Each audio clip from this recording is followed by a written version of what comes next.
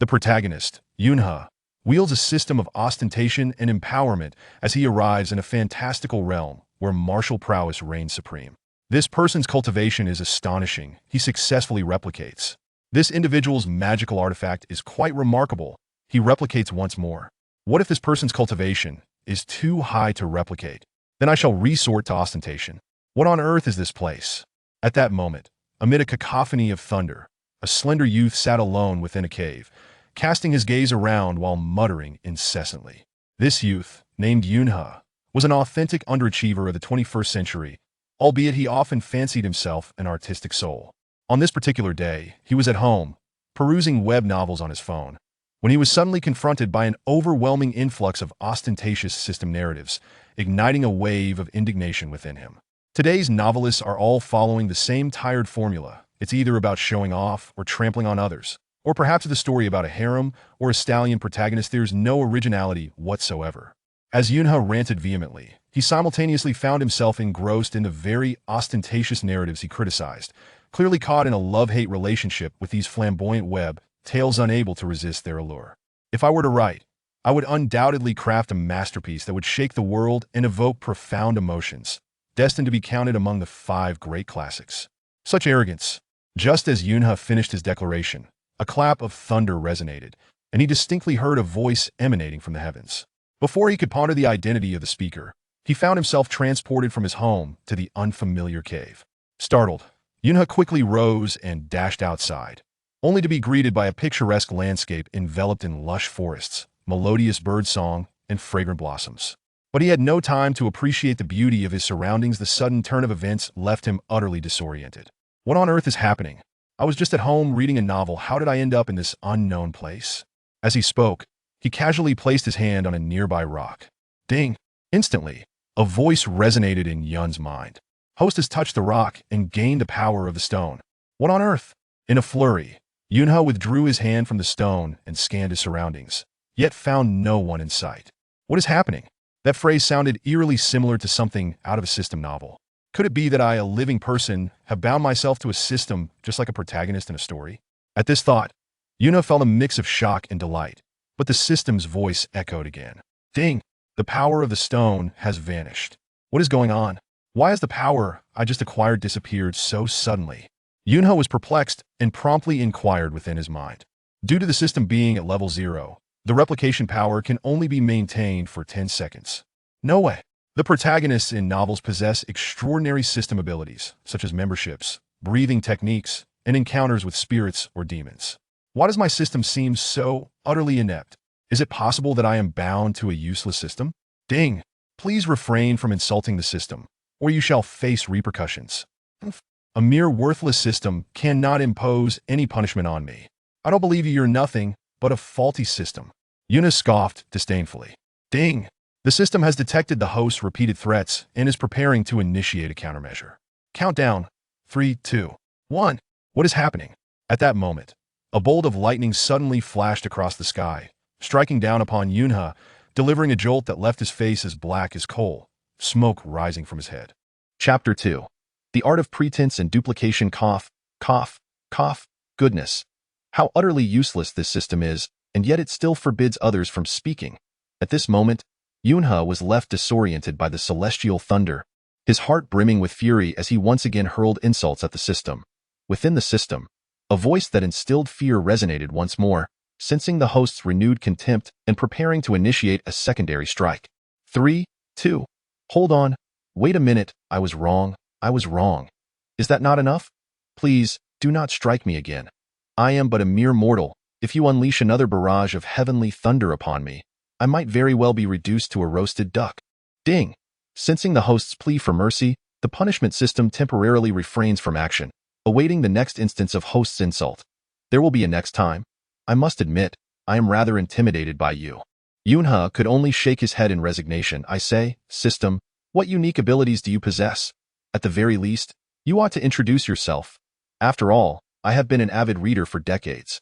Protagonists in stories often have extraordinary systems, be it breathing techniques, ghostly encounters, or even devouring powers. Yet, what distinctive qualities does your system truly have? The host's style is different, thus the abilities of the bound system vary accordingly.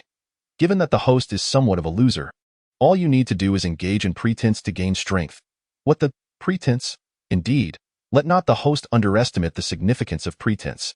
Even through pretentiousness, one can ascend to divinity. What? Pretense can lead to divinity? Indeed. And what kind of deity might that be? The deity of pretense. I should not have asked you that question. Upon hearing the system's response, Yunha felt as deflated as a punctured ball, immediately shaking his head and retorting coldly. How could I, Yunha, a cultured individual, engage in such pretentious acts? Let me tell you, I have always detested pretentious people the most. Even if heavenly thunder were to strike me down, I would never stoop to such levels. Ding? Host successfully engaged in pretense, experience increased by 50. What do you mean by that? After hearing the system's response, Yunha again raised his voice in protest. What I just said was the absolute truth. Those words were not meant to be pretentious. How could a proud graduate of a 985 university engage in such trivial acts of pretense? Ding. Host has once again successfully engaged in pretense. Experience further increased by 50. Congratulations, host. You have leveled up to level 1. At this moment, a flash of white light enveloped Yunha, and he suddenly sensed a peculiar feeling within him, though he could not quite articulate what was different. I say, system, I was merely speaking the truth. I have always loathed pretentious individuals. Surely, you cannot interpret every word I utter as pretentious nonsense. Ding. System warm reminder. The host is a graduate of a third-rate high school, not an authentic 985 institution. Thus your previous statements were indeed genuine pretentious remarks. Upon hearing that the system had laid bare its true nature, Yunha was instantly beset by a multitude of thoughts akin to a stampede of llamas. Furthermore, a gentle reminder echoed in his mind. The show-off to become strong system had ascended to level 1, granting an extension of the copying ability for an additional hour. It appears that this ostentation indeed possesses some utility. After receiving the system's announcement, Yunha once more placed a hand upon the surrounding rocks. Ding! Congratulations, host. You have copied the strength of the rock. Your physical resilience now matches that of the stone for a duration of 1 hour. Chapter 3. Reluctance to show off. Upon hearing this proclamation from the system, Yunha's heart swelled with joy, and he hastily clenched his fist, striking at the nearby rocks. A resounding crash echoed as the stones were shattered into countless fragments. Yet Yunha felt no pain whatsoever. Remarkable. It seems this system of showmanship and strength is indeed formidable. Not only can one enhance the system's level through ostentation, but it also grants the ability to copy. Ding! Acknowledging the host's ignorance, the system began to elucidate the features of this show-off to become strong system. MMP. Just where am I ignorant? Fearing the possibility of being struck by the system's wrath, Yunha could only silently curse within. Ding! This system is entitled show-off to become strong. Once the host's show-off meter is filled, the system can upgrade. The system's unique feature, its greatest attribute, is its copying ability. Ding! Whether it be birds or beasts, elements of nature or extraordinary treasures, anything that is visible and tangible can be copied for personal use. Ding! As the system's level increases, the variety of copies will expand, and the duration of the copying ability will lengthen. Upon reaching maximum level, the host will acquire this ability permanently. Goodness gracious, this is utterly outrageous. Is it truly possible to rely solely on copying without the need to learn? This is tailor-made for me. If this is the case, might I not ascend to the pinnacle of life and marry a wealthy beauty? Ding! In light of the host's foolishness, the system kindly reiterates. Yunha, due to your derogatory remarks towards the show-off genre while reading novels, you have been transported into the very narrative of this system. The realm in which you now find yourself is the fantasy continent, devoid of airplanes, tanks, or skyscrapers, but teeming with astonishing martial arts and spells. Here, fairness is a myth. Only the law of the jungle prevails.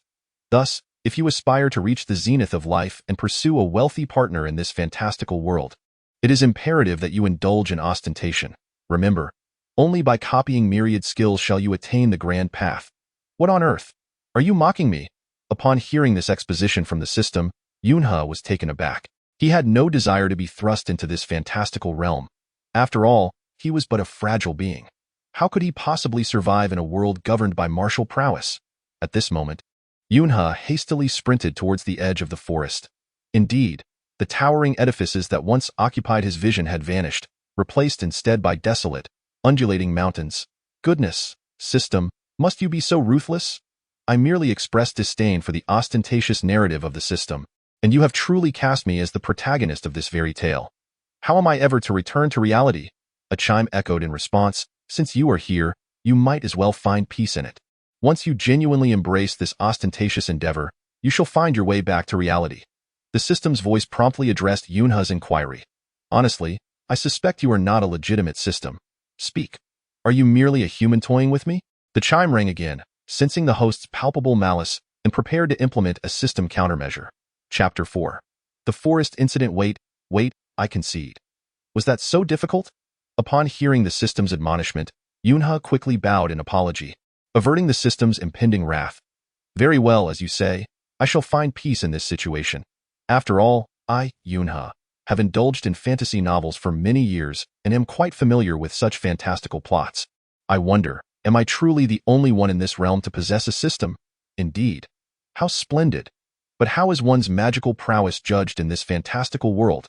From highest to lowest. Chi cultivation, foundation establishment, form manifestation, golden core, nascent soul, integration, true immortal, nine heavens mystic immortal, and great luo golden immortal. If my ostentatious system's rank ascends, might I also replicate the magical abilities of these cultivators? Yes, that seems exceedingly effortless. If this continues, I could soon possess unparalleled magical powers. Yunha immediately began to envision the pinnacle of his imagined life. Daydreaming? The system retorted, coldly mocking his arrogance. Though you possess this ostentatious system as a golden finger, in this brutal world where the strong prey upon the weak, you must rely on your own decisiveness, courage, and fortitude to carve a path through bloodshed.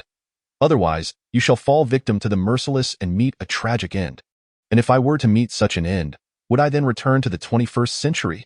It is a possibility. Marvelous. Would it suffice for me to simply end my life? Yunha felt a surge of clandestine joy at the prospect.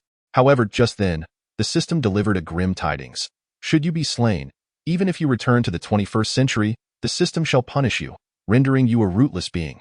Rootless? What does that entail? To put it plainly, it means being a eunuch. Yunha felt a dark line form upon his forehead. As long as you are slain in this fantastical realm, you shall return to the reality of the 21st century in the guise of a eunuch. At this moment, a myriad of alpacas flooded Yunha's mind. It appears, as you have said, that I truly can only emerge victorious and never face defeat. I had initially aspired to be an anonymous individual, yet the system insists on forcing me to become a formidable power. If that is the case, then bear witness to my prowess. With my innate ability to flaunt, I shall undoubtedly dominate this mystical world. Yunha bellowed with fervor, eagerly anticipating the system to once again herald his success in ostentation. However, after striking a pose for a full 10 minutes, the system remained utterly silent, which incited Yunha's profound dissatisfaction. O system, my earlier proclamation was indeed quite ostentatious. Why do you not acknowledge my success? Why do you not grant me additional experience points? Beyond the first level, to successfully display one's prowess, one must engage in practical demonstration. Otherwise, it is deemed mere nonsense and cannot be recognized as a successful display. Very well, I concede. It seems your system is indeed meticulous. Yunha could only shake his head in resignation. At that moment, Yunha suddenly heard a cacophony emanating from the forest. Upon focusing his gaze, he beheld a colossal silver wolf leaping forth from the woods, its gaping maw agape as it lunged towards him. Chapter 5. The critical moment of failure. This unforeseen turn of events sent a chill down Yunha's spine, causing cold sweat to bead on his brow, his limbs turning to jelly as he nearly collapsed to the ground. It is worth noting that Yunha was merely a lowly youth of the 21st century, accustomed to a life of seclusion, having only encountered wolves on television or at the zoo.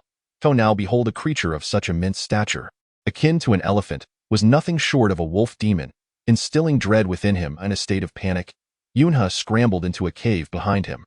The cave was only half his height, thus preventing the enormous wolf demon from pursuing him within its confines. Once ensconced inside, Yunha peered outside once more, only to discover that the massive wolf demon was not there to attack him, but rather fleeing from the relentless pursuit of a three-tailed fox demon. This revelation left Yunha utterly astounded. In his mind, how could a mere fox, regardless of its three tails, ever hope to best a wolf? Yet, what lay before him was this extraordinary spectacle: a gigantic wolf demon being chased all over the mountains by a diminutive three-tailed fox. Just then, a gust of wind swept through the sky, followed by a dark shadow descending rapidly as the dimness of the evening enveloped the surroundings, compounded by the figure clad in a dark cloak. Yunhe found it challenging to discern the identity of the newcomer. He observed that the silver wolf demon hastily took refuge behind this shadowy figure, revealing that this enigmatic presence was, in fact, the master of the wolf demon. Nevertheless, the three-tailed fox demon remained undeterred, lunging at the sudden apparition with its gaping maw aimed directly at its neck. In response, the figure emitted a cold laugh and, with a single wave of his hand, conjured forth a multitude of black smoke that ensnared the three-tailed fox demon thoroughly. It was uncertain what this cloaked man had summoned, as the black smoke exhibited a perplexing duality of strength and gentleness, solidity and ethereality, transforming in myriad ways. In a short span, the three-tailed fox was left battered and bloodied, while the silver wolf demon, seizing the opportunity, launched itself at the fox, biting and tearing mercilessly. Before long, the three-tailed fox was reduced to a gruesome spectacle, its flesh mangled and torn apart. A gust of wind swept through, carrying with it the pungent scent of blood that nearly made Yunhe retch. Having never encountered such brutality, Yunhe was seized by an overwhelming terror. It became evident that the system's warnings were indeed accurate. The inhabitants of this fantastical realm were merciless. Thank goodness I am not that fox, he mused, for otherwise, I would be returning to the 21st century as a eunuch. At that moment, beads of cold sweat trickled down Yunhe's forehead. He promptly inquired of the system within him, what should I do now? However, the previously arrogant system fell into silence, inciting Yunhe's in that instant. The dark figure drew forth a flying sword, methodically hacking at the remains of the three-tailed fox while rummaging through the mangled flesh, seemingly without any specific purpose. After a prolonged duration akin to the burning of an incense stick, the figure remained. Much to Yunhe's dismay, he thought to himself, you and your wolf ought to depart swiftly. Otherwise, if too much time passes, my presence may truly be discovered. With no means to defend myself against such formidable foes, I am utterly defenseless. Sighing heavily, Yunhe lamented his predicament. Suddenly, a flash of red light burst forth from the remnants of the three-tailed fox, hurtling towards Yunhe. Startled into silence, Yunhe watched as this crimson glow, seemingly imbued with sentience, shot straight into his mouth. Instinctively swallowing, he realized with alarm that he had ingested the mysterious light. He hastily attempted to induce vomiting, but to no avail, as he was unaware of what this red essence was. If it were poison, or some venomous creature, would it not spell his doom? Meanwhile, the figure in black had clearly noticed Yunhe concealed within the cave and was now charging towards him. Reacting instinctively, Yunhe raised his hand in defense, and with a resounding clang, he found himself unscathed, while the sword that had aimed to strike him was deflected several meters away, filling his heart with elation. Indeed, how could I have forgotten that I have absorbed the power of rock? Logically, I still have over half an hour to maintain my formidable form. How could such a trifling flying sword possibly harm me? With this thought in mind, Yunhe's desire to show off surged once more. He promptly rolled over and crawled out of the cave, then immediately pointed at the man in black and shouted angrily, "Humph, you treacherous scoundrel! I bear no grudge against you, yet you dare to strike me today. I shall let you witness the prowess of the king of horses."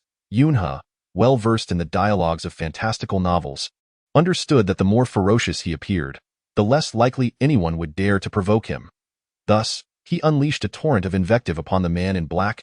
Meanwhile, the man in black, evidently incensed by Yunhe's scathing words, raised his hand and once more wielded his flying sword in an assault against Yunhe. Unfazed, Yunhe merely smiled coldly. After all, he had already replicated the power of rock, rendering his body incredibly resilient. After several exchanges, he had even managed to inflict multiple dents upon the man's flying sword. Upon realizing the remarkable hardness of Yunhe's body, the man in black swiftly altered his strategy. He retreated and formed a peculiar seal with his hands. "Listen here, though I know not your origins, do not presume that my flying sword cannot harm you. Allowing you to act tyrannically before me, my flying sword may be of inferior quality, but my spells are another matter entirely. Prepare to meet your doom."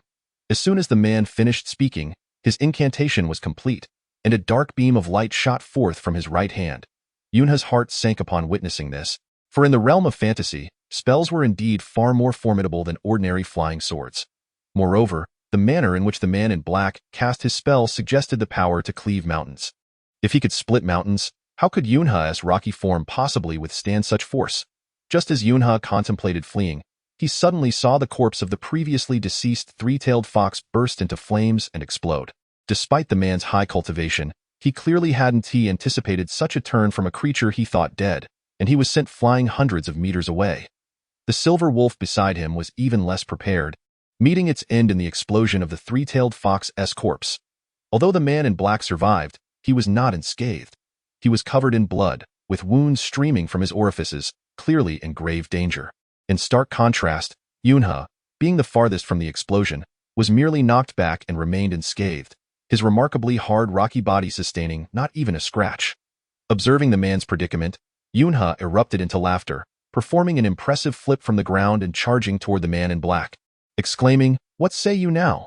Just moments ago, you sought to slay me with your spells, yet now the tides have turned, and it is you who faces death." As Yunhe spoke, he picked up the remaining claws of the wolf demon from the ground and strode towards the fallen figure of the man in black. At that moment, the man in black, upon sensing Yunhe's intent to kill, hurriedly forced a smile and pleaded, "Esteemed young hero, considering our fateful encounter tonight, I implore you to spare my life, and I shall repay your kindness." The once imposing man in black, now recognizing his disadvantage, swiftly began to offer apologies to Yunhe, his rapid change of demeanor truly remarkable. However, Yunhe was keenly aware of the man's earlier decisiveness in killing, and he could still perceive the lingering malice in his gaze. Thus, he resolved that under no circumstances could he grant this man mercy, for showing kindness to an adversary is tantamount to cruelty towards oneself. Just as Yunhe prepared to strike the man in black with the wolf demon's claws, the system's voice echoed once more, "Ding! 1 hour has elapsed. The rock body has dissipated." "What? You wretched system!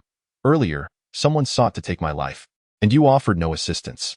Now that I've managed to turn the tide and am about to unleash my prowess, you inform me that my rock power has vanished? This is infuriating."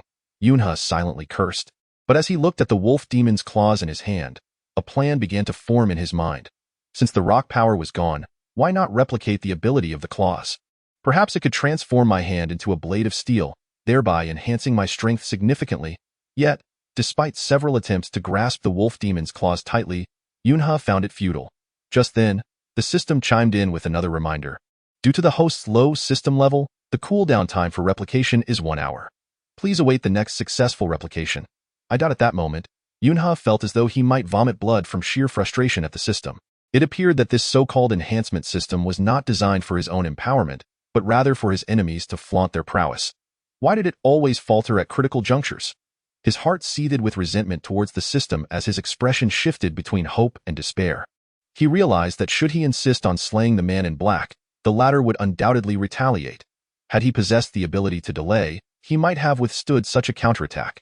But now, having reverted to his mortal form and lacking any abilities, engaging in combat with the man in black could lead to mutual destruction, a scenario he wished to avoid. Suddenly, a thought struck him. Since the replication ability had a cooldown of 1 hour, why not spare the life of the man in black? Once the cooldown elapsed, he could directly replicate the man's spells. At that point, he could effortlessly ascend to the status of a cultivator. What a genius I am! Resolutely deciding on this course of action, Yunhe discarded the wolf demon's claws and, feigning indifference, coldly addressed the man in black on the ground. "Humph! Considering your humble plea for mercy, I shall grant you a temporary reprieve. However, should you dare to harbor any murderous intentions towards me again, I shall undoubtedly reduce you to ashes and flay your skin." Yunhe, well versed in the tropes of fantastical literature, spoke these threats with an effortless grace, resembling the flowing of clouds and waters, leaving no trace of hesitation. For the ears of the cloaked man, Yunhe appeared to be a cold-blooded youth, unflinching in his intent to kill. Upon hearing that Yunhe had abandoned his intent to slay him, the cloaked man hastily smiled and clasped his hands in gratitude, saying, "Thank you, young hero, for sparing my life. Rest assured, though I walk the path of darkness, I am a man of my word. Not only will I refrain from taking your life, but I shall also do my utmost to fulfill your every request as a token of my gratitude." "Humph, that's more like it." Su Cheng felt a surge of joy at these words, for he had previously discerned that the cloaked man possessed considerable power. Once the cooldown of his replication ability expired, he would be able to entirely replicate the cloaked man's magical prowess. At that point, even if the cloaked man betrayed him, he would have no reason to fear. "Young hero, I have sustained injuries from the self-destructing power of that three-tailed fox. I kindly request that you assist me in reaching the cave ahead, allowing me to recuperate for a time. Once my strength is restored, I shall repay you handsomely. Very well, but I hope you will not go back on your word, for I possess countless methods to deal with you should you do so. Though Yunhe was acutely aware of his inferiority compared to the cloaked man, he understood the importance of maintaining appearances. As the saying goes, one may lose the person but must not lose face. It is not merely about the buns, but about pride, and of course, young hero, you need not worry. Upon hearing Yunhe's threatening words, the cloaked man replied with a forced smile, I never expected someone so young to be so decisively ruthless. Should you choose to join the path of darkness in the future, you would surely become a standout among the younger generation of our kind. As Yunhe assisted the cloaked man towards the cave, he listened to the man's flattery. Though Yunhe held a deep disdain for the path of darkness, he recognized that its techniques were not only immensely powerful but also cunning and rapid in their cultivation. Thus, subconsciously, he harbored a desire to learn these dark arts. After all, in Yunhe's eyes, the essence of a person is not determined by their methods. Even one who wields dark powers can be deemed a hero, provided they act with benevolence and strive to eliminate evil and uphold righteousness. Chapter 9. Entering the path of darkness. By the way, what exactly was that red light that entered my mouth from the body of that fox? At this moment, Yunhe recalled the mysterious crimson light that had slipped into his mouth earlier, prompting him to query the cloaked man. He surmised that the man, having slain the three-tailed fox, would possess considerable knowledge about it. To speak candidly, the red light that entered your mouth is the demon core cultivated by the three-eyed fox. Demon core? Could it possibly enhance the abilities of those who cultivate it? Upon hearing this, Yunhe immediately inquired with delight. Indeed, however, the demon core of this three-tailed fox differs significantly from that of ordinary demonic beasts. This three-tailed fox is a fire-type creature, and its demon core harbors an exceptionally potent fire poison. Therefore, for an ordinary cultivator to consume this demon core, one must undergo intricate methods of refinement, gradually absorbing it to enhance their cultivation.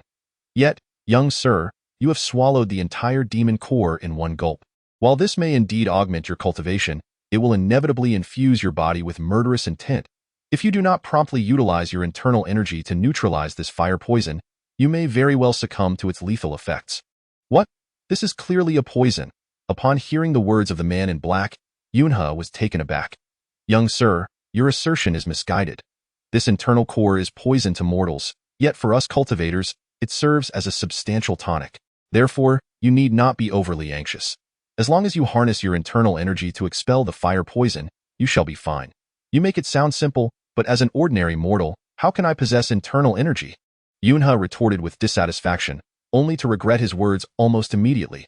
The reason the man in black had previously feared him was due to witnessing his impervious physique, leading him to believe Yunhe was also a cultivator. However, now Yunhe foolishly revealed his status as a mere mortal. If the man in black were to discover this, would he not swiftly turn against him? At that moment, the man in black, upon hearing Yunhe's inadvertent admission, flashed a glimmer of insight in his eyes but did not immediately resort to violence. Instead, he maintained his composure and smiled at Yunhe once more. If what you say is true, and you are indeed a mere mortal, then the situation becomes considerably more complicated. An insignificant mortal like you cannot endure the demon core of the fox. What should I do then, however? The man in black let out a cold chuckle. However what? Speak plainly, for it truly vexes me. Yunhe was not keen on meeting his demise just yet. He still aspired to showcase his prowess in this fantastical realm with his system that could replicate and impress. Yet, the prospect of being consumed by the three-eyed fox's demon core before he could even begin to display his abilities was utterly humiliating. Coupled with the man in black's cryptic remarks, Yunhe's dissatisfaction grew. Fear not, young sir. Although you currently possess a mortal body, should you acquire the path of cultivation, you may ascend to the ranks of the cultivators, at which point you will be able to gather internal energy and dispel the fire poison within you. And how might one learn this path? Simple. You need only take me as your master, and I shall impart the path of cultivation to you. What? Take you as my master? Upon hearing the words of the man clad in black, Yunhe felt an overwhelming reluctance, for he harbored a profound disdain for this individual. After all, in his mind, the black-clad figure was exceedingly cunning. He would rather avoid him than take him as a mentor. However, upon hearing the man's assertion that he had been afflicted with fire poison, and that failure to cultivate his skills would lead to his untimely demise, Yunhe, in his desperation, pondered thoroughly before reluctantly acquiescing to the black-clad man's demands. Upon hearing Yunhe's agreement, the black-clad man revealed a chilling smile, though though it vanished almost instantly, leaving Yunha oblivious to any underlying misgivings. Very well. Since you are willing to become my disciple, I must forewarn you. Although I am of the demonic path, I place great importance on the respect for teachers and the reverence for the way. Thus, once you become my apprentice, you are bound to heed my commands. Should you dare show any disrespect, I shall enforce the sect's regulations and execute you with the utmost severity. You truly are ungrateful, the man continued. Just moments ago, I saved your life, and you spoke of gratitude, yet now you dare utter such arrogant words. After listening to the black-clad man's cold remarks, Yunha, despite his inner dissatisfaction, recognized that he was under the man's roof and had no choice but to yield. Thus, he nodded in acquiescence and, following the man's instructions, pointed towards the heavens to vow solemnly, I, Yunha, shall undoubtedly honor my teacher and follow his commands. Should I dare to violate this oath, may heaven and earth condemn me. Excellent. Quite commendable. After hearing Yunha's pledge to be his disciple, the black-clad man immediately nodded and laughed heartily. Humph. I am not of this fantastical realm, so the condemnation of heaven and earth is only fitting. Boy, do you think you can play tricks with me? You are still far too inexperienced. While Yunha maintained a facade of sincerity, internally, he held his vow in contempt. Now, as the two found themselves in this forest, with Yunha pledging himself as a disciple, it could be deemed a twist of fate. Allow me to introduce you to our sect, so that you may familiarize yourself with it. When we return, you shall not bring shame upon me. Very well, master, please enlighten me. Yunha had long been eager to understand the sect divisions within this fantastical world, and thus, even if the black-clad man did not elaborate, he would have sought the information himself. Our sect is called the Ba Dao Min. Ba Dao Min? The name sounds quite illustrious. Could it be one of the foremost sects within the demonic path? Before the black-clad man could finish, Yunha inquired with keen curiosity. Well, upon hearing Yunha's question, a smirk flickered across the black-clad man's face, followed by a cough as he regained his composure. Do not interrupt your master. Let me finish. Understood, Yunha replied, though inwardly he scoffed at the notion of such rules. Within the gates, there are a total of 35 individuals, including the sect leader, who possesses the highest cultivation level, being at the late stage of the Golden Core realm. The remaining 3 elders are at the early stage of the Golden Core realm. Once we return to the sect, I shall introduce you to the other disciples. Our Ba Dao sect is situated beneath the Beiming Mountain, at the end of a street dedicated to the practice of immortality. Wait, did you just mention a street for cultivating immortals? And at the end of it? The more I listen, the more implausible it sounds. A street for cultivation. Surely, one would expect such pursuits to be found in secluded mountains, not on a thoroughfare. Are you certain this isn't merely a street for snacks? And at the end, no less. The geographical positioning is rather lacking. How audacious! Upon hearing Yunha's doubts, the man in black flushed slightly and immediately reprimanded him coldly. It is a privilege that the likes of ordinary people, even if they were to suffer grievous injuries, might not find themselves admitted into our Ba Dao sect. Now, your master, in his kindness, takes you in, hoping to alleviate the fire poison within you. Yet you choose to be picky. What an impertinent display. You bold lad, how dare you act so haughty? Very well. Once my cool-down period has elapsed, you shall see how I deal with you. Yunha chuckled while offering apologies, inwardly cursing the man. Chapter 11. A facade, by the way. Now that you have become my disciple, I realize I do not even know your surname or given name, your background, or how you came to be in this mountain. Upon hearing the queries from the man in black, Yunha's heart skipped a beat. After contemplating for a moment, he hastily fabricated a tale about his origins. After all, Yunha hails from the 21st century. Even if he were to reveal this truth, the man in black would be unlikely to believe it. Furthermore, Yunha would not be so foolish as to divulge his true identity entirely. After all, he still possesses a system that allows him to grow stronger through pretense and an extraordinary ability to replicate anything. Should the man in black discover this peculiar capability, he might very well resort to theft and murder. Yunha is acutely aware that in this fantastical world, practitioners of the dark arts are notorious for their ruthless disregard for life. Thus, he feigned sincerity as he addressed the man in black. Master, my surname is Yun, and my given name is I am an orphan, having grown up relying on the kindness of others. Today, I inadvertently found myself lost in this mountain, initially seeking a place to rest and merely survive. Little did I anticipate encountering you, my master. Is that so? Upon hearing Yunha's words, the man in black raised an eyebrow, clearly skeptical. However, despite his doubts, he had no means to verify them, For Yunhe was indeed a nameless individual. Even if he sought to conceal certain truths, the man in black was left with no recourse. In a state of helplessness, the man clad in black could only nod in acquiescence before resuming his meditation.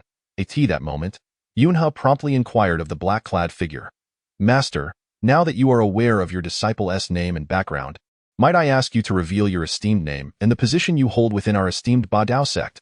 Upon hearing Yunhe's question, the man in black cleared his throat and coldly replied, "I am called Wu Hao Yuan, a second-generation disciple of the Ba Dao sect. Due to my inclination towards a solitary path, eschewing involvement in sect affairs, I have not assumed any formal position within the sect, thus leading a life unburdened by responsibilities. Is that so? It appears to me that your cultivation is rather lacking, leaving you discontented, yet you speak of yourself with such lofty indifference." Upon hearing Wu Haoyuan's words, Yunhe couldn't help but scoff internally. "By the way, may I inquire as to your purpose for being on this mountain?" Each time Wu Haoyuan sought to meditate and heal, Yunhe hastily interrupted him with an array of questions, all in an effort to prolong the time before Wu Haoyuan could regain his powers. For Yunhe was acutely aware that once Wu Haoyuan recovered, he might turn against him, thus he endeavored to delay the inevitable, hoping to replicate Wu Haoyuan's abilities before he could restore his own. "Indeed, I was initially on an errand, but upon hearing of a troublesome three-tailed fox causing havoc in these mountains, I resolved to lend my aid in vanquishing it, for the sake of restoring peace. However, that three-tailed fox proved to be exceedingly cunning, having implanted a self-destruct mark within its body. Although I succeeded in striking it down, it retaliated at the last moment, inflicting grave injuries upon me and instantly slaying my steed. The silver moon wolf is truly infuriating." As Wu Haoyuan spoke, his voice was laced with fury directed at the three-tailed fox. "Moreover, you must not disclose my mission to slay the three-tailed fox to others, nor speak of your consumption of its inner core, lest you invite calamity upon yourself." "Oh? What do you mean by that, Master?" Upon hearing Wu Haoyuan's warning, Yunhe felt a surge of confusion. "Why ask so many questions? Just comply, for I assure you, I harbor no ill will towards you." Observing Wu Haoyuan's evasive manner, Yunhe surmised that the man was concealing something from him, particularly regarding the three-tailed fox. Yet, he remained oblivious to the specifics of Wu Haoyuan's hidden motives. As he listened to Wu Haoyuan proclaim his noble intent to eliminate the three-tailed fox, Yunhe's disdain for him only deepened. For if Wu Haoyuan truly possessed such a chivalrous heart, why had he previously sought to harm him? Moreover, although Wu Haoyuan has expressed a desire to take him as a disciple, it is evident from Yunhe's gaze that he perceives the occasional murderous intent emanating from Wu Haoyuan. Consequently, Yunhe dismisses all of Wu Haoyuan's prior proclamations about chivalry and righteousness as mere nonsense. Despite their brief acquaintance, it is clear to him that this individual is undoubtedly a nefarious character, steeped in malevolence. Therefore, his words cannot be taken at face value. Both Wu Haoyuan and Yunhe are masters of cunning strategy, yet it remains uncertain who will ultimately prevail in this contest. Just as Yunhe was about to interrupt Wu Haoyuan's meditation once more, he was suddenly alerted by the familiar voice of the system within him. "Ding! The cooldown period has elapsed, skill replication restored. Splendid." Upon realizing he could replicate once again, Yunhe immediately intended to place his palm upon Wu Haoyuan's body. However, what he did not anticipate was that Wu Haoyuan would simultaneously complete his meditation, miraculously recovering from the injuries sustained during the explosion in that brief period. A frightening coincidence indeed. Suddenly, Yunhe found himself at a loss for what to do. In a flash of inspiration, as Wu Haoyuan prepared to rise, Yunhe feigned support and, in the process, placed his hand upon Wu Haoyuan's back. Yet, the moment his palm made contact, he was met with a disheartening notification from the system. "Ding! Replication failed. The target's cultivation is too high, and the system level is too low. Please elevate the system to level 10 before attempting to replicate the target." Damn it. This system is clearly a trap. Upon hearing the system's failure at such a critical moment, Yunhe cursed under his breath. "How infuriating. My system is currently only at level 1, yet to replicate Wu Haoyuan's cultivation, I must reach level 10. I cannot fathom how long it will take to bridge this 9-level gap." As he lamented, Yunhe found himself sighing in despair.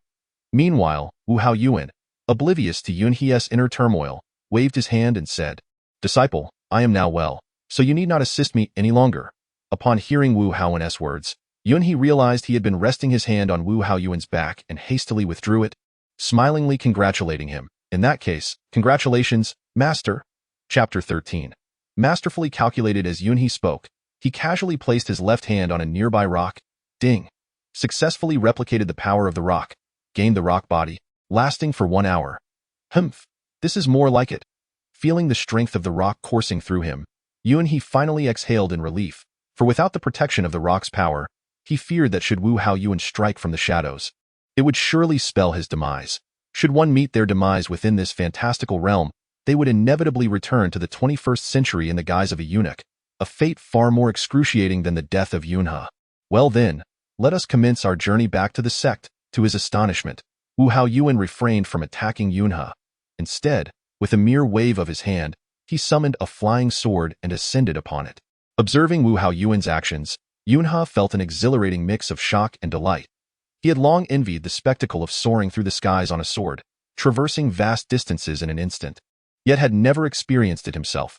Now, witnessing Wu Hao Yuan's mastery of sword flight, Yunhe's heart brimmed with joy, prompting him to hastily position himself behind Wu Hao Yuan, standing atop the flying sword, that moment. As Wu Hao Yuan uttered an incantation, the two ascended hundreds of miles into the air. Goodness, this was even more exhilarating than a roller coaster.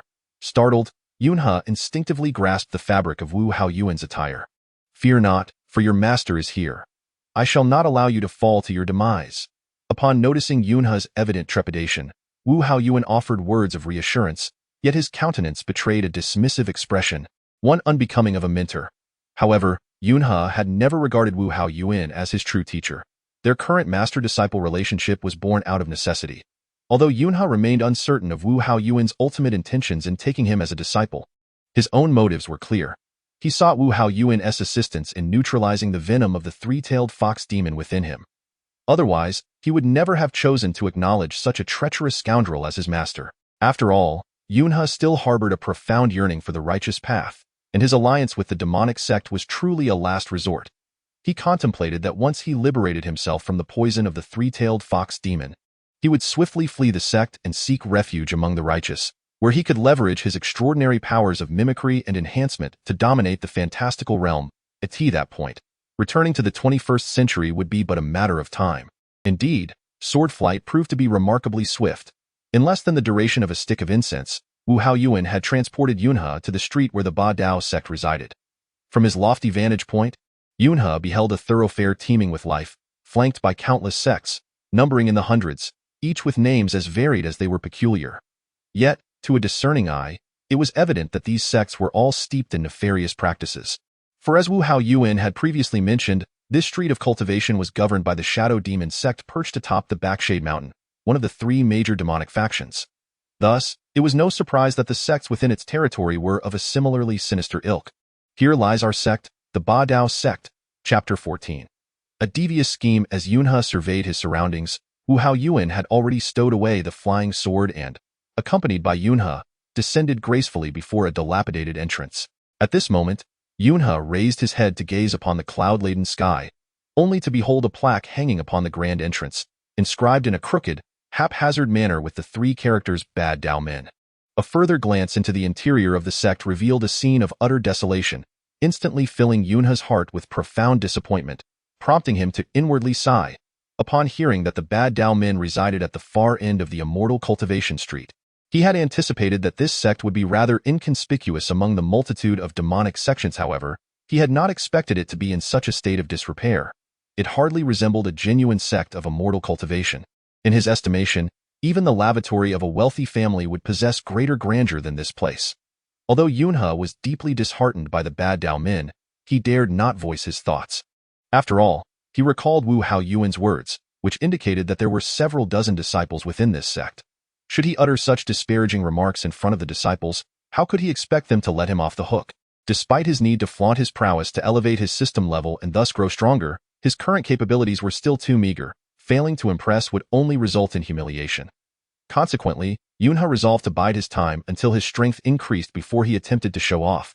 Meanwhile, Wu Hao Yuan, clearly aware of the expression on Yunhe's face, awkwardly cleared his throat and led the way into the Bad Dao Men. Young man, do not underestimate our Bad Dao Men. Remember, immortal cultivation sects do not concern themselves with material possessions. Great sages can cultivate freely in desolate mountains and wilderness. Moreover, we are currently situated on Immortal Cultivation Street, replete with all manner of resources. So, Young man, take heart.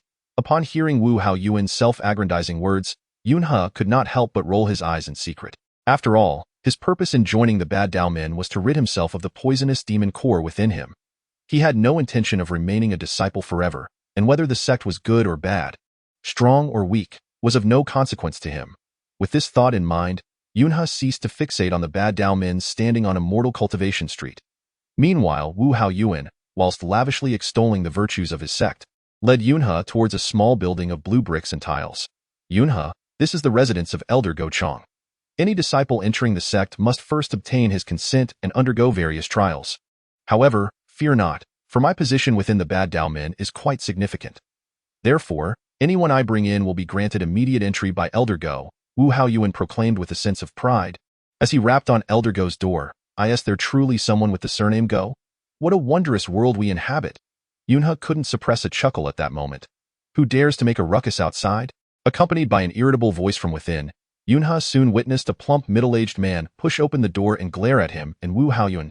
I report to you, Elder. Disciple Wu Haoyuan encountered a remarkably gifted individual during his travels. Although he is currently but a mortal and possesses no magical abilities, given time, he will undoubtedly become a pillar of strength for our Bad Dao Men. At this moment, Wu Haoyuan immediately bent down and, with a smile, addressed Elder Go. Chapter 15. Cultivation like a demon. How could Wu Haoyuan possibly hold me in such high regard? Upon hearing Wu Haoyuan introduce himself to Elder Go, he felt a profound sense of bewilderment.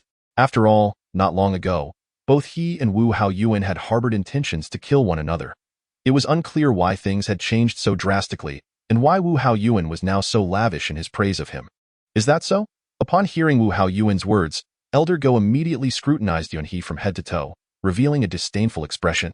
Absolutely. Wu Haoyuan responded with an even broader smile. Humph. I hope you are not trying to fool me with some imbecile, or else I shall ensure you regret it. I would never dare. Very well, then you shall oversee all matters of his life within the sect from now on. As Elder Go spoke, he prepared to close the door and bid farewell. However, Wu Haoyuan quickly stepped forward, blocking the door that was about to shut, and continued to beam at Elder Go.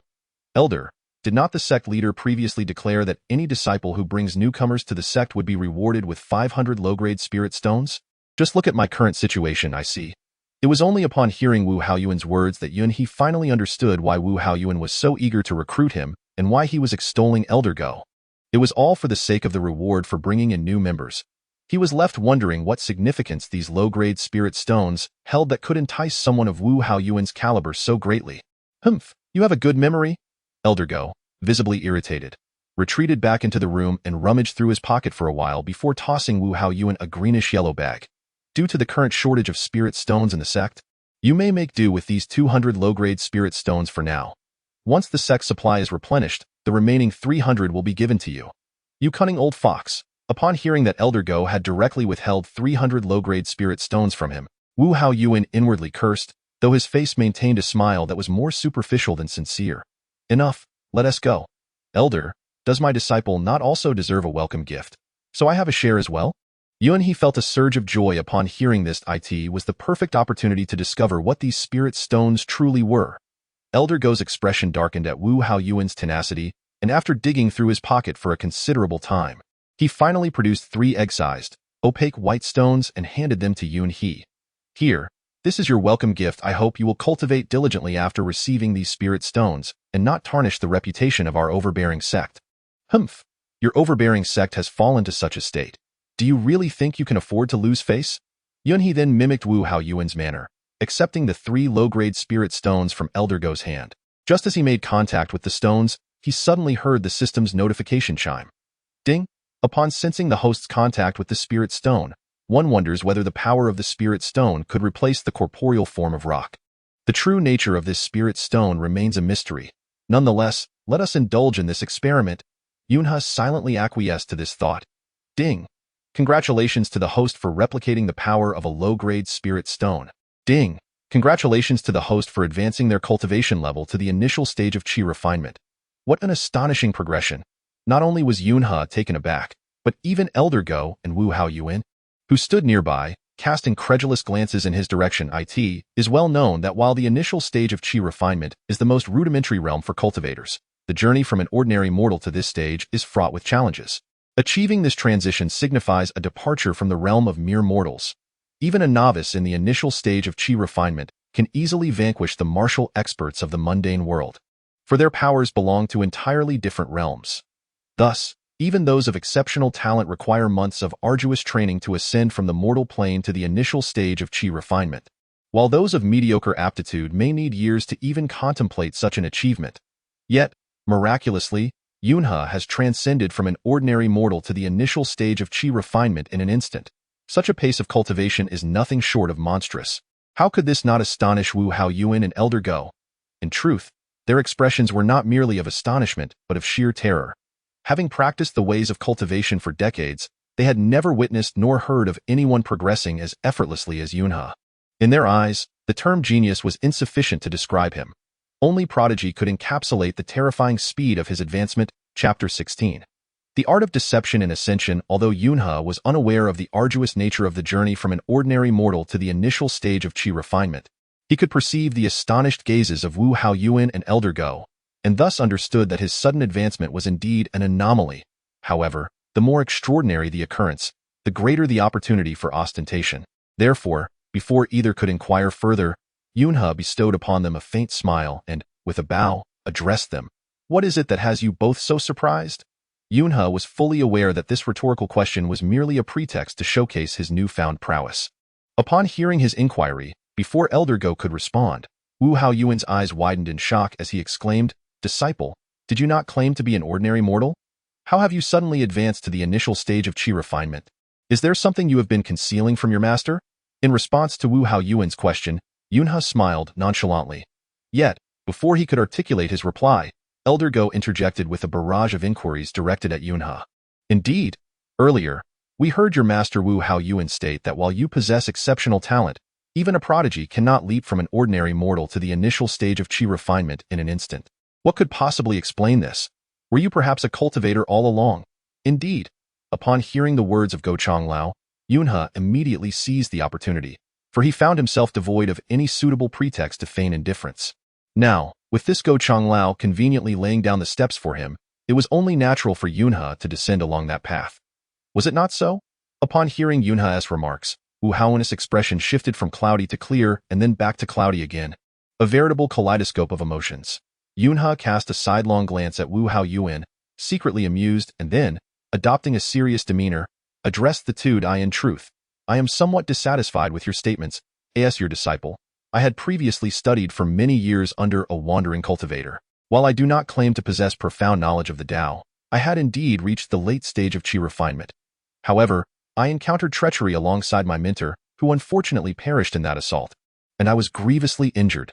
To evade the pursuers, I concealed my identity and have lived in obscurity ever since. Yet, due to the severity of my injuries at that time, my cultivation has since plummeted. When my master, Wu Haoyuan, first encountered me, I had already fallen from the late stage of chi refinement to a state of utter depletion. Thus, I referred to myself as a mere mortal. This was not a deception, for I truly was a mortal then. However, upon arriving at our esteemed Ba Dao sect, I found the spiritual energy here to be abundant, and Elder Go, your generous provision of spirit stones is of utmost value. It is only upon coming into contact with these spirit stones that I have been able to regain a fraction of my former strength, allowing me to advance to the initial stage of chi refinement." "Ah, I see. Ha ha ha." Upon hearing Yunhe's explanation, Go Changlao surprisingly harbored no doubts and instead applauded heartily. In truth, Go Changlao is a man of considerable cunning, yet he was momentarily swayed by Yunhe's extravagant praise of the sect's rich spiritual energy and the lavish commendation of the spirit stones he had received. In his moment of delight, he did not delve deeper into Yunhe's words. However, Wu Haoyuan, standing nearby, held a contrary view. He found himself increasingly suspicious of Yunhe's character. Yet, before Elder Go, he was reluctant to press further and could only manage a forced smile.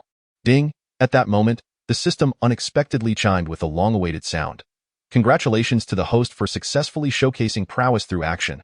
The boasting system level has been upgraded to level 2, and the duration of copied skills has been extended to 2 hours. Chapter 17. An interception on the road. Ha ha ha. It seems that boasting to gain strength is indeed a remarkably easy endeavor. Merely flaunting a bit has resulted in a staggering 100% increase in experience, propelling me to level 2, If I continue to exhibit such actions, I reach maximum level in no time. At this moment, Yunha's heart swelled with joy, while Wu Haoyuan, beside him, was engulfed in a tumult of emotions. It turns out that the reason Wu Haoyuan had initially agreed to take Yunha as a disciple and brought him into the Ba Dao sect was driven by two underlying motives. Firstly, the reason for their domineering sect's decline is that they rarely managed to take in disciples. Consequently, the sect leader established a rule. Any disciple who brings a newcomer will be rewarded with 500 low-grade spirit stones. Although the quality of these stones is not particularly high, they hold significant importance for cultivators below the nascent soul stage. Moreover, Wu Haoyuan, being an exceedingly greedy individual, naturally yearned to acquire these 500 spirit stones. Thus, he refrained from immediately eliminating Yunha in the desolate mountains, instead intending to bring him back to his sect, with plans to deceive Yunha into handing over the spirit stones before secretly killing him and consuming his essence through the inner core of the three-tailed demon fox. Furthermore, Wu Haoyuan had previously concealed a vital fact from Yunha.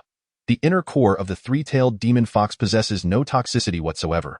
Its abundant spiritual energy means that a cultivator of Yunha's low level could not immediately harness all its power but would have to gradually expend it. However, upon discovering that Yunha was a mere mortal, Wu Haoyuan assumed that Yunha would be oblivious to the true nature of the demon beast's inner core. Hence, he deceitfully claimed that it was imbued with fire poison, capable of endangering Yunha's life, thus conveniently positioning himself as Yunha's master. According to his original scheme, after acquiring the 500 low-grade spirit stones, he intended to find a secluded spot to eliminate Yunha. As newcomers like him would go unnoticed, Wu Haoyuan planned to fabricate a story that Yunha had fled the sect or had been slain by members of another sect, thereby evading any blame. However, upon witnessing Yunha's sudden rise from a mortal to the initial stage of qi refinement, Wu Haoyuan felt that, although his cultivation was not superior, Yunha harbored too many secrets. He feared that should he act against him, he might not succeed. Yet, if he chose not to act, and Yunha's cultivation surpassed his own in the future, Wu Haoyuan would find himself in a dire predicament, unable to voice his grievances, for he could discern that Yunha was not genuinely inclined to become his disciple. Thus, his murderous intent towards Yunha intensified. Wu Haoyuan, your disciple is here. Just as Wu Haoyuan contemplated how to eliminate Yunha, he suddenly heard Elder Go calling out to him, prompting him to hastily respond with a respectful gesture. Humph, Wu Haoyuan, I never expected you to be so indolent. Yet the disciple you have found is indeed a prodigy. Thank you for the praise, Elder Go. Although Elder Go's remarks ostensibly lauded Wu Haoyuan's discernment, they subtly ridiculed his habitual laziness. Wu Haoyuan, though displeased, dared not retort and could only smile in acquiescence. I believe that this Yunha possesses exceptional talent. If you were to teach him, he would likely be led astray. Therefore, let us do this. Yunha shall remain by my side as my formal disciple. Chapter 18. A struggle for supremacy. What? Upon hearing the words of Elder Go, both Wu Haoyuan and the nearby Yunha were taken aback. Wu Haoyuan had initially intended to take advantage of Yunha being his disciple to eliminate him and seize the three-tailed demon fox's core within him. However, upon hearing Elder Go's declaration, it was evident that he aimed to intercept his plans. This ignited a surge of fury within Wu Haoyuan, for he was acutely aware that a prodigy like Yunha would be coveted not only within the Ba Dao sect, but also among the renowned members of the Enma sect. The fact that he could ascend directly from a mere mortal to the early stages of qi refinement was unprecedented throughout history. Although Yunha had previously explained that his decline to the status of a mortal was due to severe injuries, the transition back to a cultivator would invariably require a gradual process. Thus, Yunha's current achievements were indeed extraordinary.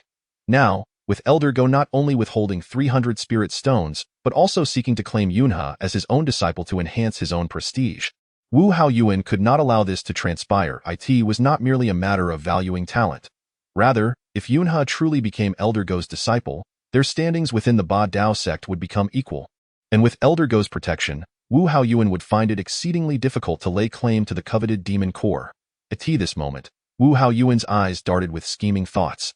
He neither acquiesced nor outright refused, creating an atmosphere of palpable awkwardness. Observing Wu Haoyuan's demeanor, Elder Go coldly interjected. What is this? Wu Haoyuan, are you reluctant to part with your disciple? This disciple did not mean that. Then what do you mean? Speak plainly. Elder Go, you may not be aware, but Yunha has just begun his journey and is still unfamiliar with our sect's customs. If he were to become your disciple now, he might inadvertently offend you, which could lead to serious repercussions. Thus, My suggestion is that Yunha remains under my tutelage for a while longer before being handed over to you. What say you, Elder? These two were indeed domineering, not even considering my stance as they bickered over me. Yet, if I were to truly become Elder Go's disciple, it would likely deter Wu Hao Yuan from attempting to harm me. While Yunha pondered over which master to align with next, he noticed Elder Go nodding at Wu Hao. Splendid. Your thoughtfulness is commendable. Let us proceed as you suggest. Elder Go, it seemed, had been swayed by Wu Hao Yuan's honeyed words, allowing Yunha to follow Wu Hao Yuan for a time. Observing Wu Hao Yuan's desperate attempts to secure his position and his unwillingness to let Yunha fall under Elder Go's wing, Yunha realized that Wu Hao Yuan intended to take advantage of this opportunity to act against him. Although a sense of trepidation loomed in Yunha's heart, he had at least discerned the true intentions of his adversary. He would simply have to face whatever challenges arose with resolve. Thank you. Elder Go, if you have no further instructions, I shall escort Yunha below to arrange for his lodgings. Wait. Just as Wu Hao Yuan was preparing to lead Yunha away, Elder Go raised his hand once more and spoke. Chapter 19. I wish to show off. This lad, Yunha, is an unparalleled genius. Thus, there is no need for him to reside with the other disciples. You shall find him a separate guest room within the sect for his accommodation. As a token of my favor, upon hearing Elder Go's words directed at him, Yunha felt a chill in his heart, for if he were to live alone in this domineering sect, it would grant Wu Hao Yuan the perfect opportunity to eliminate him. It seems that Elder Go's well-meaning intentions are inadvertently causing more harm than good. Meanwhile, Wu Hao Yuan, upon receiving Elder Go's directive, erupted into a laugh reminiscent of a lazy toad, eagerly nodding in agreement before leading Yunha towards the back mountain of the sect. It appears that this domineering sect holds many secrets. From the outside, it seems quite dilapidated, yet upon entering, one discovers a vast expanse, even including a back mountain. However, Yunha had no inclination to admire the scenery of the back mountain. He remained vigilant, wary of Wu Hao Yuan's potential sudden attack. Previously, he had used the power of spirit stones to replace the force of rock. Although he had attained some cultivation, he possessed no actual spells, rendering him less capable than before when he was made of rock, which could at least withstand Wu Hao Yuan's sword attacks. Now, Yunha's chi refining stage cultivation was merely for show, lacking true utility.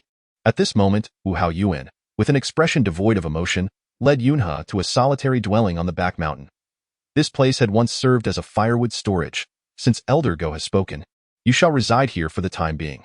Once other accommodations become available, you may relocate, but for now, make do with this. Hearing Wu Hao Yuan's words, Yunha glanced around. This location was far removed from Elder Go's residence. Isolated with no nearby village or inn and it, was evident that Wu Hao Yuan intended for him to stay here, clearly facilitating his plans to eliminate Yunha. Otherwise, how could there be no decent room available among the mere dozens of disciples in this domineering sect? Even now, Yunha recognized Wu Hao Yuan's malicious intent, yet he was powerless against him, leaving him with no choice but to temporarily settle in that case. I must express my gratitude to you, Master. No need to call me Master any longer. You have been fortunate, as Elder Go has taken a liking to you upon your arrival. You must understand that Elder Go holds significant influence within our domineering sect, second only to one and above thousands. Therefore, you must diligently study the Tao under Elder Go. Who knows, you may ascend to great heights. It would not be in vain for me to have guided you into the path of cultivation. Humph. Clearly harboring murderous intent towards me, yet putting on this charade. With fewer than 100 disciples in this domineering sect, how can one claim to be second to one and above thousands? This is obviously a ploy to lower my guard, preparing to strike at me. Upon hearing the hypocritical words of Wu Hao Yuan, Yunha felt a profound disdain for the man. Nevertheless, he knew that he must utter some courteous phrases. Master, your words are excessively formal. After all, it was you who guided me into this path. Regardless of my future accomplishments, I shall never forget your esteemed self. Humph. One can only hope. Observing Wu Hao Yuan's demeanor, it was evident that he did not truly believe Yunha's words, and he immediately turned to depart. At that moment, Yunha suddenly called out to him once more. Chapter 20. Preparing to show off, it was clear that Yunha understood that only by confronting someone of greater strength could he successfully display his prowess. Moreover, only through such displays could his system level elevate to the 10th degree, thereby allowing him to replicate Wu Hao Yuan's cultivation at the Juxing stage. What is it? At this moment, Wu Hao Yuan was evidently unaware that Yunha was about to attempt a display of superiority. I find myself rather fatigued from this journey, and thus I wish to rest within this room. If you have no urgent matters, I kindly ask that you refrain from disturbing me. Once I have recuperated, you may come to escort me to the marketplace outside. Are you, perchance, Issuing me orders? Upon hearing Yunhe's statement, Wu Hao Yuan was momentarily taken aback, promptly rebuking him. What? Do you dare defy Elder Go Changlau's instructions? If that is the case, I shall go have a word with Elder Go. You truly possess a remarkable audacity. I never anticipated you to be so ungrateful. Very well, once you have rested, I shall come to escort you for a proper outing. With that, Wu Hao Yuan departed, his expression clouded with displeasure. Ding. Display of superiority successful. Experience points increased by 50%. What? Only 50%? Why not a full 100? The frequency of displays has been insufficient. The next display must surely elevate. How infuriating. Upon hearing the system's words, Yunhe immediately called out to Wu Hao Yuan, hoping to showcase himself once more. Alas, Wu Hao Yuan had already vanished without a trace. Oh no. With the current low level of the display system, I cannot replicate the prowess of those with superior strength. What should I do? If Wu Hao Yuan were to take action against me during this time, I would be utterly defenseless. The mere thought of this caused Yunhe to break into a cold sweat, pacing anxiously within the room. After much contemplation, he could devise no means to divert Wu Hao Yuan's attention. Thus, he could only place his hopes once again upon the system. System, it is highly likely that Wu Hao Yuan may attempt to harm me. What do you suggest I do? Perhaps you could elevate my display level now, allowing me to replicate the cultivation of a master, thereby enabling me to withstand Wu Hao Yuan's assault? Afterward, you could revert my level back down. Hee. Such fanciful thinking. Upon hearing the system's unyielding rebuttal, Yunhe could only sigh in despair, shaking his head repeatedly. You refuse to assist me? If I were to be defeated by Wu Hao Yuan, what benefit would that provide you? Do you not wish to see your master rise to the pinnacle of the fantastical world through displays of superiority? I am but a system, devoid of emotions. If you wish to grow stronger, you must continuously engage in pretense. This is obvious to me as well. However, at this moment, I find myself without the means to engage in such pretense. Moreover, I am perplexed as to the utility of my current level 2 pretense system. Before I attain level 10, am I truly unable to replicate the abilities of others? Upon elevating the pretense system to level 3, I may replicate those at the foundational stage. At level 5, I can replicate those at the mid stage, and at level 7, I may replicate the later stages, and so forth. According to the system's assessment, Wu Hao Yuan is at the late stage of the corporeal form. Thus, in order to successfully replicate his cultivation, I must ascend to level 10 at this juncture. While Yunhe was preparing to inquire further about the system, he was suddenly startled by a cacophony of voices from outside. He opened the door and peered out, nearly bursting into laughter. Chapter 21. Disturbing the ground beneath the Tai Sui, it turned out that 3 grotesquely shaped disciples of the overbearing sect were approaching him. One bore a face full of gray hair, another had a mouth resembling a cesspool, and the last had slanted eyes and crooked brows. Individually, they might not have seemed particularly alarming, as not everyone is blessed with handsome and dashing features. However, their gathering was a clear case of like attracting like. Before Yunhe could utter a word, one of them boldly addressed him. Are you the new disciple, Yunhe, who just entered today? Indeed, that is I. May I inquire as to what guidance you esteemed seniors offer? As Yunhe was the latest to join, he addressed everyone as senior, which could not be faulted.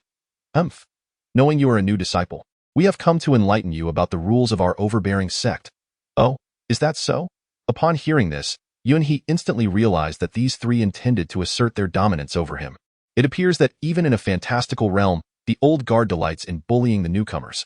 Nevertheless, Yunhe was currently in dire need of an opportunity to showcase his prowess and elevate his standing. Thus, encountering these 3 was an opportunity he could not afford to pass up. Pray tell, how do you intend to educate me? I am most curious. As he spoke, Yunhe discreetly grasped the iron ring on the door latch. Ding! The system detected the host's touch on the iron material. Would you like to substitute the power of steel for the power of spirit stones? Substitute. With a mere thought from Yunhe, his earlier cultivation stage vanished without a trace, replaced by an immensely resilient body of steel. Ding! Skill substitution successful. The steel body will last for 2 hours.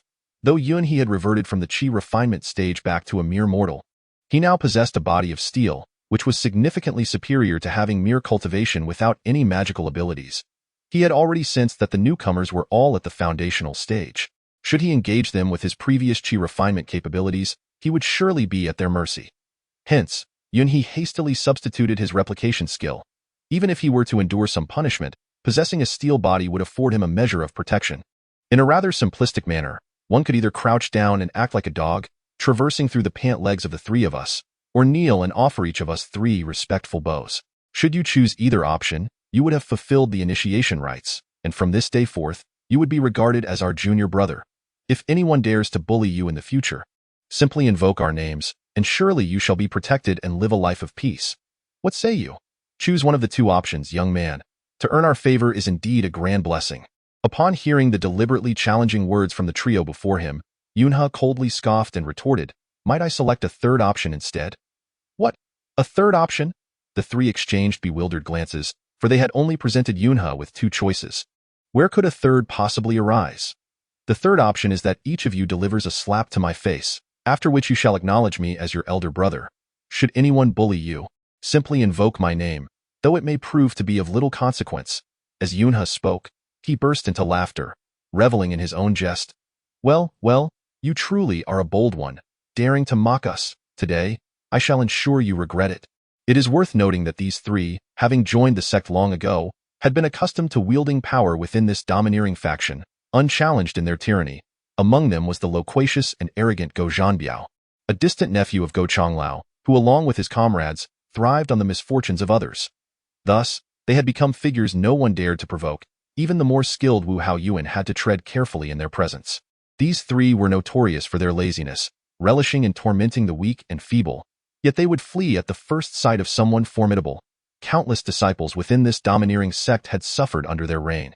Now, upon witnessing a new initiate, they were eager to exert their cruelty once more. However, they did not anticipate that Yunha was no mere pushover, unwilling to submit to their whims. Without hesitation, Go Zhanbiao hurled a punch at Yunha, who stood his ground and allowed the blow to land. He was sent flying several dozen meters, yet Yunha felt no pain. Rather, it was Go Zhanbiao who cradled his slightly swollen fist in astonishment. It appeared that the foundation establishment stage was indeed superior to the chi refinement stage. This seemingly ordinary punch had propelled him a considerable distance. Had it been an ordinary person, they might have met their demise immediately. As Yunha pondered this, he continued his approach toward the trio. Upon witnessing that Yunha had been knocked away yet remained unscathed, their astonishment grew. They had distinctly felt that Yunha was merely an ordinary mortal, incapable of enduring such a blow. Yet, contrary to their expectations, Yunha stood unharmed. Now, let the display of prowess commence. Faced with the astonished expressions of the trio, Yunha grinned at his assailant and quipped, "Was that punch merely a playful scratch? Or did you not have your fill at lunch today? Why is it that I feel no pain whatsoever?" Ding. The Pretentious act has been successfully accomplished. The Pretentious system has advanced to level 3, enabling the replication of foundational cultivation at its initial stage, with the duration of skill replication extended to 3 hours. Alright, now, I can proceed to replicate the cultivation of these individuals. At this moment, Yunha's heart swelled with joy, while the 3 opponents across from him remained oblivious to the monumental transformation that had occurred within him. Now, Yunha merely needed to make contact with one of them to successfully replicate their foundational cultivation for his own use. Youngster, do not be overly arrogant. Today, I shall demonstrate my prowess. The man who had previously attacked Yunha bellowed. Quaking fist. Instantly, his fists swelled to the size of sandbags and came crashing toward Yunha. I shall block it. Rather than retreating, Yunha advanced, crossing his arms. As soon as Yunha's body made contact with the man's quaking fist, he felt as though his internal organs were being torn apart. Damn it! This initial stage spell is indeed formidable. It can even penetrate a body of steel. Just at that critical moment, a long-awaited notification from the system echoed in his mind. Ding! Having sensed the initial stage cultivation, do you wish to replicate all of the target's cultivation powers? Of course, I wish to replicate. Upon uttering these words, Yunha felt an immediate lightness in his body. The agonizing sensation that had been threatening to tear him apart vanished, replaced instead by an invigorating rush of energy. Ding! Congratulations, host, for successfully replicating initial stage cultivation and acquiring all spell skills of the target, with a duration of 3 hours. This feeling is absolutely marvelous. Is this the power of initial stage cultivation? At that moment, Yunha performed a backflip in the air and landed gracefully, staring in astonishment at his own body, unable to contain his laughter. Chapter 23. Ascending 2 levels. How is this possible? Meanwhile, the 3 individuals across from him were even more astonished, for the one who had attacked him, Go Zhanbiao, was the most formidable among them. Although they were all in the initial stage of cultivation, he was a nephew of Elder Go, having received teachings directly from him, which naturally endowed him with immense power. The quaking fist he had just unleashed contained the might of earth evasion, and its destructive potential was terrifying. It was one of Elder Go's signature techniques. Although Go Zhanbiao had only managed to unleash a fraction of its power, it was still sufficient to dominate his peers of the same cultivation level. However, what they had not anticipated was that the very technique he relied upon most had been effortlessly blocked by Yunhe. This is bad. At this moment, the man who had attacked Yunhe remained stunned, still reeling from the shock, when he heard a loud reminder from his companion. What's wrong? This kid was clearly a mere mortal before, yet now he possesses initial stage cultivation. What? How is that possible?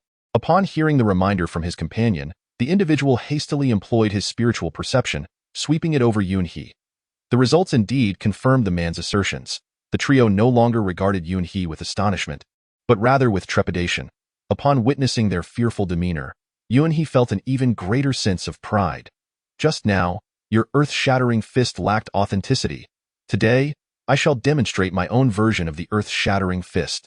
As the words echoed in Yunhe's mind, his fist swelled to the size of sandbags, mirroring the moves previously employed by Go Zhanbiao. This was only natural, for Yunhe had effectively replicated all of Go Zhanbiao's techniques, meaning whatever he could do, Yunhe could do as well. Monster, run. Upon seeing that Yunhe had not only suddenly advanced to the early stage of the form realm but also wielded his deadly earth-shattering fist, the man trembled in fear and immediately fled. Witnessing their leader's hasty retreat, the other two naturally dared not linger any longer. However, Yunhe was not one to revel in slaughter. He had no desire to take the lives of the trio. Thus, he retracted his spell and watched them flee, bursting into laughter once more. Ha ha ha! A bunch of insignificant pests daring to challenge me. Behold as I send you fleeing in utter disarray.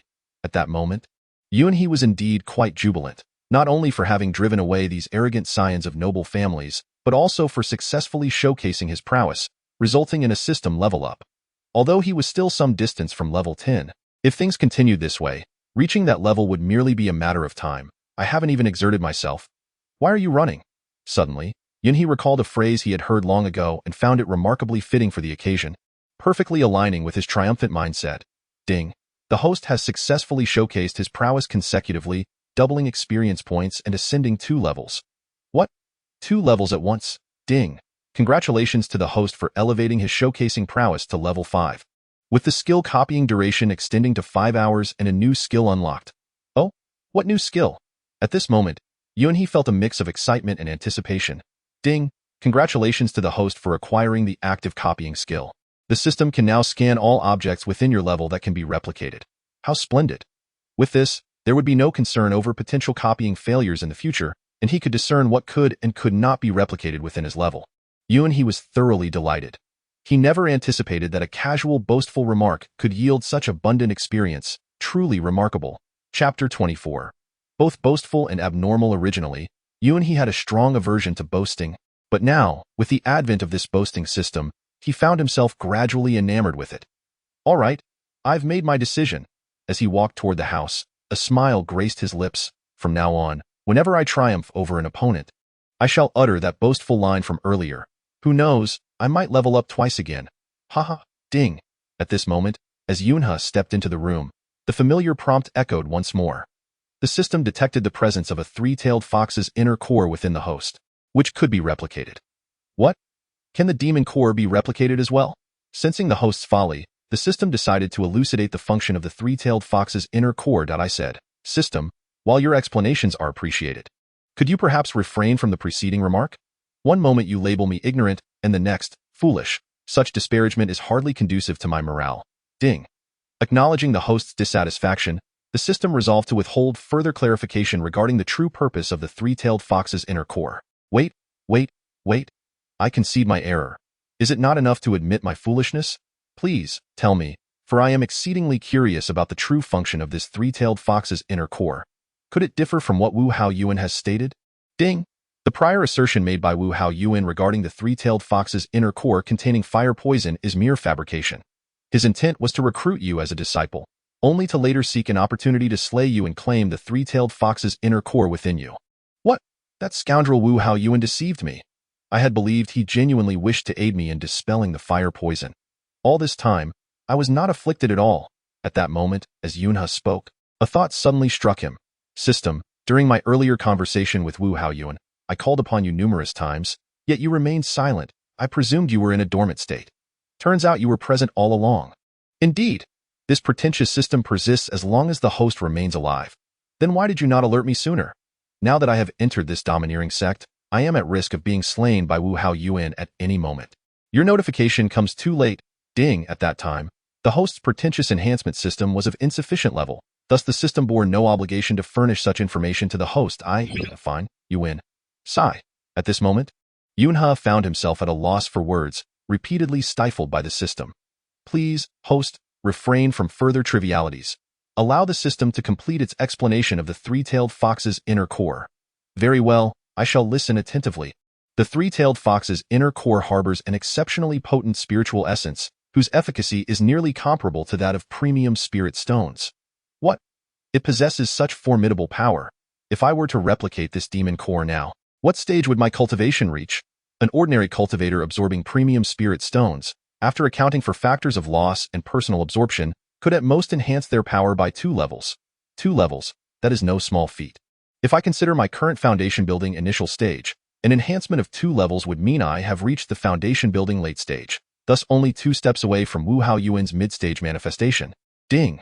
Should you employ the replication skill, fully duplicating the spiritual essence of the demon core, you could ascend directly to the mid-stage manifestation. What? Upon hearing the system's voice, Yunhe was taken aback, exclaiming, Are you saying that I can ascend 5 levels in one go? That seems excessively absurd, doesn't it? Indeed, such is the nature of this system. It is an ostentatious and perverse means of enhancement. Chapter 25. Possession by the fox demon. Come now, if you're going to call me fat, at least don't start panting. Yunhe discreetly rolled his eyes. Ding. Furthermore, the system has detected that the inner core of this three-tailed fox contains a trace of its primordial spirit. Although this spirit is exceedingly weak, if the host can nurture it, the quality of the three-tailed fox's spirit can be enhanced. What? My luck is simply extraordinary. The primordial spirit of the three-tailed fox is attached to this inner core? Wait a moment. If I possess the primordial spirit of the three-tailed fox, wouldn't that mean it could eventually seize control of my body? Just as they say in the realm of cultivation, soul-snatching. Ha. The host is worrying unnecessarily. Currently, the three-tailed fox's primordial spirit is but a mere wisp, lacking its former sentience. Thus, as long as the host can nourish its spirit, it can be replicated for the host's own use. I see. How marvelous. The fact that I can replicate even the primordial spirit of the three-tailed fox means that if I can replicate this inner core, I would simultaneously attain the cultivation of the late stage of corporeal form and the magical powers of the three-tailed fox? Precisely. At last, the host's intellect seems to be engaged. Yunhe felt as though 1,000 llamas were racing through his mind. So, system, how should I nurture this primordial spirit of the three-tailed fox? Ding. The host's level is too low. The system cannot provide an answer. Please advance to level 10 before inquiring further. I knew you would respond with that. But no matter, I am currently at level 5 of the ostentation system. Ascending another 5 levels is merely a matter of time. Just wait and see, system. One day, I shall reach the pinnacle of the ostentation system. Ding. Noticing the host's eagerness for ostentation, the system has decided to provide an exceptional piece of information. What information? Yunhe inquired with keen interest. If the host can nurture the primordial spirit of the three-tailed fox, its quality will undoubtedly improve. As its quality rises, so too will its capabilities. Upon reaching the apex, it will transform into the legendary beast, the nine-tailed fox. What? The nine-tailed fox? Are you referring to the mythical nine-tailed fox? This is utterly outrageous. If I were to replicate the abilities of the nine-tailed fox, wouldn't that mean I could become one myself? Haha, please continue to strive, dear host. The system is in dire need of a brief respite. Goodness, the system can feel fatigued. I seriously suspect you might be human. However, regardless of Yunhe's provocations, the system fell silent. Well then, if you choose to ignore me, so be it. Now that I know the inner core of the three-tailed fox poses no toxicity and can be replicated, I might as well seize the opportunity and give it a try. Replicate the inner core. At this moment, Yunhe held the heavens aloft with one hand, his commanding shout exuding an undeniable flair. Ding! Host Mmp, just as I was about to take a brief respite, you have the audacity to disturb me once more. Enough of the trivialities. Quickly, replicate it for me. Ding. Successfully replicated the inner core of the three-tailed fox. The host's cultivation has ascended to the late stage of corporeal form. Additionally, all the spells possessed by the three-tailed fox during its lifetime have been granted, lasting for 5 hours. As the system's voice echoed, Yunhe felt an inexhaustible power surging within him, and his entire being seemed to be enveloped by some unseen entity. At that moment, when Yunhe gazed into the bronze mirror within the room, he was utterly astonished. It turned out that he was surrounded by a faint red aura, and behind him, 3 fox tails swayed gracefully, creating an impressive spectacle. Chapter 26. Drawing attention with flashiness. Heavens! Is this the power of the three-tailed fox's primordial spirit? Truly formidable. As Yunhe focused his mind, he swiftly formed a hand seal. Fire escape. True fire of Samadhi. With the utterance of the true fire of Samadhi, Yunhe instantly incinerated a section of the wall within the room into nothingness. Goodness! The fire escape technique of the three-tailed fox is indeed astonishing. At this rate, when facing off against Wu Hao Yuan in the future, I shall undoubtedly defeat him with ease. Ha ha ha. However, just as Yunhe reveled in his elation, within the depths of Bain Mountain at the Yinfeng sect, a wheel suddenly emitted several beams of white light, startling the middle-aged man before it, who hurriedly instructed the disciples at the door. Quickly inform Elder Gu and Elder Su understood. The disciple obeyed and departed, and within the span of a tea's brewing time, he returned accompanied by 2 gray-haired elders clad in the robes of the Yinfeng sect. What is the cause of such alarm that you summoned us both? One of the elders voiced his dissatisfaction towards the middle-aged man. Elder Gu, it is not my recklessness, but rather that the peculiar event I mentioned to you in broad daylight has occurred once again. What? Upon hearing this from the middle-aged man, the elder known as Gu immediately stepped forward to observe the wheel. Indeed, it had changed once more. It had now ascended to the late stage of corporeal form. Just who among the sects is capable of such an extraordinary cultivation leap? Even the dual heroes of the righteous and demonic paths could not achieve this. Could they? What are you two discussing? I cannot comprehend. How did the dual heroes emerge? At this moment, Elder Su, perplexed, raised his voice to inquire of Elder Gu. Elder Su, your absence from the sect has left you unaware. You know that our Yinfeng sects can detect the growth levels of disciples from all sects in the cultivation street below. Indeed, I am aware of that. However, I suddenly noticed an anomaly with the wheel during the day. Upon investigation, I discovered that a disciple from an unknown sect, who had previously been a mere mortal, had instantaneously elevated their cultivation to the initial stage of qi refinement. Really? Perhaps this individual was on the verge of a breakthrough even before arriving at our street of immortal cultivation. Now, it seems merely coincidental, and there is no need for such astonishment. I share the same sentiment, which is why I instructed the disciple guarding the wheel to keep a vigilant eye on that person and observe if any further developments arise. However, it appears that the individual's cultivation has already ascended to the late stage of the formative realm. What? Impossible. There cannot possibly be anyone who can elevate 8 levels in a single day, especially from the qi refinement stage, directly bypassing the foundation establishment stage, and reaching the late stage of the formative realm. Could it be that the wheel has malfunctioned? Elder Su, upon hearing this, was visibly alarmed and turned his gaze towards the wheel with great scrutiny. The 2 elder disciples were willing to stake their lives on the wheel's accuracy. Moreover, even if there were a mistake, it should not be that only one individual exhibits such extraordinary progress, while the others remain perfectly fine. Furthermore, that mysterious person did not leap from the qi refinement stage directly to the late formative realm.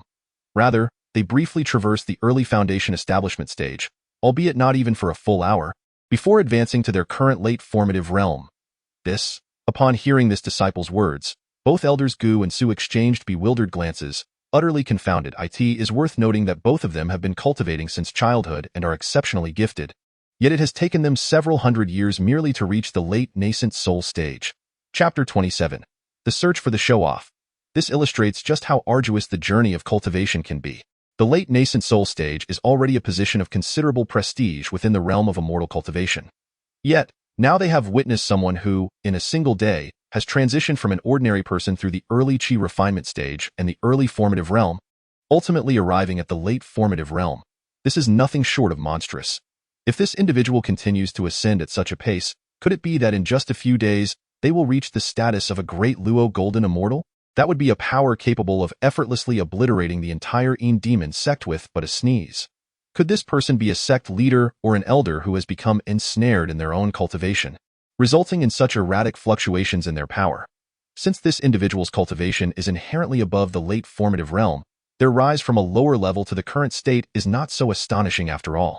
Hearing Elder Su's remarks, it does seem plausible.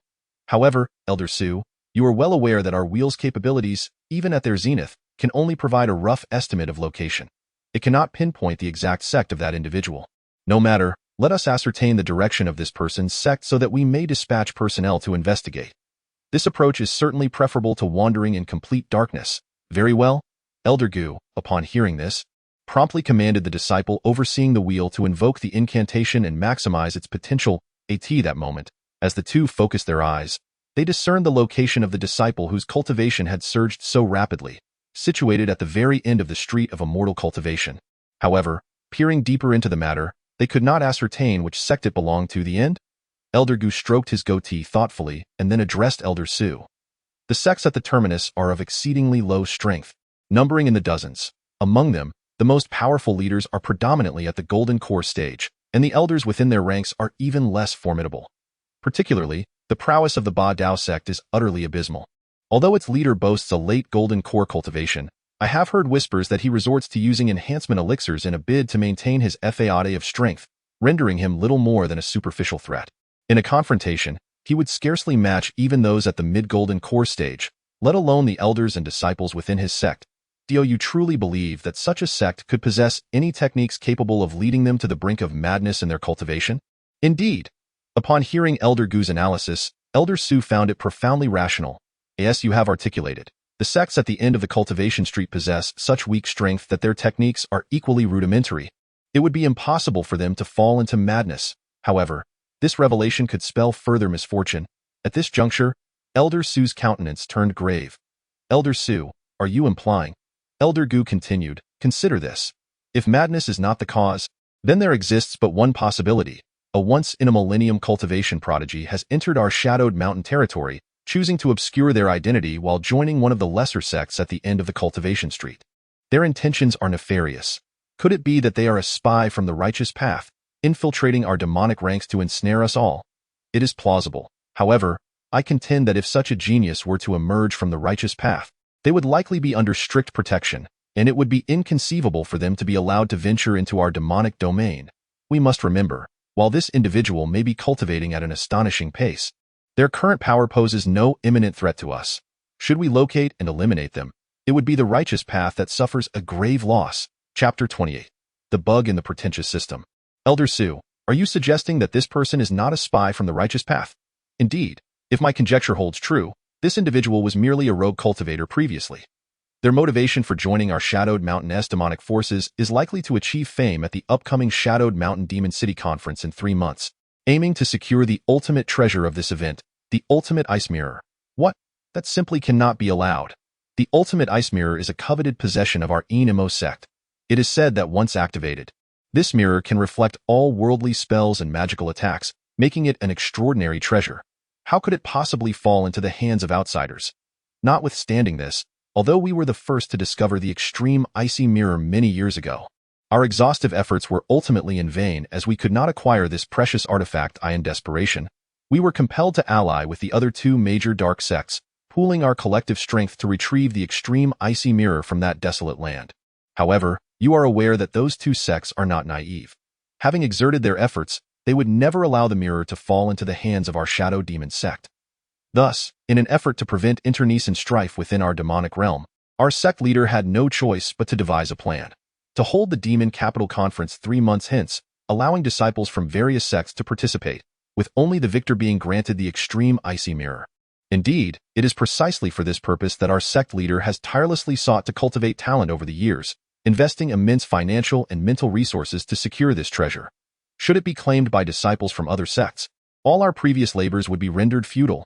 In my opinion, we should dispatch disciples at once to track down that individual. If he is wise, he will join our Shadow Demon sect, and then we need not worry about the extreme icy mirror falling into the hands of outsiders. But what if he refuses? It is well known that exceptionally gifted individuals tend to be exceedingly proud. Should he decline, we could simply eliminate him, for he is merely at the late stage of the corporeal realm, hardly a cause for concern. Indeed, time is of the essence. Let us send out disciples immediately to seek his whereabouts. Unbeknownst to Yunhe, as his cultivation level rises, so too does his prominence, yet he remains unaware that the Shadow Demon sect has begun to covet him. His greatest concern, however, lies with Wu Haoyuan, as he is oblivious to when Wu Haoyuan might strike. Consequently, Yunhe maintains his current form as a three-tailed fox spirit, unwilling to let down his guard. Furthermore, as the level of his pretentiousness system continues to ascend, Yunhe has gained a rudimentary understanding of the replication skill. This skill, while reliant on the increasing level of the pretentiousness system to replicate the cultivation and techniques of corresponding practitioners, does not require such high levels when it comes to inanimate objects. Even with a level 5 pretentiousness system, he can replicate any inanimate object he desires. Such objects are devoid of life, akin to stones or iron swords. Most astonishingly, he realizes that the magical artifacts of this fantastical realm are also lifeless. Thus, it appears that even the most exceptional artifacts can now be fully replicated, granting him access to all their capabilities. This is nothing short of a game-breaking advantage. Chapter 29. Seeking revenge at midnight. The mere thought of this filled Yunhe with an overwhelming excitement. Consequently, he resolved that as soon as night passed, he would venture into the bustling marketplace beyond, eager to discover any formidable treasures that might be available for him to replicate. Although he lacked the funds to purchase them, he reasoned that merely touching them would incur no expense. Furthermore, with just a touch, he could surreptitiously replicate the abilities of the targeted treasures for his own use. At that moment, Yunhe lay on his bed, tossing and turning, consumed with thoughts of how the following day might unfold. Even though it was already the witching hour, he felt not a hint of drowsiness. Rather, his spirits were heightened. "Disciple, are you there?" Just then, Yunhe was startled by a nauseating sound emanating from outside his room. Wu Haoyuan. His heart raced, and he swiftly sprang up from his bed, though he refrained from responding. Instead, he chose to observe what Wu Haoyuan intended to do next, preparing himself to adapt to the unfolding situation. "Disciple, have you retired for the night?" Wu Haoyuan called out several times, but received no reply from within. Assuming Yunhe had already fallen asleep, he coldly barked at the door. "Humph! Yunhe, you little rascal. Not only did you conceal your identity as a cultivator from me, but you also dared to devour the three-tailed fox's inner core that I painstakingly sought after. Do you have any idea how much effort I expended to obtain that core? Yet now, that gluttonous wretch has swallowed it whole. Today, I shall disembowel you and reclaim what rightfully belongs to me. And you shall meet your demise. Yunhe, do not blame your master for being ruthless. Blame your ill fortune for crossing paths with me and stealing what is mine." Infuriatingly, Wu Haoyuan's earlier expedition into the desolate mountains was indeed to seize the three-tailed fox's inner core, all the while boasting of his intentions to uphold justice. Fortunately, I, Yunhe, had been well prepared. "I shall witness how you intend to kill me today."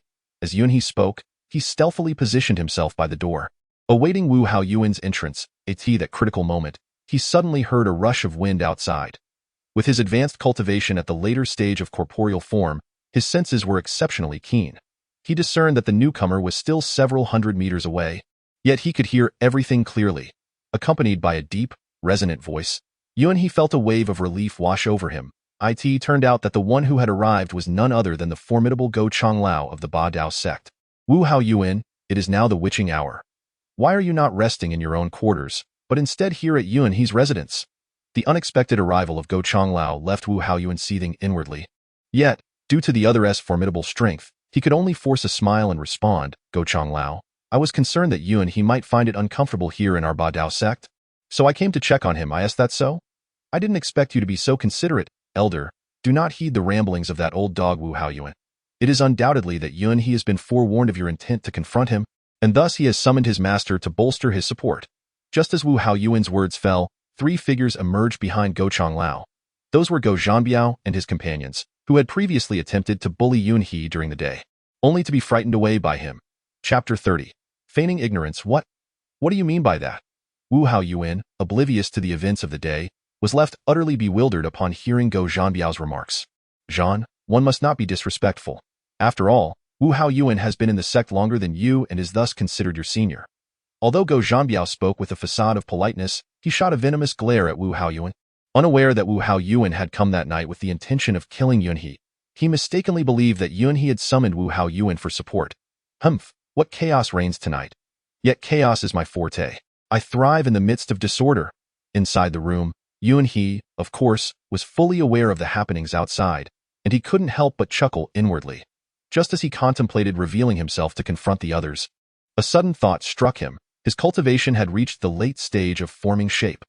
While he remained concealed within the room, undetectable by Go Changlao and Wu Haoyuan's divine senses, should he expose himself with his current late-stage cultivation, he would undoubtedly be seen through by both. At that point, he would find himself at a loss for words, and he must ensure that no one discovers the existence of the pretentious replication system within him. Thus, Yunhe resolutely decided to relinquish his late-stage cultivation. Although it was somewhat regrettable, he possessed the inner core of the three-tailed fox within him, enabling him to replicate that power at any time, thus reverting to the cultivation of the forming shape stage. Consequently, he hastily picked up the low-grade spirit stones that Go Changlao had given him earlier. Ding! Do you wish to replace the power of the three-tailed fox's inner core with the power of the spirit stones? Confirm replacement. As soon as Yunhe spoke, he felt his cultivation instantly revert from the late stage of forming shape back to the initial stage of qi refinement. Having previously explained the origins of his initial qi refinement cultivation to Go Changlao and Wu Haoyuan, he now had no choice but to confront them with this level of power. Just as Wu Haoyuan was inquiring about the past encounters between Go Zhanbiao and Yunhe, he caught sight of Yunhe pushing open the door. Yunhe then feigned rubbing his eyes and addressed Go Changlao and Wu Haoyuan outside. Go Changlao, master, may I ask what brings you here at such a late hour? Grandfather, it is him. He bullied me during the day. He has transformed from an ordinary person to the late stage of forming shape. He must be a spy sent by another sect. Grandfather, quickly apprehend him. At that moment, upon the appearance of Yunhe, Go Zhanbiao immediately incited Go Changlao to take action against him. However, as soon as Yunhe manifested, both Go Changlao and Wu Haoyuan had already scanned Yunhe with their spiritual senses, confirming that he was merely an ordinary cultivator at the initial stage of qi refinement, far from the late stage of corporeal manifestation that Wu Haoyuan had mentioned. Instantly, a chill crossed Go Changlao's face, and he shouted at his distant nephew, Go Zhanbiao, "Silence! How can you, a cultivator at the late stage of corporeal manifestation, fail to discern the opponent's cultivation level? Yunhe is clearly just a lowly disciple at the initial stage of qi refinement. How has he transformed in your words into someone at the late stage of corporeal manifestation? What? Impossible! I distinctly saw him as being at the late stage." Upon hearing Go Changlao's reprimand, Go Zhanbiao was still in disbelief. He immediately employed his spiritual sense to probe Yunhe's cultivation level, which left him utterly astonished. For indeed, Yunhe's cultivation was unequivocally at the initial stage of condensation.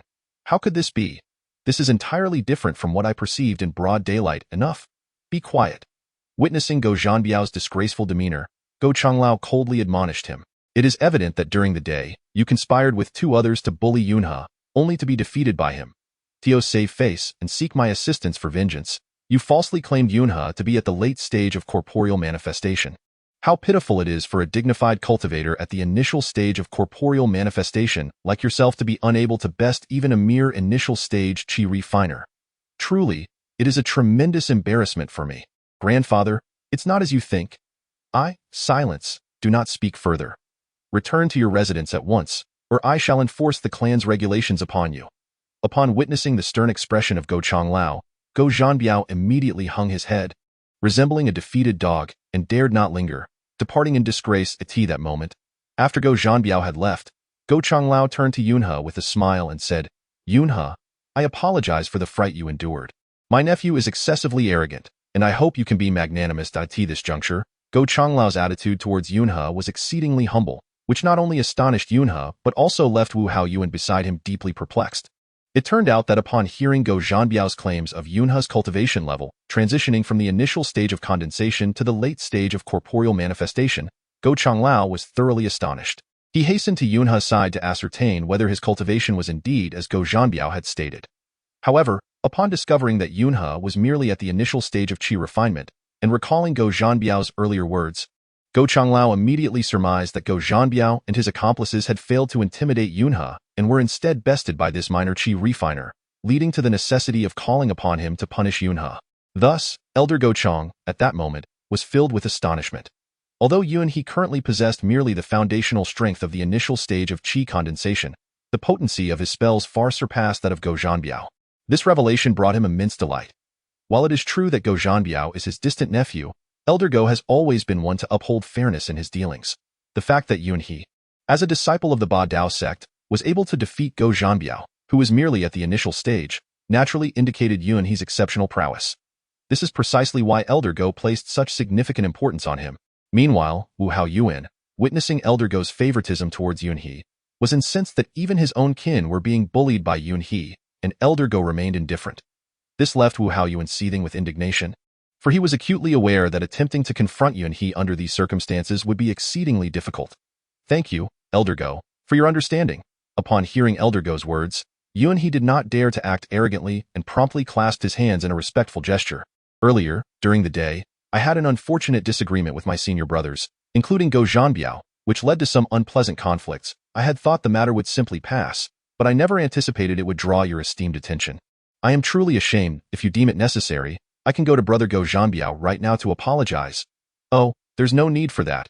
Upon hearing Yunhe's sincere words, Elder Go, unaware that Yunhe was feigning humility, assumed his demeanor was genuinely earnest and waved his hand with a smile. As practitioners of the Tao, we fundamentally revere martial prowess. The stronger one's abilities, the greater their authority. Consider, if Go Zhanbiao were to possess strength several times greater than yours, yet still be unable to contend with you, then his misfortune is indeed of his own making. Though he is my nephew, I shall not show favoritism. Therefore, Yunhe, rest assured. Should anyone dare to bully you within the Ba Dao sect in the future, simply report it to me, and I will certainly stand by your side. Chapter 32. Arrogance. Thank you, Elder Go. Yunhe felt a surge of joy upon hearing these words, for Elder Go's declaration was akin to a royal decree, effectively shielding him from Wu Hao Yuan's malice. May I inquire what brings you here, master? Yunhe feigned innocence and turned to Wu Hao Yuan, who was standing nearby. Well, it's nothing much. I was concerned that you might not be accustomed to life within the Ba Dao sect, so I came to check on how you were settling in for the night. I did not expect to encounter such a situation. Wu Hao Yuan replied, Is that so? I truly appreciate your concern. Master, Yunhe responded, turning his back to Elder Go as he clasped his hands towards Wu Hao Yuan. However, upon observing Yunhe's expression, Wu Hao Yuan's face darkened with fury. Though Yunhe verbally expressed gratitude towards Wu Hao Yuan, the smirk on his face was unmistakably a provocation towards Wu Hao Yuan. Yet, in the presence of Elder Go, Wu Hao Yuan dared not retaliate and could only swallow his rage. Very well, since there is nothing to attend to here, you may all return to your chambers and rest early. Tomorrow, you shall guide Yunhe to explore the area, while also recounting the illustrious deeds of the Ba Dao sect. Disciple at your service. Upon hearing Elder Go's command, Wu Hao Yuan dared not refuse, promptly bowing in respect. At that moment, Elder Go smiled and nodded at Yunhe, then ascended in a beam of sword light, vanishing from sight. As Elder Go departed, Yunhe turned to Wu Hao Yuan and remarked, Master, it seems your endeavors this evening have not borne fruit, have they? Upon hearing Yunhe's words, Wu Hao Yuan's expression shifted unpredictably, and with a cunning glint in his eye, he coldly replied, Oh, I did not anticipate that my disciple would prove to be so astute. Do you perchance know what I sought to accomplish? Humph, I am well aware. However, let me inform you, Wu Hao Yuan, that previously in that desolate wilderness, you were unable to take my life. Now that I have gained Elder Go's favor, you cannot lay a finger on me, can you? Let us see how this unfolds. At this moment, the facade between Wu Hao Yuan and Yunhe had completely shattered. They no longer concealed their animosity. Wu Hao Yuan shot a frosty glare at Yunhe before taking flight. Observing Wu Hao Yuan's retreating figure, Yunhe coldly declared, I am not one who relishes slaughter, but should your murderous intent persist, I would not hesitate to confront you with my full strength and see whether it is you or I who shall perish. With a chilling cry, Yunhe turned and returned to his dwelling. The following morning, Yunhe, under Wu Hao Yuan's reluctant guidance, arrived at the bustling market of the immortal cultivation street. Despite Wu Hao Yuan's deep-seated unwillingness, he felt compelled to obey Elder Go's prior instructions. Meanwhile, Yunhe deliberately lagged behind, treating Wu Hao Yuan as his subordinate, which ignited a seething rage within Wu Hao Yuan, though he dared not express it. Humph, Yunhe, you little rascal, do not grow too arrogant. I shall find an opportunity to slay you and retrieve what rightfully belongs to me. The inner core of the three-tailed fox. As Wu Hao Yuan walked ahead, he silently cursed Yunhe. Wait. At that moment, Yunhe called out, prompting Wu Hao Yuan to turn around in inquiry. What's the matter? Why are you walking so fast? Do you not realize that someone of my low cultivation lacks the stamina to keep up? I say, Yunhe, what trickery are you up to now? I am not plotting anything. I am simply quite exhausted and can walk no further. If you do not mind, I would appreciate it if you could carry me for a while, so I may finish exploring this immortal cultivation street. What? You dare ask me to carry you? Upon hearing Yunhe's request, Wu Hao Yuan could no longer contain his indignation and immediately began to berate him. As a distinguished mid-stage practitioner, I cannot fathom being overshadowed by a mere novice in the early stages of artifact refinement. How audacious of you! Master, please do not take offense. Although I am but a fledgling in the realm of chi cultivation, I am on the verge of being accepted as an inner disciple by Elder Go. Should my cultivation waver due to an excessively prolonged journey, the blame would inevitably fall upon either you or me when Elder Go seeks accountability. Yunha, do not attempt to intimidate me with Elder Go's name. Despite my lowly status as an early-stage cultivator, traversing this trivial street is well within my capabilities. Your actions are nothing short of deliberate provocation. This street of cultivation is of no interest to me, and I shall not indulge you any further. With that, Wu Haoyuan took flight and departed in a huff. Upon witnessing his petulant retreat, Yunha couldn't help but chuckle inwardly. Having such a nuisance trailing after me was exceedingly uncomfortable. His departure is fortuitous, as I had been yearning for some solitude to explore. It turns out that Yunha's previous remarks were intentionally crafted to incite Wu Haoyuan's ire and prompt his exit. Otherwise, how could he roam freely through this marketplace to seek out high-quality treasures? As Yunha scanned his surroundings, he quickly spotted a shop selling flying swords and confidently strode inside. The shopkeeper, upon noticing a customer, immediately greeted him with a beaming smile. However, the moment he discerned that Yunha was merely a lowly early-stage chi cultivator, his expression turned frigid, showcasing a remarkable transformation. Yunha had anticipated that those of the nefarious path would be the type to judge based on appearance. Thus, he remained unfazed, for his purpose here was not to purchase a flying sword, but to find the finest one to see if he could replicate its power. Shopkeeper, bring forth your finest flying sword for my inspection, he commanded. Esteemed Taoist, the shopkeeper replied with a smirk, our top-tier flying swords come at a hefty price. Without 30,000 low-grade spirit stones, you may as well not think about it. You may inspect my swords, but do you possess such an amount? You certainly do not seem like it. In response to the shopkeeper's cold remarks, Yunha retrieved a cloth bag from his robe and waved it slightly, declaring, Shopkeeper, not only do I have 30,000 low-grade spirit stones, but I could also produce 30,000 mid-grade spirit stones if necessary. If your best flying sword catches my eye, feel free to name your price. I shall not haggle. Upon hearing Yunha's bold proclamation, the shopkeeper was taken aback, contemplating, could it be that this unassuming lad is a scion of some affluent cultivation family? However, it does not appear to be so. Nevertheless, since he is able to utter such words, it stands to reason that he must possess considerable generosity. Otherwise, he could merely be a newcomer, foolishly affluent. Perhaps I might seize the opportunity to profit from him as well. Thus, the shopkeeper in the store hastily smiled and clasped his hands in greeting towards Yunha, saying, Rest assured, young sir, we guarantee your satisfaction. All the flying swords listed in our esteemed flying sword pavilion are of the highest caliber in the world, sure to capture your discerning eye. Upon witnessing the shopkeeper's obsequious demeanor, Yunha feigned a nod of approval. Then let us not waste any more words. Quickly bring forth the flying swords, so that I may appreciate them properly. Certainly, at once, esteemed sir. The shopkeeper immediately turned and made his way to the counter to tea that moment. As Yunha observed the shopkeeper's retreating figure, he couldn't help but chuckle inwardly. It turned out that the pouch he had previously retrieved from his bosom was not a storage bag at all, but rather an ordinary pouch. Inside it contained merely 3 low-grade spirit stones that Elder Go had given him. When Yunha had first entered the dominant sect, he had observed some disciples using storage bags that bore no distinguishing features from regular cloth bags.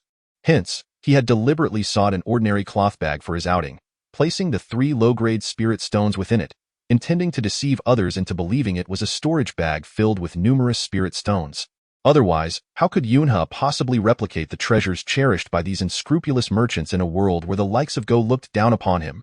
Before long, the shopkeeper approached with a beaming smile, presenting 3 elongated boxes, which he opened one by one, introducing to Yunha. Young sir, these 3 flying swords are the pinnacle of our flying sword pavilion, capable of standing tall even within the entire realm of cultivation. Upon hearing the shopkeeper's introduction, Yunha turned his gaze towards the 3 flying swords. He noted that the blades emanated a chilling aura, glimmering with cold light, indeed of a quality far superior to the flying sword previously wielded by Wu Haoyuan. However, Yunha was not well versed in their true value, so he placed his hand upon the first flying sword. Immediately, the system's voice resonated. Ding, medium quality. This sword is forged from Xianhuang gold, capable of slicing through iron like mud, able to sever a hair with a mere breath. So it is merely a medium quality flying sword. This unscrupulous merchant dares to falsely proclaim it as a top-tier sword. How infuriating! After hearing the system's assessment, Yunha proceeded to pick up the remaining 2 flying swords. The system's reply indicated that these 2 swords were also nothing more than ordinary medium-quality swords, far from the unrivaled, peerless divine swords the shopkeeper had boasted about. Consequently, Yunha placed the 3 flying swords upon the table, clapped his hands, and sternly addressed the shopkeeper. "Merchant, it seems you are not conducting your business with integrity." "Oh, may I inquire what you mean by that, young sir?" In response to Yunha's rebuke, the shopkeeper remained unfazed, his demeanor calm as still water. The shopkeeper, with a hint of mockery, remarked, "These flying swords of yours are merely of mediocre quality, far from the extraordinary divine swords you claim them to be. While they may slice through iron as if it were clay, they are only slightly superior to the mundane swords of the world. Should I wield such a sword in battle, I would surely be cleaved into pieces with a single strike by my adversary." Upon hearing Yunha's words, the shopkeeper forced a smile but bore no semblance of regret upon his countenance. Naturally, without the strength of a diamond, how could one dare to handle porcelain? However, my dear friend, you may not be aware that within our humble establishments, swords of this intermediate quality are already quite rare. As for the legendary divine weapons you speak of, not only do we not possess them in our modest shop, but they are also absent from black market auctions. Those unparalleled treasures are coveted by various sects as their prized possessions, with some even sealed away in the depths of ancient forests, making them nearly impossible to obtain. The shopkeeper's words held a kernel of truth, for genuine divine weapons and extraordinary treasures indeed do not find their way into ordinary shops. Just as the 2 elders of the Enma sect had spoken of the revered ice mirror, such treasures are long sought after by the 3 demonic sects. How could they possibly be housed in a commonplace establishment? It would be akin to courting disaster. For if a person's cultivation does not match their acquired treasures, they would undoubtedly fall victim to those seeking to seize them. Upon hearing the shopkeeper's remarks, Yunha nodded thoughtfully. "If you doubt my words, feel free to wander through our streets. I assure you that intermediate quality treasures are the pinnacle of what you will find here. To seek top-tier artifacts in this marketplace is but a fool's errand. However, should your financial resources be substantial, you might just uncover a coveted treasure at the black market auction." "Oh, the black market auction? I wonder where one might find such a place." "Ha ha ha, my friend, you jest. The very nature of a black market implies it is clandestine. However, if you are so inclined, do return to my shop in 3 days. I shall serve as your guide and escort you to the black market auction. While I cannot guarantee you will find the divine weapons you seek, I can assure you that the items available there are exceedingly rare and far superior to those found in our ordinary shops." "Is that so? Thank you, kind shopkeeper. I shall return in 3 days." "Very well. I shall await your esteemed presence." As Yunha stepped out of the shop, he glanced at the other establishments nearby. Indeed, as the shopkeeper had claimed, there were no divine weapons to be found within those walls. Consequently, Yunha's aspiration to replicate such formidable armaments had come to naught. In resignation, he returned to the Ba Dao sect, his spirits dampened. It seemed that his only remaining hope lay in the black market auction set to occur in 3 days. Perhaps there, he would discover the treasures he sought, enabling him to successfully replicate them. With just a gentle touch, he could wield those legendary weapons for himself, and thus elevate his cultivation to new heights. As he mused, Yunha made his way toward the woodshed on his mountain. But before he could reach his abode, he noticed 3 figures standing before his door. Upon closer inspection, he recognized the leader as Go Zhanbiao, the very individual he had frightened away the previous day. Humph! It appeared these 3 were truly unyielding, not turning back until they faced a wall, and showing no signs of sorrow until they encountered a coffin. How dare they oppose me? Were it not for your connection to Elder Go, I would have thoroughly dealt with you. Yet, your arrival is fortuitous, as it provides me with an opportunity to enhance my boasting system level. Ha ha ha! Approaching the trio with an air of bravado, Yunha feigned curiosity. "Ah, to what do I owe the pleasure of your visit?" "Yunha, do not be so arrogant. Although I am unaware of the spell you used last night to conceal your true cultivation, heed my words. As long as you remain in the Ba Dao sect, I will find a way to deal with you," Go Zhanbiao retorted, pointing an accusatory finger at Su Cheng. The 2 companions at his side, having witnessed Su Cheng's terrifying prowess the previous day, dared not speak out against Yunha, choosing instead to stand behind Go Zhanbiao, relying on his bravado. Unfazed, Yunha shot back coldly, "Go Zhanbiao, cease your nonsensical ramblings. I, Yunha, am but a novice at the initial stage of qi refining. Yet, despite your considerable cultivation, you are still no match for me. To slander me so is truly laughable. I have barely cultivated for a year. How could I possibly have reached the advanced stage of corporeal form? You risk becoming the subject of ridicule yourself. I suggest you leave at once, or my hand shall show no mercy. Ah, Yunhe, your arrogance knows no bounds, Go Zhanbiao retorted. Indeed, my name is synonymous with arrogance. What, do you wish to test my strength? With a chilling smile, Yunhe tightened his grip. Go Zhanbiao, taken aback, stumbled back several steps. Although he sensed that Yunhe was merely at the initial stage of qi refining, he remained oblivious to the possibility that Yunhe might suddenly transform into the terrifying advanced stage of corporeal form in battle. After much deliberation, Go Zhanbiao ultimately decided to swallow his anger. Unwilling to confront Yunhe head-on, if you have no business here, then be off with you. I, your master, require some rest. Humph, Yunhe, you truly are audacious. Having become a disciple of our dominant sect, instead of attending to the chores within the sect, you lie about idly all day long. It infuriates me.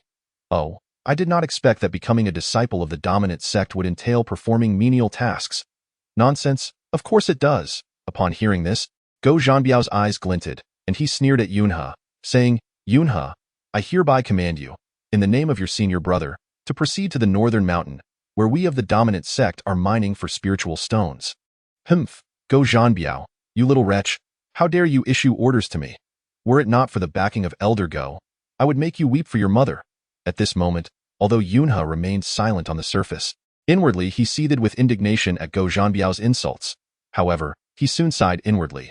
Now, Go Zhanbiao wants me to go to the northern mountain to mine for spiritual stones. In the realm of cultivation, all transactions are conducted with spiritual stones as currency.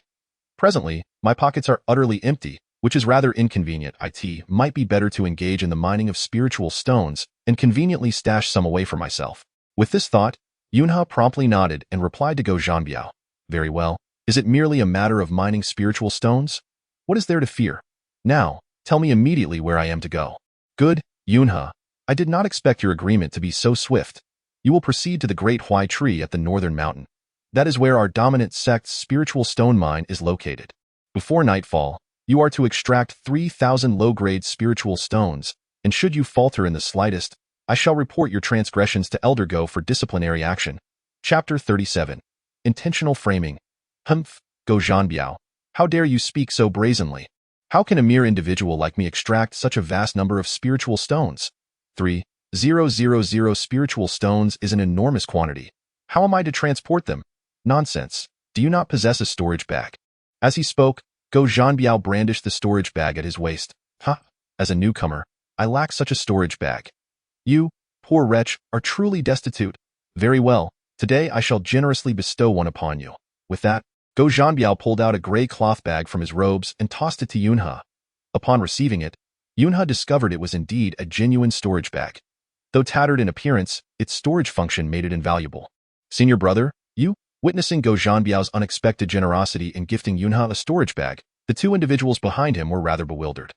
After all, not long ago, Go Zhanbiao and his companions had been at odds with Yunhe. Yet now, he had inexplicably thrown a storage bag to him, leaving them utterly perplexed. What of its silence? Do I need to explain my actions to you? Upon hearing Go Zhanbiao's ire, the two naturally lowered their heads, too intimidated to speak. Having acquired a storage bag, Yunhe was promptly instructed to head towards the great locust tree on North Mountain to mine the spirit stone quarry. Should there be any misstep, I shall hold you accountable, he warned. With that, Yunhe set off, and witnessing his departing figure, Go Zhanbiao erupted into hearty laughter. Brother Go, pray tell, what brings about your mirth? Inquired another. Indeed, why did you so casually toss that storage bag to Yunhe? While it may not hold significant value, it costs several hundred spirit stones to procure 1.woodenty that equate to gifting him hundreds of spirit stones. Humph, you are truly short-sighted. A mere storage bag could very well cost Yunhe his life. That is an exceedingly advantageous trade, Go Zhanbiao retorted. Oh, Brother Go, what do you mean by that? Weren't you the one who sent Yunhe to mine the spirit stones? What relation does that have to his life? Humph, since you both harbor such confusion, allow me to enlighten you. Go Zhanbiao sneered. It turned out that earlier that morning, the spirit stone quarry at the Great Locust Tree on North Mountain had been seized by the Dinwan sect, the most formidable faction among the hundreds on this street of cultivation. Their audacity was well known, and due to the relatively weak standing of the Badong sect, they could only endure this loss in silence. swallowing their grievances like bitter gall. Moreover, Elder Go was a man of great pride. The spirit stone quarry had been wrested from him by the Dianluan sect. Thus, he discreetly instructed his kin, including Go Zhanbiao, to prevent their disciples from mining at the Great Locust Tree. Upon hearing this, Go Zhanbiao devised a cunning plan to lure Yunhe to the site, where the disciples of the Dianluan sect would surely strike him down. In such a scenario, if Yunhe were to perish at the hands of another sect, it would no longer concern them. Chapter 38. The seizure of spirit stones. Go Zhanbiao's scheme of using another's hand to accomplish his own ends was indeed quite astute. Meanwhile, Yunhe remained blissfully unaware, lost in confusion. Just as he was about to depart from the Badong sect en route to the Great Locust Tree, a disciple suddenly intercepted him. Yunhe was greatly puzzled, for he had only been at the Badong sect for 2 days, had no prior acquaintance with this disciple, and thus wondered why he would be stopped. Upon catching sight of Yunhe's bewilderment, the disciple clasped his hands and addressed him. "Do not be alarmed, junior brother. I am Yuejia, having cultivated here in the Badong sect for several years, and I am a few years your senior." "Oh, it is brother Yu. Pray, what is the reason for your interruption?" "Alas, junior brother Yunhe, you are unaware of the circumstances. Previously, while I was attending to matters in the back mountains, I inadvertently overheard the conversation among Go Zhanbiao and others regarding your supposed task to venture to the Great Huai Tree in the North Mountain to extract spiritual stones. Indeed, there is such a matter at hand. I wonder if there is anything amiss? Junior brother Yunhe, you must not go. Although the spiritual stone mine beneath the Great Huai Tree was once under the dominion of our Ba Dao sect, it has now been seized by the Dianluan sect as of this morning." "What?" Upon hearing Yuejie's words, Yunhe was taken aback.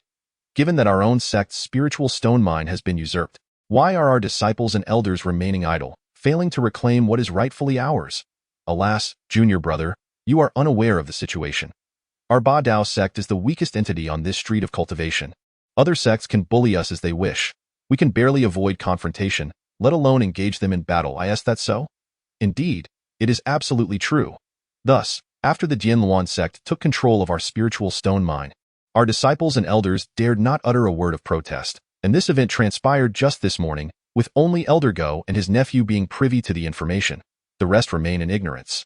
Why is that? Because Elder Go is one who values his reputation yet is easily intimidated. He does not dare provoke the Dianluan sect, hence he chose to conceal this information from us. Is that so?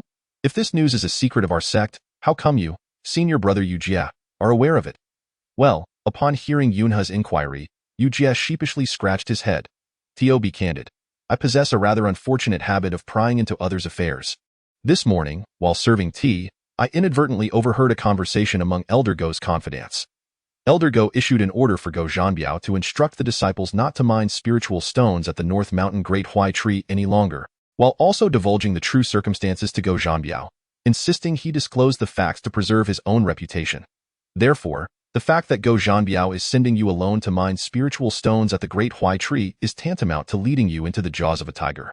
Junior brother Yun, you must be aware that the disciples of the Dianluan sect are extraordinarily formidable, far surpassing our Ba Dao sect in strength. In the past, several of our disciples have been injured without cause, and some have even lost their lives at their hands.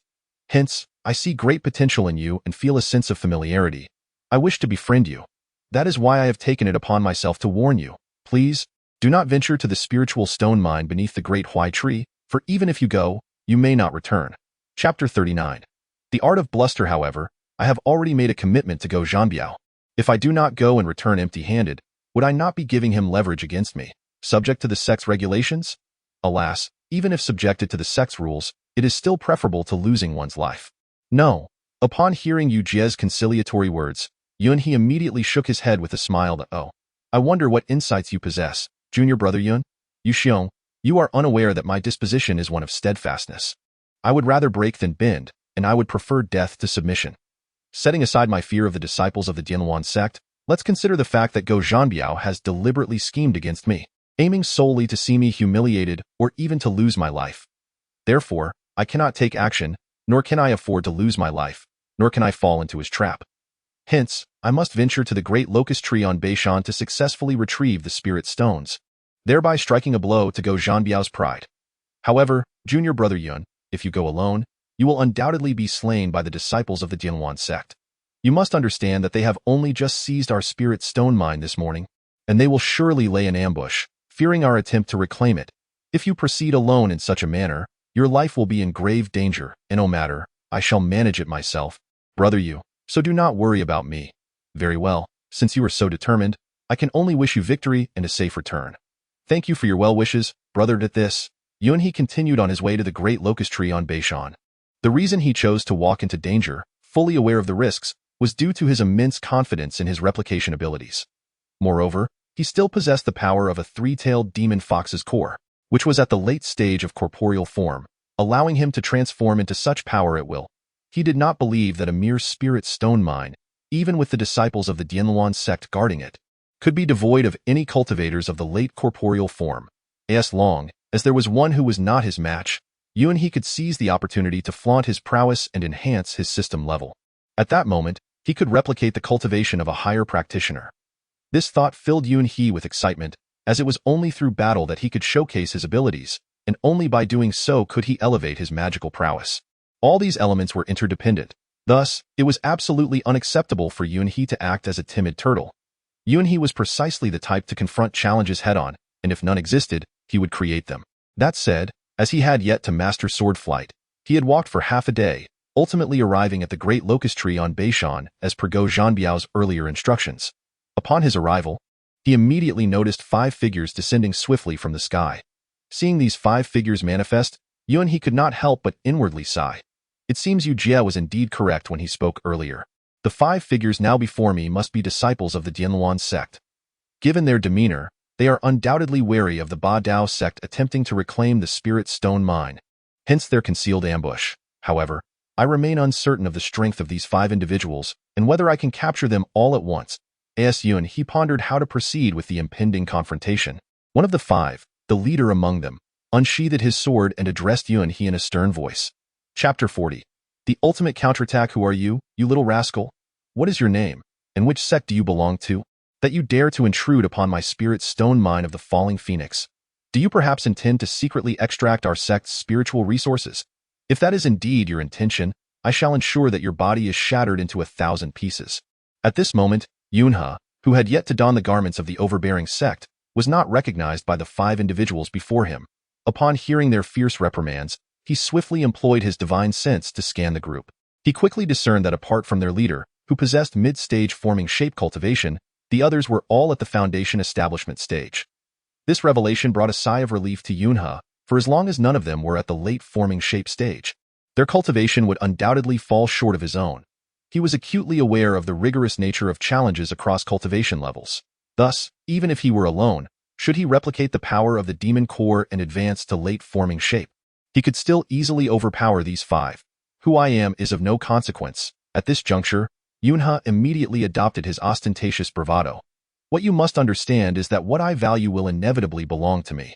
Therefore, I have set my sights on this spirit stone mine, and I demand that you relinquish it to me willingly. Ha ha ha. Upon hearing this, the 5 individuals burst into laughter, some even shedding tears from their mirth. You little rascal, how dare you act so arrogantly with merely initial chi refinement cultivation? Very well.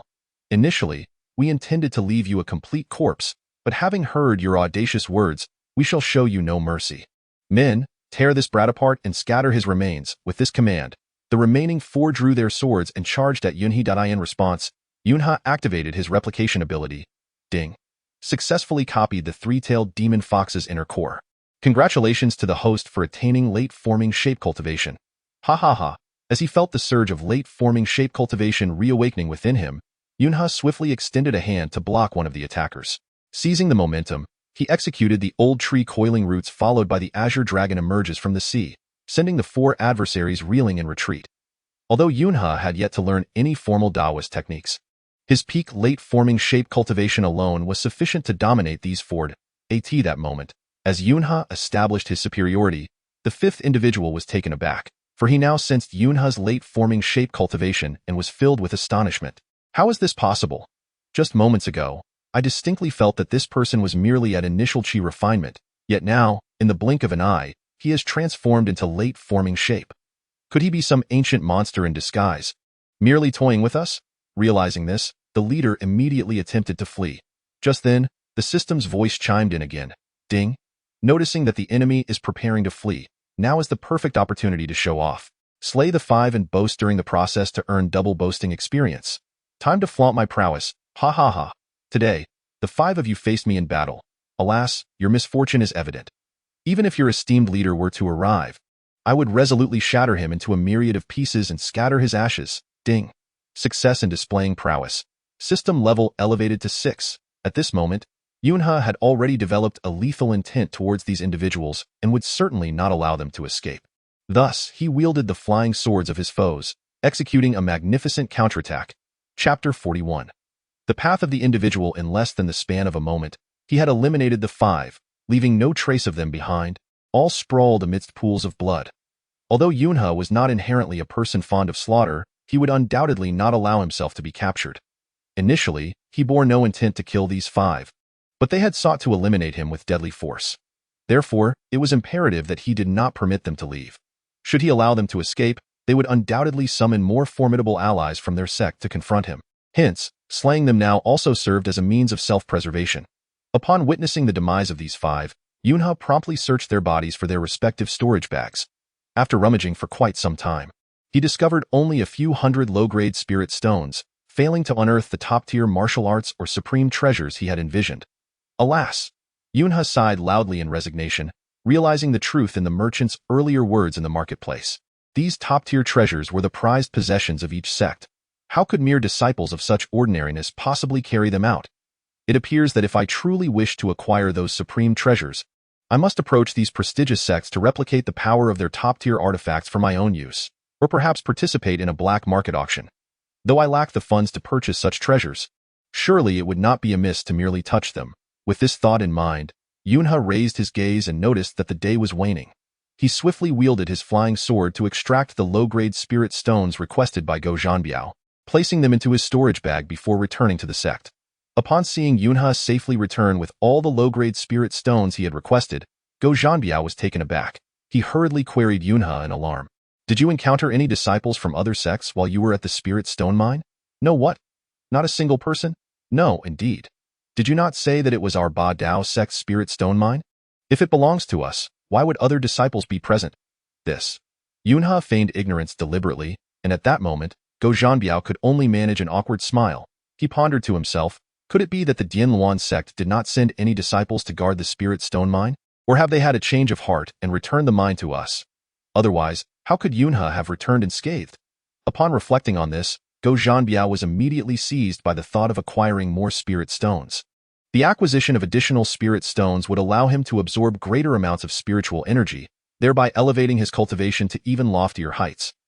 Consequently, as this notion crossed his mind, Go Zhanbiao turned to the 2 individuals beside him and proclaimed, "Gentlemen, although Yunha has brought back the spirit stones I requested, it is my understanding that many disciples of our sect are still lacking in spirit stones for their cultivation. As your senior brother, having entered the sect earlier than you, I naturally feel obligated to assist you in acquiring more spirit stones. Therefore, let us 3 venture to the spirit stone mine beneath the great locust tree and procure more spirit stones for our dominant sect." With this, Go Zhanbiao erupted into maniacal laughter and strode away. At that moment, Yunha gazed at the retreating figure of Go Zhanbiao, a cold smile creeping onto his lips. "Go Zhanbiao, you previously lured me into that spirit stone mine with the intent to eliminate me. Yet now your cleverness has backfired. I have turned your own tactics against you. Once the Dianluan sect discovers that one of their disciples has been slain, they will undoubtedly be incensed and dispatch their experts once more. You 3 shall fall into the traps laid by the disciples of the Dianluan sect, and you may find yourselves unable to return. Yet, this fate will be of your own making. You cannot blame me." As he watched the 3 figures depart, Yunha burst into hearty laughter. This was not a manifestation of cruelty on Yunha's part. Rather, in the realm of cultivation, showing mercy to one's enemies only serves to bolster their confidence, ultimately leading to one's own demise. Such is the law of the demonic path in the world of immortals. Just as Yunha was about to turn and re-enter his dwelling, he suddenly noticed a figure emerging from behind his house. Upon closer inspection, he recognized the individual and greeted him with a warm smile, and it was none other than Yujia, the senior brother from the dominant sect who had earlier cautioned Yunha to exercise utmost vigilance before his journey to the spirit stone mine at the Great Locust Tree. Though Yujia occasionally acted in a somewhat clandestine manner, Yunha understood that his intentions were ultimately for Yunha's benefit, and thus he held a favorable impression of him. Seeing that Yunha had returned unscathed, Yu Jie glanced at the distant figures of Go Zhanbiao and his companions as they vanished from sight, and then he clasped his hands together, addressing Yunhe with a hearty laugh. Junior brother Yun, it seems you are indeed formidable. To have emerged unscathed from the trap set by Go Zhanbiao and his associates is no small feat. I overheard your conversation behind the house, and learned that you encountered no disciples from the Dinlu insect guarding the mine, thus allowing you to successfully extract 3,000 low-grade spirit stones and bring them back to the sect. Truly, your luck knows no bounds. Hearing Yu Jie's words, Yunhe erupted into laughter. Oh, did I say something amiss? Senior brother? Why do you find my reaction so amusing? Noticing Yunhe's expression, Yu Jie looked on in confusion. Junior brother, I had thought you to be a clever individual, yet it appears you are rather straightforward. What do you mean by that, senior brother? Yunhe inquired. It would be prudent to promptly inform senior brother. Senior brother, as you previously mentioned, the situation regarding the Dianluan sect is rather domineering. They have audaciously seized our spiritual stone mine. Why have they not dispatched disciples to garrison it? If they fail to station their disciples there, then their prior actions of occupying our spiritual stone mine would seem utterly superfluous, akin to a foolhardy endeavor. Indeed, however, if they have disciples guarding the site, then how is it that you, junior brother Yunhe, managed to escape unscathed while returning with a considerable bounty of spiritual stones? Could it be at this juncture?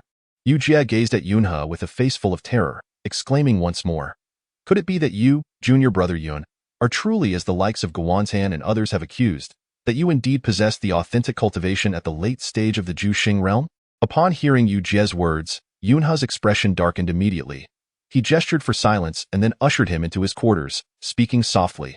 Senior brother Yu, although our acquaintance is brief, I shall not conceal the truth from you. In light of your prior counsel, indeed, my cultivation does, in fact, belong to the late stage of Juxing. What? Upon hearing Yunhe's revelation, Yu Jie staggered back several steps, his face a mask of fright. Junior brother, you are truly formidable. Having entered the sect only 2 days ago, your cultivation has reached such heights. It is worth noting that Wu Hao Yuan, who accepted you as a disciple, does not possess your level of prowess. Although he is at the mid-stage of Juxing, he has toiled for centuries to attain such a level. Yet you, in a mere 2 days, have achieved this rank, truly remarkable. Junior brother, allow me to pay my respects. As Yu Jie spoke, he attempted to kneel before Yunhe. However, upon witnessing this, Yunhe swiftly pulled him up, smiling as he said, Senior brother, you must not. Our ranks are disparate. You are my senior, and I am your junior. How could you kneel before me? Your words are misguided. In the realm of the demonic path, we honor strength above all. It matters not if I am your senior. Even if I were your master, should your strength surpass mine, we would be considered equals, and you might even take on the role of a senior while I become the junior. Such occurrences are commonplace. Chapter 43. Following my path. Is that so? After hearing Yu Jie's explanation, Yunhe nodded thoughtfully. Having never realized that the demonic path reveres strength above all, he had always believed that a disciple, regardless of their cultivation level, must eternally respect their master. Yet, while Yu Jie spoke the truth about the current state of the demonic path, Yunhe himself maintained a deep respect for his mentors. However, this regard was solely reserved for those who genuinely cared for him. In contrast, he held no respect for a despicable master like Wu Hao Yuan, who had repeatedly sought his life. How could Yunhe, as a disciple, stand idly by? Junior brother, you are indeed impressive. I am curious about the means by which you have suddenly ascended from an ordinary mortal to the late stage of Juxing. Upon hearing Yu Jie's inquiry, Yunhe's eyes darted, and he promptly sought an excuse, replying, Yu Jie, you are unaware that prior to my entry into the Ba Dao sect, I spent several centuries under the tutelage of my master. A wandering practitioner at that time, my true cultivation level was merely at the late stage of forming shape. However, I was later ambushed by treacherous individuals, which resulted in severe injuries and a drastic decline in my abilities. Since being brought into the Ba Dao sect by Wu Hao Yuan, I have gradually recovered from my injuries, and my cultivation has indeed been slowly ascending. Presently, the late stage of forming shape is my ultimate cultivation level. I am not a prodigy of martial arts, thus when you ask me for guidance, I truly find myself lacking. Is that so? What a pity. Upon hearing Yunhe's words, Yu Jie harbored no further suspicions, merely shaking his head in profound disappointment. He had initially believed Yunhe to be an individual of nearly monstrous prowess. However, upon learning the so-called reality from Yunhe, Yu Jie was indeed greatly disheartened. Although Yu Jie possessed a modicum of cleverness, he was exceedingly dull when it came to cultivation. After decades of being part of the Ba Dao sect, his cultivation still lingered at the late stage of qi refinement, unable to break through the bottleneck. Thus, after witnessing Yun He's ability to emerge unscathed from an encounter with disciples of the Tianwan sect, he longed to learn the methods from Yun He.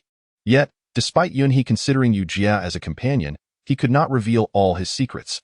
Moreover, although he possessed a system capable of replication, it only functioned for himself. Even if he wished to assist Yu Jia, he was powerless to do so. Observing the disappointment on Yu Jia's face, Yun He chuckled and patted his shoulder. "Do not lose heart, brother Yu. While your current cultivation may be modest, no one can predict your future success. Perhaps one day you will become a sect leader." Haha, Yun Shidi, you do enjoy jesting. A person of my mediocre talent will surely wither away in this Ba Dao sect. How could I ever aspire to be a sect leader? Do not mock me, brother, you must not speak in such a manner. Remember, one must have confidence in oneself. If you lack faith in your own abilities, how can you expect others to believe in you? Indeed, your words are worth more than a decade of study. After hearing Yun He's encouragement, Yu Jia nodded with newfound joy. Yun He Shidi, if that is the case, I shall follow you from now on. I hope that when you feast in the future, you will save a morsel of soup for me. Rest assured, brother Yu. Yun He, am one who shares both hardships and blessings.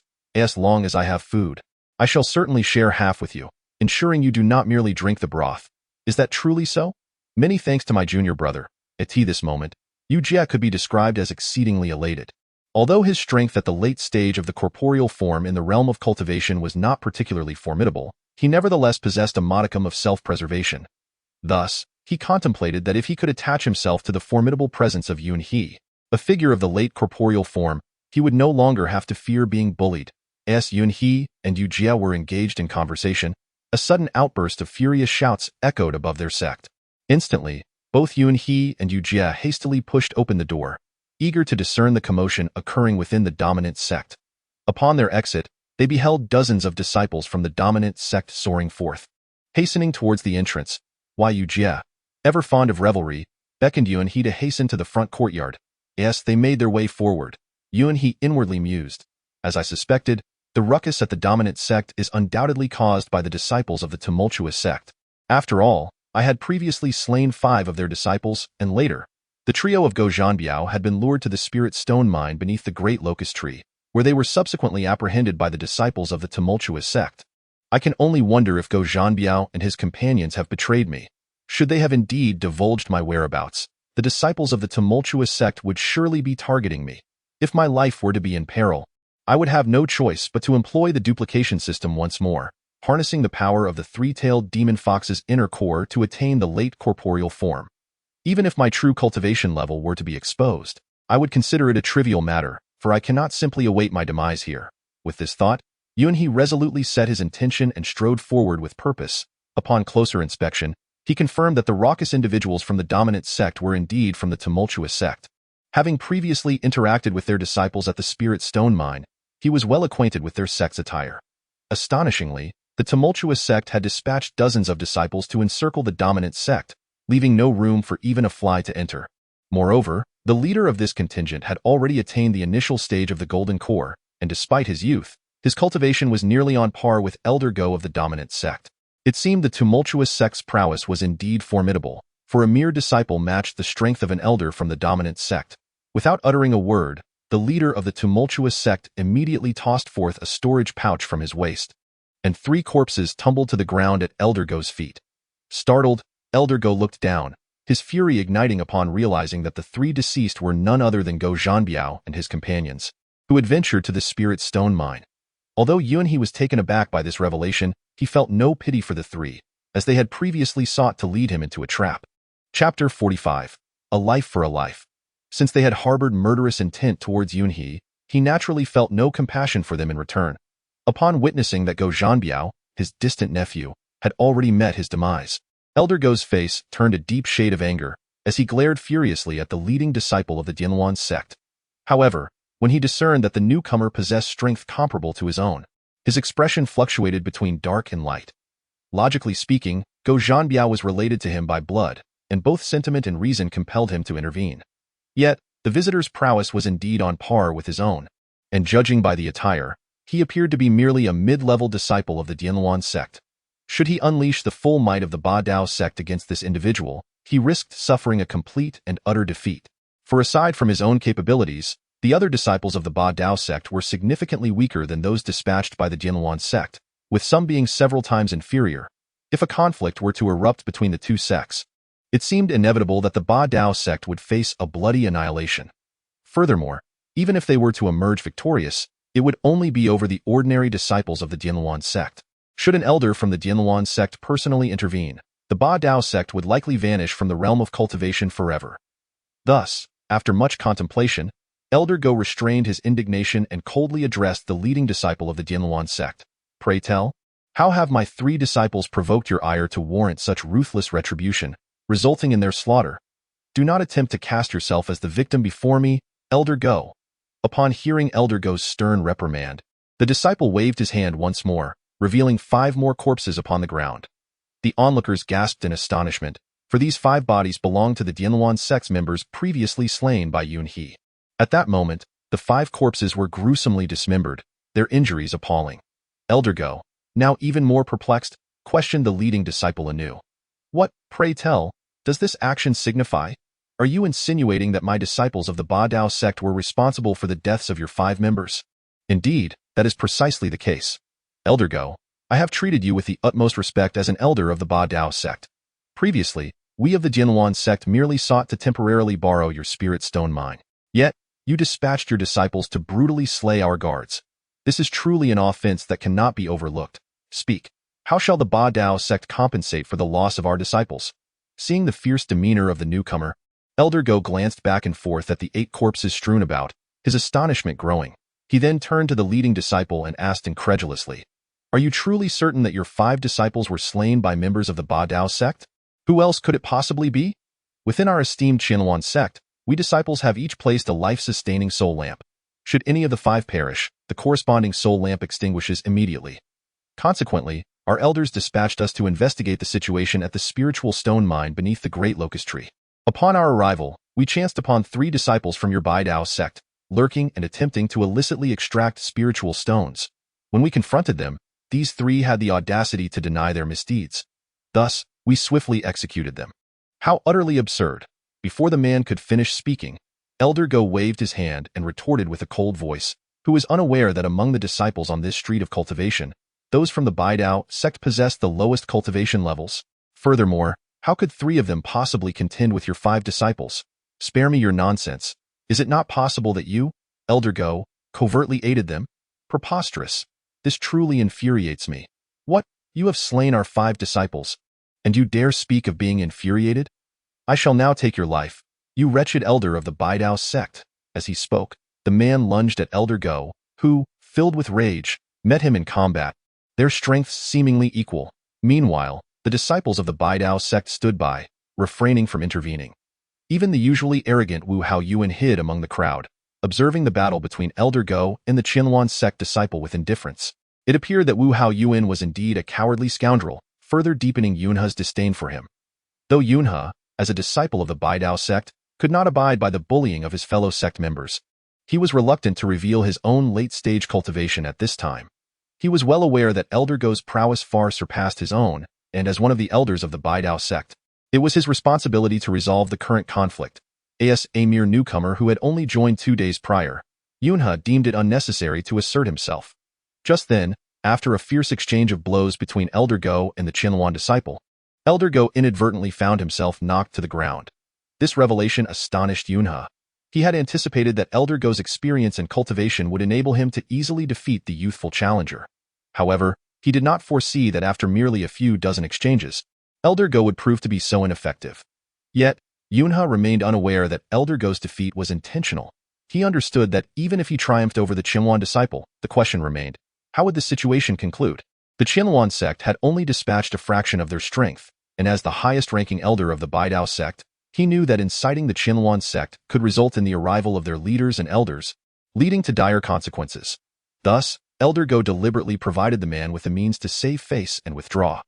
Although he had been knocked to the ground, Elder Go had merely gone along with the flow and sustained no serious injuries. The young man who had defeated Go Changlao was acutely aware that Go Changlao's fall was a deliberate act, and thus he refrained from being overly aggressive. After all, he understood that even a cornered rabbit would bite. and a desperate dog might leap over a wall. Recognizing that Elder Go possessed far greater experience and was a seasoned veteran of numerous battles, he knew that engaging in a direct confrontation would likely result in his own grievous injury. Therefore, the young disciple of the Diaowan sect addressed Elder Go once more, saying, "Elder Go, I shall ask you again. How do you intend to compensate for the slaughter of our 5 disciples by your own? Should you dare to refuse compensation, you shall have only yourself to blame when I turn against you." Upon hearing the young man's confrontational words, Elder Go, feeling helpless, dusted off his garments and, suppressing his inner fury, replied, "My dear friend, you are aware that our Ba Dao sect has never been particularly powerful, our resources are scarce, and we possess no advanced magical artifacts or flying swords. How, then, could we possibly provide you with compensation?" At last, Elder Go yielded. Chapter 47. The Vassal of Diaowan's Senior Brother. Is it true that once our Ba Dao disciples become affiliated with the Diaowan sect, they will be treated as mere cultivation furnaces? Indeed, you are quite astute, Junior Brother Yun. The Diaowan sect is notorious in this region.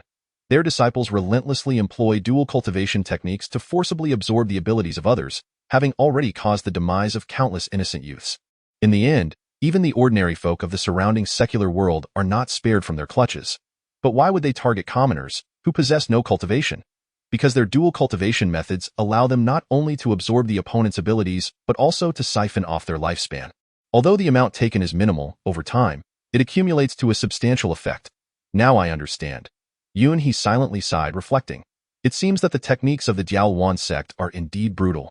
However, they would be quite effective against those who are utterly irredeemable. If the opportunity arises, I must learn such methods. In our street of cultivation, it is not uncommon for disciples to vanish without a trace, likely at the hands of the Diaowan sect. Why do other sects not confront them? Alas, the Diaowan sect is the most formidable in this region. In the past, they have shown great deference to the Yin demon sect within the shadowy mountains, sending countless mid-level spirit stones as tribute. Unless the Yin demon sect speaks, who would dare lay a finger on the Diaowan sect? Junior Brother Yun, you must understand that although our Ba Dao disciples are of low cultivation, they are still regarded as mere cultivation furnaces by the Diaowan sect. Recall how they treated us with violence and scorn when we were not affiliated with them. Now that we have become their vassals, we have effectively become their servants. In such circumstances, not only do we face a bleak future in our cultivation, but we may also find our very lives in jeopardy. How vexing it is! I never anticipated that my earlier act of swiftly eliminating 5 disciples of the Dianzhuan would inadvertently embroil the Ba Dao sect in such perilous circumstances. Alas, with this thought, Yun he immediately sighed and shook his head. Senior Brother, if what you say is true, then indeed, it seems that the Dianzhuan sect is not a place we should venture into. Of course, however, Senior Brother Yu Jia, I have been at the sect for quite some time now, yet I have never encountered our esteemed master. Now that the Ba Dao sect is on the brink of disaster, why is our master still absent from the sect? Our master, Tian Wenwu, is nothing more than a mere figurehead. When there is nothing pressing, he comes here to indulge in some leisurely pursuits with a handful of spirit stones. Yet, when trouble arises, he retreats like a tortoise, leaving many disciples of our Ba Dao sect, who have been here for years, without the means to cultivate. If only these low-ranking disciples knew that without spirit stones, their progress would stagnate indefinitely. After all, we are not powerful beings in the integration stage, unable to absorb the spiritual essence of heaven and earth for our own use. This is precisely why disciples of our Ba Dao sect are so few. When you first joined, I, along with a few other senior brothers, secretly laughed and thought you were blind, deceived into entering the Ba Dao sect. Little did I realize that you were, in fact, a profound individual at the late stage of corporeal form. However, now that the Dianzhuan sect has become our adversary, Yun Shidi, with your exceptional cultivation, you might still find a way out. As for us low-ranking disciples, we can only resign ourselves to being at the mercy of others. Chapter 47. Dual cultivation of the Dianzhuan Hemph. Spare me your pretenses of poverty. Let me make it clear. Since you dared to allow your disciples to slay 5 members of the Dianzhuan sect today, you must be prepared to face the consequences. I shall now offer you a clear path. First, you will hand over the spirit stone mine that we previously discussed borrowing, without reservation, to the Dianzhuan sect. As soon as these words were uttered, a clamor erupted among the disciples of the Ba Dao sect, for they had been unaware that their only spirit stone mine had already fallen into the hands of the Dianzhuan sect. Meanwhile, Elder Go remained as tranquil as a still lake, for he had anticipated that the mine, once borrowed by the Dianzhuan sect, would never be returned. Thus, he was not taken aback upon hearing the declaration.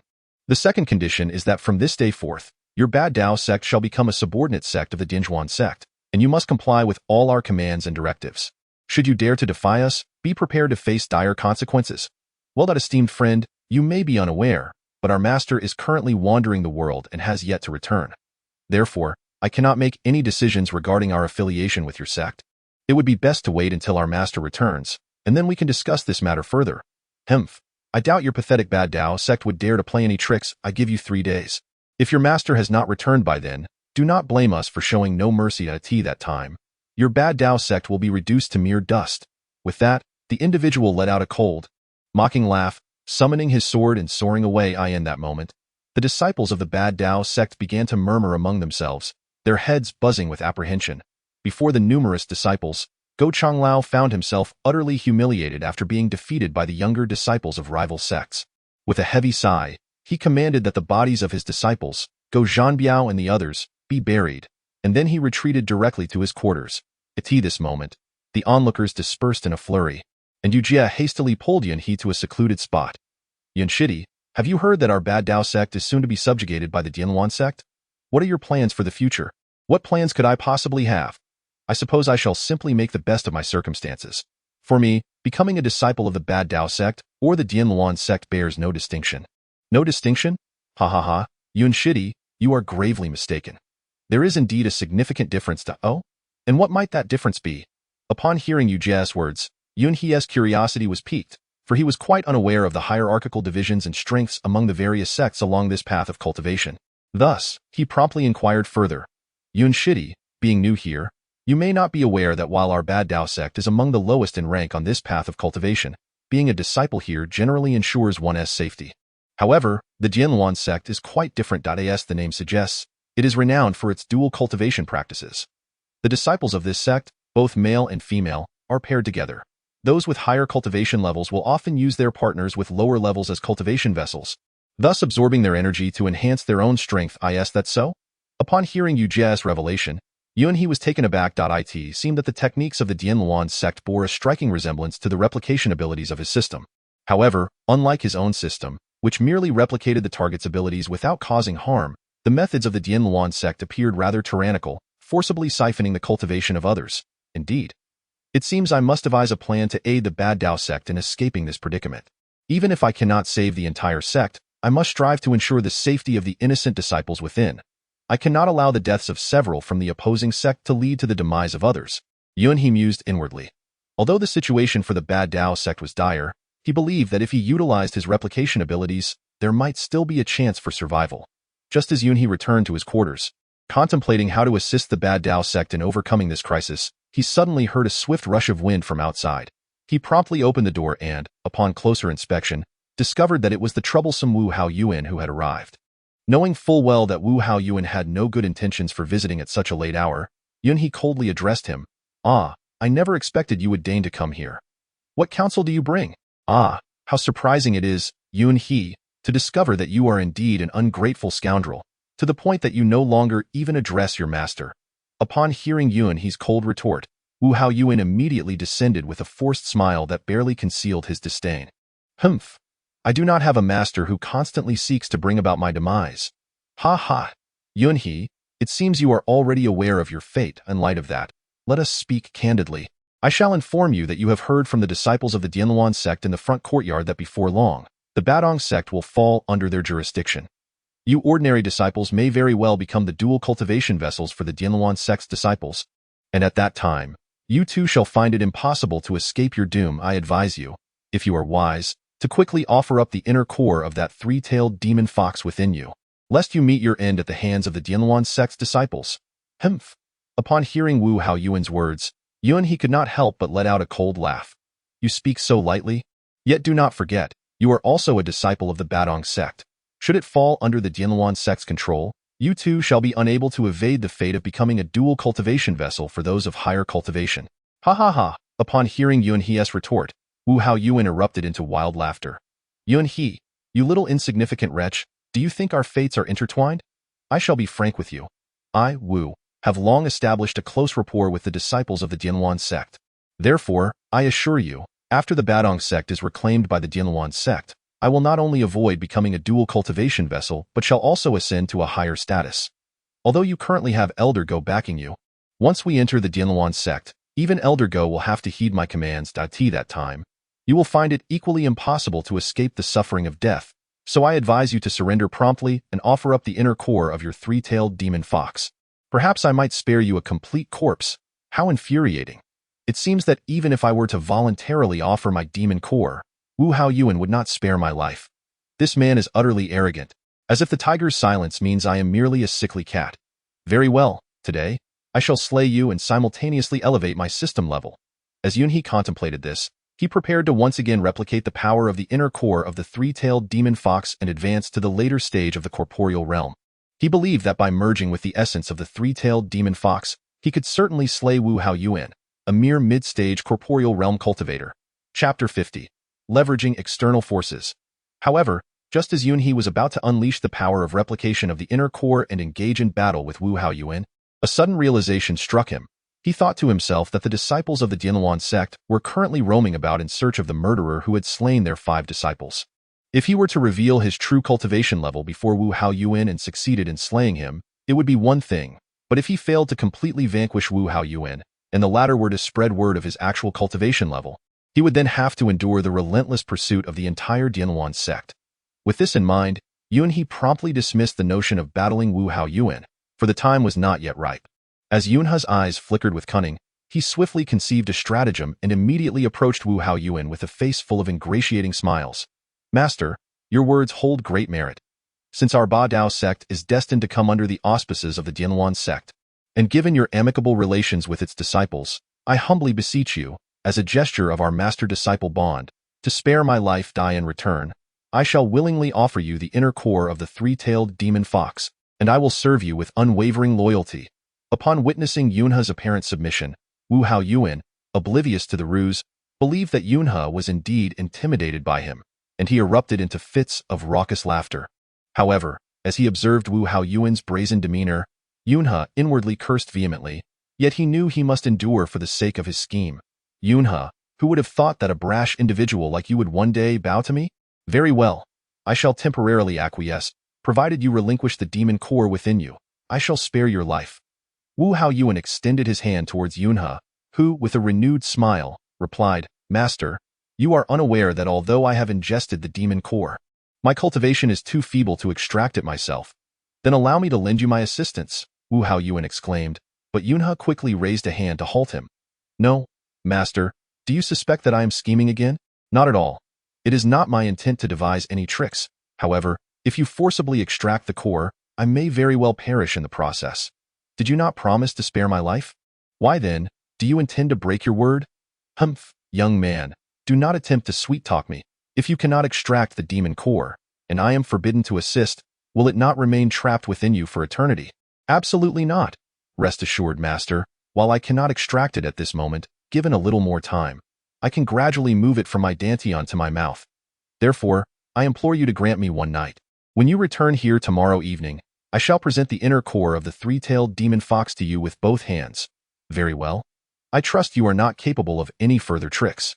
However, I must caution you. If you plan to seek assistance to thwart my acquisition of the core tomorrow night, I advise you to abandon that notion. I am the Ba Dao sect. The only one who could oppose me is Elder Go. Yet he is currently embroiled in his own troubles and will not concern himself with your affairs. Ha ha ha. With that, Wu Hao Yuan laughed boisterously and departed, convinced of his own thoughts. Indeed, Yunhe hoped to persuade Elder Go to aid him the following night, as he was still unable to reveal his true cultivation level and thus relied on Elder Go's assistance. Chapter 51. Pretending to be generous. Although Wu Hao Yuan had mentioned before his departure that Elder Go was currently struggling to ensure his own safety and would not concern himself with matters such as those of Yunhe, Yunhe was well aware that human nature is inherently greedy. As the saying goes, men die for wealth, birds perish for food. He simply could not believe that if he were to place several hundred spirit stones before Elder Go, the elder would refuse to assist him. Thus, Yunhe promptly retrieved the 5 storage bags he had previously seized from the 5 disciples of the Tianluan sect. While these bags contained only a modest amount of low-grade spirit stones, when combined, they amounted to as many as 600, an exceedingly substantial sum for a minor sect like the Ba Dao sect. Consequently, Yunhe decided to knock on Elder Go's door that very night. Who is making such a ruckus at this hour? Elder Go. It is your disciple. Yunhe. Oh, it is you? Yunhe. Come in, come in. Upon hearing Yunhe's voice, Elder Go immediately swung open the door, smiling as he ushered Yunhe into the room. Elder Go had always held a favorable opinion of Yunhe, considering him a prodigy with remarkable talent and an almost monstrous speed of cultivation. He had previously contemplated how to promote the prestige of the Baidao sect through Yunhe. Yet now, he found himself faced with such an unexpected predicament. Not only was it uncertain whether Yunhe could enhance the sect's reputation, but the very survival of the Baidao sect itself had become a question mark. I wonder what brings you here at such a late hour. Could it be concerning the Tianluan sect's intention to swallow our Baidao sect? Elder Go was indeed a forthright individual. Upon Yunhe's arrival, he wasted no time in addressing the matter directly. Yunhe, in turn, hastily clasped his hands in respect and replied, Elder, though I have only been a disciple for a mere 2 days, you are well aware of my unwavering dedication to our sect. However, I never anticipated that our Baidao sect would encounter such a setback. It is truly lamentable. Alas, there is little we can do in the realm of demonic cultivation. It is survival of the fittest. Thus, it is not only small sects like ours that are at risk. Even a formidable sect like the Enhancement sect on the Shadow Mountain could face annihilation if their strength wanes. Such is the inexorable cycle of nature, an unavoidable truth. Yunhe, I see your exceptional talent and innate aptitude for cultivation. Therefore, should you fall under the jurisdiction of the Tianluan sect, they may not be aware of your true capabilities and could very well exploit you as a dual cultivation furnace, draining your essence and leading you to your demise. I advise you to leave the Baidao sect and this street of cultivation for other demonic sects. Upon hearing Elder Go's words, Yunhe felt a flicker of appreciation for him. Previously, due to Go Zhanbiao's influence, Yunhe had assumed that Elder Go would share similar traits, petty, bullying the weak while fearing the strong, and insatiably greedy. Yet, unexpectedly, in this moment of peril, Elder Go genuinely considered Yunhe's well-being and actively encouraged him to escape the Baidao sect. This was something Yunhe had never anticipated. However, Yunhe, at this moment, harbored no intentions of departing from the Baidao sect. Even if he were to leave, he must first deal with the despicable Wu Haoyuan. Thus, Yunhe once again clasped his hands in respect towards Elder Go and said, Elder, your words are misguided. Let it be known that even though I, Yunhe, have only resided within the Baidao sect for 2 days, even if it were merely for a day and an hour, I would still choose to live as a Baidao person and die as a ghost of the Baidao sect. Chapter 52. The continuous display of bravado ding. The host has successfully displayed bravado, and the bravado system's level has risen to level 7. The duration for skill replication has been extended to 7 hours. A warm reminder, upon reaching level 10 of the bravado system, corresponding new skills will be unlocked. What? New poses will also be unlocked. Ugh, I meant to say new skills. I wonder what those skills might be? Please inquire about the system only after the bravado system has been elevated to level 10. Faced with the system's reticence, Yunhe felt a surge of frustration within. Yet the news of the system's escalating level and the consequent enhancement of his replication abilities filled him with uncontainable joy. However, with Elder Go still present, Yunhe could not reveal any unusual emotions and maintained a facade of righteous indignation. Oh? Upon hearing Yunhe's resolute declaration, Elder Go was taken aback. Yet he nodded in appreciation towards Yunhe. Who would have thought that after merely 2 days in our Baidao sect, you would exhibit such loyalty and righteousness? It truly impresses me. Alas, even someone as loyal as I cannot escape the fate of being ensnared by treacherous individuals. What do you mean by that, Yunhe? At this moment, Yunhe had genuinely entered the crux of the matter. Elder, you may be unaware, but although I was led into the Baidao sect by Wu Haoyuan, prior to my initiation, I had spent several decades under the tutelage of my enlightening mentor, thus accumulating some resources. However, upon learning of this, Wu Haoyuan has sought to seize my meager stash of spirit stones. Initially, he attempted to seduce me with sweet words, but later resorted to threats. As you know, I am merely at the initial stage of qi refinement. How could I possibly contend with someone like Wu Haoyuan, who is in the mid-stage of qi refinement? Furthermore, I have heard from the disciples within our sect that during this period, Wu Haoyuan has been flirting with the disciples of the Tianluan sect, boasting that should the Baidao sect ever fall under the jurisdiction of the Tianluan sect, even you, Elder Go, would have to bow to him. What? Wu Haoyuan is so audacious. Upon hearing Yunhe's words, Elder Go was instantly enraged, shattering the table before him into splinters. Upon encountering Elder Go in a fit of rage, Yunhe's heart swelled with joy, and he hastily fanned the flames, addressing him once more. Elder, please temper your anger. I have come to you in hopes that you might spare my life. Moreover, I was deeply incensed when I witnessed the disciples of the Depeo sect being bullied by those from the Dianluan sect. Regrettably, my own strength is lacking, which compels me to offer you the spirit stones I have diligently amassed over the years, hoping to express my gratitude and do my part for our sect. As Yunha spoke, he placed his storage pouch upon the table, revealing 600 low-tier spirit stones. These stones had been scavenged from the storage bags of the 5 disciples of the Dianluan sect whom he had slain. Elder Go's eyes brightened at the sight of the stones, astonished. Yunha, are all these spirit stones truly yours? Indeed, Elder. You are aware that I have trained under my esteemed mentor for several decades, and thus, these 600 spirit stones represent my savings. Yunha replied, I see. With Yunha's carefully crafted words, Elder Go no longer questioned the origin of the spirit stones. However, Yunha, given your arduous journey in cultivation, would it not be a shame to part with these 600 spirit stones? I believe you should keep them for yourself. Alas, Elder, you speak erroneously. Did you not previously express your intent to accept me as a disciple? Thus, you are my mentor, and it is only fitting that I honor you with these spirit stones. Ding! Continuous display of bravado successful, experience doubled, and the boasting system upgraded to level 9. How splendid! I never anticipated that these 600 spirit stones would elevate my system by 2 levels. Now, I stand merely a step away from level 10, and I am eagerly anticipating the newly unlocked abilities. Yunha felt a surge of delight and promptly pushed the spirit stones back toward Elder Geo. It is a well-known truth that no one can resist the allure of wealth, and Elder Go was no exception. Seeing Yunha's insistence, he pretended to decline before gleefully stowing the 600 spirit stones into his own storage bag. Very well, since you are so adamant, I cannot refuse. However, you mentioned that Wu Haoyuan covets these 600 spirit stones and has threatened you. His clandestine dealings with the disciples of the Dianluan sect lead me to believe that this incident involving the Dianluan sect slander of our Depeo sect is surely linked to Wu Haoyuan. Indeed, I share your sentiments. Yunha swiftly seized the opportunity to shift all blame onto Wu Haoyuan. Moreover, Elder, you may not be aware, but Wu Haoyuan recently threatened me, stating that by tomorrow night, he would forcibly demand these 600 spirit stones from me. Should I refuse, he vowed to dismember me and scatter my ashes. Thus, I implore you, Elder Go, to save my life. Ha ha ha. Upon hearing Yunha's words, Elder Go immediately rose to his feet, patting Yunha on the shoulder, and declared loudly, Fear not, for you are now my disciple. That Wu Haoyuan is nothing but a worthless scoundrel in my eyes, utterly unworthy of mention. How dare he lay a hand on my disciple? Let it be known, even if the leader of the Dianluan sect were to come, I would not yield. Upon hearing Elder Go's righteous proclamation, Yunha's heart swelled with joy. Seemed that money truly could move mountains. Had he not presented the 600 spirit stones earlier and instead relied solely on pleas to Elder Go, the elder would never have taken it upon himself to assist in eliminating Wu Haoyuan. Now that Elder Go had accepted his payment, he would undoubtedly spare no effort in ridding him of Wu Haoyuan come tomorrow night. Moreover, with Elder Go suspecting Wu Haoyuan of being the mastermind behind the conflict between the Dianluan sect and the Baidao sect, there was no way Elder Go would allow Wu Haoyuan to continue his brazen display of power. Rest assured, come tomorrow night, I will conceal myself around your dwelling. The moment Wu Haoyuan shows his face, I shall rend him to pieces. Thank you, Elder Go.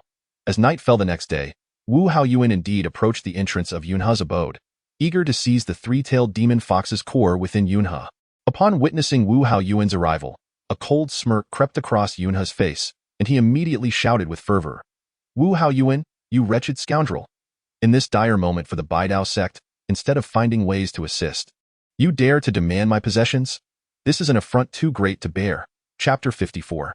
The Last Stand. What? Hearing Yunha's sudden outburst, Wu Haoyuan was instantly enraged, preparing to retaliate against Yunha. Just then, a flash of yellow light surged toward him. Startled, Wu Haoyuan instinctively attempted to evade the incoming attack while simultaneously launching a counteroffensive with his left hand. However, he was unaware that the attacker was Elder Go, who had reached the initial stage of alchemy, while Wu Haoyuan was merely at the mid-stage of corporeal form. How could he hope to contend against such a formidable opponent? Elder Go unleashed his magic once more, sending Wu Haoyuan flying several dozen meters away. It was only then that Wu Haoyuan discerned that it was indeed Elder Go who had assaulted him. Fully aware that he stood no chance against the elder, he quickly clasped his hands in a gesture of surrender and pleaded for mercy. Elder, I have never crossed you. Why do you attack me, a disciple? Wu Haoyuan, you treacherous wretch. Were it not for Yunha's insistence, I would remain oblivious to the fact that you are the very culprit behind our Baidao sect's current plight. Speak. What benefits has the Dianluan sect offered you to betray us? What? Accuse my disciple unjustly. He has never done anything to harm the Baidao sect. At this moment, Wu Haoyuan was weeping profusely, his head bowing repeatedly in supplication. The once arrogant and domineering Wu Haoyuan, who had exuded an air of invincibility, now feigned utter helplessness in a desperate bid for survival. If bystanders were unaware of his malicious heart, they might indeed mistake him for an innocent soul. However, in Yunhe's eyes, the more vehemently Wu Haoyuan cried, the more it revealed his profound cunning. He was not to be spared. Thus, Yunhe turned once more to Elder Go, exclaiming, "Elder, do not heed this nonsense from Wu Haoyuan. Just last night, he brazenly declared in front of the disciples that he had a close relationship with the Dianluan sect, and he even claimed that once the Baidao sect fell under their dominion, he would soar to great heights, vowing to make you regret it. What? Yunhe, how dare you slander me? When did I ever say I would bring misfortune upon Elder Go? Enough of your prattle, Wu Haoyuan. I am well aware of your fickle nature, swaying with the wind like a mere reed.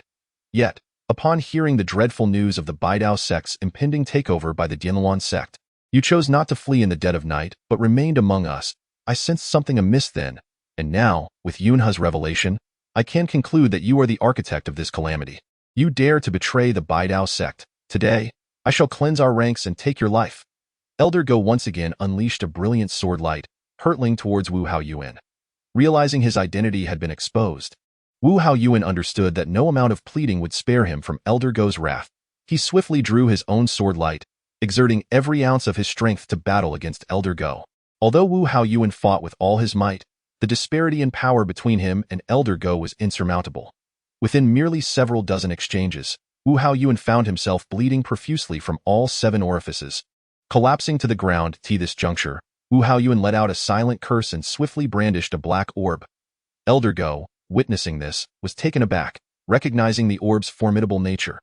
He immediately retreated several steps and hastily summoned his protective spiritual light, barely managing to shield himself from the orb's thunderous assault.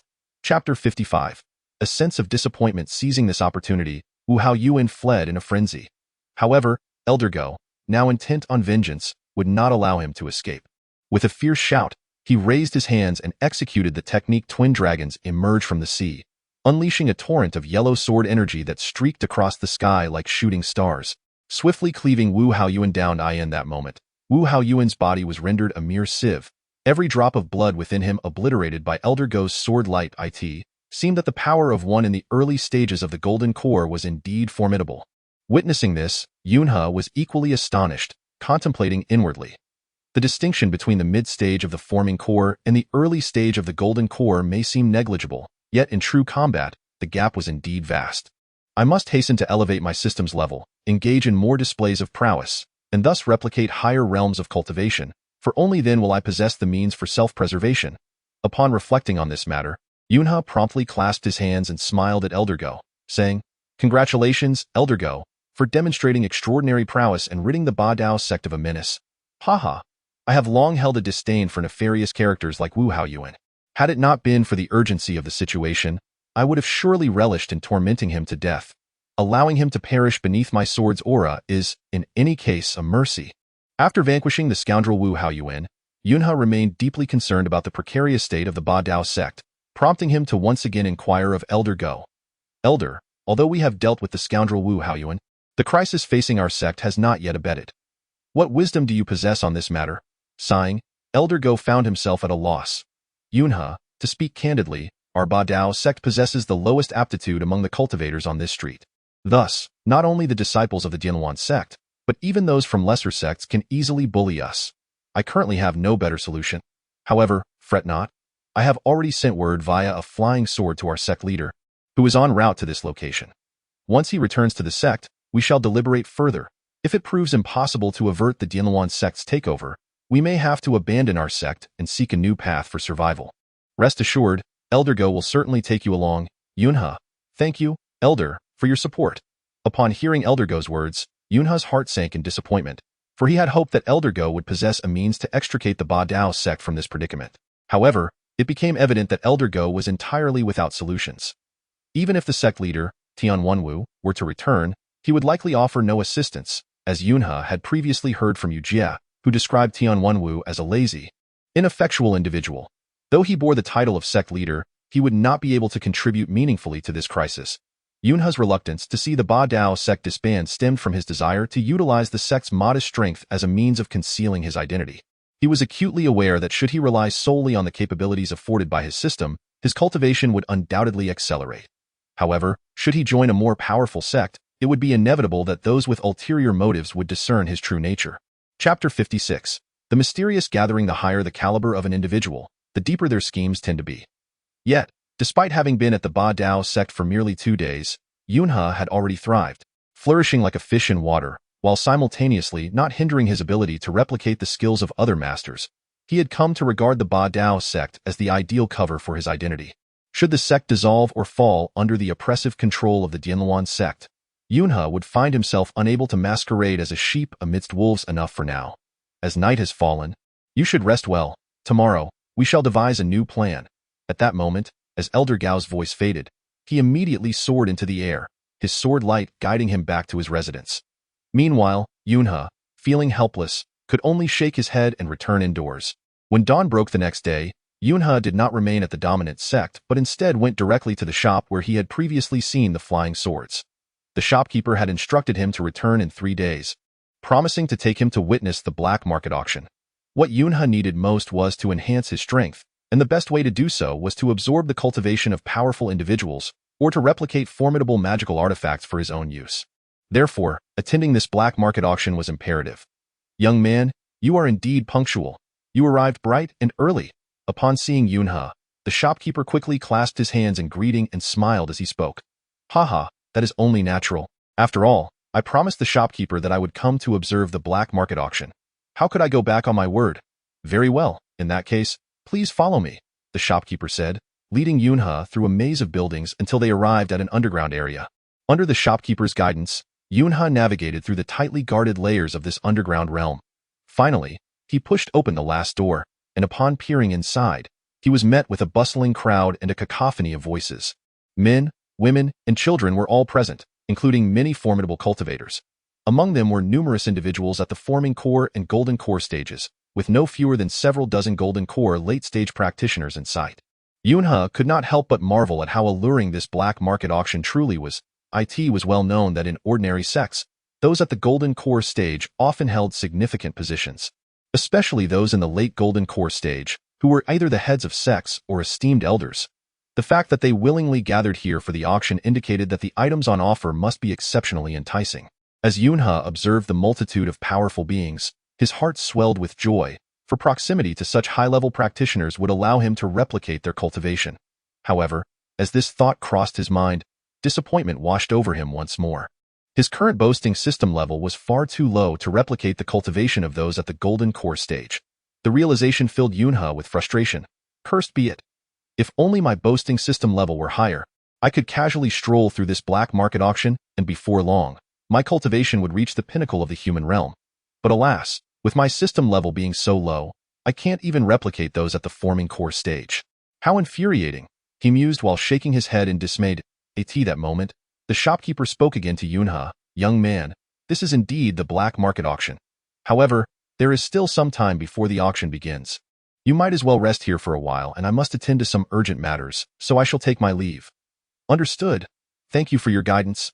Not at all. After the shopkeeper departed, Yunhe blended into the crowd.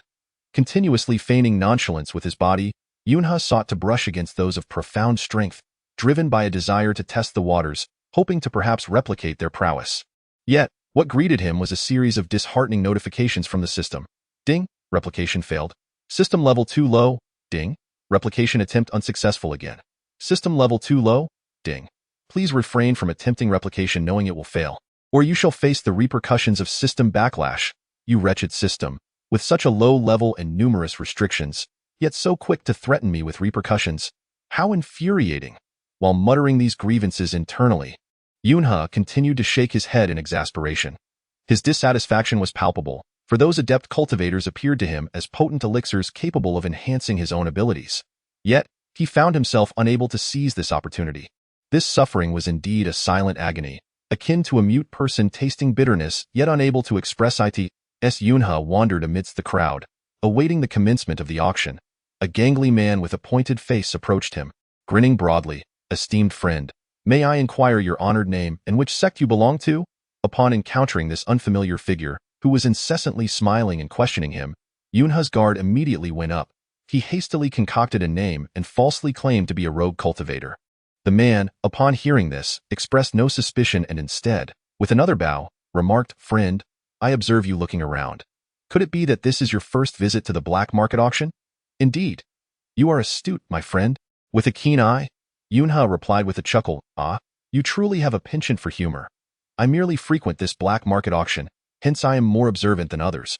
May I ask if there is anything in particular that has caught your fancy during your visit?" "Not at the moment. This is my first time here. I simply wish to enjoy the atmosphere and broaden my horizons. Oh, is that so?" Upon hearing Yunha's words, the gangly youth's eyes gleamed with intrigue. "Since you're here to broaden your horizons, I happen to have some items for sale. Might you be interested?" "Oh, is it permissible to engage in private transactions before the auction even begins?" "Ha ha ha. Your question brings me amusement." The gangly youth chuckled once more. "Dear friend, you are perhaps unaware that this black market auction is merely a platform commissioned by those enigmatic sellers to showcase their precious items, facilitating exchanges or acquiring more spirit stones. However, it does not impede the clandestine transactions that occur between cultivators. Thus, the reason so many have gathered here before the event is primarily for such private dealings, which often yield lower prices and avoid the auction's commission fees." "I see. In that case, please enlighten me, esteemed friend. I am curious to know what treasures you possess." At this moment, Yunha expressed his astonishment and inquired of the middle-aged man, whose features were rather sharp and monkey-like. "Please, follow me," the sharp-featured man responded, guiding Yunha to a corner where he promptly produced a storage bracelet. Chapter 58. Expanding Horizons. Upon seeing it, Yunha was taken aback. For even the most esteemed elder in his sect, Elder Go, merely utilized a storage bag. Yet this seemingly unremarkable middle-aged man possessed a storage bracelet, which truly broadened his horizons. With a subtle incantation, the storage bracelet emitted a flash of blue light, revealing a vial of medicinal pills, a book, and a slender object resembling a silver needle, though its hue was a mysterious red. Noticing Yunha's astonished gaze, the sharp-featured youth smiled with pride and continued, "Friend, behold this vial of pills, known as the Heaven-Replenishing Pill. As the name suggests, it is crafted for those lacking innate talent. The path of cultivation is fraught with challenges, and those who are less gifted, even if they manage to embark on the journey, will find it exceptionally arduous to progress further. Thus, this pill is an essential remedy for the less talented. While it may not be exceedingly rare, I assure you it is considerably cheaper than what is offered at the outside alchemy shops, and its efficacy is no less potent. In this little booklet, do not be deceived by its single page. Within it lies the long-lost technique of breath concealment, a skill that has been forgotten for many years in both the righteous and demonic realms." "Oh? Pray tell, what is this breath concealment technique?" "This technique allows the practitioner to freely suppress their cultivation level. For instance, if one is at the foundation establishment stage, they can lower their level to the chi refinement stage, rendering them undetectable to others. However, it may seem rather inconsequential. Dear friend, you underestimate its significance." "Oh? What value does it hold? I would like to hear the details." "Dear friend, you are well aware that in these times of confrontation between the righteous and the demonic, it is customary to first employ one's spiritual awareness to gauge the cultivation level of the opponent before making a decision. Consider, if a master at the peak of the corporeal stage were to utilize the breath concealment technique to suppress their own cultivation to the chi refinement stage, then even when faced with someone at the foundation establishment stage, they might be mistakenly perceived as possessing a lower level of power. Consequently, the master would strike without hesitation, allowing the corporeal expert to seize the opportunity to eliminate them." "Ah, I see now. It appears that this breath concealment technique is designed to deceive one's adversaries. In simpler terms, it is akin to playing the role of a lamb while hiding the ferocity of a tiger." "Precisely, and there exists another significant aspect of this breath concealment technique. Some individuals of profound cultivation, wishing to conceal their true abilities for specific purposes, find it essential to master this technique to maintain their anonymity." From what has been said, this breath concealment technique seems exceptionally well suited for me." Upon hearing this, Yunha nodded thoughtfully. "Should my system level rise in the future, I could replicate the cultivation of those with greater prowess. At that point, it is possible that within a year, my own cultivation could reach the pinnacle of the god transformation stage. However, such advancements may attract the attention of those with ulterior motives. If my life were to be threatened, it would spell disaster. Yet, if I were to master the breath concealment technique, I could conceal my god transformation level, presenting myself as merely at the initial stage of chi refinement. This would eliminate the need for constant transitions between replicated skills. Indeed, the breath concealment technique proves to be exceedingly advantageous for me. Chapter 59. The glimmering blood needle. Contemplating this, Yunha hastily addressed the sharp-featured man. Might I inquire if you would allow me to examine this breath concealment technique? Dear friend, you jest. Upon hearing Yunha's request, the sharp-featured man quickly stowed the breath concealment technique back into his storage bracelet. Noticing Yunha's puzzled expression, the young man chuckled once more. You are new here, and perhaps unaware that this technique exists in but a single copy. If you have an exceptional memory and merely glance at it, you would effortlessly commit all the incantations and techniques to memory. Would that not mean I would have given away my breath concealment technique for nothing? How then could I sell it in the future? Oh, I see now. I made an oversight. Why, apologies. No harm done. No harm done. By the way, dear friend, what is the purpose of this slender, hair-like red needle? Seeing that the sharp-featured man had retrieved the breath concealment technique into his storage bracelet, Yunha remained unperturbed. He intended to thoroughly understand all three items possessed by this man before devising a plan to acquire the breath concealment technique. The crimson flying needle, known as the blood needle of flowing light, was crafted by a profoundly skilled practitioner of the demonic arts, who, through the use of their own vital essence, transformed their life force into 30 such blood-hued needles. These instruments were designed to serve as lethal weapons against adversaries. The minute size of this red needle grants it the capability to inflict death without a trace. During a confrontation, the enemy may not even realize they have been pierced before they meet their demise. Furthermore, this needle is neither metal, iron, steel, nor wood. It is, in fact, a genuine refinement of one's vital blood, transcending the 5 elements and impervious to any magical artifacts. Is it not so?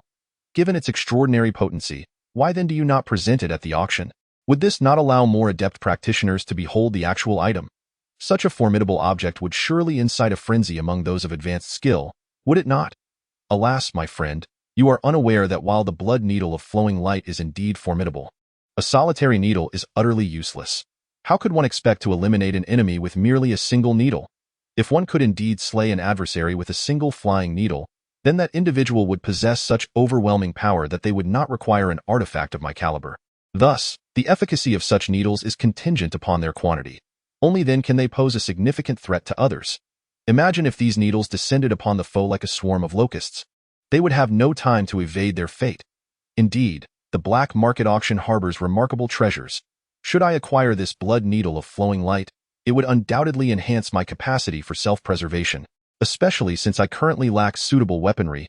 Yunha, gazing at the blood needle of flowing light, found it to be a most intriguing sight. He then addressed the man once more, asking, might I be permitted to hold this needle for a closer examination? Of course, it is merely an artifact, and I harbor no fears of you absconding with it.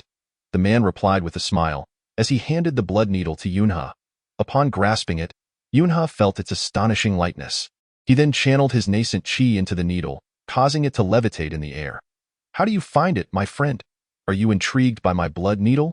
The man, with a sly demeanor, deftly returned the needle to his storage bracelet using his own cultivation. Indeed, I am interested, not only in the blood needle, but in the 3 items you have presented as well, Yunha expressed earnestly. Oh, is that so? Upon hearing Yunha's words, the sharp-featured man felt a surge of joy and a broad smile spread across his face. He believed he had encountered a prosperous patron that day. And thus, he cheerfully exclaimed, since you are interested in all 3 of my items, I shall generously offer you the lowest price. Oh? And what might this lowest price be? If one were to inquire about these 3 items individually, each would undoubtedly require at least 10,000 low-grade spirit stones. However, if you, my esteemed friend, are interested in acquiring them, I would be willing to offer you a discount. You need only pay me 25,000 low-grade spirit stones, and I shall graciously present you with all 3. Is that not so? 25,000 low-grade spirit stones? The moment this sharp-featured man uttered these words, Yunhe found himself caught between laughter and tears. Not only did he not possess 25,000 low-grade spirit stones, he had never even laid eyes on such an amount. It is worth noting that the 3,000 low-grade spirit stones he had previously extracted from beneath the large locust tree had already left him drenched in sweat. How could he possibly seek out such a staggering sum as 25,000 low-grade spirit stones? Upon realizing this, Yunhe couldn't help but smile sheepishly and shake his head. Oh, do you perhaps believe that the price of my potion is somewhat exorbitant? Yet, dear friend, you may not be aware that such treasures, if sold through legitimate channels, would not merely fetch 25,000 spirit stones. Indeed, even 50,000 would be snatched up in a frenzy, for items of this nature are genuinely rare and priceless. They are bought as quickly as they are sold, and should you choose not to purchase now, you may find yourself unable to acquire them later. This sharp-featured man certainly knew the art of commerce. Unfortunately, although Yunhe felt a strong temptation, he truly did not possess such wealth. Thus, he could only devise an excuse and once again address the sharp-featured man. It is not that I find the price too steep. Rather, I wish to conserve my funds for the time being. Once the black market auction commences, I shall see if there are items I require. If, after the conclusion of this black market auction, I find myself with surplus funds, I will return to seek your wares, if that is agreeable. In that case, I shall await your esteemed presence. The sharp-featured man replied with a smile, promptly turning to seek other cultivators to recommend his trio of items. At that moment, as he departed, a voice as resounding as a great bell echoed through the auction hall. Esteemed friends, please maintain silence. Our black market auction is about to begin. The instant these words were spoken, the atmosphere in the hall fell into a palpable hush. The attendees were filled with keen interest in the forthcoming items for auction, as they had gathered precisely to acquire the rare treasures presented at this event. The first item up for bid is the Thunderstorm Cloak. As an elderly man on the stage concluded his announcement, a strikingly enchanting woman adorned in flamboyant attire produced a shimmering blue cloak. Upon closer inspection, one could discern faint traces of lightning coursing through the fabric, creating a truly breathtaking sight. Esteemed friends, this Thunderstorm Cloak was retrieved from the desolate lands, and it can replace a flying sword in terms of speed. Its velocity rivals that of lightning, moving as swiftly as thunder, far exceeding ordinary flying swords by several hundred times. Furthermore, it requires no expenditure of a cultivator's spiritual energy. It merely harnesses the celestial spirit energy. Should one encounter tempestuous weather, its power may escalate even further, rendering it an invaluable tool for both combat and travel. The opening bid is set at 10,000 mid-grade spirit stones. Alas, the black market auction indeed exudes opulence. The starting bid is set at a mid-tier spirit stone, while I possess not even a mere 10,000 low-tier spirit stones. This stark reality truly highlights my shortcomings. Prior to my arrival at this clandestine auction, Yunhe felt little concern, yet upon entering, he was overwhelmed by the realization of his own impoverishment. The escalating bids, reaching into the tens of thousands, all in mid-tier spirit stones, left him lamenting not only his lack of discernment, but also the paltriness of his own finances.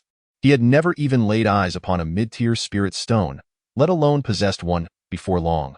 The Thunderstorm Cloak was driven to an astronomical price, ultimately acquired by a figure cloaked in black robes. This enigmatic individual was entirely shrouded, leaving their gender indiscernible, yet their generous bidding suggested they were likely a sect leader, or perhaps the head of a prominent clan, indicating a formidable backing. Congratulations to this esteemed gentleman on acquiring the Thunderstorm Cloak, proclaimed the elder auctioneer, prompting the gathered cultivators to cast admiring glances and offer fervent applause to the heavily cloaked figure. Amidst the jubilant acclaim, the next item was ushered to the auction block, the Crimson Dragon Bone. The elder, brandishing a pristine, jade-like bone approximately the length of an arm, addressed the assembly. Esteemed friends, you are all well versed in the ways of the world, so I shall refrain from elaborating on the origins of the Crimson Dragon Bone.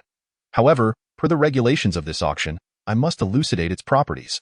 This bone is among the most resilient materials known to man. If the unparalleled flying sword is deemed indomitable, then the Crimson Dragon Bone stands as the mightiest shield.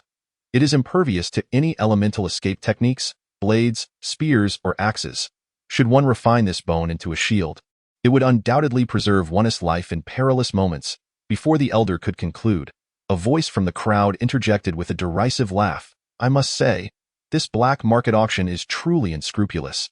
While the Crimson Dragon Bone is indeed rare, how does a mere bone of such limited length lend itself to refinement? Even if it could be crafted into a shield, it would be no larger than a fist. How could it possibly serve as a defense against an enemy's ambush? This bone is nothing but a useless trinket, and your grandiose claims are merely an attempt to artificially inflate the price. Upon hearing this, whispers erupted among the attendees, many agreeing that the bone was indeed too diminutive to serve any practical defensive purpose. Yet, Yunhe, observing the arm-length crimson dragon bone, felt a surge of delight within. His boasting system possessed the ability to replicate objects, although it currently lacked the capability to duplicate the powers of those with profound cultivation. It indicated that he could now replicate all inanimate objects, including treasures and flying swords. Chapter 62. The auction's bargain. Upon hearing that the red dragon bone was indeed so indestructible, Yunhe could hardly contain his excitement at the prospect of replicating its extraordinary hardness.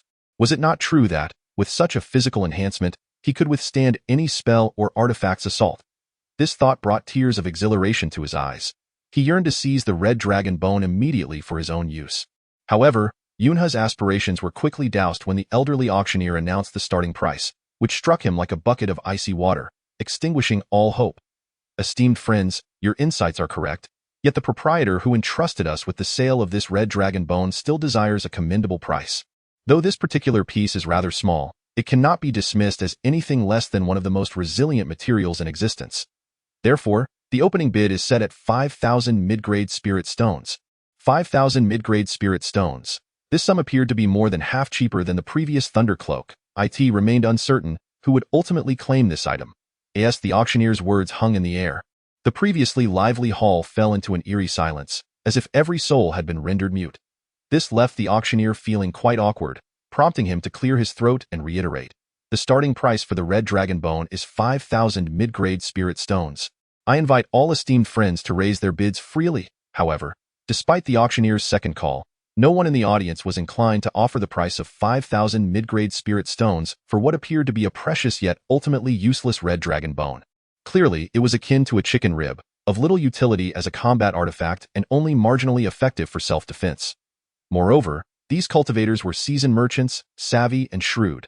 Even though 5,000 mid-grade spirit stones was not a substantial amount for them, they were unwilling to waste their resources on something deemed worthless. In desperation, the auctioneer turned once more to the gathered cultivators, saying, "If no one is willing to bid, this extraordinarily rare red dragon bone will remain unsold." Enough of the chatter. Who among us would want such a worthless red dragon bone? If you could bring me the entire skeleton of the dragon, I would buy it on the spot without hesitation. The same irate cultivator who had scoffed earlier now directed a harsh rebuke at the auctioneer. "Old man, hurry and remove this red dragon bone from the stage. I wish to see what the next item is. Do not waste my time." Upon hearing the disrespectful remarks from the furious cultivator, the auctioneer's eyes twitched, and his lips quivered with evident displeasure. Yet, recognizing the cultivator's status and the power backing him, the auctioneer begrudgingly suppressed his anger. With a forced smile, he instructed a maidservant to take the red dragon bone back. It was said that the next item was exceedingly mysterious. If presented to the public, it would undoubtedly be deemed priceless and beyond valuation. Oh, what could this astonishing item be that is so extraordinary it defies valuation? I spoke of the elder. I referred to the old man. And you must not attempt to play coy before me. Should the item you present this time fail to meet my expectations, I shall undoubtedly reduce your black market auction to utter ruin. Ha ha ha, dear fellow cultivator, please remain calm. Although I am aware of your formidable prowess, our black market auction has weathered many storms. How could we possibly be intimidated by your mere threats? What? You dare to challenge me? Upon hearing the elder's candid remarks from the stage, the furious cultivator in the audience immediately rose, seemingly preparing to strike at the elder. Chapter 63. The Jialan Ghost Egg. At that moment, the elder remained smiling, neither retreating nor evading. The two companions of the enraged cultivator hastily pulled him back down and whispered a few words to him, the content of which remained unknown. This was sufficient to quell the fury that had surged within him. "Old man, spare me your nonsense. Quickly present the third item so that we may behold it. I am quite busy and have no time to linger in your black market auction. Dear friends, please be patient. I shall now unveil the third significant item," the elder declared, rising and walking to the audience. After a brief interval, he produced a box shrouded in black cloth, roughly the size of a human head. The elder then unveiled the cloth, and as the crowd gazed upon it, they discovered that the box was crafted from semi-transparent jade. Inside, there was something that appeared to be trembling slightly, resembling a giant insect egg, astonishingly large, about the size of a human head, prompting gasps of astonishment from the onlookers. Even the previously furious cultivator, now filled with curiosity, inquired of the elder, "Old man, what is this item? Do introduce it to us promptly." "Ha ha ha, esteemed cultivators, You may be unaware that this is the priceless and unmarketable object I previously mentioned. It is known as the Jalan Ghost Egg. What? The Jalan Ghost Egg. Upon hearing the elder's description, the audience erupted into a clamor.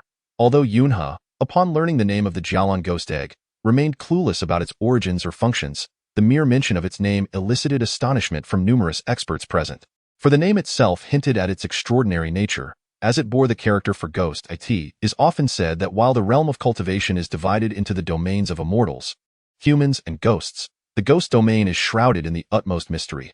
Moreover, anything associated with the term ghost, be it techniques, artifacts, or flying swords, possesses unparalleled power. It is rumored that a cultivator who inadvertently acquired ghostly techniques 2 years prior single-handedly challenged both the righteous and demonic sects, achieving a resounding victory, thus basking in glory for a time. However, he ultimately perished due to the backlash from his own techniques. Had it not been for this, the current cultivation world might have been dominated by that ghostly cultivator. At this moment, the elderly man on the stage once again introduced to the assembly. Esteemed guests, this Jalan Ghost Egg was crafted by a demonic monk from the western regions during his meditative practices. He penetrated the ghost realm with his divine consciousness and descended into the abyss of hell, whereupon he discovered the method of refining ghostly entities. Subsequently, he gathered 81 innocent boys and girls, transforming them into infant forms, and employed the technique of ghostly refinement for several centuries, resulting in the creation of this Jalan Ghost Egg. Although this object presently retains an egg-like form and has yet to hatch, I trust that all of you have observed its essence with your spiritual senses. You must be aware that the potent fluctuations of spiritual energy emanating from this Jalan Ghost Egg are capable of astounding the 5 continents of the mortal realm. Should this entity break its shell and be reborn, its cultivation could indeed reach the pinnacle of the transformation stage. What? The pinnacle of the transformation stage. The moment these words escaped the elder's lips, the multitude of cultivators below were left utterly astonished and in disbelief. It is said that 1,000 years ago, a mysterious ghost cultivator hailed from the western regions, and now this Jalan Ghost Egg has been refined from the hands of the demonic monk. Could there be a connection between the two? Truly, this esteemed friend is well-versed and knowledgeable. Allow me to elaborate further. Chapter 64. The frenzied auction. The elder immediately chuckled as he stroked his beard and continued. According to legend, that demonic monk from the western regions endured countless hardships, scouring unknown lands to acquire the blood essence of the fallen ghost cultivator from yesteryear. He then fused this ghost cultivator's primordial blood with the bodies of the 81 children and, through the application of secret techniques from the ghost realm, ultimately formed this Jalan Ghost Egg. Given that this Jalan Ghost Egg is a unique artifact, the first of its kind to emerge, its potential is beyond my capacity to judge. However, I can assert that once it is born into the world, it will undoubtedly create a stir throughout the realm of cultivation, shaking both the righteous and demonic paths. Furthermore, due to the rarity of this item, the owner who commissioned our auction does not intend for you cultivators to purchase it with spirit stones. Oh? If not spirit stones, then what shall we use? Are we to barter with items? Indeed, not only must we trade items, but you must also agree to 3 conditions set forth by the owner. What are these conditions? As for that, I cannot disclose the specifics just yet. However, those of you who desire this Jalan Ghost Egg may come forth to the stage, and I shall convey the 3 conditions to you through telepathy. You may also present the items you wish to exchange, and I will relay your offers to the owner of the Jalan Ghost Egg. Should he consent, this precious artifact shall rightfully belong to you. Excellent. As soon as the elder finished speaking, dozens of cultivators surged forward from the crowd, clamoring and vying for the Jalan Ghost Egg, eager to possess this transformative artifact as a formidable ally. Their confidence in becoming transformation stage cultivators was lacking. Although the distance from the integration stage to the transformation stage seemed but a step, ascending from the late integration stage to the early transformation stage was akin to an insurmountable challenge, nothing short of a fool's dream. Some individuals of exceptional qualifications, even those who are masters of a sect or heads of clans, have expended thousands of years and consumed countless elixirs, yet they remain unable to successfully attain the divine transformation stage. This underscores the immense difficulty of reaching such a level. However, when the elder spoke of the Jalan Ghost Egg, he indicated that if it were to successfully hatch, its innate power upon emergence would rival that of the peak divine transformation stage. Thus, if one were to consider this, allowing it to mature for a while longer would likely lead to its ascension to the celestial realm, becoming a true immortal. Should one become the master of the Jalan Ghost Egg, the benefits would be immeasurable, as it would render them invincible in the mortal realm. Consequently, Everyone present offered their most treasured artifacts to the elder, who, with a beaming smile, nodded approvingly at each individual. The higher the bids from the numerous cultivators, the greater the commission extracted from this black market auction. Yet, at that moment, Yunhe did not join the fray, as his pockets were utterly barren, leaving him devoid of anything to exchange for the invaluable Jialan ghost egg. Nevertheless, what occupied Yunhe's mind most were the two individuals ahead of him. One was the black-clad cultivator who had previously spent a fortune on the Thunder Cloak, and the other was the arrogant cultivator who had consistently spoken with disdain. These two had certainly stolen the spotlight at the black market auction. Chapter 65. Resurrection. However, now both individuals were meditating with their eyes closed, seemingly uninterested in the chaos around them, the reason for which remained unclear. Just then, as everyone resumed their seats, the arrogant cultivator could no longer contain his impatience and addressed the elder, saying, "I have always been forthright, speaking my mind without pretense. Although I am unaware of the precious items that others have offered, I assure you that once I present my treasure, it will undoubtedly overshadow all others. Is that so?" Upon hearing the words of the arrogant cultivator, the audience cast furious glares in his direction. Among the myriad of angry expressions, curiosity also mingled, for everyone was eager to discover what artifact this arrogant cultivator could possibly present to surpass the treasured possessions of the others. As soon as he finished speaking, the arrogant cultivator disdainfully surveyed the crowd. Then with a flick of his hand, a brilliant golden light flashed, revealing a colossal golden tiger head that rested in his palm. "What is this object?" The well-informed elder, despite his vast knowledge, was baffled by the item the arrogant cultivator had produced, as it appeared to be a golden piece shaped like a tiger's head. "You insignificant wretches surely do not know the name of my treasure. Today, allow this immortal master to enlighten you. This is known as the heavy rebirth gold." "What? The rebirth gold?" The astonishment that erupted from the assembled crowd was no less than the shock that had followed the elder's mention of the Jialan ghost egg. Originally, this rebirth gold is a substance naturally condensed between heaven and earth. A mere touch of this material allows one to restore their physical form. Thus, whether one is an amputee or even decapitated, as long as a trace of spiritual energy remains within, it is possible to utilize this substance to regain one's original state. Moreover, it is said that when this substance is transformed into liquid and consumed, even those on the brink of death can be revived. This truly is an authentic elixir capable of granting life anew, in a realm where the law of the jungle prevails and battles are incessant. One can only imagine that possessing this rebirth gold is akin to having a second life. Consequently, although this rebirth gold has long been renowned in the world of cultivation, few have been fortunate enough to trace its whereabouts. However, the furious cultivator now presents a piece of rebirth gold, remarkably sized like a tiger's head, making it all the more extraordinarily precious. If the Jialan ghost egg is deemed priceless and beyond market value, then surely this rebirth gold is no different at this moment. Upon seeing the furious cultivator brandishing the tiger-headed gold, the elder's eyes sparkled with brilliance as he promptly enacted a series of incantations, whispering a few secret phrases, evidently directed toward the hidden owner of the Jialan ghost egg. Subsequently, the elder nodded and addressed the crowd, saying, "Esteemed guests, is there anyone else willing to place a bid? If not, this Jialan ghost egg may soon belong to this cultivator." As he spoke, he gestured toward the furious cultivator, who, upon realizing this, was momentarily taken aback with joy, followed by an uproarious laughter. Observing this scene, the onlookers could only shake their heads in resignation, fully aware that despite the treasures they had previously presented being of immense value, they pale in comparison to the unparalleled rebirth gold.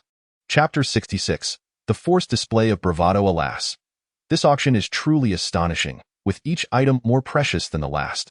Unfortunately, as a solitary individual without wealth or magical artifacts, I can only indulge in the spectacle and drool in wonder. Ding! Just as Yunhe resigned himself to being a mere observer, the voice of the system within him suddenly activated. System warm prompt. Having sensed the host's predicament, the system is greatly concerned for the host and thus reveals a monumental secret. "Dear system, I have not provoked you. Why do you persist in humiliating me?" Yunhe retorted. "Moreover, I lack money, power, and influence, and can only watch the auction unfold. Host, spare the chatter and listen as the system elucidates." A dark line crossed Yunhe's face. This bravado system can absorb all forms of pretentiousness, and among these, the most lethal is the intangible kind. Therefore, if you can astonish the crowd during this auction, garnering their attention, the resulting braggadocio energy will undoubtedly elevate your status significantly. "What? Are you suggesting that I should place a bid at this auction? Indeed. But I am utterly penniless. One must indeed be utterly destitute to utter grandiose claims, thus enabling the successful facade of bravado. However, should I triumph in the bidding yet possess nothing to offer in payment, I fear I may be met with a fatal retribution from those at the auction. The system offers no assistance. As a side note, dear host, when your facade system ascends to level 10, you shall acquire unforeseen abilities. Presently, your facade system stands at level 9, merely a step away from the coveted 10. Press on. Good heavens, this is utterly bewildering. I perceive that these cultivators at the auction are not to be trifled with. Even if I fail in my bid, engaging in a bidding war may lead to dire consequences later on. At this juncture, regardless of how Yunha inquired of the system, it appeared utterly unresponsive, ensconced in silence. With a shake of his head, Yunha hesitated on whether to voice his intent to bid when, unexpectedly, he beheld the enigmatic figure in black who had remained silent thus far, raising a hand to call out to the elder on stage. Hold on! Upon hearing this, the elder's countenance brightened, clearly eager to discern what this mysterious individual could possibly offer that might surpass the wrathful cultivator's resurrection gold. Hastily, he clasped his hands in a gesture of respect and inquired of the black-clad figure, "Might I ask what item this esteemed friend wishes to exchange for the celestial blue ghost egg?" At that moment, the furious cultivator, witnessing his coveted treasure being intercepted midway by this mysterious figure, felt a surge of murderous intent. Yet, he was acutely aware that this was an underground auction, and could not act openly in front of the gathered crowd. Thus, he could only mutter a few curses under his breath.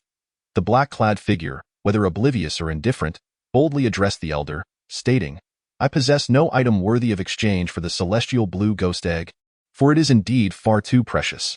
However, should the owner of this egg grant it to me, I shall, on behalf of the demon sect, pledge to protect the owner of the celestial blue ghost egg for eternity.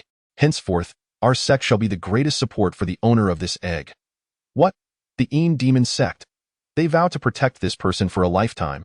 Upon hearing the words of the mysterious figure, the assembled crowd was left in stunned silence. Even the previously audacious, furious cultivator now gazed at the enigmatic figure with a look of bewilderment. It must be noted that the demon sect ranks among the 3 great demon sects of the central continent, renowned for its formidable power and subtly overshadowing the other 2 sects. To be sheltered by the demon sect for a lifetime would indeed be a monumental opportunity. In light of this, it certainly appears to be far more precious than the celestial blue ghost egg, for although the egg is formidable, it cannot possibly rival the strength of an entire sect of demonic cultivators. Moreover, this Jialan Gui egg is truly a unique treasure in the world.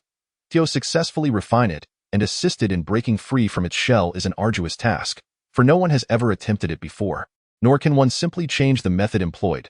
A slight misstep could result in the death of the Jialan Gui egg in its embryonic state, rendering all efforts futile. Humph! Young one, you speak so lightly, claiming to have the protection of the Enemo sect. Yet, here you are, cloaked in black, with your visage obscured. If you were uttering falsehoods, how could one verify your words? At that moment, the enraged cultivator clearly felt overshadowed by the enigmatic figure in black, and thus shouted furiously at him. Ha ha ha! After hearing the furious outburst, the figure in black remained unperturbed, retrieving a purple token from within his robe and illuminating it in the air for all to see.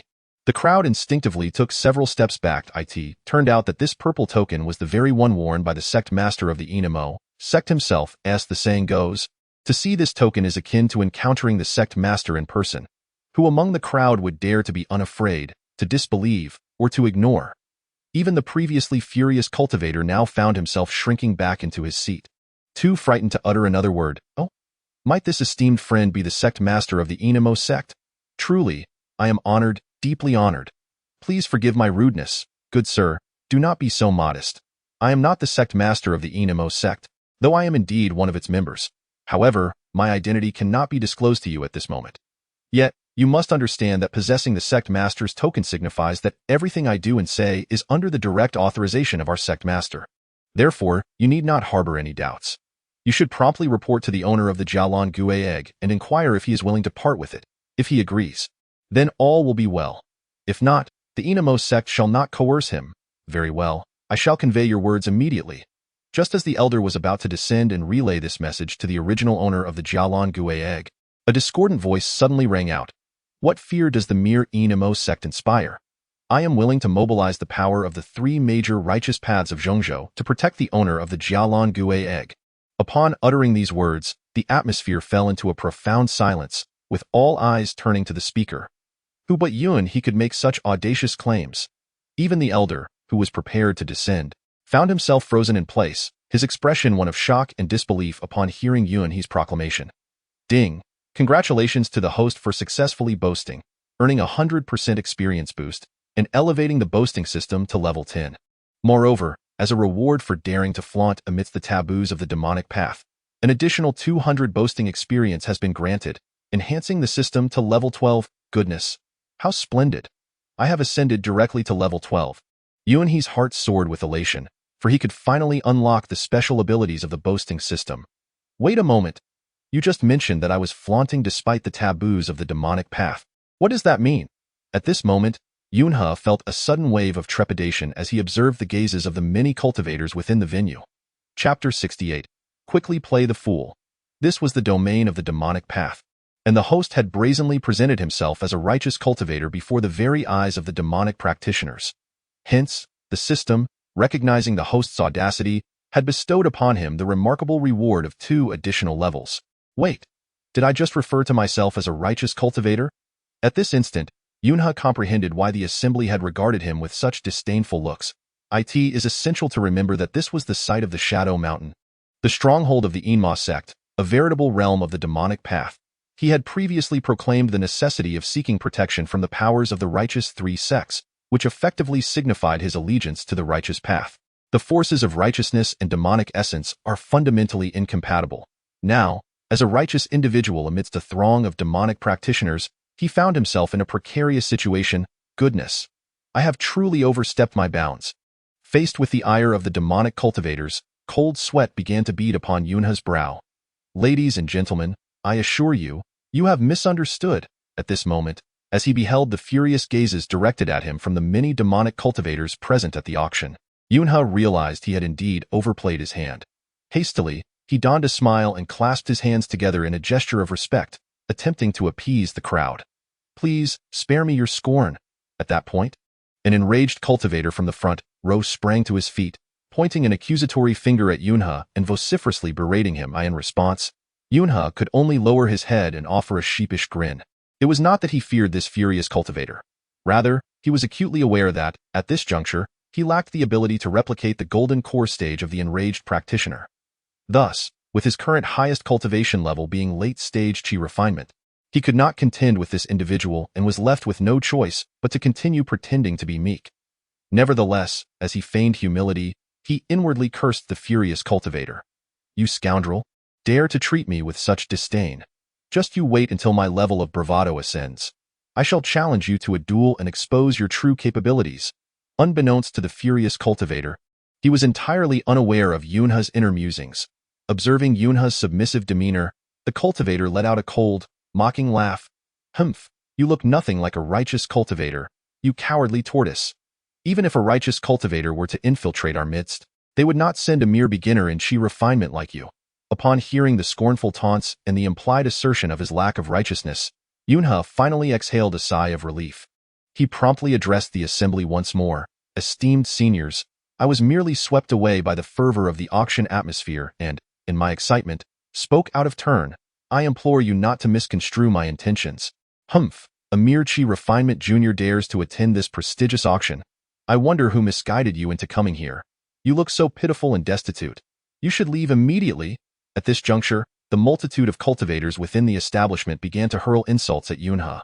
Faced with such bullying, he felt an overwhelming urge to retaliate and engage in battle with the crowd. At this critical juncture, the elder on the stage hastily waved his hand and addressed the crowd once more. Esteemed friends, since this young man has already entered our auction, it would be inappropriate to expel a guest. Instead, let us wait until the conclusion of this auction to blacklist him, ensuring that he will not infiltrate our black market auction in the future. For now, let us proceed with the auction. Upon hearing the elder's words, the cultivators in the hall cast fierce glares at Yunhe before turning their gazes back to the stage. Chapter 69. Unlocking New Skills. Humph, you bunch of scoundrels. You vile demons dare to glare at me and look down upon me. Very well. Once I reach the pinnacle of my system, capable of replicating all things under heaven, I shall make each of you rue the day you crossed me, bringing you to your knees, begging for mercy." Although Yunha was being harshly admonished by the crowd, he felt no pangs of despair. After all, his earlier display of bravado had inexplicably elevated him by 2 levels. His show-off system had now reached level 12. However, the special skill that the system had promised him had yet to manifest, leaving Yunha somewhat disheartened. At this moment, the elder once again spoke with a resonant voice to the audience. "Ladies and gentlemen, we experienced a minor interruption earlier, and I hope it did not dampen your spirits." The words spoken by that young man were but the ravings of a fool. Considering his youth, we shall not hold it against him now. If no one else wishes to bid on this coveted item, it shall be claimed by this mysterious black-clad cultivator. As the elder's words echoed, the crowd's attention shifted back to the coveted item and the enigmatic figure in black, completely forgetting Yunha's earlier arrogant proclamations. Everyone was now aware that this black-clad cultivator was sent by the leader of the Great Demon sect, specifically to acquire this item. Thus, even those with the financial means did not dare to contend with the sect. Following the elder's countdown, the coveted item was ultimately secured by the black-clad cultivator amidst the crowd's expectations. With the auction concluding, although only 3 items were presented, each was a rare treasure. The black-clad cultivator had successfully obtained both the thunder cloak and the coveted item, provoking envy among the onlookers. Yet, what Yunha valued most was not the elusive thunder cloak or the item representing the pinnacle of divine transformation, but the indestructible red dragon bone. As the auction drew to a close and attendees began to disperse, Yunha rose, shaking his head with a sigh of resignation. "Alas, if only I could replicate the formidable abilities of the red dragon bone, then in future duels, even if my strength were inferior to that of my adversaries, I would remain unharmed. Yet, my ostentatious replication system currently permits the imitation of but one ability at a time. Should I successfully replicate the indomitable power of the dragon bone, my capacity to subsequently replicate the essence of the 3-tailed demon fox would render the former ineffective." Oh, what a predicament! It truly is a case of being unable to have both fish and bears POW. As Yunha ambled toward the edge of the arena, lamenting softly. Suddenly, the voice of the system resonated. "Ding! Congratulations, host, for elevating the ostentatious system to level 12. The skills you replicate will now exist permanently, free from temporal constraints. Furthermore, the host may now simultaneously replicate 2 skills, allowing both to coexist within oneself." What? The ability to possess 2 replicated skills at once? That is simply magnificent. It is as if this has been tailor-made for my current situation. Upon hearing the system's announcement, Yunha was instantly overcome with elation. Bursting into laughter. Chapter 70. Replicating the Red Dragon Bone Ding. Due to the host advancing the ostentatious system to level 12, a new replication skill has been unlocked. Oh, a new replication skill? I wonder what this new ability entails? I had assumed it would pertain to other capabilities. Ding. Please, host, do not underestimate the replication skill. This newly unlocked ability allows for the unlimited replication of equivalent items. What? Unlimited replication of equivalent items. So, not only can I replicate the target's abilities for my own use, but I can also create a new item from the target? Indeed. Wow, this is astonishing. If that is the case, then I could continuously replicate the target items without end. Indeed, you can. So please do not underestimate this newly unlocked replication skill. It is an exceptionally powerful ability. This cannot merely be described as powerful. It is nothing short of extraordinary. If this is the case, can I not replicate the 3 low-grade spirit stones in my storage bag indefinitely?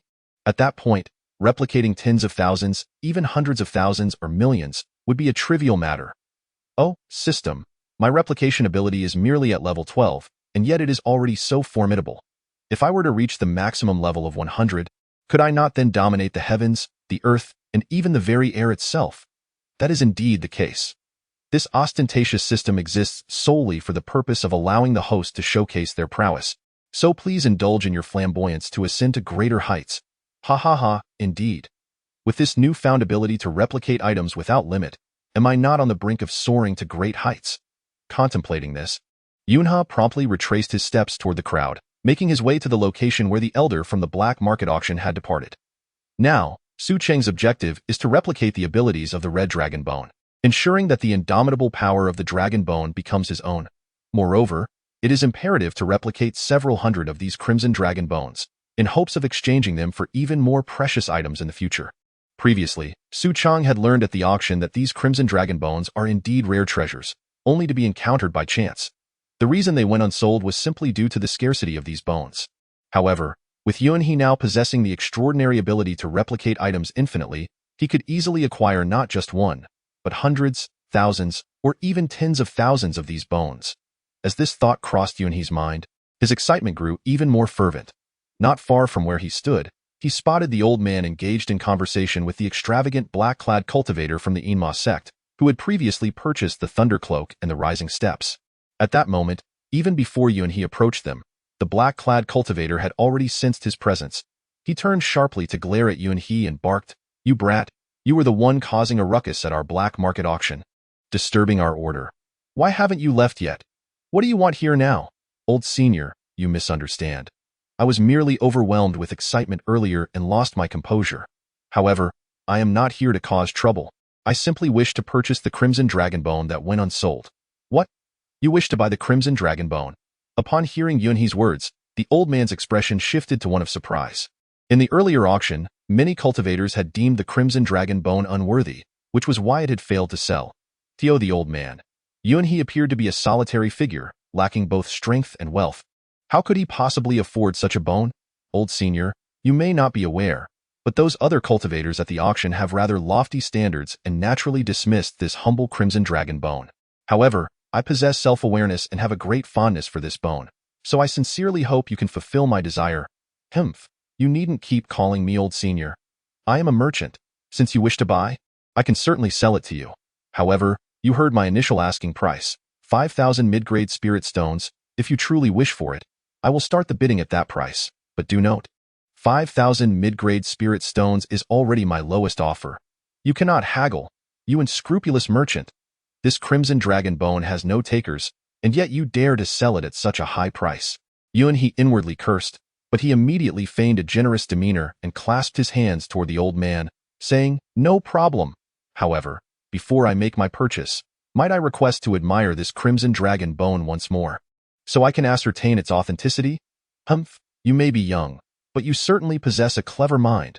The old man, not giving it much thought, promptly retrieved a glowing crimson bone, roughly the size of a forearm, from his storage ring, exactly the same Crimson Dragon Bone that had gone unsold earlier. At that sight, Yunhe felt a surge of joy and reached out eagerly towards the bone. "Wait, what do you think you're doing?" Upon encountering Yunhe's outstretched hand, the elder instinctively concealed the red dragon bone behind his back, shielding it from Yunhe's grasp. "Senior, do you not place your trust in me enough? I merely wish to admire this red dragon bone. I have no intention of seizing it. Furthermore, you are well aware that I am merely at the initial stage of chi refinement. This is your territory. If I truly intended to take it, how could I possibly escape?" "Humph."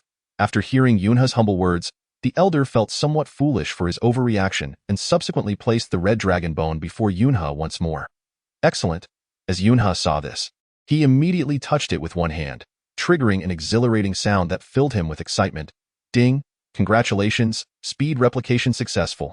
You have acquired the indomitable strength of the red dragon bone." "Ha ha ha." Feeling a significant transformation within his own physique, Su Cheng was overjoyed. "Ding! Replication of the red dragon bone as an item is, of course, successful. Please select the quantity for replication. One must not be overly greedy. I shall replicate just 100 for now." "Ding! Congratulations, host. Replication successful. 100 red dragon bones have been placed within the host's storage pouch." "Ha ha ha. This truly is a tremendous gain." At this moment, Yunhe was beaming with joy, for not only had he acquired the unyielding physique of the red dragon bone, but he had also replicated hundreds of identical red dragon bones. It is worth noting that while a single red dragon bone might not attract the attention of others, 100 would not be attainable even with mid-grade spirit stones. Even top-grade spirit stones would likely be scarce in the market. Yunhe had, unbeknownst to him, become an extraordinary wealthy individual. How could he not be elated? Meanwhile, the elder across from him, along with the cloaked cultivator beside him, watched in astonishment as Yunhe fondled the red dragon bone, laughing uncontrollably. They remained oblivious to the fact that Yunhe's storage pouch now contained 100 identical red dragon bones. Chapter 72. A displeasing sight. What is so remarkable about a storage ring? Upon hearing Yunhe's request, the elder, somewhat impatient, removed the ring and handed it to him. Had he not just received 3,000 low-grade spirit stones from Yunhe, he would never have acquiesced to such a request. Indeed, money can make even the most obstinate bend. This adage holds true in any era. I noticed that you were quite generous earlier. How is it that you cannot afford a mere storage ring? Humph, of course, I can afford it.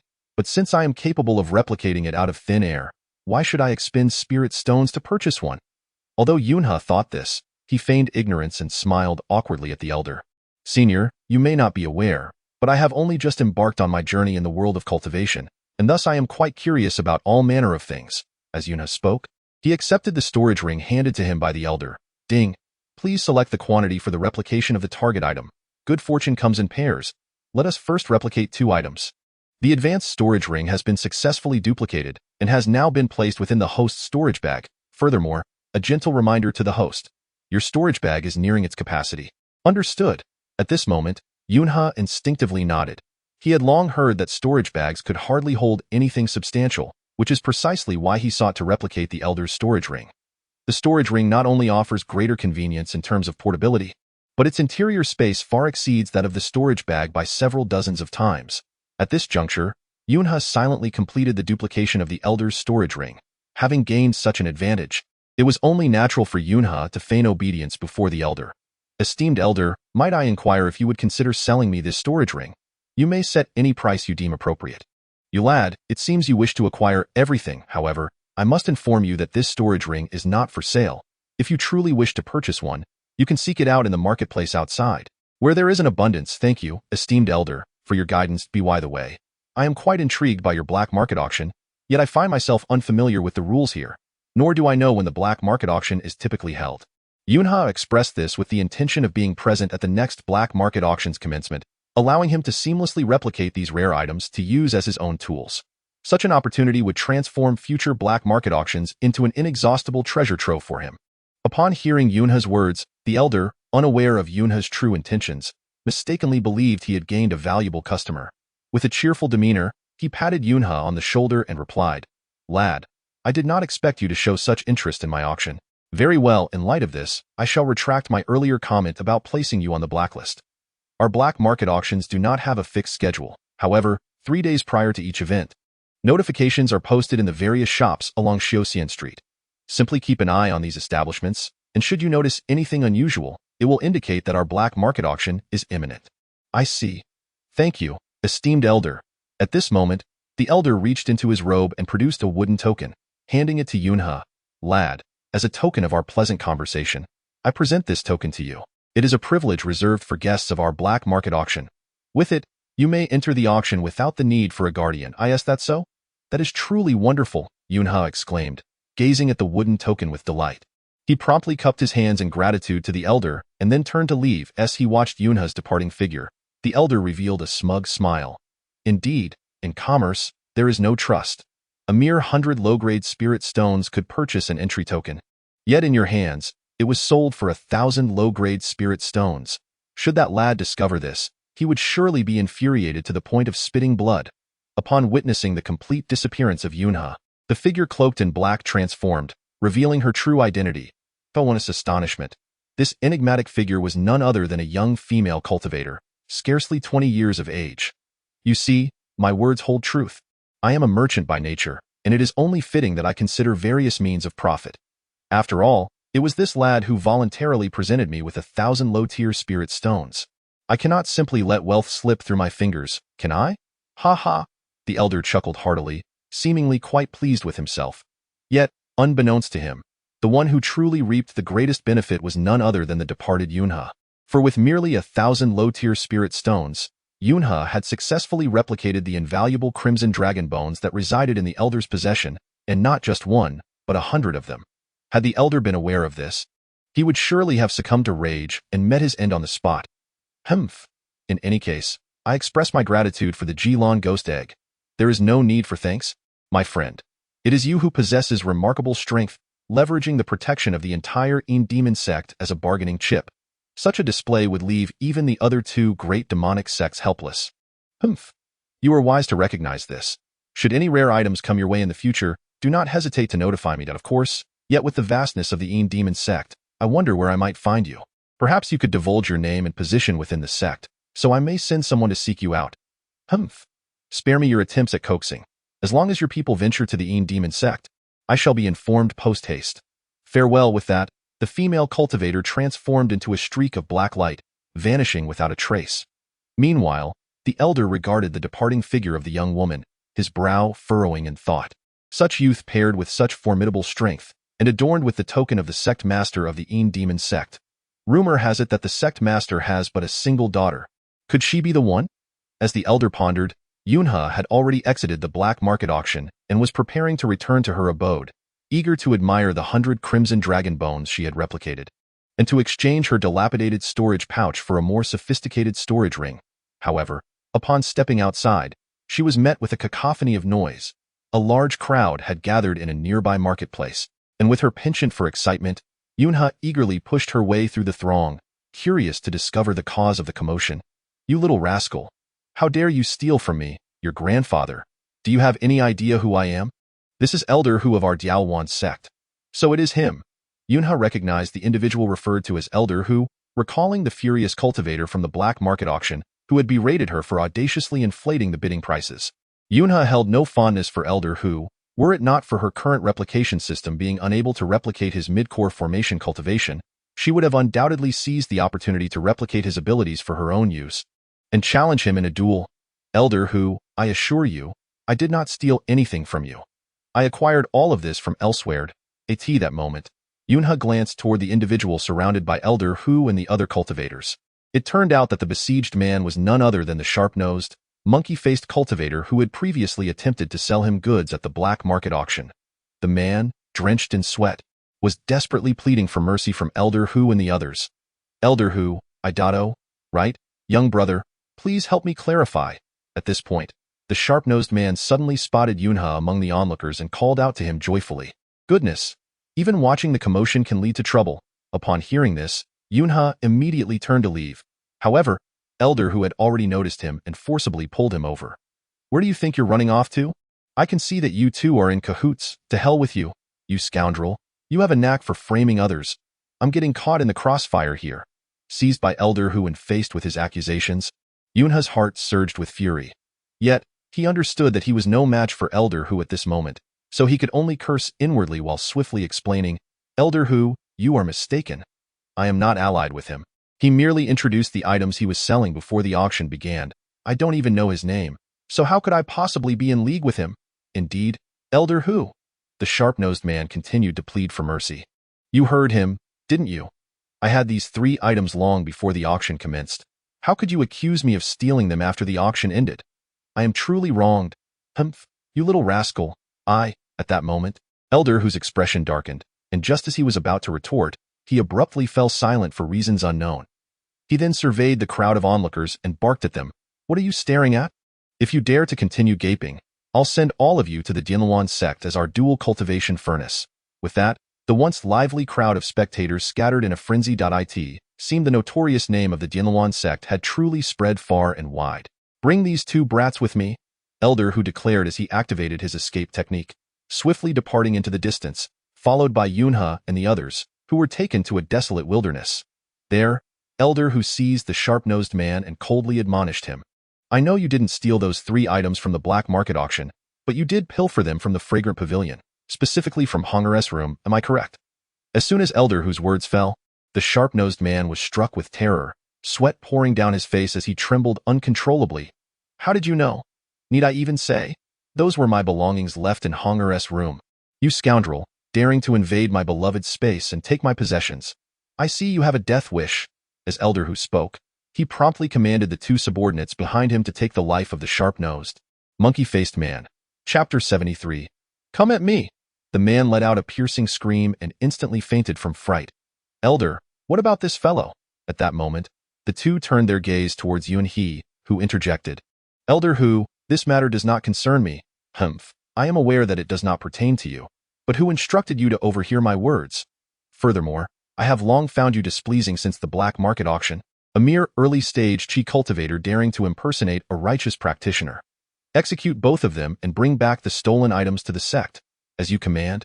Elder Hu erupted into wild laughter as he flew away on his sword, seemingly regarding both Yun He and the sharp-nosed man as unworthy of his intervention. However, it must be noted that Yun He was merely displaying the abilities of an early-stage chi cultivator, while the sharp-nosed man was at the late stage of chi cultivation, and thus not worth the effort of Elder Hu a mid-stage golden core cultivator. Consequently, he departed, leaving his two early-stage subordinates to deal with Yuan He and the other man. Little did he know, it would not be Yuan He who would perish, but rather his own subordinates, at this time. Elder whose two lackeys eagerly approached Yuan He and the sharp-nosed man, clearly preparing to strike. Just then, Yuan He resolved to replicate the power of the three-tailed demon fox's inner core within him, attaining the cultivation of the late-stage qi. Yet, he suddenly recalled an idea. Having previously replicated the indomitable strength of the red dragon bone, it was an opportune moment to test whether it could withstand the attacks from these two early-stage qi cultivators. With this thought, Yuan He deliberately began to berate the two disciples of the Tianhuan sect. You two worthless curs, if you have the ability, come at me. 20 years from now, I shall still be a formidable man. Huh? You boast, yet your strength is lacking. Boast? I haven't consumed garlic or onions. What boast is there? Damn it! You really know how to divert my attention. Senior brother, stand aside while I behead this brat. Come on. I dare you to try and kill me, you wretch. Infuriated by Yuan He's relentless insults, the disciple could no longer restrain himself and swung his knife down with a clang. Yuan He felt as though an ant had merely bitten his neck, hardly feeling anything at all. The disciple's steel knife was immediately shattered into two pieces, flying away in the process. The sudden scene not only astonished the disciple attacking Yunhe, but even Yunhe himself had not anticipated that after absorbing the power of the vermilion dragon bone, his body would become so remarkably resilient. Not only did he remain unscathed against the assaults of early-stage cultivators, but he even managed to shatter the opponent's steel blade into two pieces. At this thought, Yunhe couldn't help but feel a surge of secret delight. I say, are you merely tickling me? Why do I feel no pain at all? At this moment, Yunhe immediately switched to his ostentatious mode. Ding! Successful display of bravado, earning 50% of experience points. This fellow is rather peculiar. At that moment, another disciple from the rear approached, directly conjuring a spell aimed squarely at Yunhe. Yet Yunhe, instead of dodging, welcomed the attack, and the outcome remained unchanged. He emerged completely unharmed, while the spell directed at him dissipated uselessly. Haven't you eaten? That attack was even weaker than the previous one. I suggest if you haven't had your meal, you should go eat first and then return. I shall sit here and await your attempts to kill me. Ha ha, ding. Continuous display of bravado successful, gaining an additional 50% experience. Congratulations to the host for leveling up the bravado system to level 13. Ha ha, with newfound abilities, flaunting becomes exceedingly effortless. Come on, try to kill me. Let the storm rage on more fiercely. Faced with Yunhe's incessant provocations, one of them was instantly at a loss. Senior brother, what should we do? Could it be that this fellow's cultivation is vastly superior to ours, hence his lack of fear towards our attacks? Upon hearing his companion's thoughts, the slightly more skilled disciple immediately shook his head and communicated in turn. It is impossible. Even if his cultivation surpasses ours, there is no way he could remain completely unharmed by our assaults. Moreover, if he truly was more formidable than us, why would he willingly allow us to attack without retaliating? I suspect this individual has practiced some body-refining technique, which has endowed him with a hardness beyond that of ordinary people. Having concluded his analysis, the disciple then called out sternly to Yunhe, Boy, what is your name, and which sect do you belong to? Hmph, I, your esteemed self, am surnamed Anai and named Lousy, with no sect to claim. And I Lousy? What a peculiar name. Upon hearing Yunhe's response, one of them muttered under his breath, And I Lousy? Your father? Damn. How dare you toy with us? Ha ha, I delight in toying with you lot of miscreants. If you disagree, come and kill me. Observing the intense hatred in the eyes of the two, yet their helplessness, Yunhe would have been rolling on the ground with laughter were he not bound. I will kill you. At this moment, the disciple from the Tianhuan sect, furious and humiliated by Yunhe's taunts, knew full well he was incapable of dealing with Yunhe, yet still prepared to charge at him. That moment, another cultivator swiftly obstructed him, sneering coldly at Chao Yunhe, youngster. Although I am uncertain what kind of cultivation technique you have mastered to render your body so indomitable, if you were faced with practitioners from other sects, they might indeed struggle to contend with you. However, now that you have fallen into the clutches of our Tianhuan sect, your fortunes have taken a dire turn. Today, I shall demonstrate our dual cultivation demonic arts. Once you become the furnace for our sect, drained of your essence and lifeblood, we shall see if you can still muster a smile. Upon hearing these words, the previously unflinching Yuan He felt a jolt of fear surge through him, causing him to immediately cease his laughter. What, are you afraid now? Ha ha, too late. Another disciple of the Tianhuan sect laughed heartily at Yuan He. Senior brother, you are indeed cunning. How did I not think of using the furnace method to deal with this little scoundrel? Disheartened by their smug demeanor, Yuan-he inwardly lamented. He had heard tales of the Dianluan sect's ability to employ their dual cultivation sinister arts to transform other practitioners into their cultivation furnaces, ultimately draining them of their power and vitality. Though his body was as unyielding as the crimson dragon bone, should they target him as a cultivation furnace, his fate could very well become grim. With this thought in mind, Yuan-he called out to the two, "We are all men here. Does your dual cultivation not require a female cultivator's cooperation?" "Humph, you are woefully uninformed, Einar Dianluan sect. The dual cultivation can be performed with either gender." "What? How peculiar and repugnant. I assure you, I have no affinity for men." Yuan-he retorted, "Keep your distance, you two rascals. Now you know fear, do you? Let me tell you, it is too late for words. Today, I will make you experience the taste of Dianluan's reversal." As they spoke, the two disciples of the Dianluan sect approached Yuan-he, laughing maniacally. At that moment, Yuan-he merely smiled coldly. "You have forced my hand." He then summoned the power of the inner core from the three-tailed demon fox within him, instantly elevating his cultivation from the initial stage of chi refinement to the late stage of form manifestation. "What? Late stage of form manifestation? Good heavens, I knew this kid's cultivation was higher than ours." One disciple, upon realizing Yuan-he had attained the late stage of form manifestation, immediately turned to flee. The other, who had initially intended to continue battling Yuan-he, reconsidered. As there were two of them against one, however, he did not anticipate his companion's cowardice, fleeing after a single encounter. Now left alone, victory was even less plausible, and he too prepared to take flight. Yet, Yuan-he had already revealed his late-stage cultivation before the two, and how could he allow their escape? With a swift motion, he extended a single hand, manifesting the claws of the demon fox, and directly captured the fleeing pair. Due to the fact that Yuan-he's current form is a replica of the three-tailed fox's primordial spirit, he can only wield the abilities that the three-tailed fox possessed in life. Nonetheless, this proves to be more than sufficient to deal with these two individuals in the early stages of their transformation. Upon being ensnared by the claws of the fox conjured by Yuan-he, the two were immediately gripped by terror, their brows drenched in cold sweat. The glance around revealed that they were surrounded by a seemingly ethereal fox spirit, further deepening their panic. In that moment, they were at a loss to discern whether Yuan-he was human or demon. "Senior, please grant us our freedom. We have elderly parents of 80 years above us, and below is a 3-year-old child. Is that not so?" "Yes, yes, indeed." The two hastily nodded like chicks pecking at grain upon hearing this. "Very well, I shall let you go at once." As Yuan-he's words fell, he immediately released the claws that gripped them. "Fire escape." With a swift incantation, he unleashed a torrent of blazing flames from his mouth, engulfing the two before they could even react, reducing them to mere ashes. "Humph! You heartless scoundrels of the Dianluan sect, who have committed countless atrocities and harmed innumerable beings, how dare you speak to me of aged parents and young children? Such nonsense."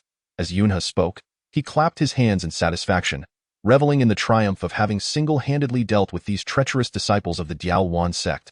His heart swelling with joy, however, upon gazing at the two who had been reduced to cinders, Yuan-he sighed and shook his head. The attack had been executed so swiftly that their storage bags had been incinerated as well, and he had forgotten to check for any treasures within. And what of this fellow's storage bag? He turned his attention to the unconscious, sharp-featured man on the ground. The items within this man's storage bag, including the breath-hiding technique and the shimmering needle, had long been objects of his desire. Now, he finally had the opportunity to claim them. Chapter 74. Transformed into a tycoon. Speaking of which, Yuan-he swiftly removed the storage bag from the unconscious man and immediately activated the incantation to extract its contents. As the white light flashed, a pile of items appeared on the ground, among which was the coveted breath-hiding technique, as well as the slender, hair-like shimmering needle. Lacking a suitable weapon, Yuan-he was particularly eager to obtain this needle, capable of striking unseen. Previously, the sharp-featured man had mentioned that a single shimmering needle was insufficient for killing enemies. However, now that Yuan-he could replicate artifacts without limit, possessing this original shimmering needle meant he could create thousands of them. Just imagine, in the heat of battle, unleashing a multitude of these shimmering needles upon his foes. Merely the thought of it sent ripples of excitement through him. In an instant, Yuan-he grasped the shimmering needle in his hand. Ding! Sensing the host's touch upon the shimmering needle, "Would you like to activate the replication mode? Confirmation of duplication. Please select the quantity for duplication." Let us duplicate 999 items then. Ding. Duplication complete. 999 flowing blood needles have been placed within the master storage ring. Ha ha ha. Splendid. Next, it is time to delve into this breath concealment technique. Yunha promptly opened the small booklet, eager to study its contents. However, despite its mere 2 or 3 pages, the incantations inscribed therein proved exceedingly obscure and challenging to comprehend. Yunha, confident in his remarkable intellect, assumed he would grasp it at a glance, yet after a prolonged perusal, he remained utterly bewildered. Thus, in resignation, Yunha decided to duplicate this breath concealment technique as well, intending to study it thoroughly when time permitted. For now, the most pressing matter was to replicate all the useful items from the storage bag of that sharp-nosed, simian-faced man. At that moment, Yunha noticed the aforementioned man pointing out a celestial restoration pill. According to the sharp-nosed man, this pill could enhance the aptitude of a cultivator. Although Yunha no longer needed to rely on personal cultivation to elevate his prowess, any improvement in his innate abilities would be beneficial. Consequently, he duplicated a vial of the celestial restoration pill but was uncertain about its consumption method, so he temporarily stored it within his storage ring. Oh, what is this? Yunha then spotted a gleaming object amidst the scattered items, resembling a low-grade spirit stone, yet its shape and luster far surpassed that of his own low-grade spirit stones. As Yunha extended his hand, he immediately heard the system's announcement. Ding! Having detected the host's touch on a mid-grade spirit stone, would you like to activate duplication mode? Ha ha ha, my luck is extraordinary. So this is a mid-grade spirit stone. Given its rarity and status as a circulating currency in the marketplace, I must duplicate it. Activating duplication mode, duplicating 10,000 mid-grade spirit stones. Ding! Duplication successful. Ha ha ha, today has been a bountiful harvest. Not only have I duplicated the indestructible red dragon bone, but I have also replicated the storage ring, the breath concealment technique, the flowing blood needles, the celestial restoration pill, and the mid-grade spirit stones. With the power of this infinite duplication item, I have transformed from a pauper into a wealthy individual possessing 10,000 mid-grade spirit stones in an instant. This is simply delightful. My future cultivation will surely be remarkably efficient. As Yunha spoke, he returned the original items to the sharp-nosed man's storage bag. Chapter 75. Having gained the advantage, one must act compliantly. In truth, Yunha initially intended to take the man's belongings outright. However, after some contemplation, he decided to return the items to the man since he had already duplicated them, rendering their theft unnecessary. Moreover, as Elder Hu of the Tianluan sect had previously mentioned, the breath concealment technique, the flowing blood needles, and the celestial restoration pill originally belonged to him, making them a rather hot potato. If one were to take them for oneself, it would undoubtedly come to the attention of Elder Hu. Presently, Yunha's cultivation is still insufficiently advanced, hence he is reluctant to forge a grudge with Elder Hu. However, he has not realized that by slaying 2 of Elder Hu's subordinates, he has already established a profound enmity with him.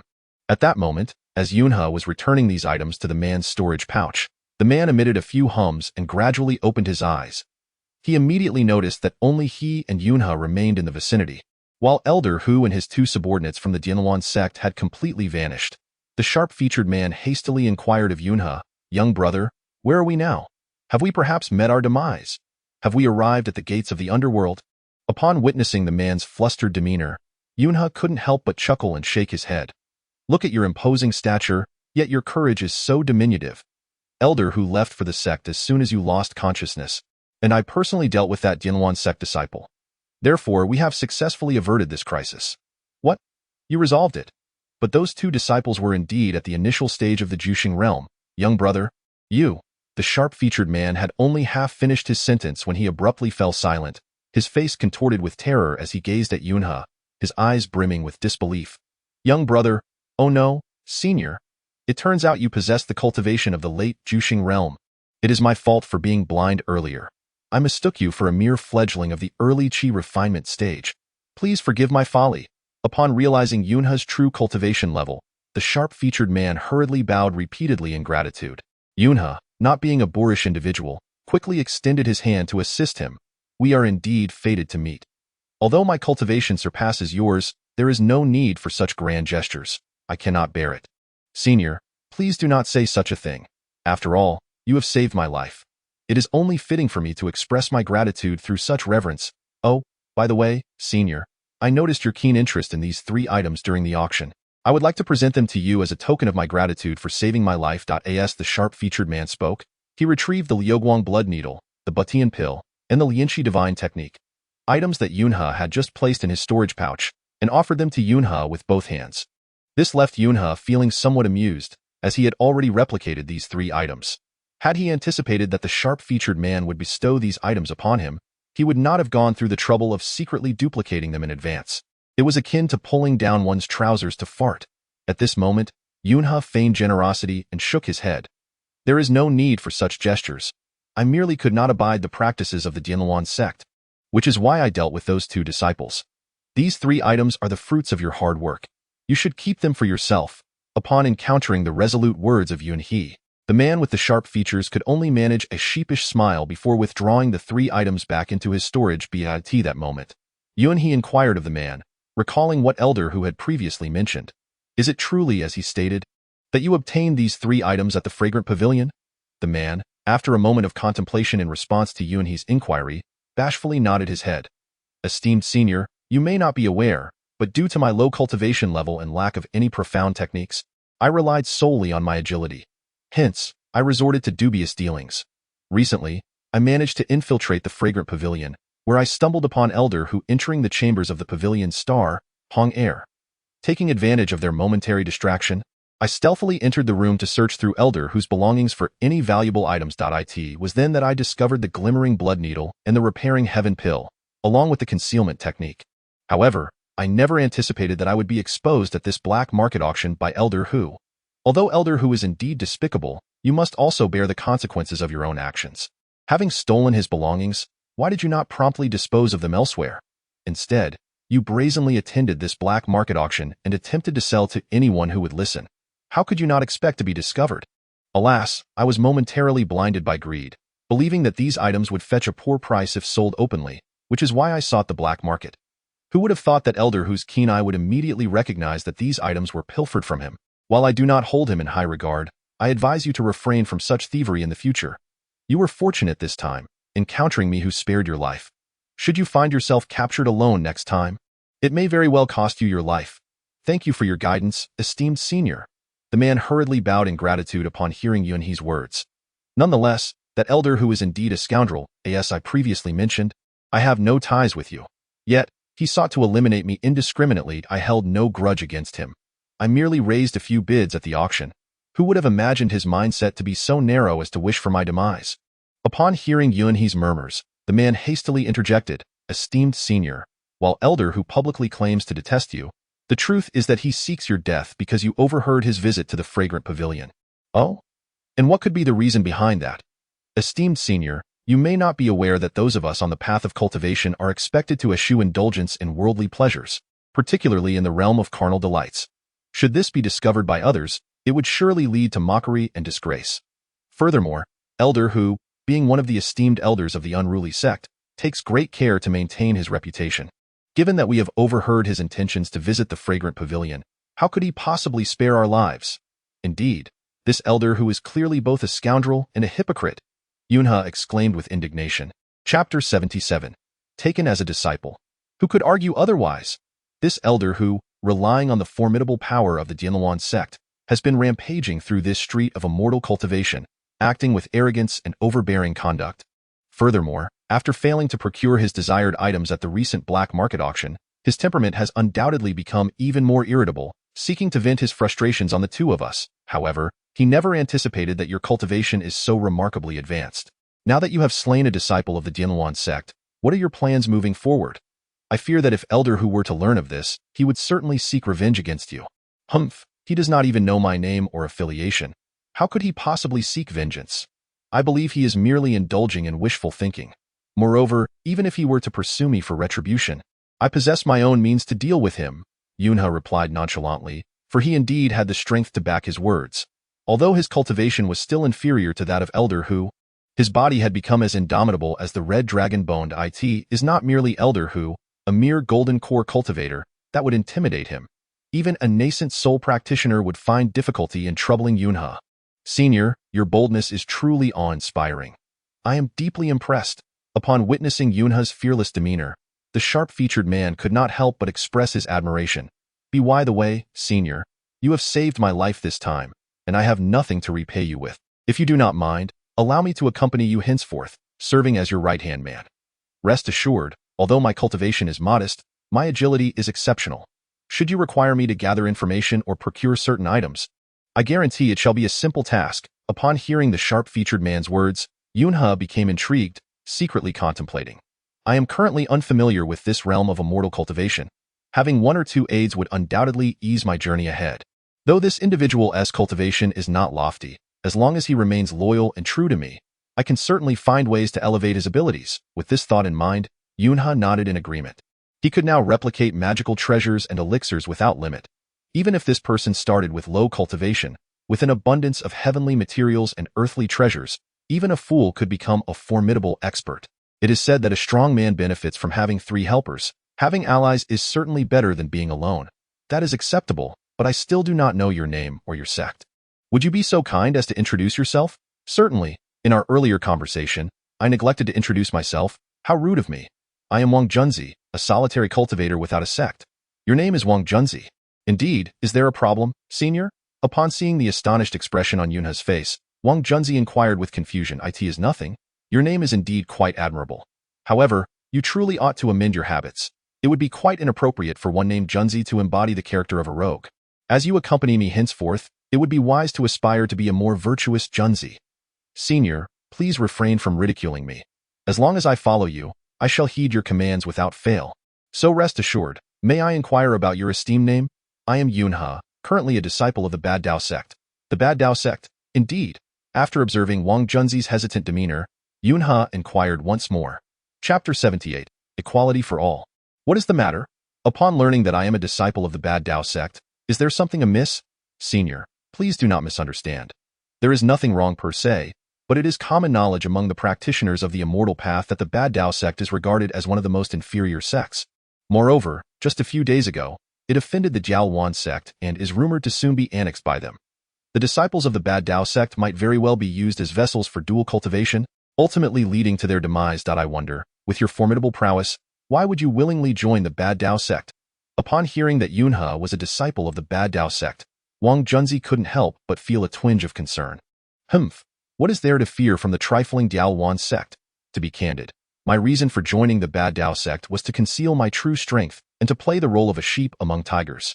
The Jiao Wan sect will find it far from easy to seize control of the Bad Dao sect. However, senior, you have already slain 2 disciples of the Jiao Wan sect. If Elder Hu were to trace your whereabouts, he would undoubtedly come after you. How do you plan to defend yourself?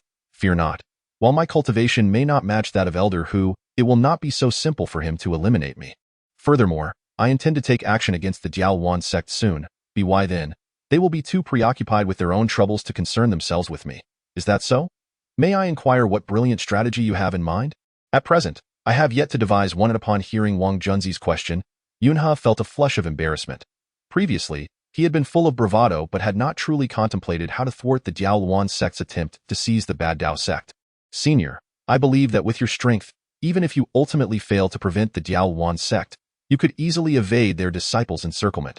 Rest assured, I have pledged my loyalty to you, thus your affairs are now mine. I am prepared to face any peril on your behalf. Very well, you are quite eloquent, commendable indeed. Though Wang Junzi's sincerity remains uncertain, Yunhe finds great comfort in his words. Indeed, henceforth, you may simply address me by my name, without the formalities of senior or predecessor. Now that you have resolved to journey alongside me, it is unnecessary for us to maintain such distance, which might otherwise render our relationship somewhat estranged. Very well, I shall heed your words, or rather, I shall follow the guidance of my esteemed companion, Yun. Since we are in agreement, let us return to the Ba Dao sect, for this place is ill-suited for prolonged stay.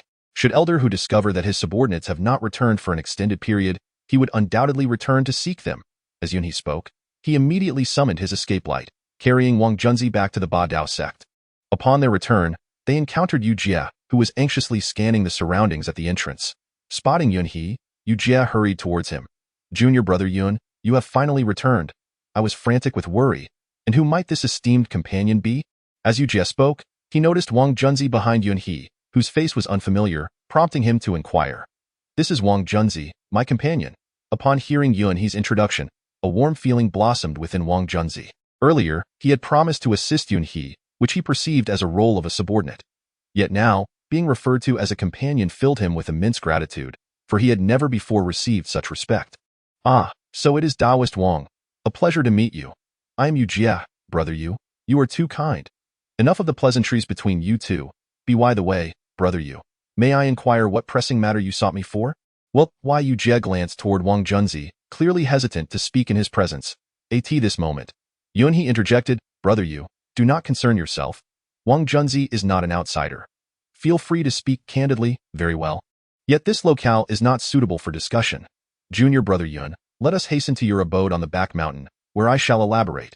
Upon arriving at the woodshed on the back mountain, Yu Jie quickly turned to Yunhe and said, "Junior brother Yun, you must be unaware.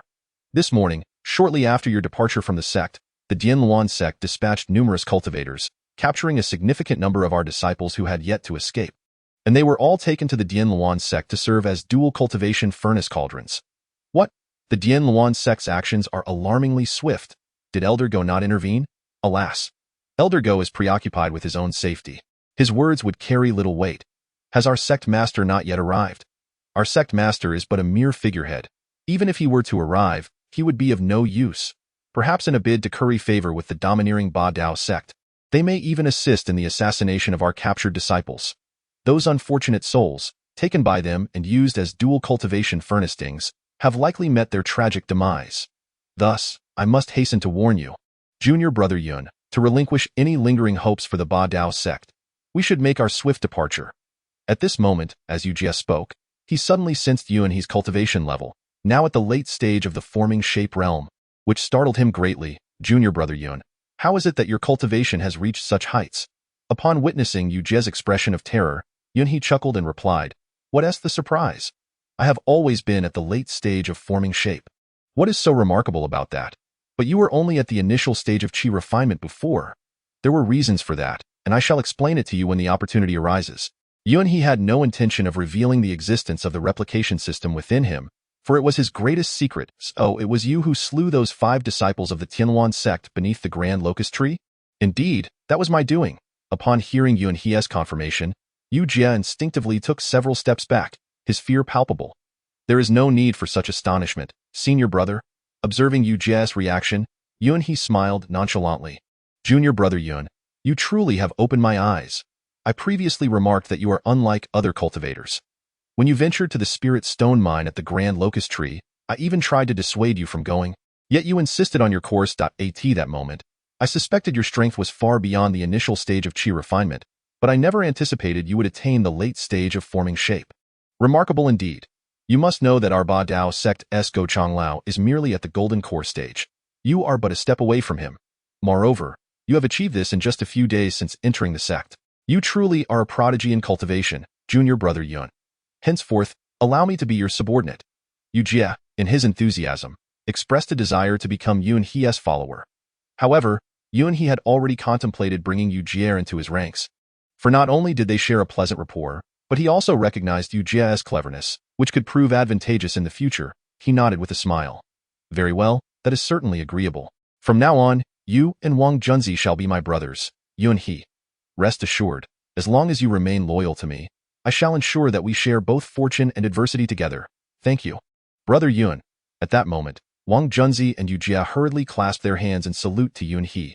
Yunhe waved his hand in response, smiling at the two. Although he was not one to covet power, the feeling of being regarded as a leader was undeniably gratifying. "However, brother Yun, despite your current prowess at the late stage of forming shape, you cannot escape the clutches of the Tianluan sect.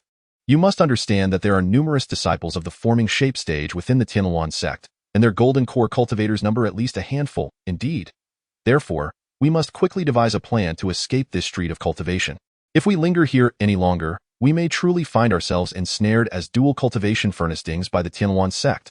There is no need for you, brother Yu, to be so tense. I have devised a plan that can temporarily prevent the Dianluan sect from taking action against our Ba Dao sect." "Oh? What method do you have in mind?" Upon hearing their inquiries, Yunhe pondered for a moment, then smiled as he began to instruct the two. Chapter 80. A display of divine might now that the Dianluan sect has set its sights on our faction. And given our sect's relatively weak strength, we are naturally unable to confront them directly. However, we can devise a strategy to divert their attention, causing them to become preoccupied with their own affairs. In such a case, they will be unable to target our sect. But the Dianluan sect operates with impunity here on the street of immortality, and moreover, they maintain a close relationship with the Enma sect. What method should we employ to divert their attention? After hearing Yu Jie's words, Yunhe contemplated further and hastily turned to Yu Jie and Wang Junzi, asking, "You too, my fellow Taoists, have been here on the street of immortality far longer than I have. Hence, I assume you are more knowledgeable about the sect divisions here."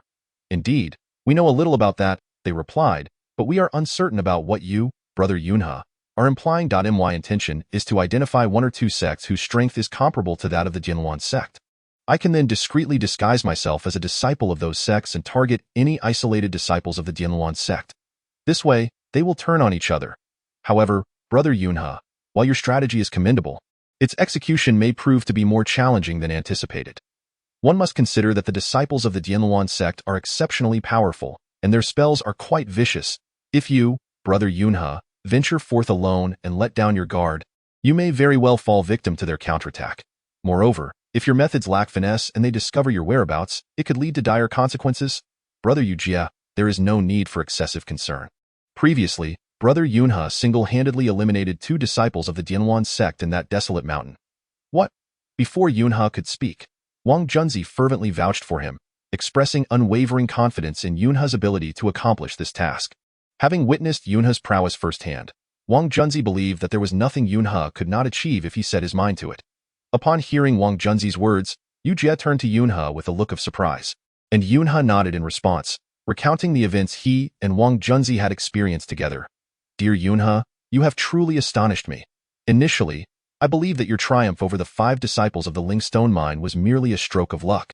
However, I never anticipated that you could also vanquish 2 disciples under the command of Elder Hu. It is well known that the prowess of Elder whose disciples far exceeds that of ordinary practitioners, and their combat experience is exceedingly rich. If you are indeed capable of dispatching both of them in succession, then the strategy you propose will surely succeed and effortlessly divert the attention of the Dianluan sect. Naturally, this is so, yet I remain uncertain as to which sect I should disguise myself as the He sect. He sect." Upon hearing the synchronized response from Yu Jie and Wang Junzi, Yunhe immediately inquired with a smile, "I never imagined that you two would be so in sync. However, I wonder why you both mentioned the He sect. Could it be that the strength of the He sect is comparable to that of the Dianluan sect?" "Not quite." Upon hearing Yunhe's question, Yu Jie chuckled and shook his head. "The He sect, in theory, is considerably weaker than the Dianluan sect. Yet, what you may not know, dear Yunhe, is that many years ago, the He sect was the most formidable faction on this street of cultivation. Unfortunately, an elder from the He sect angered a hall master of the Enma sect, leading to relentless reprisals from the hall master, who sought to undermine the He sect while simultaneously fostering the rise of the Dianluan sect. This is how the Dianluan sect came to occupy the preeminent position on our street of cultivation. Over the years, many adept practitioners from the He sect have defected to the Dianluan sect, resulting in a significant disparity in strength between the 2 factions. Nonetheless, if one were to consider who harbors the deepest animosity towards the Dianluan sect, it would undoubtedly be the He sect. Is that so? But why has the Dianluan sect refrained from attacking the He sect? After all, the Dianluan sect is notorious for treating others as mere vessels for dual cultivation. Why has it allowed the He sect to persist until now? This is due to the He sect's exceptionally domineering techniques, coupled with the fierce temperament of its practitioners. They are known to resort to mutual destruction if their desires are thwarted. As the saying goes, the soft fear the hard fear the unyielding, and the unyielding fear those who are undeterred by death. The He sect is akin to a rock in a cesspool, both foul and unyielding, and epitomizes the reckless disregard for life. Indeed, Wang Junzi seized upon Yu Jie's remarks and added his own thoughts.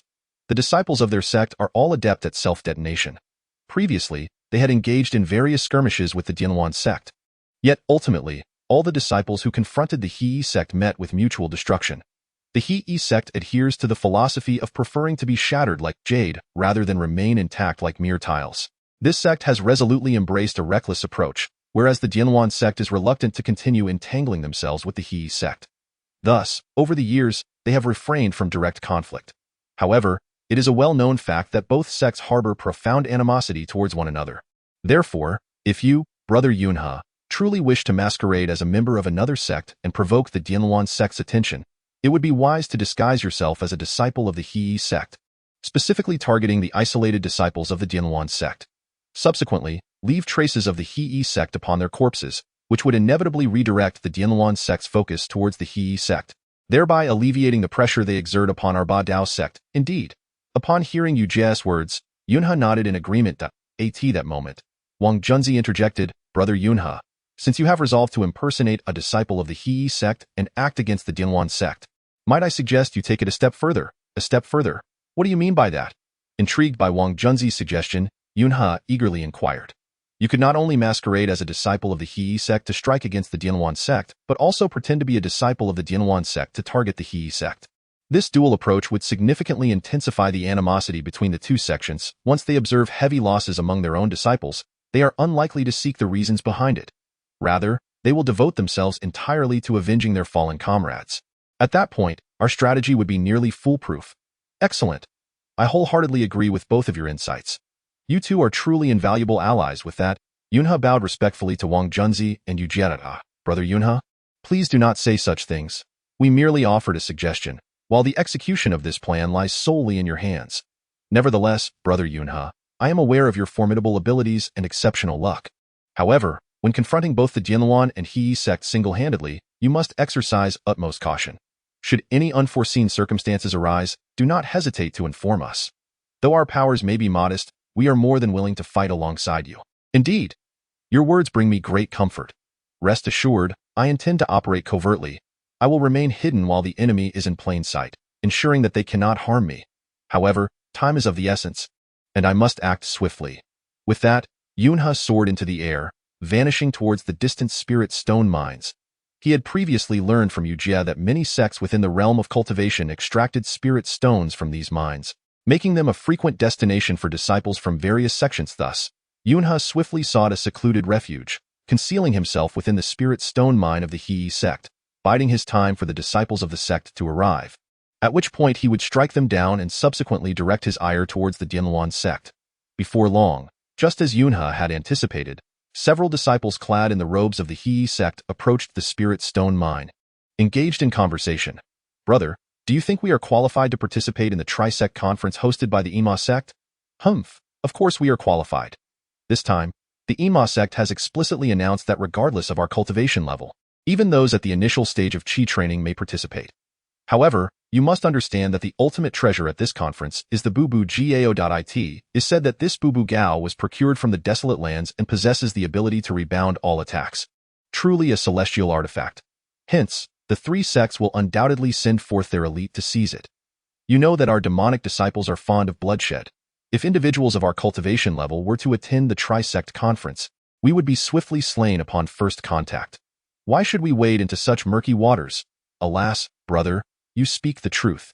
Yet, the allure of the Bubu Gao is simply irresistible. If I were fortunate enough to behold it in this lifetime, even death would be worth it. Junior brother, for those of our cultivation level, it is best to abandon such notions. Let us quickly gather some spirit stones, return to the sect to complete our tasks, and afterwards indulge in revelry in the mortal town below. Would that not be delightful? Ha ha ha. Upon hearing my brother's words, the He disciple retorted with a sly grin, "Brother, I see your feasting is but a facade. In truth, you seek pleasure, do you not?" "Humph, naturally. Last night, we stealthily took advantage of several virtuous maidens, among whom were a few of extraordinary beauty, truly captivating. Reflecting on it now, I can hardly contain my excitement. Let us hasten to complete our task and then revel in the mortal town. The more we indulge those virtuous maidens, the greater my joy. Ha ha, brother, you truly are a beast." "Ah, junior brother, do not speak so. We are but mirrors of each other." As he spoke, he brandished his flying sword and ventured into the spirit stone mine.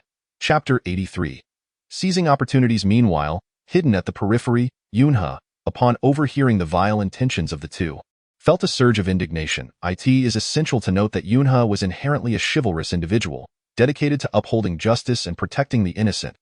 He had initially aspired to join a righteous sect, but was reluctantly brought into this faction by Wu Haoyuan, and had since resigned himself to his circumstances.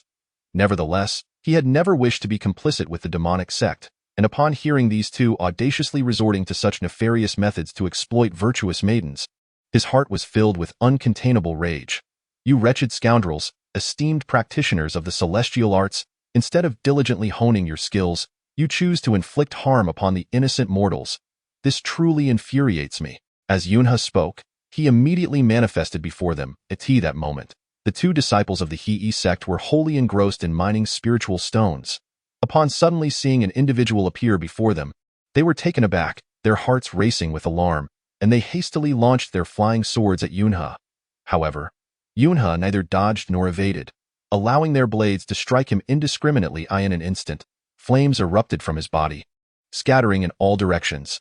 After several exchanges, the disciples' swords were left battered and broken, yet Yunha remained unscathed. Suddenly, the two disciples gazed at Yunha in astonishment, their hearts sinking in realization. They had discerned that Yunha was a practitioner at the peak of the forming entity stage, while they were merely at the late stage of chi cultivation, an insurmountable gap in power that rendered them incapable of challenging him.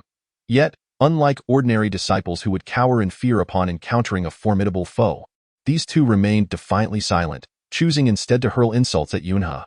"Who the hell are you, you bastard? How dare you intrude upon our He sect's spiritual stone mine? If you know what is good for you, reveal your name and leave at once, or I shall report to our elders, and you will meet a gruesome fate." "Ha ha ha. You insolent fools, even in the face of death, you remain so arrogant today. I shall put you to the test with my blood-light needles." As Yunha declared this, he swiftly extended his hands, and from his storage ring, 100 blood-red needles, as fine as strands of hair, shot forth. The two disciples, having never encountered such delicate weapons, were struck with shock and immediately sought to flee. However, the blood-light needles moved with blinding speed and were utterly indomitable, piercing through their bodies in an instant.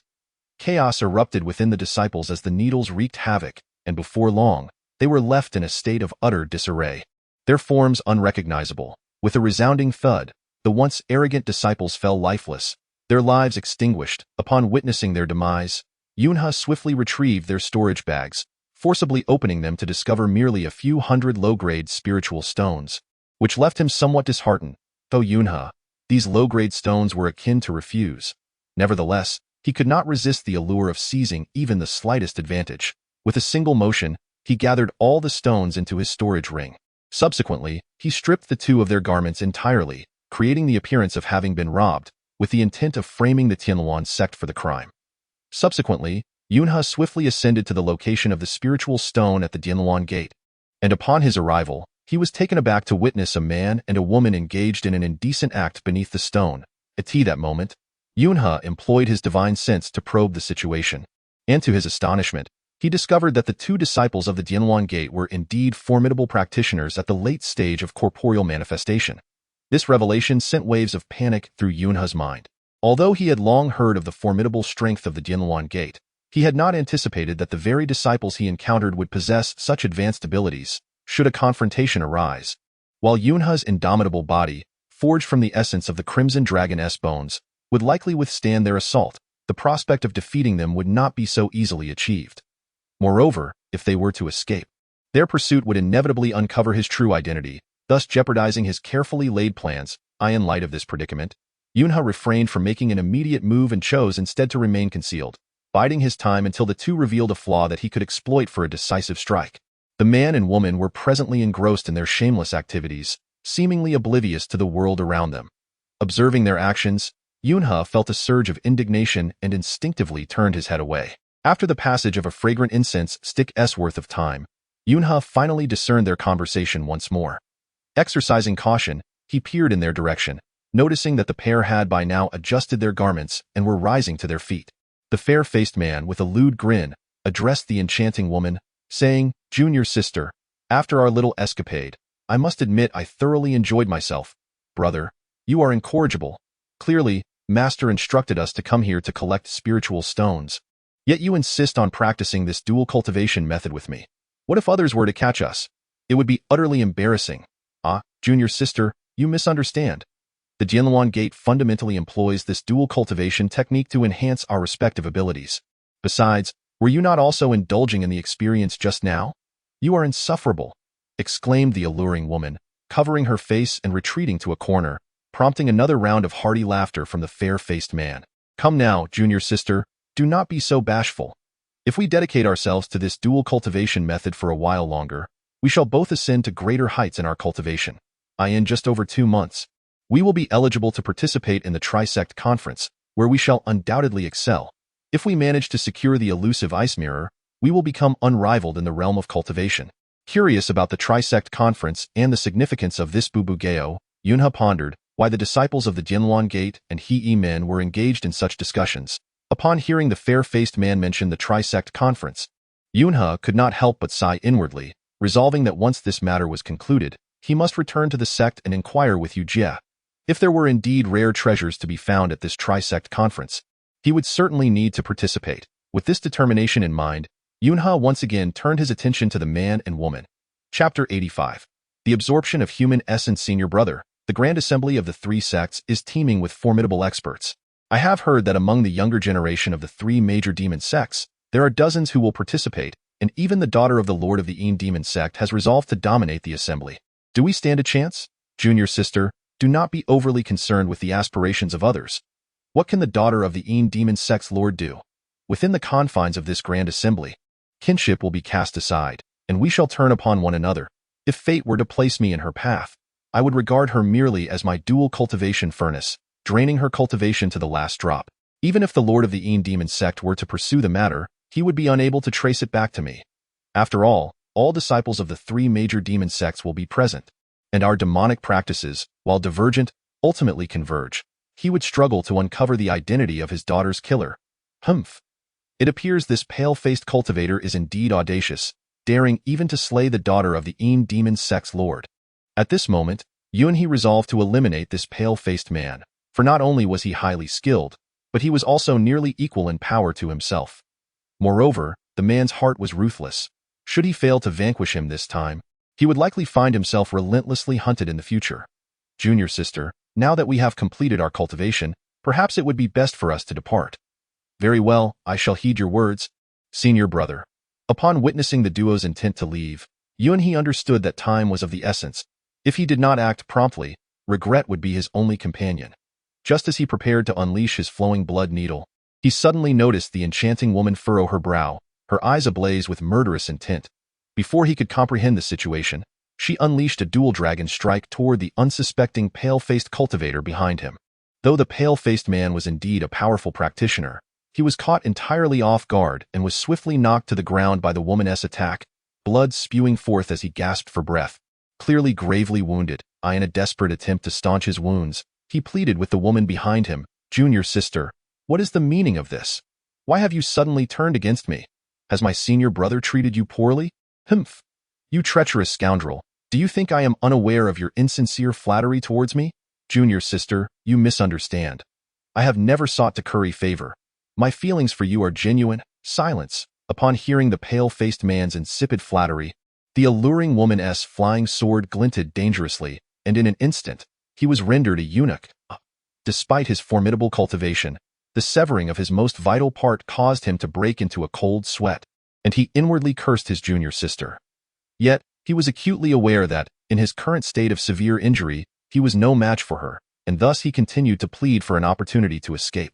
Junior sister, why do you treat me thus? I have always been loyal to you. Humph. Such words are better suited for deceiving a child of 3. Do you think I am unaware of your malicious intent? Previously, within the sect, I had already witnessed your illicit affair with the daughter of Elder Hn and your attempt to curry favor with her. You even promised to confine me, intending to use me as your dual furnace, to be devoured by you both. How foolish of me to have once offered you my unwavering sincerity. It truly infuriates me. What? Upon hearing her words, the fair-faced man realized that his apprentice sister had become privy to his prior entanglement with Elder Hu's daughter.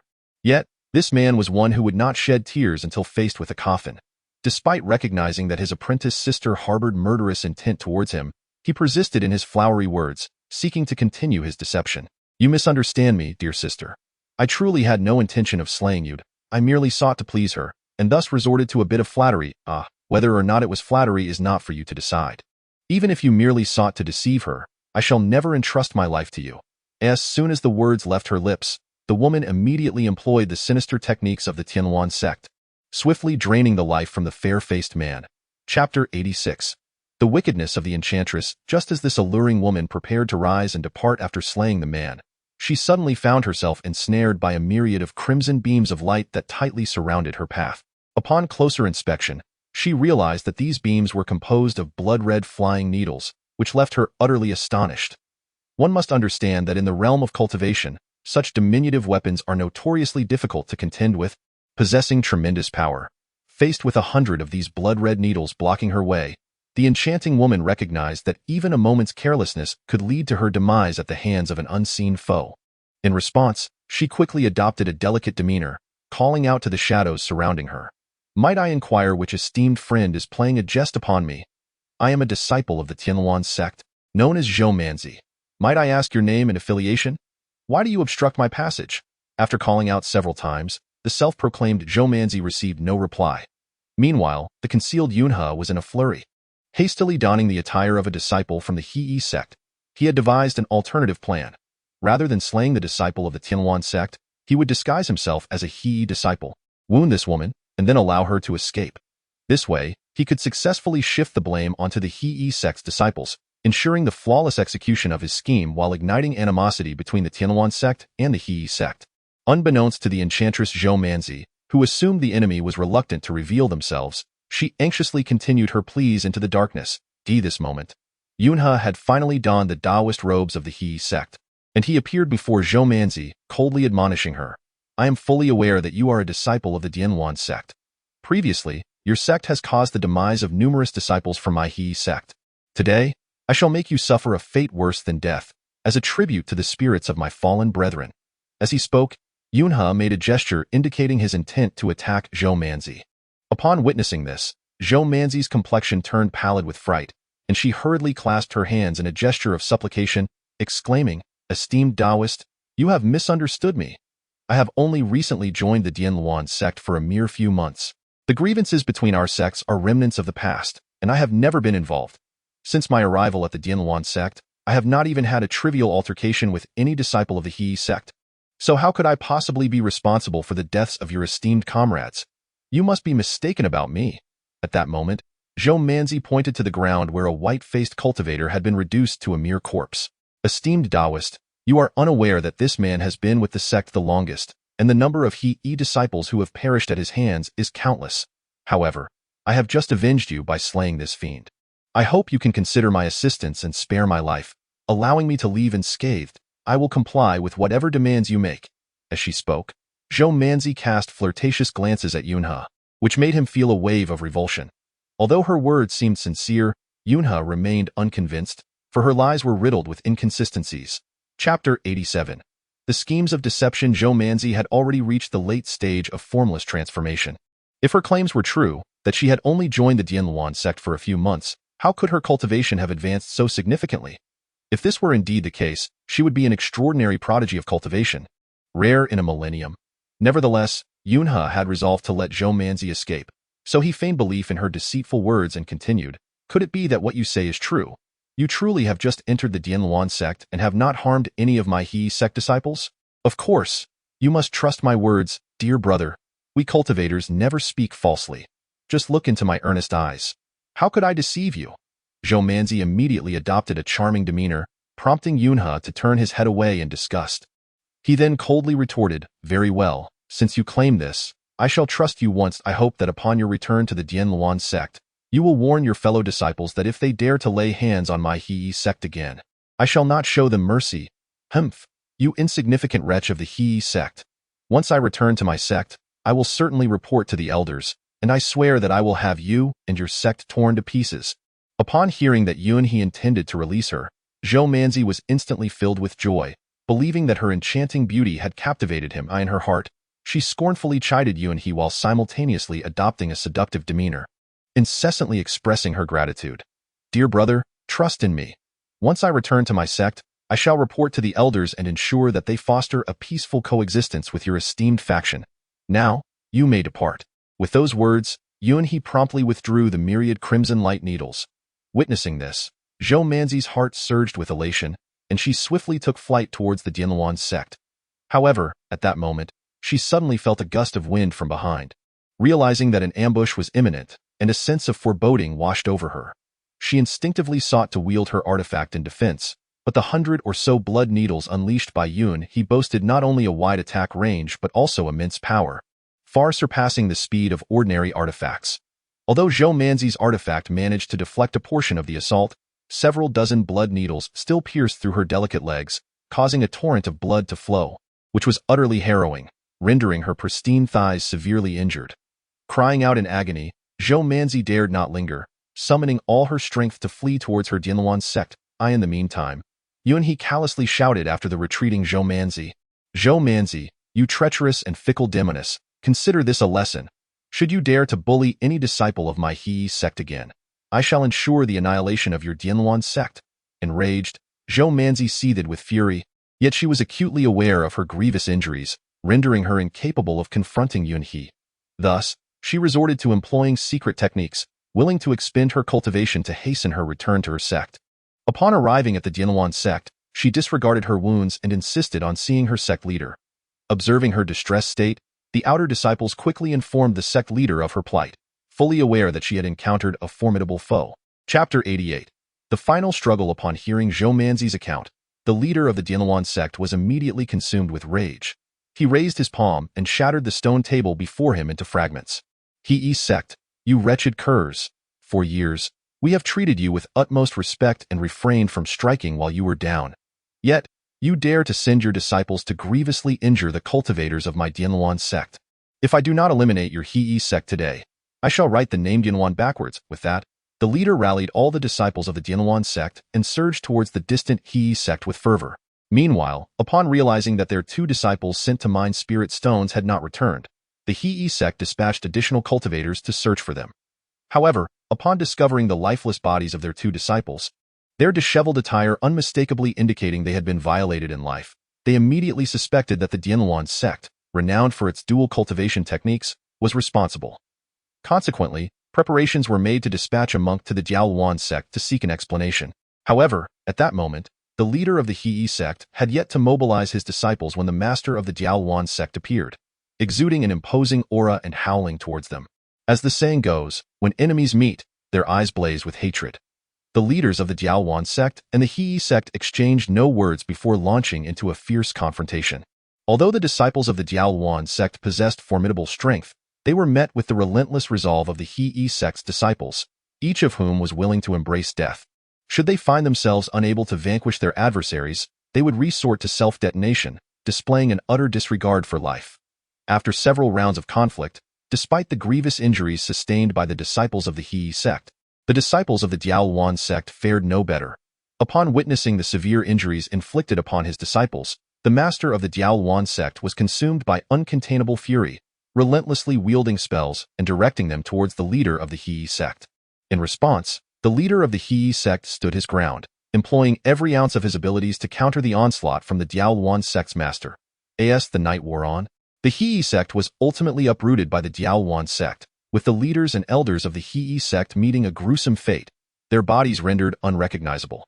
Throughout the conflict, Yunhe operated in the shadows, at times masquerading as a disciple of the Dianluan sect to slay members of the He sect, and at other times, disguising himself as a disciple of the He sect to strike down those of the Dianluan sect. Having already assimilated the power of the red dragon's bone, his body had become impervious, and with hundreds of luminous blood needles at his disposal, he engaged in relentless offense, leaving no room for defense. Thus, by the end of that fateful night, the casualties inflicted by Yunhe upon both factions numbered at least 50, if not 100. Moreover, during his exploits, Yunhe occasionally indulged in ostentation, causing his display system to ascend to level 20 by the night's conclusion. By then, he had successfully replicated the magical prowess of Golden Core practitioners. Unfortunately, when Yunhe sought to replicate further, he found that the Golden Core masters of both the Dianluan and He sects had perished, leaving only the 2 leaders locked in their ceaseless duel, alongside a handful of low-tier disciples still in the Qi refinement and foundation establishment stages. With no other recourse, Yunhe could only return with a sense of disappointment. Although the Dianluan sect emerged victorious in this conflict, they paid a heavy toll, with their ranks, once numbering in the thousands, decimated by more than half. The master of the Dianluan sect, too, was gravely wounded due to a counterattack from the leader of the He sect as he lay dying. Chapter 89. A profound yearning in the aftermath, the previously arrogant Dianluan sect had no choice but to announce a complete retreat into seclusion, withdrawing from worldly affairs. Their plans to forcibly seize the Ba Dao sect were swiftly abandoned. The following morning, news of the fierce battle between the Dianluan sect and the He sect spread throughout the realm of cultivation, with many engaging in fervent speculation, bewildered as to why the Diaoluan sect had suddenly launched an assault on the He sect. The only individuals privy to the true reasons were Yun He, Yu Jie, and Wang Junzi. Upon witnessing the successful execution of this scheme, both Yu Jie and Wang Junzi were left in awe of Yun He, with Yu Jie immediately bowing in reverence before him. Overcome with admiration, Yunhe hastily helped him up with a cheerful smile. He shook his head at the two and proclaimed, "My dear brothers, now that you have become my kin, we shall share both joy and adversity. Your affairs are now my own, so I implore you not to bestow such grand gestures upon me again, lest I truly become displeased." With that, he added, "All right, junior brother Yun, from now on, we shall follow your lead. Whatever you suggest, we shall comply." At this, Yu Jie and Wang Junzi erupted in hearty laughter, filled with immense joy. After all, it was Yunhe who single-handedly shouldered the animosity between the Diaoluan sect and the He sect, ultimately aiding their Ba Dao sect in evading this crisis. To them, Yunhe had become a veritable idol. By the way, senior brother Yu. Yunhe eagerly inquired about the matters he had learned from the disciples of He sect and Diaoluan sect regarding the upcoming Tri-sect conference. Oh? So, junior brother Yun also holds an interest in this Tri-sect conference. Upon hearing Yunhe's question, Yu Jie immediately broke into a smile that, of course, this Tri-sect conference is a grand event for our entire demonic path. I naturally wish to know more. I wonder if disciples from lower-tier sects like ours are eligible to participate. Indeed, we are eligible. This year's Tri-sect conference is unlike any before, regardless of your sect or cultivation level. As long as you are willing to participate, you may register at the Enma sect. However, at this point, Yu Jie's expression turned solemn as he once again addressed Yunhe. "Junior brother Yun, do you truly wish to take part in this Tri-sect conference?" "Absolutely. I have heard that the victor of the Tri-sect conference will receive the rare extreme icy mirror, procured from the wildlands by the three demonic sections, although I am not entirely certain of its purpose. Given that the three sects value it so highly, it must surely be a treasure of immense rarity. Indeed, the extreme icy mirror is a remarkably rare artifact. It is said that this mirror can reflect any attack, be it magical or physical. Any strike against it will be instantly rebounded. One might say the extreme icy mirror is an insurmountable existence in the realm of cultivation. In other words, whoever possesses this mirror would fear no one and no technique, rendering them utterly invincible. Is it truly that formidable? Upon hearing Yu Jie's description, Yunhe's yearning for the Tri-sect conference and the extreme icy mirror intensified. "Brother Yun, I would advise against participating in this Tri-sect conference." "Oh? And why is that?" Yunhe was perplexed by Wang Junzi's sudden counsel. "Junior brother Yun, I share the same sentiment." At this moment, Yu Jie promptly echoed Wang Junzi's concern. "Dear Yun Shidi, you may not be aware that while the Supreme Ice Mirror is indeed extraordinarily powerful, the number of individuals vying for such a formidable treasure is exceedingly high. Not only among us in this street of cultivation, but even within the two major demonic sects, countless cultivators yearn for the Supreme Ice Mirror with great fervor. Moreover, this time at the Tri-sect Assembly, which is a free-for-all battle, the participants include not just those at the Qi refinement and foundation establishment stages, but even those at the golden core and nascent soul stages. Indeed, Yun Shidi, although you are tremendously formidable at the late stage of the form transformation, how would you fare against someone at the golden core or nascent soul stage? For cultivators like us, even entering the Tri-sect Assembly, we would merely be seen as cannon fodder. Wait. Upon hearing their words, Yun was immediately taken aback and hurriedly inquired further. While it is one thing to have golden core cultivators present, are there truly members of our younger generation who have reached the nascent soul stage? Isn't it typically the case that only the elders of a sect can achieve such a level of cultivation? Although Yun was not well versed in the classifications of cultivation sects, he was well aware that even within the esteemed Demon sect, the two elders were merely at the mid-nascent soul stage. However, according to Yu Jie, it seemed that among the sect disciples attending the Tri-sect Assembly, there were indeed practitioners at the nascent soul stage, leaving Yun utterly perplexed. Could it be that an elder from a sect disguised themselves as a disciple to infiltrate the Tri-sect Assembly? That is not the case. Upon hearing Yunhe's question, Yu Jie immediately shook his head with a smile. He then turned to Wang Junzi and said, "Wang Daoyu, you possess greater insight into the matters of the cultivation world than I do. Perhaps you should enlighten Yun Shidi." "Certainly." Wang Junzi nodded in agreement and proceeded to explain to Yun with a serious tone. "Yun Shidi, while it is true that those who reach the nascent soul stage are generally heads of sects or elders, there are indeed individuals among the righteous and demonic disciples who have attained the nascent soul stage, albeit only at the early stage, yet they are still sufficiently formidable among their peers." "Oh? Which sect does such a remarkable disciple belong to? Upon hearing Wang Junzi's words, Yunhe was taken aback. If ordinary disciples could reach such a level of nascent soul cultivation, then surely their sect's elders and leaders could achieve the integration stage, or even the divine transformation stage. The twin heroes and three fiends. The twin heroes and three fiends? Indeed. The 5 disciples of the twin heroes and 3 fiends are among the most formidable figures of the younger generation in both the righteous and demonic paths, all of whom are at the early nascent soul stage. The twin heroes are practitioners of the righteous path, while the 3 fiends, despite being disciples of our 3 major demonic sects, are all direct disciples of the sect leaders, personally instructed by them, which greatly accelerates their cultivation progress, far surpassing that of their peers. As Wang Junzi spoke, admiration shone in his eyes as he regarded the twin heroes and 3 fiends. Chapter 91. The revelation. So it was revealed that he had been personally instructed by the leader of a sect. No wonder his cultivation had advanced at such an astonishing pace. Indeed, this remarkable progress can also be attributed to the exceptional talents of the 5 individuals involved. If any of them had been of mediocre aptitude, even with the guidance of a sect leader, they would not have been able to elevate their cultivation from the initial stage of chi refinement to the early stage of nascent soul in just a few decades. However, despite the prowess of these 5, I have heard that the 3 cultivators from the 3 demonic sects did not ascend steadily through the ranks from chi refinement to nascent soul. Rather, they were infused with demonic energy, hastening their growth unnaturally. Whether this is true or not remains uncertain. I have heard this rumor as well. At this point, Wang Junzi interjected. However, even if they were infused with demonic energy, these 3 individuals undeniably possess the cultivation of the early nascent soul stage. Defeating cultivators such as us would be a trivial task for them. Thus, although Brother Yunhe, your cultivation has also progressed at lightning speed, leaving us in awe, you still fall short in comparison to them. Moreover, you are currently only at the late stage of form, and should you truly engage in battle with someone at the early nascent soul stage, it would represent a significant leap in levels. A mere encounter could leave you gravely injured. Brother Yun, I do not wish to undermine your confidence, but I genuinely worry about your safety during this upcoming 3-sect assembly. Upon witnessing the sincere expressions of Yu Jie and Wang Junzi, Yunhe smiled and nodded in acknowledgement. I am well aware of your earnest intentions. That said, it is undeniable that the early nascent soul stage is far superior to my late form stage. If I were to confront them, my chances of victory would be slim.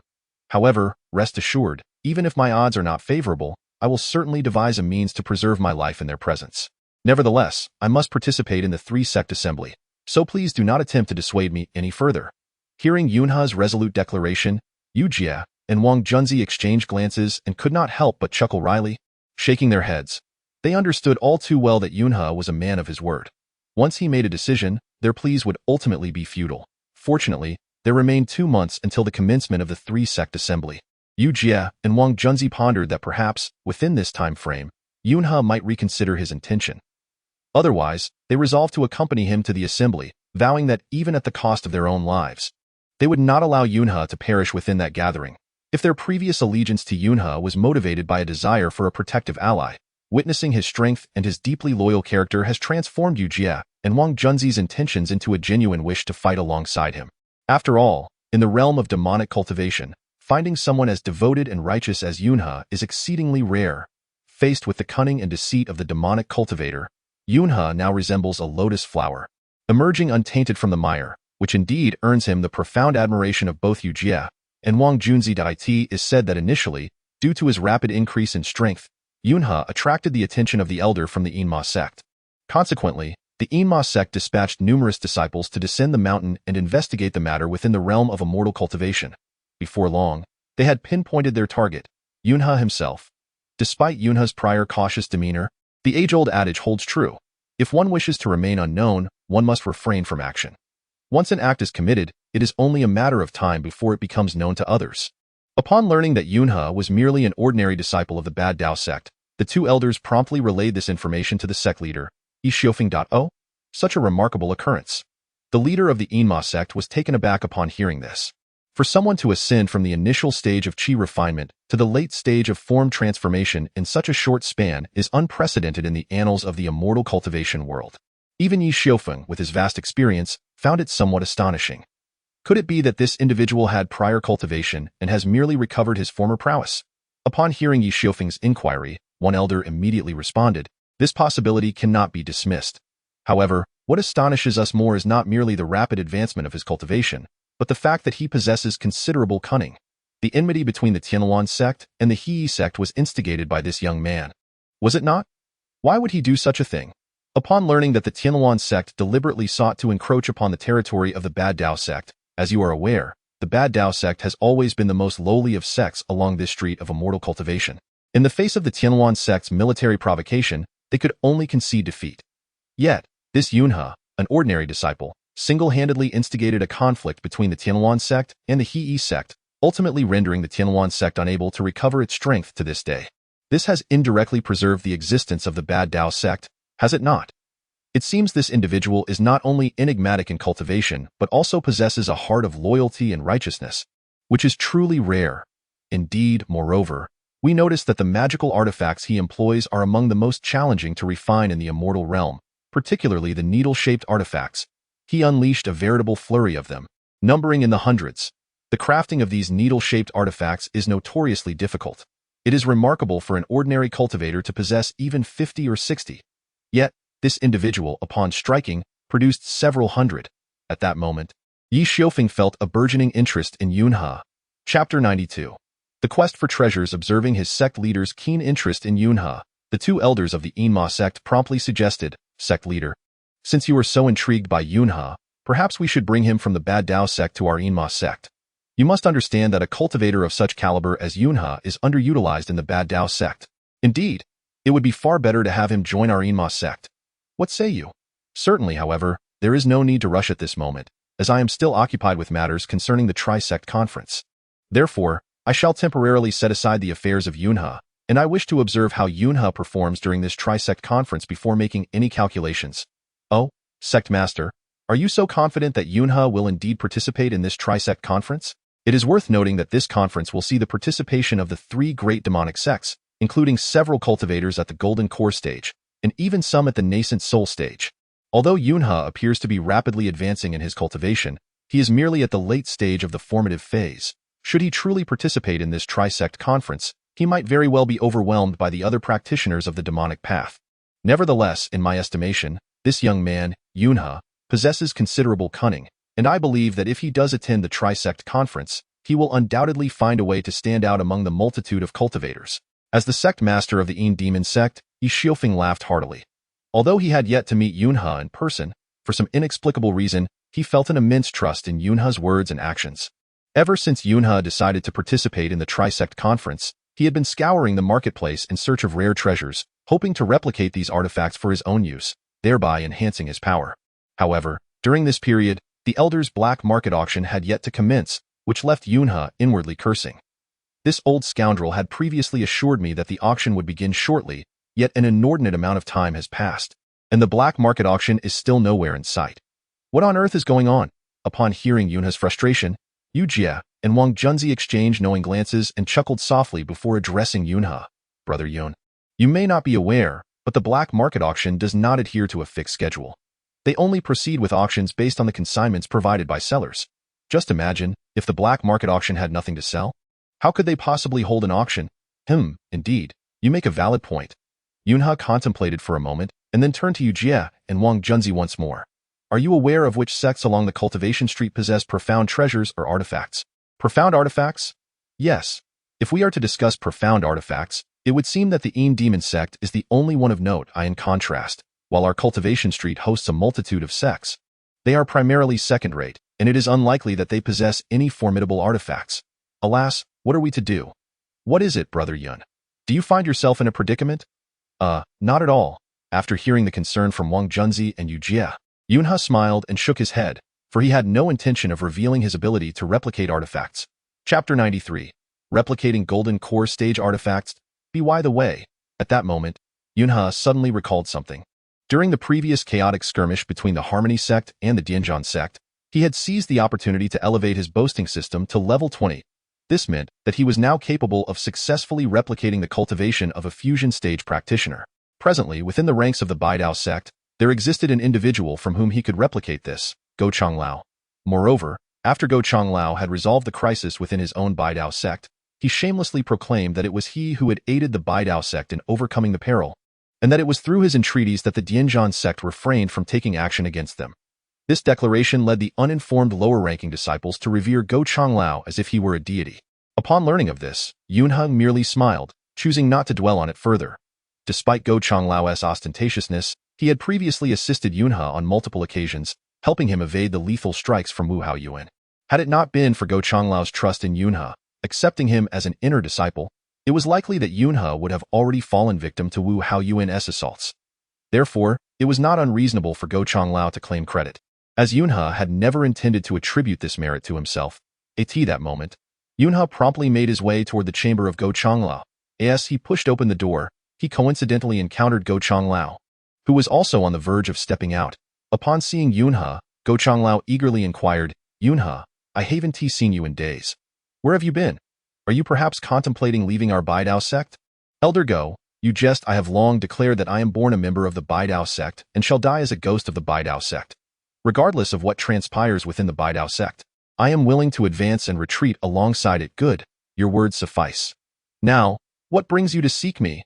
"Actually, I happened upon a mid-grade spirit stone within the spirit stone mine beneath the ancient locust tree, and I wish to present it to you, Elder." "What? A mid-grade spirit stone?" Upon hearing Yunhe's words, Go Changlao's eyes gleamed with excitement as he eagerly pressed Yunhe for details. "Indeed, it is a mid-grade spirit stone."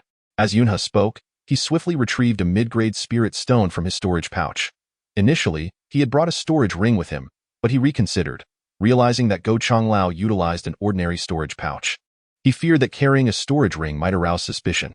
After much contemplation, he decided it prudent to maintain a low profile, thus opting to don the tattered storage pouch instead of the ring while approaching Go Changlao. Go Changlao, unaware of Yunhe's true circumstances, harbored no doubts. His sole focus was on obtaining the mid-grade spirit stone that Yunhe held. Once Yunhe presented the mid-grade spirit stone, Go Changlao immediately accepted it, his heart swelling with joy. Although Go Changlao had reached the early stage of the Golden Core realm, he had never before utilized such a mid-grade spirit stone. Therefore, upon receiving this token of filial piety from Yunhe, he joyfully patted Yunhe on the shoulder. At this moment, Yunhe was filled with immense joy. Initially, he intended to take this opportunity to make contact with Go Changle's body, but to his surprise, it was Go Changle who took the initiative to touch him. "Ding! Congratulations to the host for touching a Golden Core cultivator. Would you like to replicate the Golden Core cultivation level, replacing the power of the three-tailed demon fox's inner core?" Upon realizing the success of the replication, Yunhe was overwhelmed with ecstatic delight. Chapter 94. The ferocious golden blade, and of course, he opted to replicate. Ding! Replication successful. Congratulations to the host for advancing to the initial stage of the Golden Core. Although Yunhe's cultivation level had suddenly risen to the initial stage of the Golden Core, he had previously employed the breath-holding technique to suppress his own cultivation, so Go Changle remained oblivious to the change. Speaking of which, the breath-holding technique proved to be quite useful. With this skill, Yunhe could replicate and enhance his cultivation without anyone being the wiser.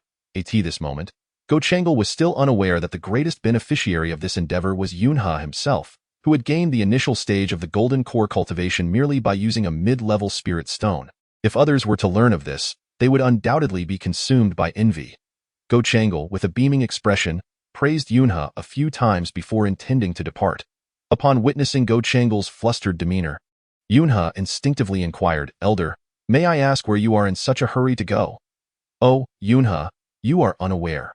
I have heard that a volcanic swamp has appeared in the southern mountains of our immortal cultivation street, and I happen to possess a magical treasure that requires the volcanic lava's power to refine. Thus, I must hurry there to forge my artifact. In that case, why not allow your disciple to accompany you? Perhaps I could be of assistance." "Very well, let us depart together." Upon hearing Yunhe's words, Go Changle harbored no suspicions and immediately summoned his escape light. Carrying Yunhe towards the distant volcanic swamp, Yunhe's intention in following Go Changle was to seize the opportunity to replicate this elder's magical treasure. Although he was still unaware of what Go Changle's treasure was, he thought to himself that acquiring an additional magical artifact could prove advantageous in the future. When Go Changle and Yunhe arrived at the volcanic swamp, Go Changle swiftly retrieved a broad-bladed golden sword from his storage bag and proceeded to cast a spell, plunging the sword into the volcano. After an hour had passed, Go Changle finally retrieved the broad-bladed golden sword once more. As Yunhe gazed intently, he noticed that the once shimmering golden sword had transformed into a brilliant fiery red, akin to the volcano itself. with streams of molten lava coursing along the blade, creating a truly magnificent sight. With the broad-bladed golden sword in hand, Go Chang'e swung it forcefully, unleashing a torrent of flames that erupted from the blade with considerable might, leaving Yunhe utterly astonished. "Elder, may I inquire the name of this formidable treasure of yours?" At that moment, Yunhe hastily inquired of Go Changlao, who was filled with great joy due to his acquisition of the successfully refined flying dagger. He eagerly began to introduce it to Yunhe. "This golden blade is known as the Frenzied Slaughter Blade, which I previously obtained from one of my sworn enemies. However, at that time, the Frenzied Slaughter Blade had not yet been fully refined. Thus, upon acquiring it, I immediately employed the method of smelting, tirelessly honing it by the volcano. You have only witnessed its refinement once, but prior to this, I had already refined it a total of 49 times. Ha ha! Therefore, this Frenzied Slaughter Blade is exceptionally formidable. What do you say, Yunhe? Would you like to give it a try?" Go Changlao, in his exuberance, was eager to showcase it before Yunhe. Chapter 95. Battle against the spirit of the volcano. As Go Changlao spoke, he presented the Frenzied Slaughter Blade to Yunhe at this moment. Go Changlao's intentions perfectly aligned with Yunhe's desires, as he had been seeking an opportunity to replicate this blade. Upon seeing it, he promptly accepted the Frenzied Slaughter Blade. Ding. Upon sensing the host's touch on the Frenzied Slaughter Blade, "Do you wish to initiate the replication mode? Please select the quantity for replication. Let us start with 1. Ding. Replication complete. The Frenzied Slaughter Blade has been placed into the host's storage bag. Ha ha, splendid." At this moment, Yunhe was overwhelmed with joy, for the rewards of the day were truly immense. Not only had he acquired the golden core cultivation of Go Changlao, but he had also obtained this remarkably powerful Frenzied Slaughter Blade. Go Changlao, unaware of any secrets regarding the use of the Frenzied Slaughter Blade, exclaimed, "Is there any special technique for utilizing this blade?" "Ha ha ha! There are no special techniques. All you need to do is channel your internal spiritual energy into the Frenzied Slaughter Blade. Additionally, this blade possesses another formidable attribute. The more enemies you slay, the greater its power becomes. Is that so? It seems this Frenzied Slaughter Blade is truly invincible." "Ha ha ha, not quite. Although this Frenzied Slaughter Blade is indeed powerful, there are countless treasures in this world that surpass it. Hence, if you encounter a formidable foe in the future, do not wield the Frenzied Slaughter Blade lightly, lest it be destroyed by that powerful adversary." As Go Changlao spoke, he cautiously placed the Frenzied Slaughter Blade into his storage ring. Just as they were about to depart, a sudden flash of light appeared within the volcano, startling both of them. Before Yunhe could even voice his inquiry, Go Changlao immediately exclaimed, "Yunhe, I believe this manifestation within the volcano indicates the emergence of some treasure. Why don't we wait a while longer to see if my intuition is correct?" "Very well, I shall heed your words, Go Changlao." Both Go Changlao and Yunhe were exceedingly fond of treasures, thus they chose not to leave, instead opting to conceal themselves nearby and await the treasures within the volcano. However, after a brief wait, they witnessed a serpent-like creature emerge from within the volcano. Yunhe, uncertain of the nature of this serpent-like being, was astonished to see it enveloped in flames. At that moment, Elder Go, upon witnessing the serpentine demon residing within the volcano, swiftly began to retreat while urgently calling out to Yunhe, "Yunhe, hasten your departure from this place. This serpentine entity is the manifestation of the volcano's spirit, immensely formidable. Delay, and you shall surely face death. I shall take my leave first.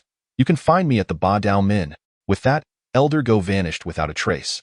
Seeing the demon formed by the volcano's spirit, Yunhe's heart raced with alarm, followed by a quiet sigh. "If only I could replicate the capabilities of this volcano spirit, I would then possess its powers. Although I remain uncertain of the current prowess of the fire goddess spirit, it is prudent to attempt the replication." Thus, upon witnessing Elder Go's swift departure, Yunhe soared towards the serpentine demon within the volcano. As soon as Yunhe engaged the volcano spirit in combat, he was immediately engulfed by an overwhelming wave of heat, causing him to feel dizzy and disoriented. Had it not been for the indomitable strength of his crimson dragon bone, he might have been rendered to nothingness by the volcanic force. However, resolute in his decision to successfully replicate the volcano spirit, Yunhe unleashed his myriad blood needles towards the entity. To his astonishment, upon making contact, the once invulnerable blood needles were incinerated to oblivion by the volcanic energy. Despite this setback, Yunhe felt a mix of surprise and elation.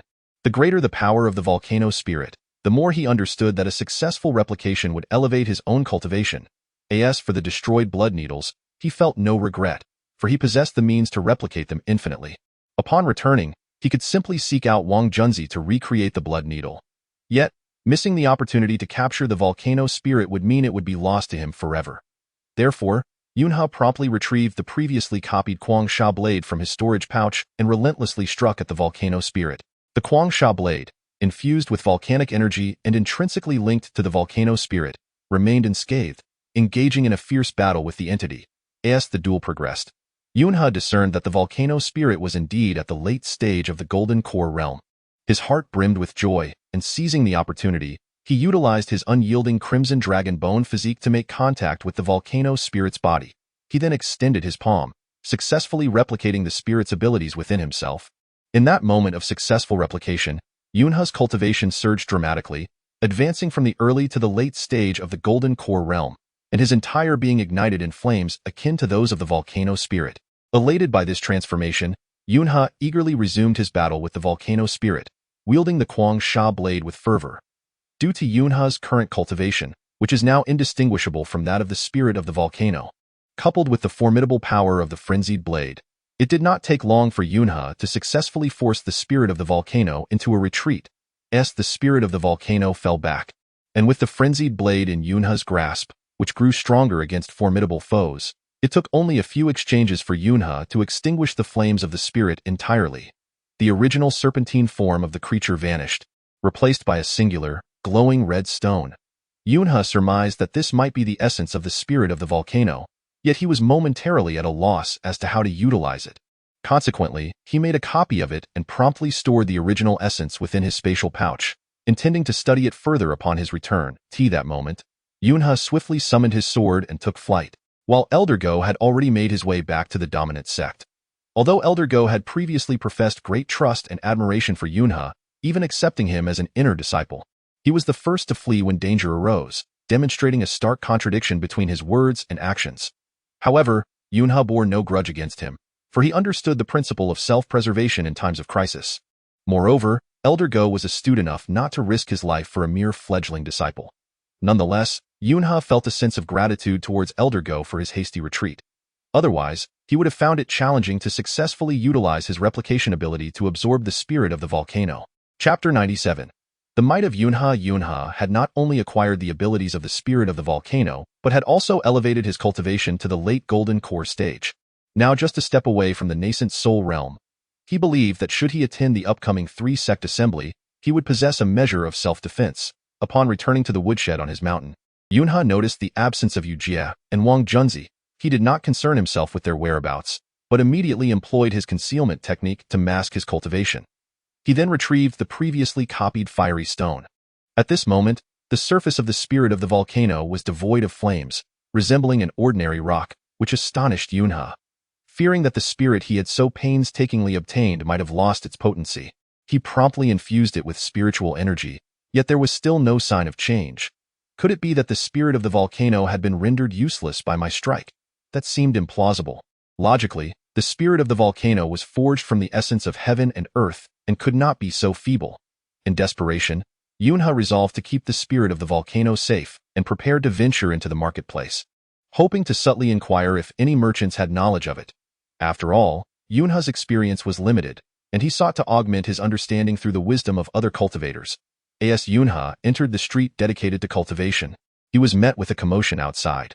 Naturally drawn to spectacle, he pushed through the crowd to get a closer look. However, upon witnessing the scene before him, he was immediately struck with both shock and fury. It turned out that his two brothers, Wang Junzi and Yujie, had been brutally beaten by other disciples of the demonic path, lying on the ground with bruised faces. Upon witnessing this, Yunhe felt an overwhelming surge of anger. It is important to note that Yunhe was an individual who placed great value on loyalty and brotherhood. Since he had previously promised to consider Yujie and Wang Junzi as his brothers, he would never allow them to be bullied by others. In that moment, Yunhe swiftly moved to stand before Yujie and Wang Junzi, glaring at the demonic disciples opposite him with a cold snort. "You wretched scoundrel! How dare you lay a hand on my brothers? I see you have grown tired of living." To this, the man responded with laughter rather than anger. "Who do you think you are? Daring to block my path? I suggest you get lost quickly, or I will deal with you as well. Is that so? In that case, I shall see just how formidable you truly are," Yunhe declared. Revealing his true cultivation level, As he manifested his late-stage golden core prowess, an overwhelming aura erupted, causing the onlookers to retreat in fear. Flames blazed fiercely around him, creating a truly astonishing spectacle. This sudden turn of events not only took the opposing demonic disciples by surprise, but even Yu Jie and Wang Junzi, who stood behind Yunhe, were equally astonished. They had not anticipated that Yunhe had reached the late stage of golden core cultivation. Earlier that day, during their conversation, he had only been at the peak of qi refinement, yet in just a few short hours, he had advanced to the late stage of golden core. This was beyond the realm of genius. It was the work of a true prodigy. His prowess surpassed that of so-called dual heroes and triad fiends, and now, not only was he at the late stage of golden core, but his entire being was enveloped in flames, a spectacle they had never witnessed before. Yunhe's sudden display of power terrified the demonic man opposite him, who collapsed to the ground, pleading for mercy. Chapter 98. Fearless, spare me. Just as Yunhe prepared to unleash his full strength against the demonic figure, a shadow darted in front of him, blocking his path and imploring him with a deep bow. Upon closer inspection, Yunhe realized that it was Elder Go from the Ba Dao sect who had come to beg for mercy. Yunhe was utterly taken aback. Logically, since Yu Jie was a disciple of the Ba Dao sect, why was Elder Go not only failing to assist, but actively dissuading him from attacking? Though perplexed, Yunhe retracted his cultivation. However, upon seeing Yunhe's countenance, Elder Go stumbled back in shock, utterly dumbfounded. Earlier, Yunhe had unleashed the power of fire, his entire form engulfed in flames, resembling a being made of fire. Thus Elder Go had failed to recognize him, mistaking him for a senior figure from the demonic path. It was only when Yunhe withdrew his powers that Elder Go finally beheld his true visage, leaving him astounded. For Yunhe had previously only displayed the cultivation of early-stage qi refinement in his presence. This moment, upon witnessing the astonished expression on Elder Go's face, Yunhe was taken aback, his heart sinking as he realized the gravity of the situation. How terrible! Previously, I had only revealed my cultivation level as that of the early stage of qi refinement before that old dog. Yet now I have evidently replicated the power of the fire spirit, attaining the late stage of the golden core, far surpassing him in cultivation. Moreover, I had hastily absorbed the technique earlier, neglecting to use the concealment technique to mask my true level. However, even if I had employed the concealment technique, it would be too late, as I had already displayed the late stage of the golden core to everyone present. What am I to do? Just as Yunhe was pondering how to clarify this matter to Elder Go, the latter's eyes darted, and his expression shifted from somber to bright, as if he had come to a realization. He immediately turned, clasped his hands towards the paralyzed demonic cultivator on the ground, and said, Master Tian, these individuals are all disciples of our Ba Dao sect. It seems we have truly stirred up a hornet's nest, as we are all family yet do not recognize one another. Given the multitude of eyes present, we must not allow other sects to mock us. Let us hasten back to our sect and deliberate further. What?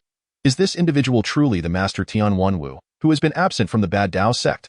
Upon hearing Elder Go's respectful address, Yunhe was filled with confusion. Yet he had no time to contemplate further as he swiftly summoned his swordlight to follow Elder Go and the others back to the Ba Dao sect. Upon entering the inner hall, Master Tian Wanwu cast an awkward glance at Yunhe, Yu Jie, and Wang Junzi, before quietly relaying a few words to Elder Go, the contents of which remained a mystery. Subsequently, he strode towards the back hall with a grim expression. This moment, only Yunhe, Elder Go, Yu Jie, and Wang Junzi remained in the hall. It was Elder Go who broke the silence first, addressing Yunhe. Yunhe, I have important matters to discuss with you. Let the other two depart. Upon hearing Elder Go's words, Yunhe understood that the elder was undoubtedly going to inquire about the sudden surge in his cultivation. Nevertheless, he felt no anxiety, for he had already concocted a plausible explanation during the journey. Even without a prepared statement, he had no reason to fear Elder Go's questioning. After all, given his current strength, not only would Elder Go be no match for him, but even Master Tian Wanwu would have to tread carefully in his presence. Yunhe was now the undisputed pinnacle of cultivation within the Ba Dao sect, and thus had little to fear. Chapter 99. The unsightly master. Consequently, Yunhe promptly clasped his hands in respect to Elder Go and stated, Elder Go, Yu Jie, and Wang Junzi are my brothers. Therefore, whatever you have to say, please feel free to express it. Regardless of the secret, I trust that they will keep it confidential, so you need not worry. Upon hearing Yunhe's declaration and observing that Yu Jie and Wang Junzi showed no intention of leaving, Elder Go, albeit reluctantly, could only nod awkwardly in acquiescence. Cloud River, you are undoubtedly aware of the esteem in which I, the elder, hold you. However, your cultivation has been fluctuating inexplicably, which leaves me quite perplexed. Moreover, you have even begun to wield a technique that has never been encountered within our dominant sect. How is this possible? Although Elder Go is currently questioning Cloud River, his tone and demeanor have drastically shifted from one of arrogance to a submissive disposition. After all, in the realm of demonic arts, strength reigns supreme. Despite Cloud River's lower status compared to Elder Go, his cultivation now surpasses that of Elder Go by several folds. It is only natural, therefore, that Elder Go would refrain from exhibiting any bravado in the presence of Cloud River. Were it not for the matter of face, he might have even addressed Cloud River as senior. Cloud River, for his part, is not one to act with arrogance or disdain, so he responded to Elder Go with utmost respect. Elder, you are unaware of certain matters.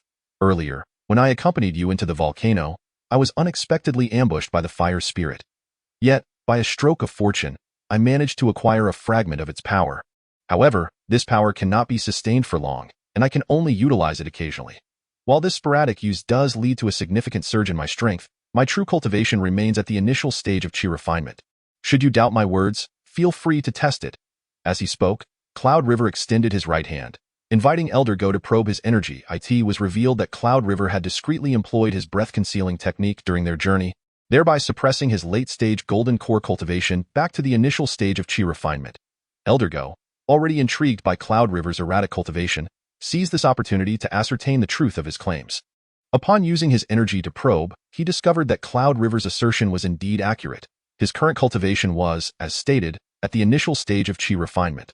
Although Elder Go still harbored doubts about Cloud River's words, the results of his examination matched Cloud River's claims. Confusion clouded his thoughts, leaving him at a loss for clarity, and thus the matter remained unresolved. At this juncture, Elder Go sighed and, with a wry smile, addressed Cloud River once more.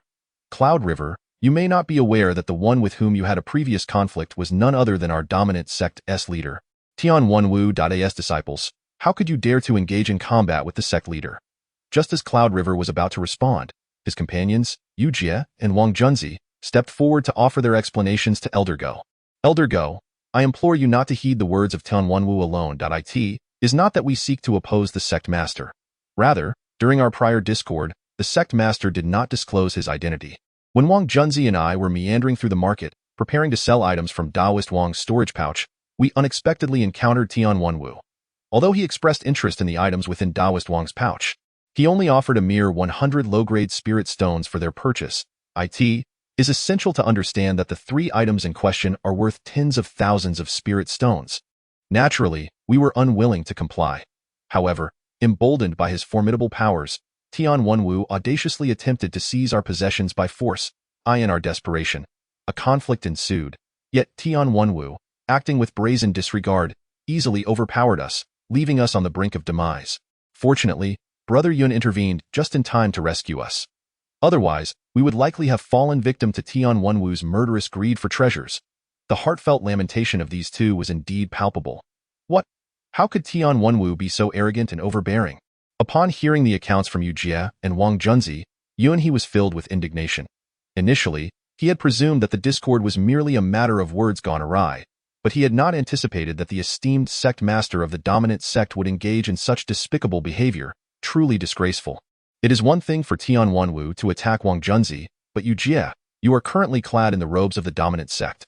How could Tianwanwu, as the sect master, fail to recognize the attire of his own disciples? Did he not inquire about your identity beforehand? I too find this perplexing. Yu Jie, upon hearing this, was at a loss. Moreover, since Tianwanwu has long been absent from the sect, although I had encountered him years ago, I had completely forgotten his visage. Today, I merely perceived him as an individual of somewhat notable appearance, never suspecting that he was the sect master of the dominant sect. I am also puzzled as to why. Upon seeing my sect robes, he would feign ignorance and even attempt to slay us. Truly a matter worthy of contemplation. After listening to the accounts of Wang Junzi and Yu Jie, Yun once again clasped his hands and addressed Elder Go with a stern tone. Elder, you have now heard the statements from these two brothers. The fault lies not with them, but solely with Tianwanwu. Even if one is not a fellow disciple, one cannot forcibly seize another's belongings. Moreover, as the sect master, he should exemplify proper conduct. How can he audaciously attempt to confiscate the possessions of his disciples? Even if he succeeded in doing so, To then seek to slay these two disciples is utterly unprecedented. Faced with Yuan He's enraged demeanor, Elder Go found himself at a loss for words. After a heavy sigh, he hastily turned to Yuan He, Yu Jie, and Wang Junzi, saying, "Alas, you three are unaware of certain matters.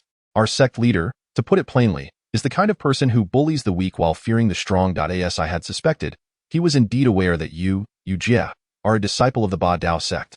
However, he chose not to reveal his identity as the leader because he was already plotting to seize the 3 items from Wang Junzi. Otherwise, he would not have been able to take action against you disciples. Yet later, he was unexpectedly confronted by Yuan He, who even frightened him to the point of collapse, leaving him utterly humiliated. When Tian Wenwu departed just now, he inquired about Yuan He's true identity. I am well aware that Tian Wenwu intended to probe your background before deciding whether to strike you down or to forge an alliance with you. Nevertheless, Yuan He, you three need not worry. I have already grasped the entirety of the situation. Since the fault lies with Tian Wenwu, I shall ensure your protection. However, considering that Tian Wenwu is ultimately our sect leader, I hope you can offer him an apology and some form of compensation. I will convey to Tian Wenwu that Yuan He is a prodigious talent in cultivation, and I believe that will mitigate any grievances he may hold against you." Humph. Upon hearing Elder Go's remarks, Yuan He immediately retorted, "Elder Go, it is not that I, Yuan He, am unwilling to show you respect, but rather that every matter in this world possesses its own right and wrong. Black is black, and white is white. How can one confuse the two and remain indifferent to justice? The initial error was solely caused by Tian Wenwu, and he still dares to take action against me. Does he think I am an easy target? Let me assure you, if he does not provoke me, all will be well, but should he dare to challenge me, I will ensure he regrets it." At this moment, Yuan He exuded an air of confidence, with the system firmly in hand. Upon hearing Yuan He's declaration, both Yu Jie and Wang Junzi immediately stood beside Yuan He. Though they did not utter a word, their stance was unmistakably clear. They had resolved to advance or retreat alongside him. Elder Go, witnessing Yuan He's resolute words, felt a mixture of shock and delight. His joy stemmed from the realization that Yuan He had the audacity to confront Tian Wenwu, a mid-stage golden core cultivator, which indicated that Yuan He's cultivation had genuinely reached the late stage of golden core, far from the occasional claims he had made earlier about merely being able to access late-stage powers sporadically. Moreover, Elder Go understood that Yuan He had always been in sync with him and had shown him great respect. Now that Yuan He surpassed Tian Wenwu in cultivation and was determined to engage in a contest of strength with him, Elder Go felt compelled to align himself with Yuan He. Although Elder Go was unaware of the extent to which Yuan He's cultivation could continue to ascend, he recognized that Yuan He possessed boundless potential. As for Tian Wenwu, he was merely a despicable scoundrel. If Elder Go were to offend Yuan He for the sake of Tian Wenwu, it would be an exceedingly foolish decision. However, should he choose to support Yuan He, there was a possibility of ousting Tian Wenwu from the Ba Dao sect, thereby positioning himself as the sect leader. After all, Elder Go holds no fondness for Tian Wenwu, for the latter, as the esteemed leader of the Ba Dao sect, has done nothing for the sect over the years, failing to avert any calamities, and has continuously demanded the painstakingly acquired spirit stones and treasures from the disciples in the face of such an unprincipled leader. Had it not been for Elder Go's own lack of strength, he might have longed to turn against him. Now, upon witnessing that Yuan He intends to confront Tian Wenwu, Elder Go is naturally filled with joy. He immediately exchanged glances with Yuan He, Yu Jie, and Wang Junzi, then accompanied them outside the hall. In a hushed tone, he addressed Yuan He, "Yuan He, you know I have always held you in high regard. You are correct. Tian Wenwu's actions are indeed despicable. If you wish to oppose him, I shall certainly lend you my utmost support. However, Tian Wenwu is a formidable opponent, possessing mid-stage golden core cultivation and an array of cunning and vicious techniques. Although I am willing to assist you in confronting him, my cultivation is significantly inferior. If we were to engage him head-on, we may very well meet our demise." Elder Go's words clearly aimed to probe Yuan He's true capabilities. Yet, Yuan He was no fool. Upon hearing Elder Go's remarks, he discerned the underlying implications. Though not one to boast, faced with the imminent conflict with Tian Wenwu, Yuan He chose to reveal his true cultivation level. He dispelled the constraints of his concealment technique, and his formidable late-stage golden core power surged forth, startling Elder Go, who stumbled back in terror, unsure of how to react. With a smile, Yuan He addressed Elder Go, "Elder, since you have spoken thus, I shall consider you one of my OWN.AS for my cultivation. I trust you have made your assessment. Therefore, if you are truly willing to stand with us and confront Tian Wenwu, rest assured, as long as I am here, He shall not harm you. Excellent. Upon hearing this, Elder Go clapped his hands and nodded in agreement. Chapter 102. Standing still to allow you to strike with your words. My friend Yun, I am thoroughly satisfied. Indeed, Elder Go's attitude shifted rapidly. Upon realizing that Yunhe's cultivation surpassed his own, he no longer dared to address him by name, instead referring to him as an equal. Elder Go then turned to Yunhe, Yujie, and Wang Junzi, saying, Gentlemen, it is important to understand that our disciples are quite furious with Tian Wenwu. However, he has recently summoned dozens of elite guards, each possessing exceptional prowess, all at late-stage golden core levels, far superior to our disciples. Therefore, if we are to confront him, we must devise a strategy to systematically dismantle Tian Wenwu's forces. Otherwise, we risk mutual destruction, and he may very well turn the tables on us. Upon hearing Yunhe's inquiry, Elder Go immediately turned his gaze, a sly smile creeping across his face as he nodded in agreement. He then addressed Yunhe once more, exclaiming, Eureka! When Tian Wenwu departed earlier, he mentioned to me that he wished for me to investigate your true intentions, to ascertain whether you would be inclined to pledge your allegiance to him. Should you be willing to do so, then all would be well. In light of this, let us play along with his scheme. Shortly, I shall escort the three of you to meet Tian Wenwu. No matter what he may say, you must not offer any rebuttal. Instead, you should project an image of unwavering loyalty towards him. Once Tian Wenwu's wariness is dispelled, I shall take the lead and proclaim that the three of you possess treasures to present to him as a token of apology. It is crucial to note that Tian Wenwu is a man easily swayed by wealth. The mere mention of treasures will surely entice him to abandon his entourage of several late-stage cultivators. Once we are in a private setting with him, your advanced golden core cultivation, combined with our collective efforts, will allow us to dispatch Tian Wenwu in an instant. Excellent, Elder, your plan is commendable. Rest assured. If we can lure Tian Wenwu to a secluded location, our combined strength will assuredly bring about his demise in no time. Yunhe replied earnestly. Although he was not one to revel in bloodshed, he harbored a deep-seated loathing for Tian Wenwu. After all, as the leader of a sect, he had the audacity to inflict harm upon disciples of his own sect, and it was Yunhe's own brothers, Wang Junzi and Yujie, who had suffered at his hands. Thus, Yunhe was resolute in ensuring Tian Wenwu would not escape with his life. With the agreement of Yunhe and his companions, Elder Go promptly led them towards the rear hall according to their devised plan. Upon entering the hall, they were met with the furious gaze of Tian Wenwu, who stood with a menacing presence, flanked by a cadre of several late-stage cultivators, all displaying expressions of rage, clearly prepared to strike at a moment's notice. However, Yunhe surveyed the room and felt no trepidation. He was not only at the pinnacle of the golden core stage, but also possessed the ability to harness the power of fire, conjuring endless streams of molten flames, coupled with an indomitable physique akin to that of a red dragon's bone. Thus, even if he stood motionless, he believed that Tian Wenwu and his cohorts would not be able to inflict even the slightest harm upon him. At that moment, Elder Go, wearing a broad grin, addressed the grim-faced Tian Wenwu in the grand hall. Master, I have already chastised these three outside. They now recognize their transgressions and are most willing to admit their guilt. I kindly beseech you, Master, to show mercy considering they are all disciples of our esteemed Ba Dao sect. Humph, ordinary disciples? These three are far from ordinary. Before Elder Go could finish his words, Tian Wenwu immediately interrupted him with a wave of his hand and, with a forced smile that belied his malice, mocked Yunhe and his companions.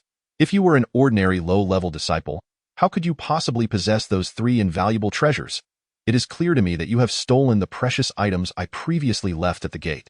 Those three items rightfully belong to me. The person Tian Wenwu referred to was unmistakably Wang Junzi, and the three priceless treasures he mentioned were indeed the flowing light blood needle, the breath-holding technique, and the heaven-mending pill, which Wang Junzi had been eager to sell. However, Tian Wenwu's actions were truly despicable. Having failed to seize them by force earlier, he now audaciously claimed that these treasures had always belonged to him. Such deceit was utterly reprehensible. Moreover, you are even more remarkable, as your cultivation surpasses mine, and the spells you wield are certainly not of our Ba Dao sect. Although Elder Go had previously explained that you had inadvertently acquired the power of fire spirit, and that your golden core stage cultivation could only be temporarily utilized, I still sense that you harbor many secrets. Speak. Who exactly are you, and what brings you to our Ba Dao sect?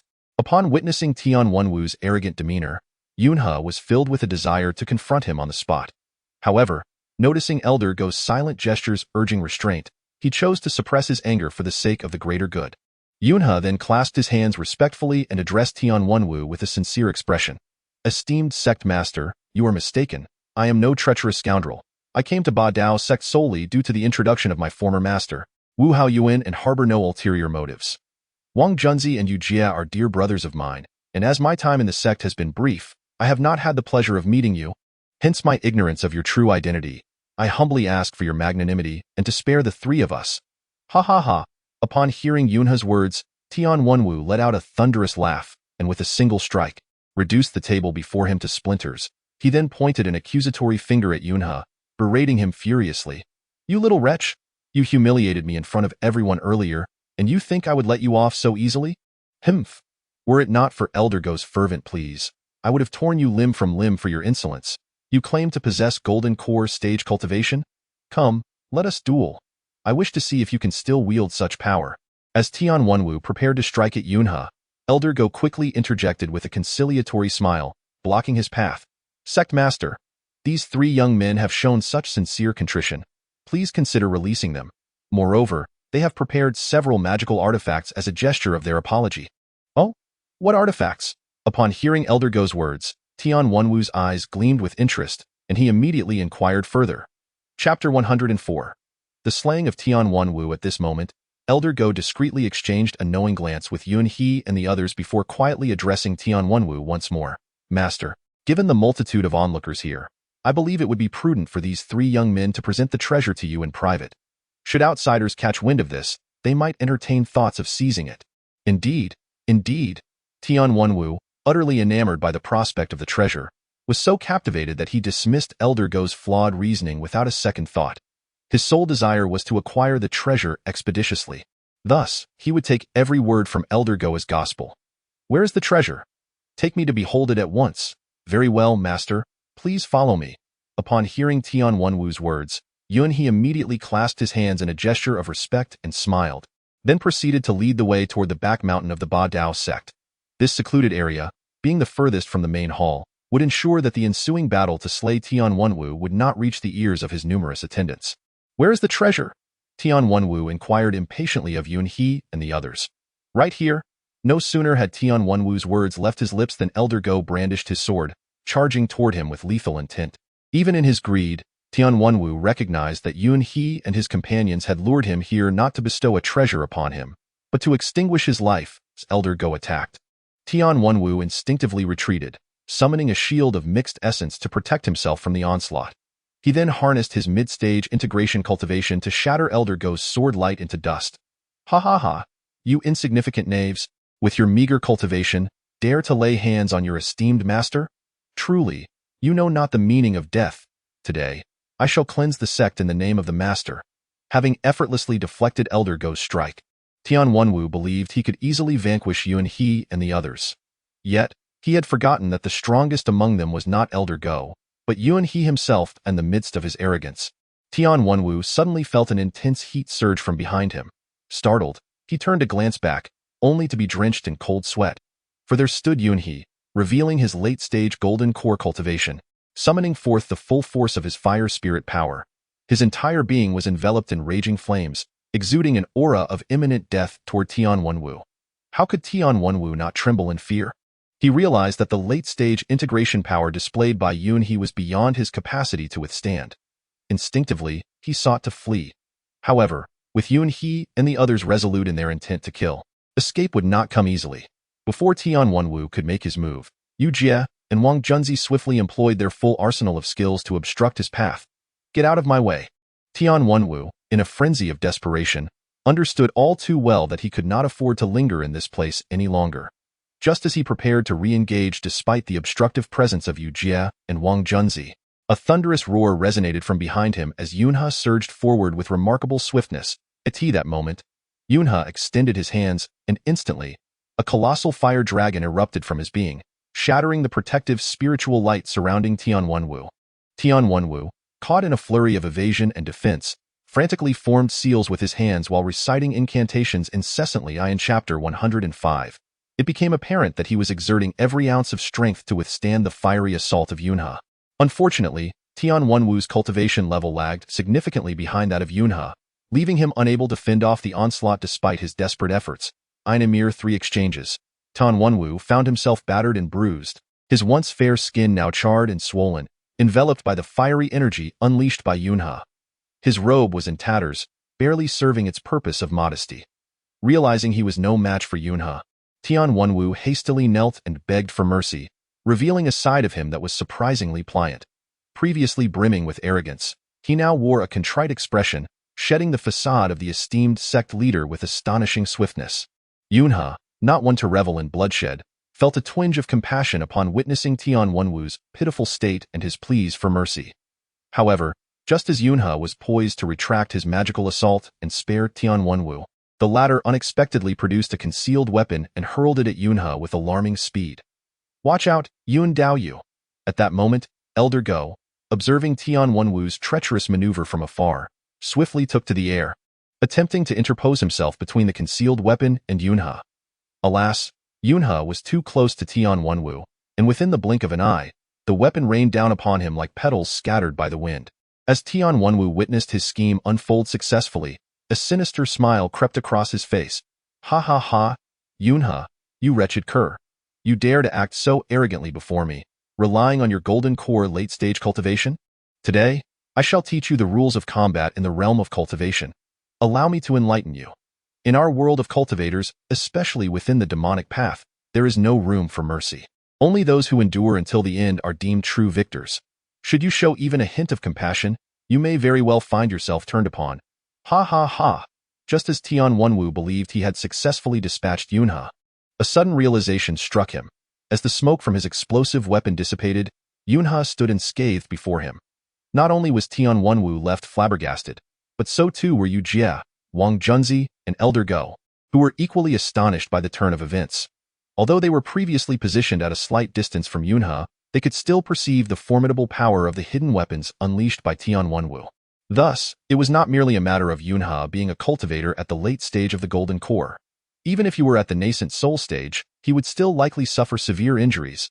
If fortunate enough to escape unscathed, however, upon witnessing Yunhe, whose only visible damage was a tattered garment and whose skin bore no marks of injury, the onlookers were left utterly astonished. They were unaware that Yunhe's body had become as invulnerable as the Crimson Dragon bone.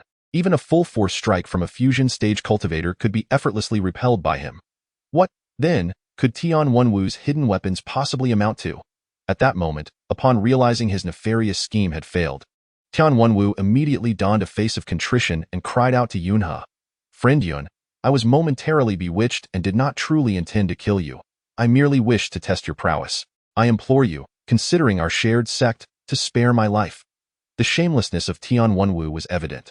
Once arrogant and overbearing, he now wore a mask of subservience, epitomizing the quintessential petty villain.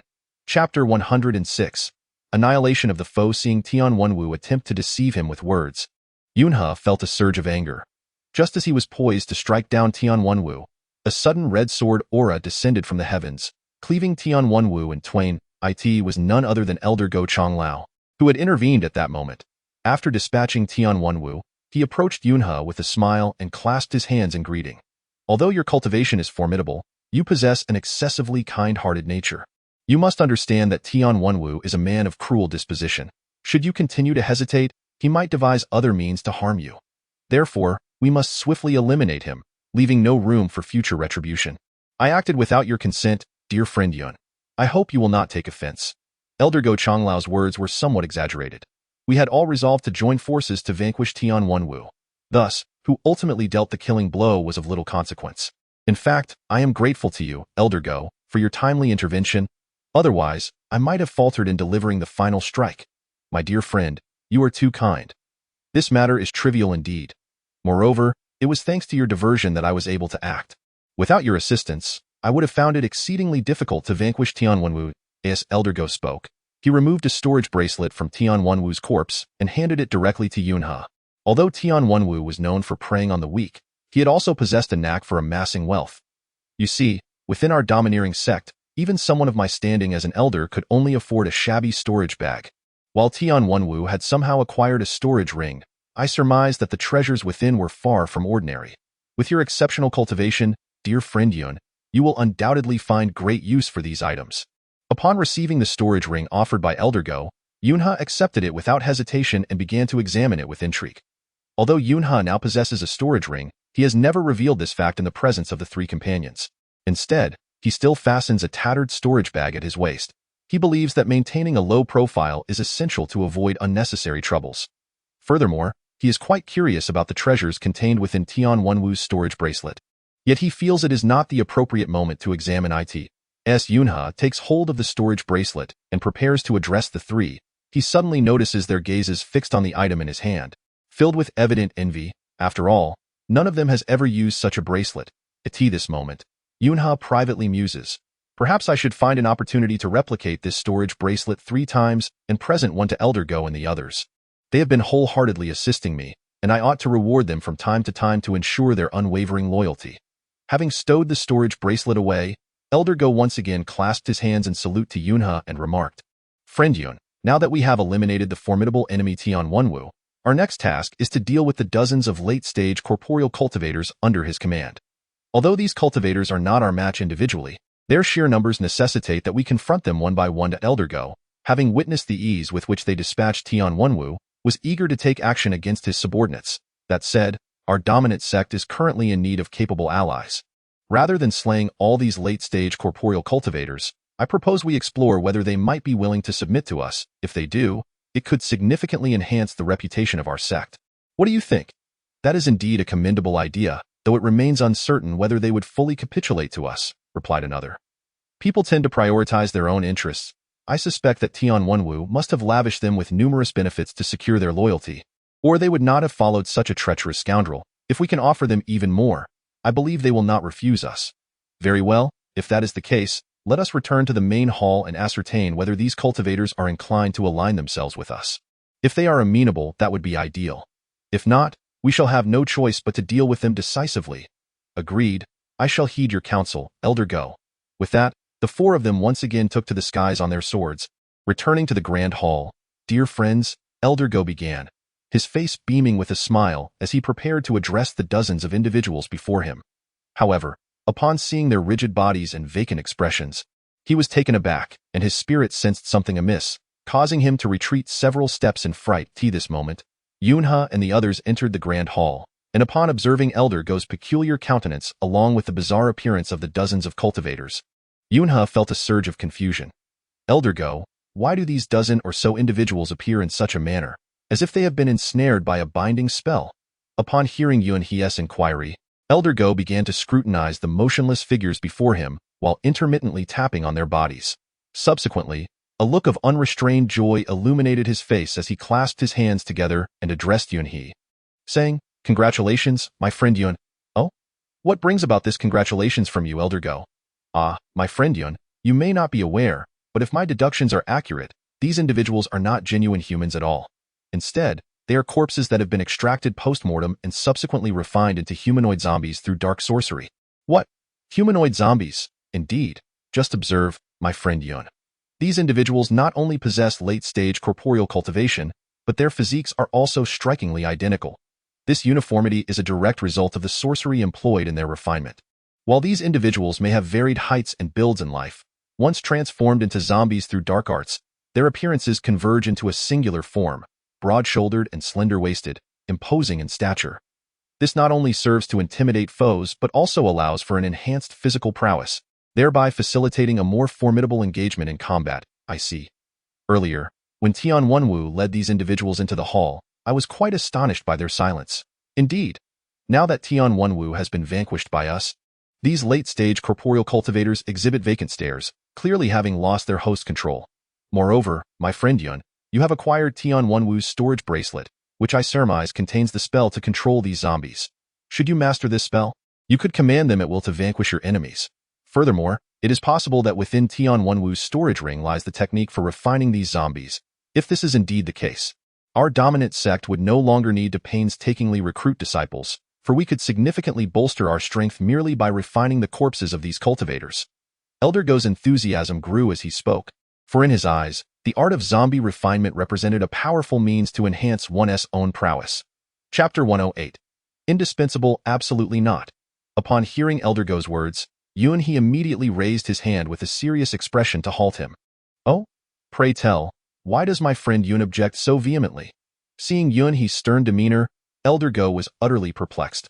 After all, in the realm of cultivation, many sought after the art of zombie refinement. With such obedient minions at one's disposal, one could avoid direct confrontation, and these zombies would follow orders without the treachery often exhibited by ordinary disciples of the dark arts. This was a coveted technique that many aspired to attain. Elder Go, as the saying goes, the deceased should be revered above all. Regardless of the sins they may have committed in life, they deserve to rest in peace upon their passing. How then can one justify the exhumation of their remains for the purpose of refinement? Such an act is exceedingly cruel. Tian Wenwu is indeed a treacherous scoundrel, and it is hardly surprising that he resorts to such necromantic practices. However, I am not of his ilk, and I categorically refuse to accept such malevolent sorcery. Even if Tian Wenwu's bracelet contains methods for controlling and crafting zombies, I would never employ it. Elder Go, you must immediately disperse the cultivation of these individuals and lay the dozens of cultivators to rest at the foot of the back mountain, allowing them to find eternal peace. What, friend Yun? These individuals possess genuine late-stage corporeal cultivation. Would it not be a tremendous waste to bury them like this? Elder Go, did you not understand my earlier words? Allow me to reiterate. Although we walk the path of darkness, there are lines that must not be crossed. The practice of refining the dead into zombies is unequivocally one of those lines. If you truly wish to join forces with me to strengthen the Bad Dao sect, then heed my words. Disperse the cultivation of all these individuals and bury them at the back mountain. Otherwise, we shall become estranged, walking separate paths. Will it sigh? Very well. I shall attend to it immediately, but I implore you, friend Yun, do not take offense. Unbeknownst to him, Yunhe has already emerged as the leader of the Bad Dao sect, for currently, he possesses the highest cultivation among them. Thus, with no other recourse, Elder Go had no choice but to cast a spell, relocating the dozens of motionless zombies directly to the back mountain. At this moment, the likes of Yu Jie and Wang Junzi approached Yunhe, eager to persuade him further. Friend Yun, while we all recognize your benevolent nature, if you truly wish to bolster the Bad Dao sect, the art of zombie refinement may indeed prove indispensable. Oh, and what makes you say that? Friend Yun, although the practice of zombie refinement is somewhat brutal, if we can wield it for righteous purposes, it may yield unexpected victories. Indeed, Brother Yunhe, as Elder Go previously stated, our Bad Dao sect currently occupies the lowest standing on the street of cultivation. Consequently, attracting new disciples proves to be a formidable challenge. Even if new disciples were to join us, the path of cultivation is fraught with difficulty. Not everyone possesses your extraordinary talents. For ordinary individuals like us, even after decades or centuries of practice, it remains a daunting task to reach the level you currently embody.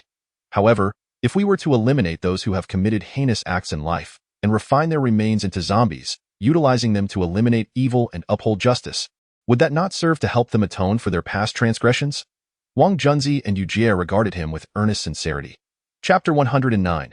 Dividing the spoils. Moreover, by doing so, the strength of our dominant sect will continue to grow robust, thereby rendering it a mutually beneficial endeavor, akin to killing two birds with one stone and achieving a harmonious outcome.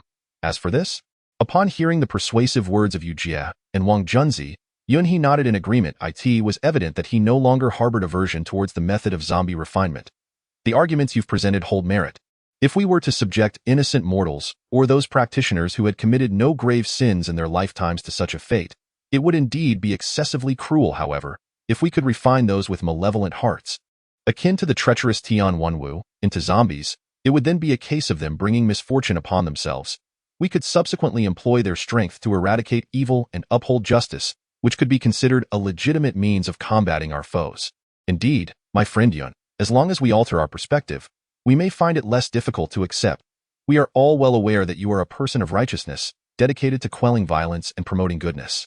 You have previously stated that regardless of the path of demonic or evil practices, they merely employ different techniques. As long as one's heart is benevolent and willing to assist the world, they are indeed a person of justice. Very well, I shall heed your counsel. At this moment, Elder Go had returned to the Grand Hall. Friend Yun, I have followed your instructions and dismantled the techniques of those cultivators, burying them in the mountains behind. Elder Go, I apologize for my stern demeanor earlier, as I have an aversion to the method of soldier refinement. I hope you do not take offense. Your words are misplaced. My friend, Tio put it bluntly, we are all striving for the prosperity of the dominant sect, hence disagreements are to be expected. How could I possibly hold a grudge against you? That is reassuring. Previously, Yu Jie and Wang Junzi have offered me considerable comfort, and I have come to understand at least to some extent, the method of zombie refinement. However, as I am unaware of the identities of the deceased, I am reluctant to utilize their corpses to aid our dominant sect.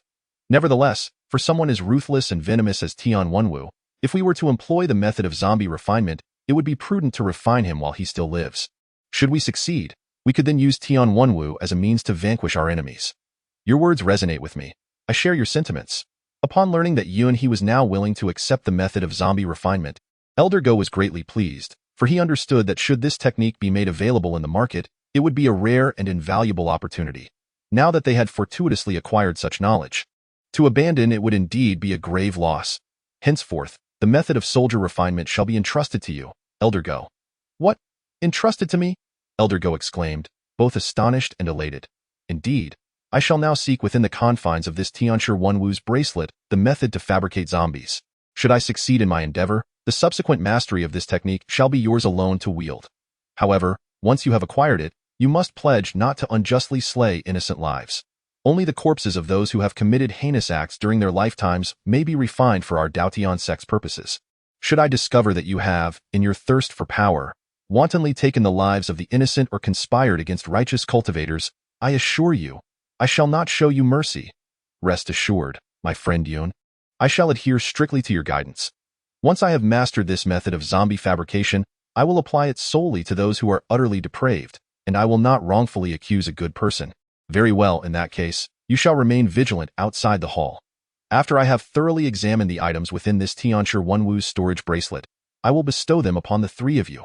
Thank you, esteemed Yun, for your generous gift.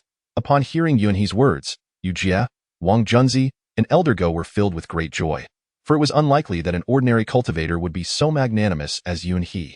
After all, among the four of them, Yunhe was the most powerful, and thus the spoils of victory belonged naturally to him and all present. They had never harbored desires for these treasures, but now that Yunhe was willing to voluntarily offer the contents of Tianshi Wenwu's storage bracelet to them, their elation was boundless. Chapter 110. Robbed on the road. Upon opening the storage bracelet, Yunhe discovered that aside from a few jars and a yellowed booklet, the remainder consisted of a heap of intermediate spirit stones. In the past, Yunhe would have held these spirit stones in high regard, but now, endowed with the ability to replicate, he had already amassed thousands of intermediate spirit stones within his own storage ring. Consequently, the intermediate spirit stones from Tianshi Wenwu appeared to him as mere trifles, lacking in substantial value. As for the jars containing elixirs, he was unaware of their efficacy, so he placed them into his storage ring for the time being. Subsequently, Yunhe opened the yellowed booklet, and as he had surmised, its contents indeed detailed the methods of refining and controlling zombies. Observing the brutal and nefarious techniques inscribed within, one could only wonder which heartless individual had devised such methods. Yunhe shook his head in dismay. Were it not for the necessity of augmenting his own strength, he would never resort to employing this zombie fabrication technique. Nevertheless, he was resolute in his intention. Even if he were to utilize this method, it would be exclusively against those whose crimes were unforgivable. He would never apply it to the virtuous or those who had committed no grave misdeeds, for this, indeed, was his unwavering principle. At this moment, Yunhe decided to employ his system's replication ability, preparing to keep one copy of the zombie fabrication method for Elder Go and retaining another for his own study. Although Yunhe had previously instructed Elder Go to take full charge of the zombie refining technique, he felt it prudent to familiarize himself with this method for potential future needs. After Yunhe successfully replicated the technique, he divided the central spirit stones into 3 portions and invited Elder Go, Yu Jie, and Wang Junzi back into the Grand Hall. My esteemed friends, Yunhe began. Within Tian Wenwu's storage bracelet, there exists solely this tome on zombie refinement and several hundred intermediate spirit stones. As I have stated before, since we stand united on the same front, you are my brothers. Thus, I shall share both fortune and misfortune with you. I shall not hoard these spoils for myself. With that, he handed the tome on the zombie technique to Elder Go. Elder Go, Yunhe continued, you shall learn and employ this method. Remember, although it bears an evil nature, we must not wield such dark arts to harm the righteous, but rather to eradicate tyranny and protect the virtuous, thereby enhancing the prestige of our Ba Dao sect. Thank you, Yun Dao, for your generous gift. I shall certainly uphold the agreement with you.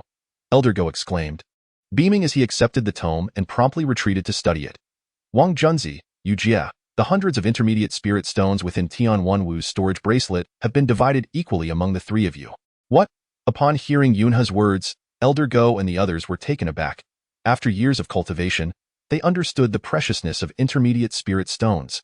Even a handful was a rarity for them, let alone hundreds. Yet here was Yunha, distributing such a vast number to them.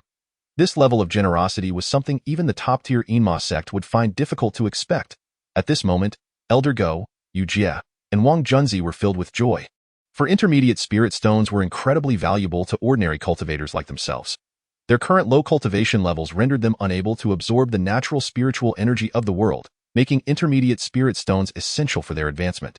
The efficacy of these stones was several hundred times greater than that of ordinary lower-grade stones, propelling their cultivation to new heights. However, seeing Yunha distribute the entire bounty without retaining a single stone for himself left the three feeling somewhat embarrassed. Elder Go and Wang Junzi quickly clasped their hands and addressed Yunha. Yun Dao, it would only be fair for these intermediate spirit stones to be divided among the four of us. Indeed, they added. The victory over Tian Wenwu was largely due to your efforts, dear brother Yun. How can we accept such generous gifts while you take nothing for yourself? Esteemed friends, I am truly grateful for your kind intentions. However, my cultivation has surpassed yours by a considerable margin. Thus, these intermediate spirit stones hold little significance for me, yet they are undeniably invaluable to you. Therefore, I urge you not to concern yourselves with my situation, but rather to accept these intermediate spirit stones promptly, utilizing them to enhance your respective cultivation. Only by elevating your prowess can you become my more formidable allies. Given your insistence, dear friend Yun, we shall no longer decline.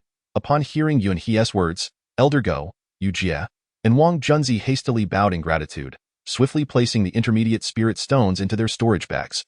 Moreover, Yun He presented the 3 pre-copied storage bracelets to Elder Go and the others.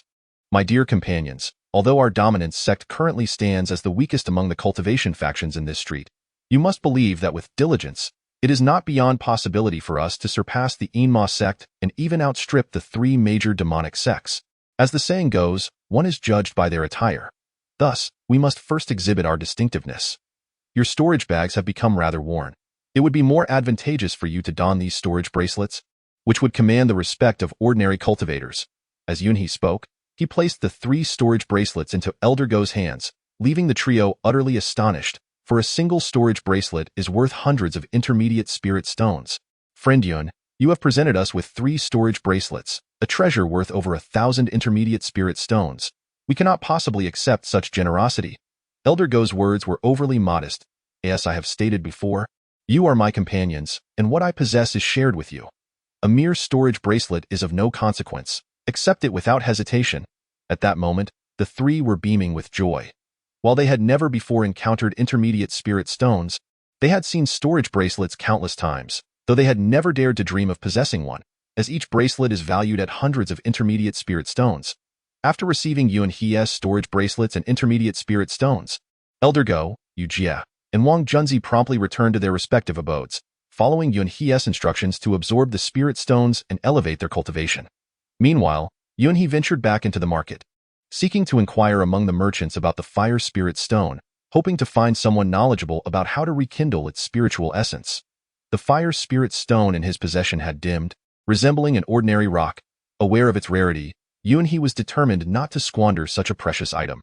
After wandering through the market and eavesdropping, he indeed uncovered the uses of the fire spirit stone and the methods to revive its spirit.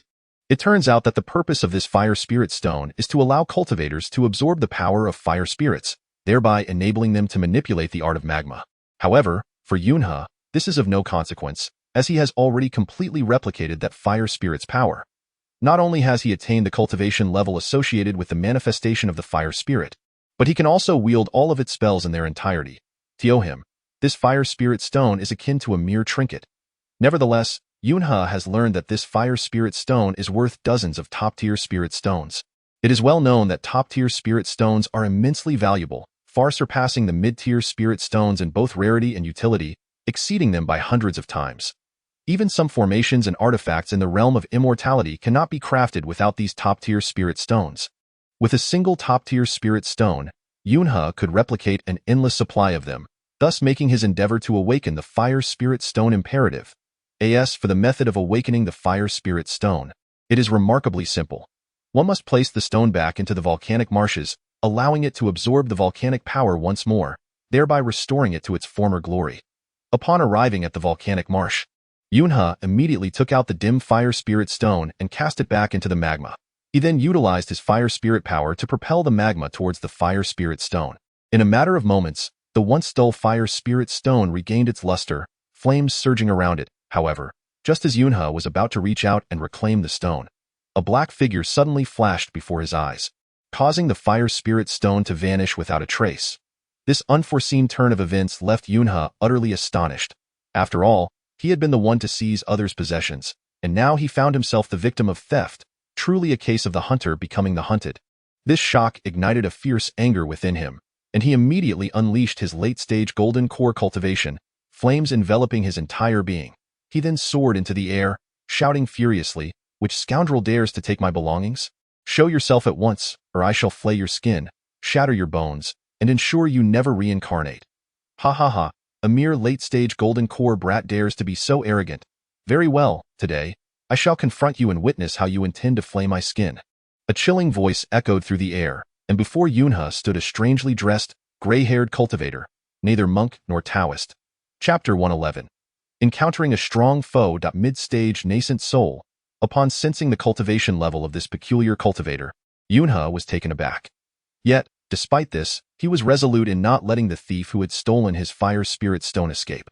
Although it is true that Yunhe, in the later stages of his fusion, may not match the mid-stage of this peculiar cultivator's nascent soul, he relies on his indomitable physique, akin to the unyielding red dragon bone, coupled with the ability to harness the boundless power of the magma beneath him. At this moment, he occupies a significant advantage. Thus, encountering this mid-stage nascent soul practitioner poses no threat. Even against a late-stage nascent soul, Yunhe is fully prepared to engage in battle. How dare you attempt to seize what belongs to me? Today, I shall strike you down to the point where even your parents would fail to recognize you. With a fierce shout, Yunhe swiftly waved his hands, transforming the volcanic magma below into colossal flaming dragons, which surged forth towards the strange cultivator before him. The peculiar cultivator, clearly unprepared for such an assault from a mere late-stage golden core practitioner, displayed a flicker of caution in his gaze. Nonetheless, he did not flee. Instead, he evaded while retrieving a blue gourd from his robe. The moment this blue gourd emerged, it instantaneously absorbed all the volcanic magma that Yunhe had directed at him. Now, it was Yunhe's turn to be astounded. Although he was aware that this peculiar cultivator's cultivation level far exceeded his own, he had not anticipated that the enemy's magical artifact could absorb his magma power. At this juncture, Yunhe felt a mixture of astonishment and elation. He was surprised by the formidable prowess of the gourd and delighted by the prospect that if he could replicate such a powerful artifact, he could enhance his own strength. Thus, Yunhe immediately soared towards the peculiar cultivator, intent on engaging in close combat, seizing every opportunity to replicate the blue gourd for his own use. Meanwhile, the strange cultivator, oblivious to Yunhe's intentions, scoffed as he witnessed Yunhe approaching. He then directed the gourd towards Yunhe, and the previously absorbed magma surged forth from the gourd, rushing towards Yunhe with ferocity. The torrential magma resembled a celestial meteor shower, enveloping Yunhe entirely in its fiery embrace. Though Yunhe was taken aback, he harbored no fear, for his body was as impervious as the red dragon bone. While the magma's power was formidable, it was primarily effective against ordinary practitioners. Against Yunhe, it would prove utterly ineffective. Embracing the onslaught, Yunhe plunged into the magma, seeking to test the limits of his indestructible physique. Additionally, he hoped that should he emerge unscathed, he could instill fear in his adversary. After all, few cultivators could boast of emerging unscathed from such molten depths. The peculiar cultivator, believing that surrounding Yunhe with magma would surely incinerate him, was utterly unprepared for the resilience of Yunhe's formidable body. It is truly astonishing that he could emerge unscathed from that molten abyss. It is worth noting that even a mid-stage Yuanian cultivator like himself cannot withstand the force of the magma. At this moment, the peculiar cultivator grew increasingly curious about Yunhe. Swift as lightning, Yunhe brandished the bloodthirsty blade he had previously replicated from Gochang Lao, aiming a powerful strike at the strange cultivator. He swung downwards towards the top of the peculiar cultivator's head. However, despite Yunhe's lightning-fast movements, the strange cultivator, being a mid-stage Yuanian practitioner, deftly sidestepped the attack. In an instant, the peculiar cultivator, akin to a specter, darted behind Yunhe and unleashed a palm strike. Yunha felt as though a colossal mountain had crashed upon him, and he was immediately sent flying hundreds of meters away, utterly incapable of withstanding a single blow. Upon witnessing Yunha being hurled away, the peculiar cultivator let out a cold chuckle, yet, before the smile could even fade, he was met with a shocking sight. Remarkably, the Yunha he had just sent flying was charging back towards him, and he appeared completely unharmed. The earlier display of Yunha's fearlessness in the face of magma had already instilled profound terror in the peculiar cultivator. Now, seeing Yunha return unscathed after being struck with all his might, left him in disbelief. It is important to note that this strike had been executed with all his strength, and although it seemed innocuous, it was in fact his signature technique, the annihilating palm. This technique not only wielded immense power but also contained deadly toxins. Typically, even the most resilient cultivators would not survive a direct hit, let alone a mere touch. Yet, this mere late-stage Jindan cultivator, Yunha, was returning to attack him once more, completely unscathed, prompting the peculiar cultivator to regard him with newfound respect. Meanwhile, Yunha was seething with anger. His late-stage Jindan cultivation level, he had become virtually invincible among his peers. While he wouldn't claim to reign supreme over the realm of cultivation, he certainly commanded respect. Yet, he now found himself repeatedly forced to retreat by this peculiar cultivator. Although his body, as impenetrable as the fabled red dragon bone, remained unscathed, being thrown to the ground was indeed a blow to his pride. With a cold shout, Yunha once again swung his bloodthirsty blade towards the strange cultivator. This fellow truly possesses a resilient spirit. Though his cultivation is not particularly high, he shows no fear of harm. Quite an astonishing feat, mused the peculiar cultivator as he defended against Yunha's onslaught. Unfazed by magical attacks, could he also be immune to toxic assaults? Contemplating this, the peculiar cultivator devised a strategy and began to chuckle coldly to himself. Aware that Yunha was not to be underestimated, he resolved to adopt a defensive stance rather than risk recklessness. Although Yunha's bloodthirsty blade grew stronger with each spill of blood, it could not inflict a single scratch on the peculiar cultivator, leaving Yunha astounded. Who exactly is this cultivator, and what is his true identity? To think that such formidable prowess exists, however, I find myself in a perilous predicament, unable to retreat. Even if I am not a match for this individual, his methods will surely not be sufficient to vanquish me.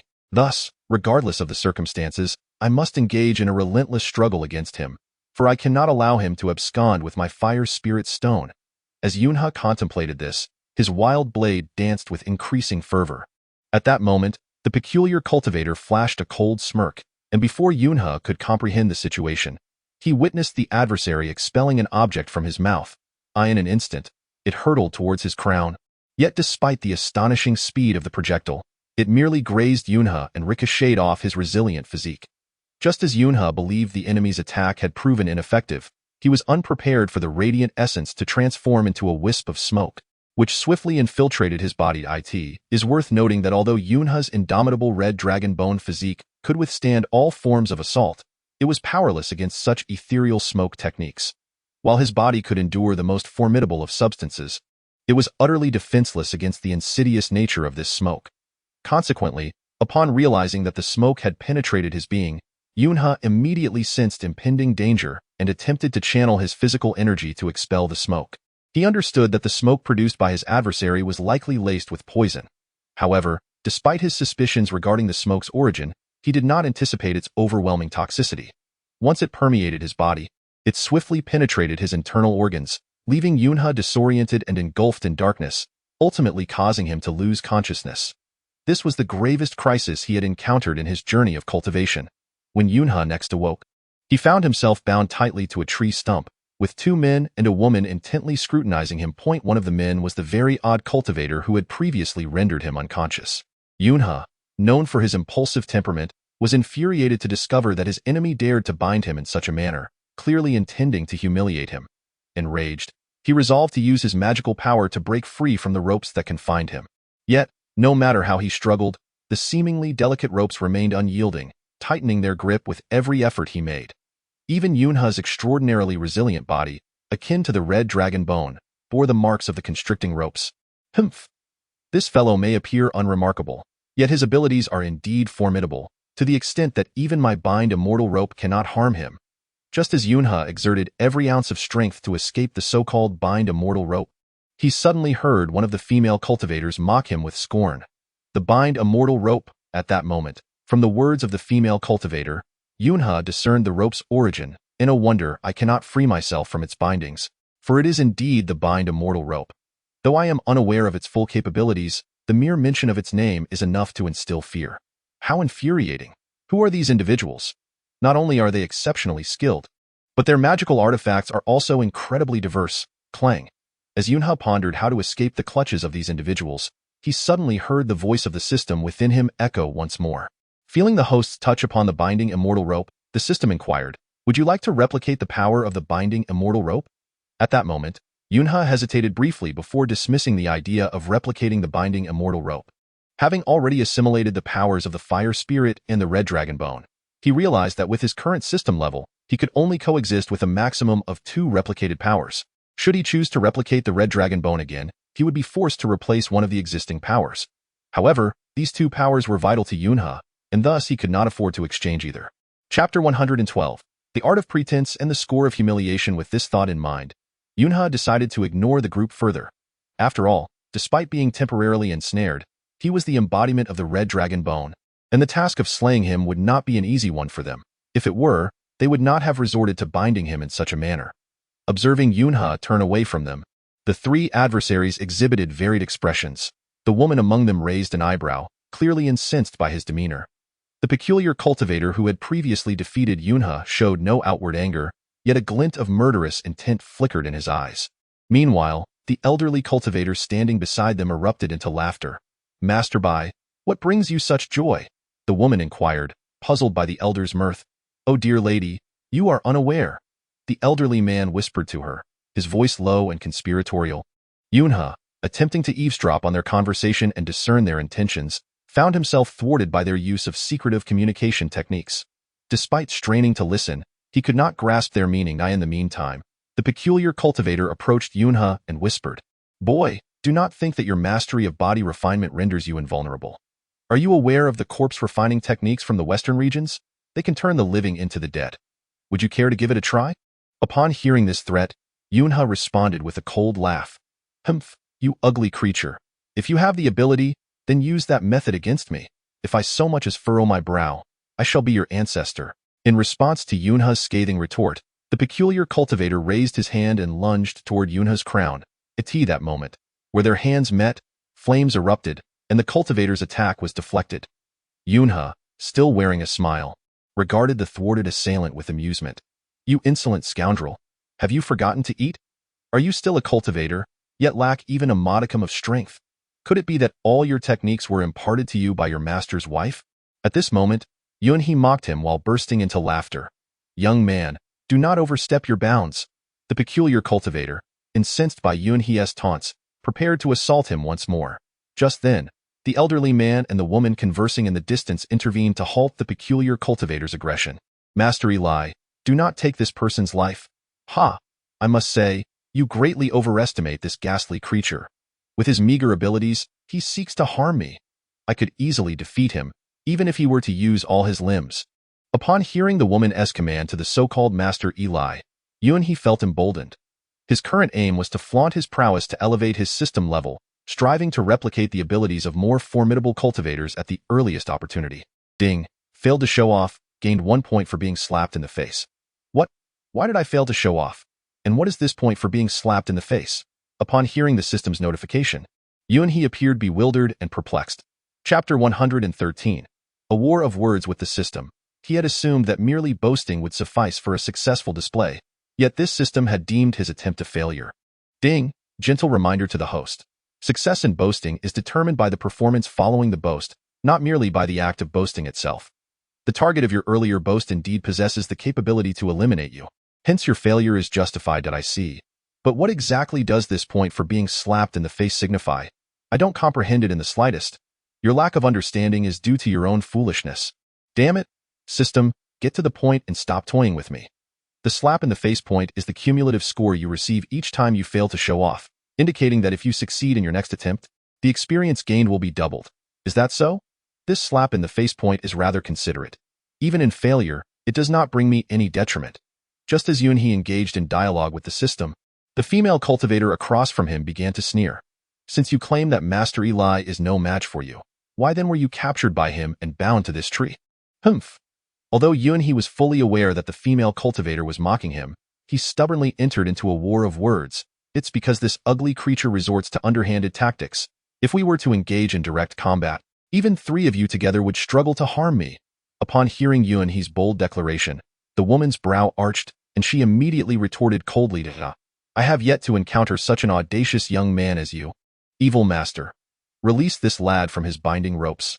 I must ascertain what extraordinary abilities he possesses. I refuse to believe that I, a practitioner in the nascent soul stage, cannot best you, a mere late-stage golden elixir cultivator. As the female cultivator declared this, she prepared to strike at Yunhe. However, it was the peculiar figure known as Evil Master who intervened and halted her advance. My lady, although your cultivation level surpasses his by a considerable margin, if your intent is to slay him, it may not be as simple as you presume. What? Upon hearing his words, not only was the female cultivator taken aback, but even the elderly gentleman beside her, bearing the surname Bai, found it hard to believe. Esteemed ones, may I have a moment of your time? The evil master promptly led the Bai elder and the female cultivator aside and spoke in hushed tones. You may not be aware, but although this lad is a late-stage golden elixir cultivator, he has somehow mastered a body refinement technique of terrifying caliber. When I ventured into the volcanic marshes in search of fire spirit stones, it was from this young man that I wrested them away. He was quite relentless at that time. I initially intended to slay him on the spot. However, to my astonishment, regardless of whether I assaulted him with magma or employed my signature technique, the soul-seizing palm, he emerged unscathed. You must understand, the soul-seizing palm is my ultimate skill, and I exerted all my strength in that strike. Yet, as you can see now, this lad remains utterly unharmed. Therefore, I must caution you, my lady, that eliminating him may prove exceedingly difficult. Is that so? I initially thought, evil master, that you had brought this ruffian here intentionally to spare his life. It appears instead that you are unable to slay him, the woman remarked, nodding to herself as she absorbed the evil master's account. Well, upon hearing her words, the evil master felt a flush of embarrassment and hastily sought to clarify. My lady, you misunderstand my intentions. I possess 100 methods to vanquish this lad, yet they would require considerable effort, thus I am unable to harm him at this moment. Elder Bai. The woman dismissed the evil master's attempts at explanation, turning directly to the elderly man beside her. Have you ever heard of a body refinement technique capable of withstanding a full assault from a mid-stage nascent soul cultivator? I must confess, I have never encountered such a thing. Even those in the late nascent soul stage, or even early fusion stage cultivators, would not emerge unscathed from a strike by a mid-stage nascent soul practitioner. The severity of their injuries may vary, but they would still be harmed. However, this young man truly does open my eyes. Perhaps it is the Buddhist sect of India. I have previously heard tales of the formidable body-refining techniques practiced by the authentic Buddhist sect of the East, which can almost allow practitioners to withstand all attacks from cultivators. Whether it be spells or magical artifacts, they are utterly impervious to harm from these body refiners. At this moment, the malevolent monk, Eli, hastily began to make excuses for his inability to slay Yunhe. Never mind, I have now come to realize that this young man is favored by my father. Not only can I not kill him, but even if I could, I must refrain from taking action against him. Upon hearing Eli's words, the woman immediately shook her head. What? This young man is acquainted with the sect leader. At that moment, Eli turned in astonishment to gaze at Yunhe, who was ensnared upon a tree stump. It turns out that this woman is none other than Yi Tianxiong's daughter, Yi Shinro, the leader of the Shadow Demon sect.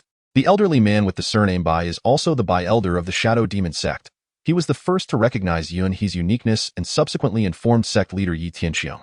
The oddly appearing Eli is the Western region demon monk who had previously auctioned the Jialang ghost egg at the black market auction. Yi Shinro had publicly pledged her sect's full support to protect this Western demon monk in her quest to obtain the Jialang ghost egg during the auction. Since acquiring this unusually mysterious egg, Yi Shinro has relied on Eli's guidance to successfully hatch it for her own purposes, thus keeping him close at hand. To successfully incubate the Jialang ghost egg. The fire spirit stone is also an indispensable item, which is why Eli had sought it in the volcanic marsh. Unfortunately, at that time, the fire spirit stone had already been taken by Yunhe, and after a fruitless search, Eli could only return in frustration. However, just as he prepared to leave, he suddenly spotted a cultivator soaring towards him on a sword. and that cultivator was Yun He, intent on awakening the fire spirit stone using the power of the volcano. Upon seeing that Yun He had managed to obtain the fire spirit stone, Eli was both astonished and delighted, and he, confident in his vastly superior cultivation, attempted to kill him and seize the treasure.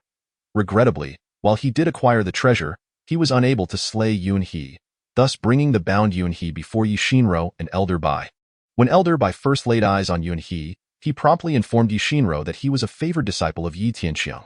Chapter 115. Indifferent.as the daughter of Yi Tianxiang, Yishinro naturally dared not defy her father's orders, which is why she had previously intervened to prevent Eli from continuing his assault on Yun He. After Elder Bai relayed this information to Eli, he understood that sect leader Yi Tianxiang was a person of unwavering authority. Although he remained furious with Yun He dared not act against him any longer. However, even if he were to attempt it, he would likely find it impossible to slay Yun He in a short time, especially considering Yun He's cunning nature, which could enable him to seize an opportunity to escape. So what shall be done now? Shall we truly let this arrogant young man go? At this moment, Eli, the monk, expressed his discontent as he addressed Yishinro and Elder Bai. Master Eli, do you perhaps hold a differing opinion regarding my father's command? Yishinro stated, her expression turning icy. No, of course not, miss. Please do not misunderstand. Upon witnessing the sudden change in Yishinro's demeanor, Eli hurriedly offered an apologetic smile, yet a flicker of murderous intent inadvertently flashed in his eyes. Whether this malevolence was directed at Yun He or Yishinro remained a mystery to all. I am merely concerned that the fire spirit stone originally belonged to this young man. If we allow him to depart, he may pursue us relentlessly, thereby disrupting our forthcoming plans. The Trisect Conference is imminent, and the hatching of the Jialan ghost egg is urgently upon us. This is essential for assisting you, miss, in defeating the other adept practitioners at the conference and acquiring the supreme icy mirror. This youth is merely in the late stage of the golden core realm, while the three of us are cultivators in the nascent soul stage. Why should we fear being disturbed by him? His previous insistence stemmed from his ignorance of the fact that it was our Enma sect who seized his fire spirit stone. Were he to discover this, he would promptly flee. I refuse to believe there exists anyone in the demonic path daring enough to challenge our Enma sect. As Yishinro spoke, she strode purposefully towards Yun He, with Elder Bai and Eli hastily following in her wake. Youth, let me be frank. Although the fire spirit stone was once yours, it has now become the possession of our Enma sect. If you are wise, you will depart swiftly. Should you continue to pursue us, do not blame me for being merciless. As Yishinro released the binding immortal rope from Yun He was momentarily taken aback upon realizing that these three were practitioners of the Enma sect. However, he quickly regained his composure, for despite the formidable reputation of the Enma sect, he felt secure in his indomitable physique, akin to that of a red dragon bone, and held no fear of this foremost demonic sect. The Enma sect truly lives up to its reputation as one of the three major sects of the demonic path, brazenly seizing others' belongings with such audacity. It is indeed an eye-opener. As Yun He rose and brushed off the dust from his attire, he carelessly remarked towards Yishinro across from him, "What did you say?" Upon hearing Yun He daring to mock her Enma sect, Yishinro was ready to erupt in anger. However, she quickly recalled her father, Yi Tianxiang's intention to take Yun He as a disciple in the future, and thus suppressed her ire. What I said is clear to you. I believe there is no need for me to repeat myself. You truly are unaware of the heavens and the earth. At this moment, Elder Bai also chuckled at Yun He. Do you have any idea how many cultivators in the demonic path wish to curry favor with our Enma sect, but fail to do so? Now, our Enma sect has acquired your fire spirit stone, and it can be said that we owe you a favor that is indeed exceedingly precious. You must not underestimate its value. Old sir, your assertion is misguided. It is not that I fail to recognize the significance of your offer, but rather that your esteemed sect, being as formidable as it is, must undoubtedly possess substantial financial resources. Why then resort to brazenly seizing my fire spirit stone? If you were to present me with a fair price, I would gladly part with it. At this moment, Yunha's thoughts turned towards the notion of procuring a supreme spirit stone, for he was acutely aware of its extraordinary rarity and value. Being one of the three major sects of the demonic path, Enma sect was certain to possess such a treasure. If Yunha could obtain even a single supreme spirit stone, he could replicate it countless times for his own use. However, the fire spirit stone had little utility for him now, as he had already harnessed all its capabilities. Young man, do not belittle our Enma sect. When have I ever suggested taking your fire spirit stone without compensation? Yishinro, who was quite sensitive about her reputation, immediately fell into Yunhe's trap upon hearing his words. Elder Bai, who stood nearby, wished to intervene, but it was already too late. Speak. What will you accept in exchange for your fire spirit stone? It is simple. I will not make unreasonable demands. You need only pay me 100 supreme spirit stones. What did you say? Supreme spirit stones. 100 of them. Upon hearing Yunhe's words, Yi Shinro was taken aback, exclaiming in disbelief. What is there to be astonished about? Nonsense. Do you have any idea how precious a supreme spirit stone is? And how difficult it is to obtain? You dare to demand 100 stones right off the bat, and yet claim you are not being unreasonable? I am aware of the value of supreme spirit stones, but no matter how precious they are, can they compare to my fire spirit stone?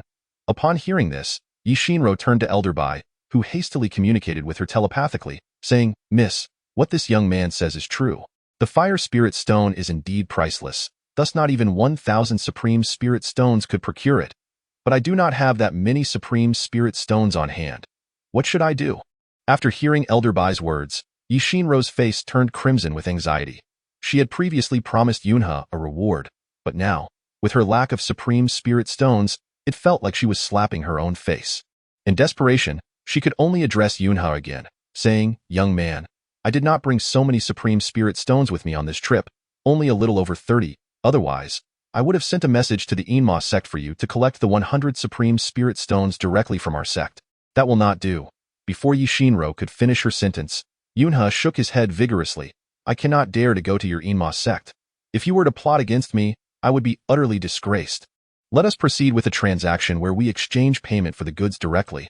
You scoundrel, I have already told you that I do not possess an abundance of spirit stones at the moment. How can you expect me to make payment to you? Let us do this. You may first provide me with all the spirit stones you currently possess, and the remainder can be deferred until you acquire more in the future. Is that truly so? Upon hearing Yunhe's words, Yi Shinro immediately beamed with delight. She had initially assumed that Yunhe was a difficult individual to deal with, but was pleasantly surprised to discover his willingness to agree to her request for a portion of the premium spirit stones. Chapter 117. Pretending to be generous indeed, I, Yunhe, have never spoken in jest. Very well, I shall heed your words. Just as Yi Shinro was preparing to bestow upon Yunhe the premium spirit stones, the sinister monk Eli Fansang interjected, addressing Yi Shinro. Miss, pardon my intrusion, but the matter of hatching the Jialan demon egg requires a considerable amount of premium spirit stones. Moreover, possessing only this one fire spirit stone is hardly sufficient. Therefore, you cannot afford to give all your premium spirit stones to this lad. Imph, you ugly brute. Are you trying to trip me up? Upon hearing Eli Fansang's interruption, Yunhe inwardly cursed him. Wait a moment, the Jialan demon egg. Could it be the one that was comparable to a transformation stage cultivator at the previous black market auction? Realizing this, Yunhe was taken aback. The individual who had commissioned the black market auction for the Jialan demon egg was a monk from the western regions. Could it be this oddly dressed Eli Fansang? Indeed, it was the Enemo sect that had acquired the Jialan demon egg, and it seems they have already discovered a method to hatch it. The more Yunhe pondered, the more he felt compelled to obtain the Jialan demon EGG, the black market auction. He had been very intrigued by it, yet had only observed from a distance without any opportunity to engage. Now that he was aware that these individuals intended to hatch the Jialan demon egg, if he were to accompany them, he would not only have the chance to interact with the egg, but might also learn the method of hatching it. As long as he could make contact, he could replicate the Jialan demon egg, and once he had done so, he could use their methods to hatch it. If successful, it would be akin to having a transformation stage cultivator at his side to assist him. With this thought, Yunhe could not suppress a hearty laugh. You lunatic, what is there to laugh about? The sinister monk Eli Fansang, observing Yunhe's behavior, scoffed coldly at him. Enough of your nonsense. You?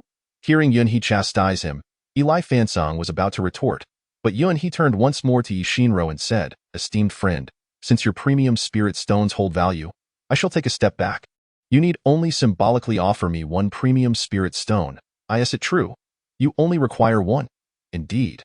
I am indeed a paragon of loyalty, unlike certain monks who relish in taking advantage of others' misfortunes. With this proclamation, Yunhe cast a scornful glance at the malevolent monk beside him, whose face turned an ashen shade of anger, yet found himself at a loss for words. Very well. Let us heed your words. As Yi Shinro spoke, she joyfully retrieved a diamond shimmering with a violet hue from her storage ring and handed it to Yunhe. Is this truly a top-tier spirit stone? It is indeed extraordinary. Upon witnessing this, Yunhe hastily stowed the precious spirit stone into his own storage bag. With this remarkable spirit stone in his possession, he could subsequently replicate countless others for his own use. Yunhe was not one to engage in unprofitable ventures. Thus, we shall take our leave for now. As Ishinro prepared to depart on her sword, Yunhe quickly intercepted her. What do you intend now, lad? You yourself stated that only a single top-tier spirit stone would suffice. Have you now changed your mind? I am not stopping you. What concern is it of yours? Yunhe retorted sharply to the malevolent monk before shifting his demeanor. Smiling and bowing to Ishinro, esteemed friend, I heard just now that you were in need of some fire spirit stones. Indeed, do you truly possess fire spirit stones?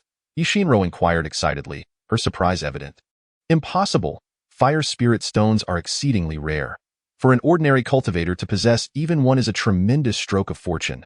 I doubt this impoverished lad could possibly have two. Not at all, not at all. I advise you not to judge by appearances. Perhaps I genuinely do possess them. What? Is that true? Both Ishinro and the previously composed elder were taken aback by this revelation, for if they could indeed acquire another fire spirit stone, it would greatly benefit their efforts in hatching the Jialan demon eggs. Chapter 117. Swiftly show off. Young man, if you truly have fire spirit stones, name your price. Our Enma sect shall not haggle. At this moment, Elder Bai hurriedly approached Yunhe, his excitement palpable. Meanwhile, the malevolent monk's ire towards Yunhe intensified upon witnessing this turn of events. Prior to Yunhe's arrival, he had been the honored guest of the Enma sect, esteemed by all from the sect master and elders to the ordinary disciples. Yet, unexpectedly, this Yunhe had eclipsed his glory merely by meeting with the elders and Ishinro. How could this not provoke his indignation? Elder Bai, I have previously stated that as a cultivator, I never speak falsehoods. If I claim to possess it, then I certainly do, and I can readily bestow this fire spirit stone upon your Enma sect without expecting a single reward. What? Is that truly the case? Such a fortuitous occurrence. Upon hearing Yunhe's declaration, Elder Bai, Ishinro, and even the malevolent monk were all astounded. Although there was a facade of silence, deep within, each heart was filled with a sense of disbelief regarding Yunhe's current generosity. Young man, do not boast so boldly. Whether or not you possess the fire spirit stones cannot solely be determined by your word. You must present them for us to examine. Do not let us flatter you for so long only for you to claim in the end that you possess none. The malevolent monk, Eli, seized the opportunity to engage in a verbal spar with Yunhe. However, at that moment, Yunhe was disinclined to engage with this wicked monk, as he had his own plans in mind, namely, to use the fire spirit stones as leverage to persuade these three to keep him by their side. This would not only grant him access to the Jialan ghost egg, but also provide him with vital information on everything necessary for its incubation. Elder Bai, may I inquire how many fire spirit stones you currently require? Upon hearing Yunhe's question, Elder Bai and Ishinro quickly turned their gazes towards the irate Eli, for he alone possessed knowledge of the method to incubate the Jialan ghost egg. Conservatively estimating, we would need at least 8 more to achieve the total of 9. The fire spirit stones exist solely in the volcanic marshes, and within a radius of several hundred miles around this shady mountain. This is the only volcanic marsh present. Having found even one previously is fortunate. How could I possibly produce 8 more? What a coincidence. I happen to have 8. What? Upon Yunhe's revelation, Ishinro, Elder Bai, and even the skeptical Eli were left wide-eyed and speechless, as they had not anticipated that all the fire spirit stones required for the incubation of the Jialan ghost egg resided solely with Yunhe. Young man, quickly present them, Eli exclaimed, visibly agitated as he approached Yunhe. What? Do you intend to seize them by force? Yunhe retorted coldly at the sight of Eli. Master Eli, please, calm yourself. Ishinro, fearing that further provocation might anger Yunhe, hastily intervened. Esteemed friend, these fire spirit stones are indeed of utmost importance to our Enma sect. We hope you can be generous and share them with us. We will certainly reward you handsomely. At that moment, even the typically proud daughter of the Enma sect's leader, Ishinro, began to bow respectfully to Yunhe. Chapter 119. The reluctant display of superiority. Well, I am amenable to this, but before I present these 8 fire spirit stones, I would appreciate it if you could first return the fire spirit stone that was taken from me earlier, so that I may examine it. What? That fire spirit stone was originally yours. What need do you have to examine it? Are you attempting to seize it again? Upon hearing Yunhe's words, Ishinro and the others were left utterly perplexed. The reason Yunhe insisted on reclaiming his fire spirit stone was that when Eli had initially taken it from him, he had not yet had the opportunity to replicate it. Now that he had promised to provide Yushinro and the others with 8 fire spirit stones, it was only natural that he would need to use the fire spirit stone to replicate them. You flatter me excessively. The fire spirit stones in question are treasured items left to me by my esteemed master. Now that I have resolved to dedicate these possessions to your esteemed Yama sect, I must take a moment to reflect upon them, as I shall no longer possess fire spirit stones in the future. I kindly ask that, in light of my sacrifice of these invaluable treasures, you return to me the original fire spirit stone, while I promise to return the remaining 8 stones, along with this one, without fail. Although Yunha's words may be riddled with inconsistencies at this moment, Yushinro and Elderbai, eager to obtain the remaining 8 fire spirit stones, could only perplexedly hand the stone back to Yunha. Young man, should you fail to present the remaining 8 fire spirit stones, do not blame me for my ruthlessness. At this juncture, the villainous monk made a throat-cutting gesture toward Yunha. Humph, if I manage to procure them, I shall certainly relish in striking your face. Yunha silently cursed upon witnessing this, for the fire spirit stone was enveloped in the primal flames of magma, rendering it extremely hot. Even a cultivator at the early stage of the nascent soul like Yushinro had to shield her hand with protective spiritual light before passing it to Yunha. However, she was taken aback to discover that Yunha could effortlessly grasp the fire spirit stone, seemingly unscathed by its fiery intensity. This revelation astonished her greatly. Had she not been aware of Yunha's late-stage golden core cultivation, she might have mistaken his action for that of a formidable cultivator in the composite body stage. Ding! Upon sensing the host's touch on the fire spirit stone, would you like to initiate the item duplication mode? Duplicate. Confirming the quantity for duplication. Given the rarity of the fire spirit stones, I shall first duplicate 20 of them, leaving the rest for my own reserves. Ding! Duplication successful. 20 fire spirit stones have been placed within the host's storage ring. What on earth? You stored them in the storage ring. I have no desire to flaunt my wealth in front of these 3. Ding. As the storage ring is the primary storage location, should the host wish to alter the storage position in the future, please notify the system in advance. Otherwise, do not blame the system for delivering a thunderous strike. I can't believe this. I merely lamented to you, and you intend to retaliate with a system strike. Alas, let it be. The storage ring shall suffice. After all, having already revealed 8 of these incredibly precious fire spirit stones, producing a storage ring would hardly be a grand display of wealth. After completing the duplication, Yunha promptly retrieved a storage ring from his tattered storage bag and adorned his finger with it. Chapter 120. Showing off provokes jealousy. Humph. You really are a master of disguise. Pretending to possess nothing but a shabby storage bag while clearly having a storage ring. The villainous monk began to mock Yunha once more. Is that so? Is the storage ring truly valuable? I had no idea. I always thought that storage bags were more precious. I merely used this storage ring for grocery shopping. Yunha, with an air of nonchalance, retorted to the malicious monk, who was adorned with a storage ring. He deliberately waved his hand, filled with a hint of disdain, causing the malicious monk to attempt several times to retort, but ultimately find himself at a loss for words. Ding! The host has successfully shown off, earning 50% of show-off experience and combined slap in the face points, thereby garnering an additional 50% of show-off experience. Ding! Congratulations to the host for upgrading the show-off system to level 21. A new skill storage slot has been added, allowing for the simultaneous existence of 3 replicated skills. Ha ha ha. Malicious monk, you have forced my hand. Now, I can coexist with 3 replicated skills. How splendid. At this moment, Yunha concealed the ecstatic joy within his heart and continued to feign calmness as he addressed the 3 individuals. Dear friends, you may not be aware that in the realm of cultivation, the law of the jungle prevails. Those of my humble cultivation level dare not flaunt their wealth too often. As he spoke, he retrieved 8 fire spirit stones from his storage ring, bringing the total to 9, which he then extended towards Yushinro. What do you think, everyone? I have kept my promise, Haven Ti? Indeed, fellow cultivator. Thank you immensely. You are a great benefactor on this journey. Yushinro immediately activated her protective spiritual light, eager to accept the 9 fire spirit stones. Wait. At that moment, Yunha inadvertently took a step back. Kid, what trickery are you up to now? I have no tricks up my sleeve. I merely wish to say that I am about to bestow upon you these 9 precious fire spirit stones without expecting any reward in return. I only hope that you can grant me one request. Oh? What request? Speak freely.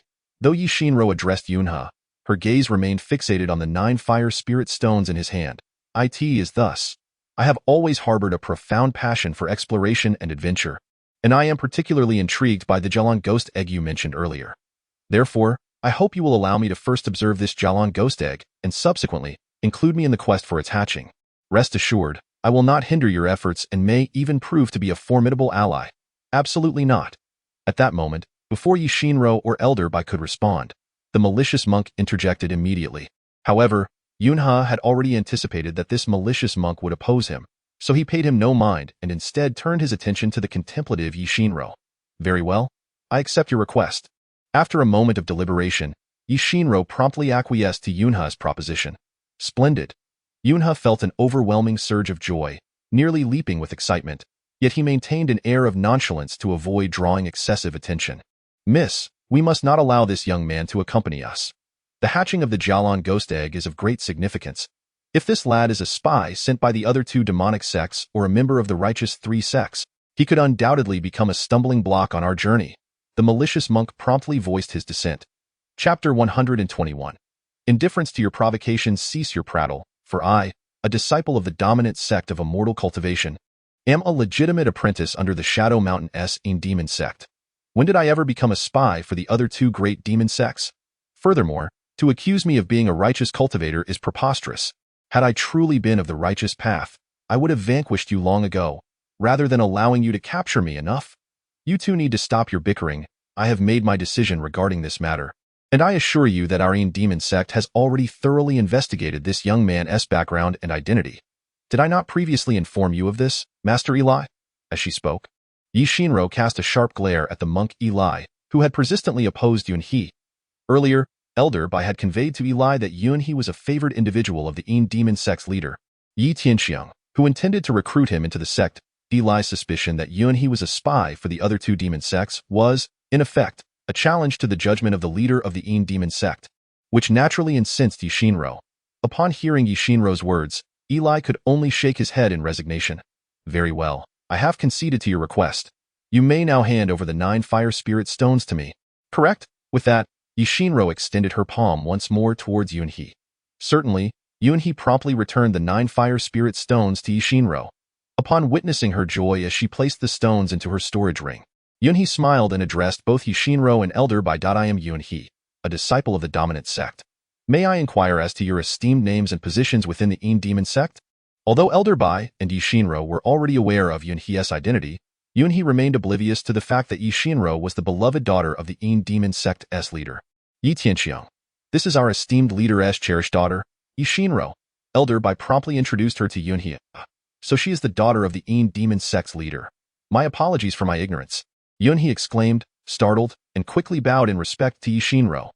Though he had suspected that Yishinro's identity was far from ordinary, he had not anticipated that this young female cultivator was the renowned daughter of the demon sect.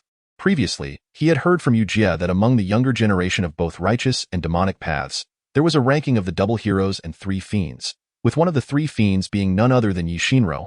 The daughter of the demon sect's leader It was said that she had achieved the initial stage of the nascent soul realm at a tender age and had inherited the profound teachings of her father, making her exceedingly formidable.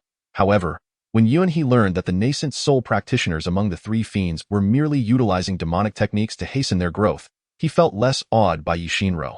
After all, her current achievement in the nascent soul realm was not solely the result of her own diligent cultivation. Yet, Yunhe himself, having attained the late stage of the golden core realm, had not achieved this purely through arduous effort, but rather by replicating the accomplishments of others. Thus, when comparing himself to Yishinro, he found they were merely at different stages of the same journey. Nevertheless, Yunhe's replicated cultivation bore no aftereffects, whereas the repercussions of the demonic techniques were rumored to be quite severe. I am Bai, an elder within the Enma sect. It is a pleasure to finally make your acquaintance. This individual beside me is... Just as Elder Bai was about to introduce the sinister monk Eli, Yunha swiftly gestured for silence. Chapter 122. The Necromancer Mountains. Gentlemen, may I inquire as to our next destination?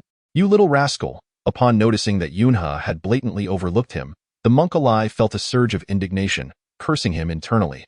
Our next course of action requires us to venture towards the Baishur Sea in search of the Tsangjing Inner Pill. Am I not correct, Master Eli?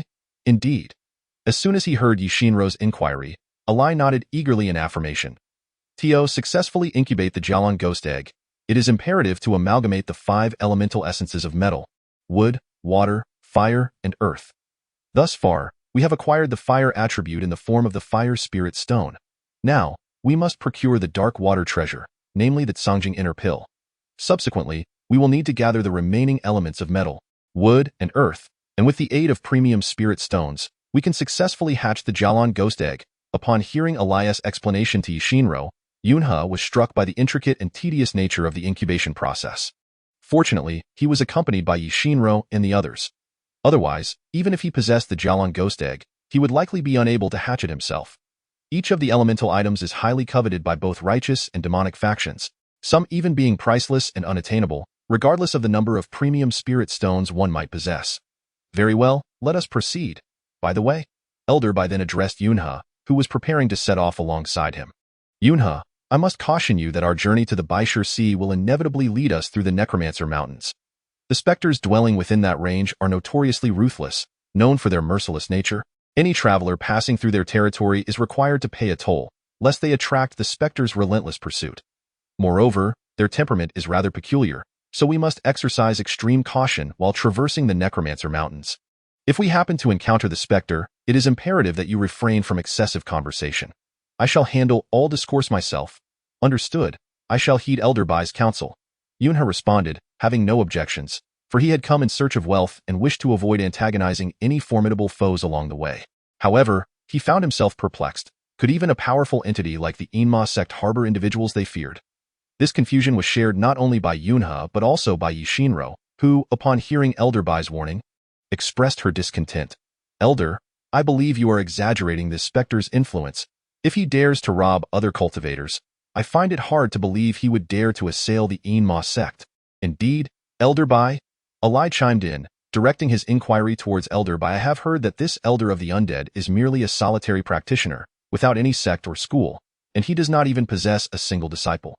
His strength is only at the mid-stage of the nascent soul, which, although superior to both of us, is on par with your own prowess. Now that we have the advantage of 3 against 1, ought we not to be fearless in facing this Elder of the Undead? Why then, must we proceed with such trepidation? Alas, you are unaware of the truth. At this moment, Elder Bai continued to lead Yunhe and the others along the path, elaborating further. Though the Elder of the Undead may not possess overwhelming power, his true menace lies in the fact that, in years past, he procured a garment of void celestial attire from an unknown origin. Once donned, this celestial garment renders the wearer virtually invisible, obscuring not only their presence, but also the trajectory of any spells or artifacts they unleash, making them akin to a specter in our past endeavors. The Een demon sect dispatched cultivators to besiege this elder, hoping to seize his void celestial attire. Regrettably, we suffered heavy losses, and not a trace of the elder was ever seen. Since then, our disciples have inexplicably perished outside the sect, causing great unrest among our ranks.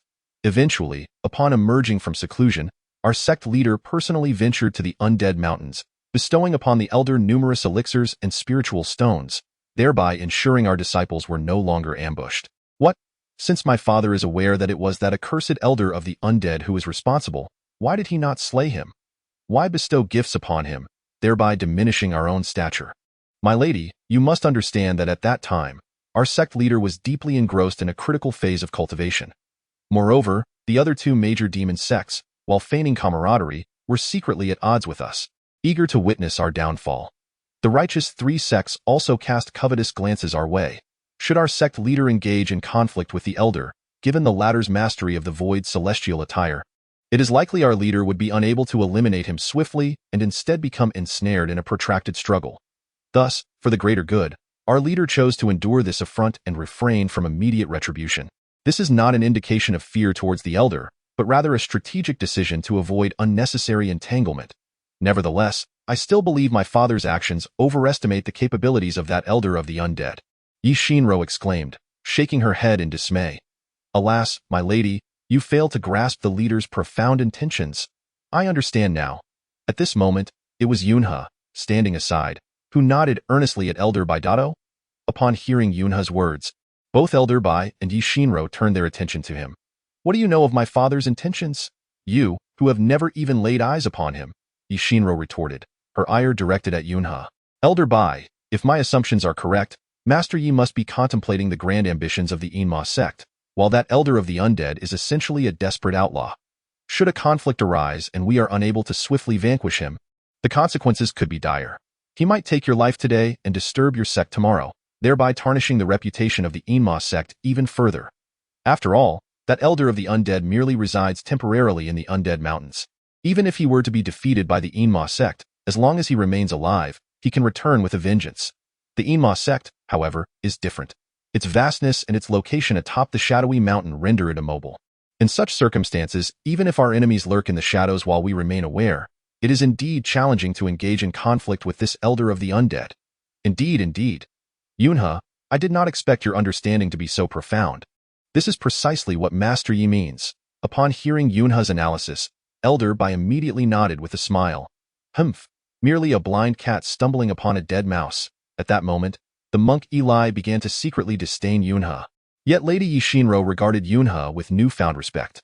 Young miss, now that the Three Sects Conference has concluded, if you could secure the top position and obtain the Extreme Ice Mirror, you would no longer need to fear the Elder of the Undead's Void Immortal Garb. Indeed, if I can seize the Extreme Ice Mirror this time, I shall ensure that the Elder of the Undead is torn to shreds, and we shall see how he remains so arrogant. The Void Immortal Garb possesses quite formidable abilities, doesn't it? Very well. Should I encounter that Elder of the Undead, I will certainly seek an opportunity to replicate his Void Immortal Garb.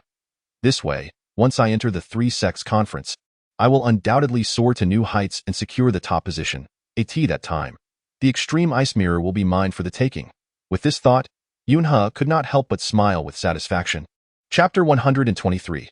The Elder of the Undead appears who dares to be so audacious as to trespass upon my domain.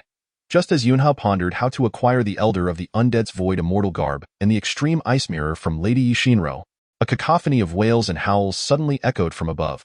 Startled, Yunha quickly glanced around, yet the surroundings remained desolate, devoid of any visible figures. As he puzzled over this, Elder Bai hurriedly addressed Yunha, Yishinro, and the monk Eli. Do not be alarmed.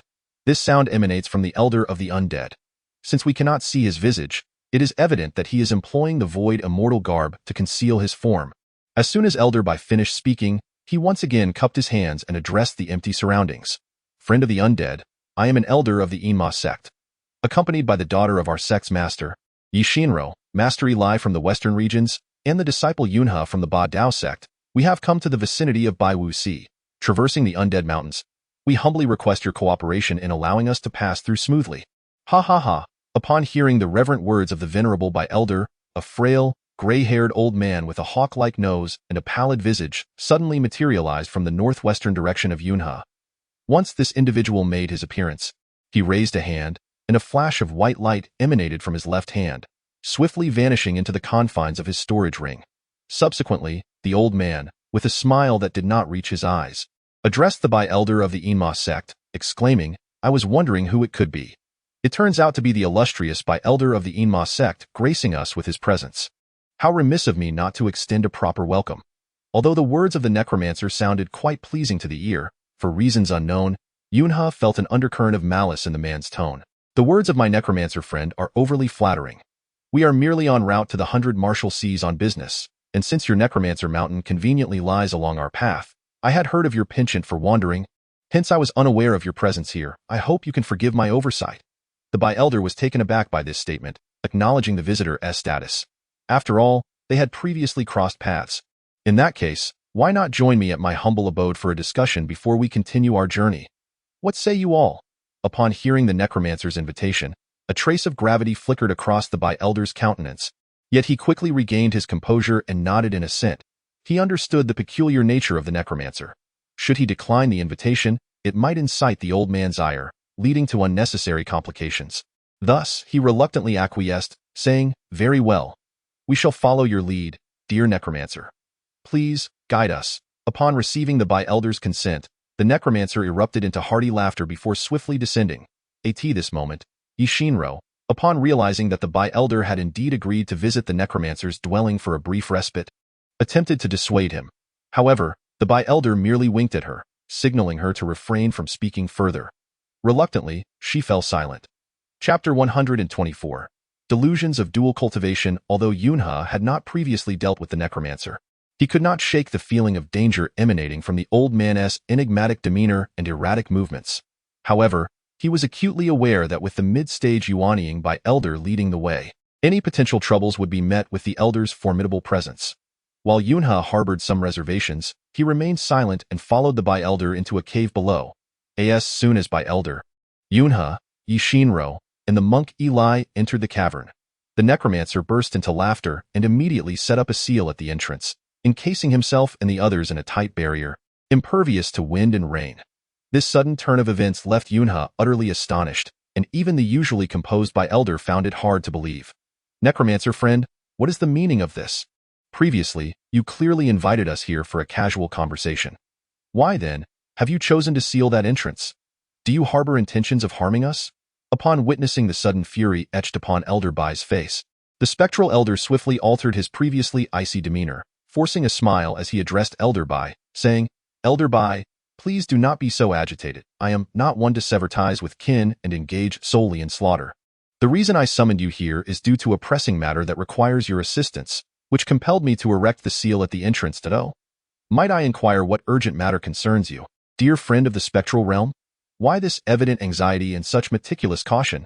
Upon hearing the spectral elder's words and observing his panicked expression, Elder Bai sensed that something was amiss. The spectral elder then cast a glance at Yishinro and the monk Eli, before fixing his gaze intently upon Yunhe, subsequently breaking into another smile directed at Elder Bai. Elder Bai, you are unaware that I inadvertently acquired a dual cultivation technique from a passing cultivator. As you may know, this technique is profoundly mysterious and can significantly enhance a cultivator's prowess. Thus, I sought out young boys and girls for the purpose of this technique. However, to my dismay, I discovered that this dual cultivation method is, in fact, flawed. In my eagerness to advance, I failed to discern this earlier, and now, having progressed halfway, I nearly fell into the abyss of madness as the technique began to backfire. Therefore, I am in urgent need of a young boy of the golden core stage to serve as my dual cultivation furnace, from whom I may draw strength. Among your group, this young man seemed most suitable for my needs, yet I am uncertain if he qualifies as a young boy. Hence, I lured you all here, and I sincerely hope that Elder Bai can forgive me. What? Upon hearing the spectral elder's words, Elder Bai furrowed his brow. At that moment, Yunhe was incensed to learn that the spectral elder intended to use him as a dual cultivation furnace to siphon his strength. It is well known that Yunhe harbored a deep-seated disdain for such dual cultivation practices, considering them to be vile sorcery. His aversion was so profound that he had previously severely injured the enchantress Zhou Manzi for her involvement in such malevolent arts. Now, the audacity of the spectral elder to set his sights on Yunhe ignited a furious wrath within him. He thought to himself, "You old wretch, why choose me as your target when there are countless others? Do you think I am a mere plaything? Though I may be the weakest among this group, should you attempt to absorb my strength, you are utterly delusional." With that, Yunhe resolved that if the spectral elder dared to approach him even a step closer, he would immediately unleash the fire spirit technique and confront the spectral elder head-on. Chapter 125. Fury against Eli. Yunhe could not believe that with his indomitable body akin to a crimson dragon's bone, coupled with the essence of the fire spirit technique, he could possibly be outmatched by a mere spectral elder who could only conceal his form. Even if the spectral elder was at the mid-stage of the nascent soul realm, Yunhe felt no fear whatsoever to this moment. Upon hearing the words of the elder of the undead, the white elder did not inquire whether Yunhe was a virgin, but instead broke into a cold smile directed at the elder of the undead. My friend of the undead, you are unaware that although Yunhe is not a direct disciple of our Inma sect, he is highly favored by the sect's leader. Thus, it is inevitable that he will someday become a member of our sect. If you regard him merely as a vessel for your dual cultivation, I fear his future cultivation will suffer rather than advance. Therefore, regardless of whether he is a virgin or not, you must not treat him as a dual cultivation vessel today. The white elder continued, as the saying goes, to help others is to help oneself. You are currently on my friend the undead's territory. I advise you to temper your words and not speak so boldly. Upon witnessing the white elder boldly contradict him, the elder of the undead's previously smiling facade vanished, and he immediately retorted with a cold expression. Ha ha ha, elder of the undead, let me be frank with you. Even if we have fallen into your undead mountain, if you wish to successfully subdue us, I advise you to abandon any such delusions. If you do not believe me, feel free to test it. As the white elder spoke, he casually flipped his hand and produced a massive mountain-cleaving axe, a weapon at which he excelled and one of his most formidable trump cards. Seeing the White Elder's intent to resort to violence, the Elder of the Undead was taken aback. Though he too was at the mid-stage of the nascent soul realm, he was acutely aware that in terms of sheer strength, he was indeed inferior to the White Elder. However, if he donned the celestial void garb, he could render himself and his attacks formless. Even if he could not defeat the White Elder, he would still have a means to secretly abduct Yunha. With this thought, the Elder of the Undead immediately placed his hand on his storage ring, prepared to don the celestial void garb and conceal himself at the slightest movement from the White Elder. Just as the two sides were on the brink of battle, an untimely voice suddenly echoed within the cavern. The speaker was the malevolent monk who had remained silent until now. White Elder, friend of the undead, we are all allies in the path of darkness. Let us not let a mere trifling matter disrupt our harmony. Yunha, you are but a late-stage golden core cultivator. If you were to be considered a cultivation vessel by a mid-stage nascent soul cultivator like our friend of the undead, it would indeed be a blessing from your past life. Therefore, you should willingly offer yourself as a dual cultivation vessel to the Elder of the Undead. This way, we can set off sooner. And who knows, perhaps after the dual cultivation, you may find joy in death. Shut your mouth! Yunha shouted back vehemently before the malevolent monk could finish. You filthy scoundrel! I can't believe you, a monk from the Western Domain, would utter such shameless words. I, Yunha, am a man of dignity. One may kill a gentleman but cannot humiliate him. How could I ever be treated as a dual cultivation vessel? Let me make it clear. If I hear those 4 words from your mouth again, I will ensure your demise is thorough and your remains are scattered. The sudden wrath of Yunha left the vile monk from the foreign lands utterly dumbfounded. In chapter 126, a display of divine might, the malevolent monk's face flushed crimson from Yunha's scorn, yet he found himself rendered speechless. That moment, Yunha pointed once again towards the distant figure of the necromancer, and with a frigid tone, he admonished, "Wretched old specter, you despicable cur, daring to treat me as your dual cultivation furnace without my consent, and even seeking the counsel of Elder by, clearly, you hold me in contempt. Ha ha, you foolish brat, do not dare to be arrogant before me. As a mere cultivator at the late stage of the golden core, how could you possibly be worthy of my notice as a mid-stage nascent soul practitioner? Let me inform you, this is the domain of the old necromancer. If I decree dual cultivation with you, then it shall be so. Today, not even the heavenly sovereign himself could intervene. My word is law.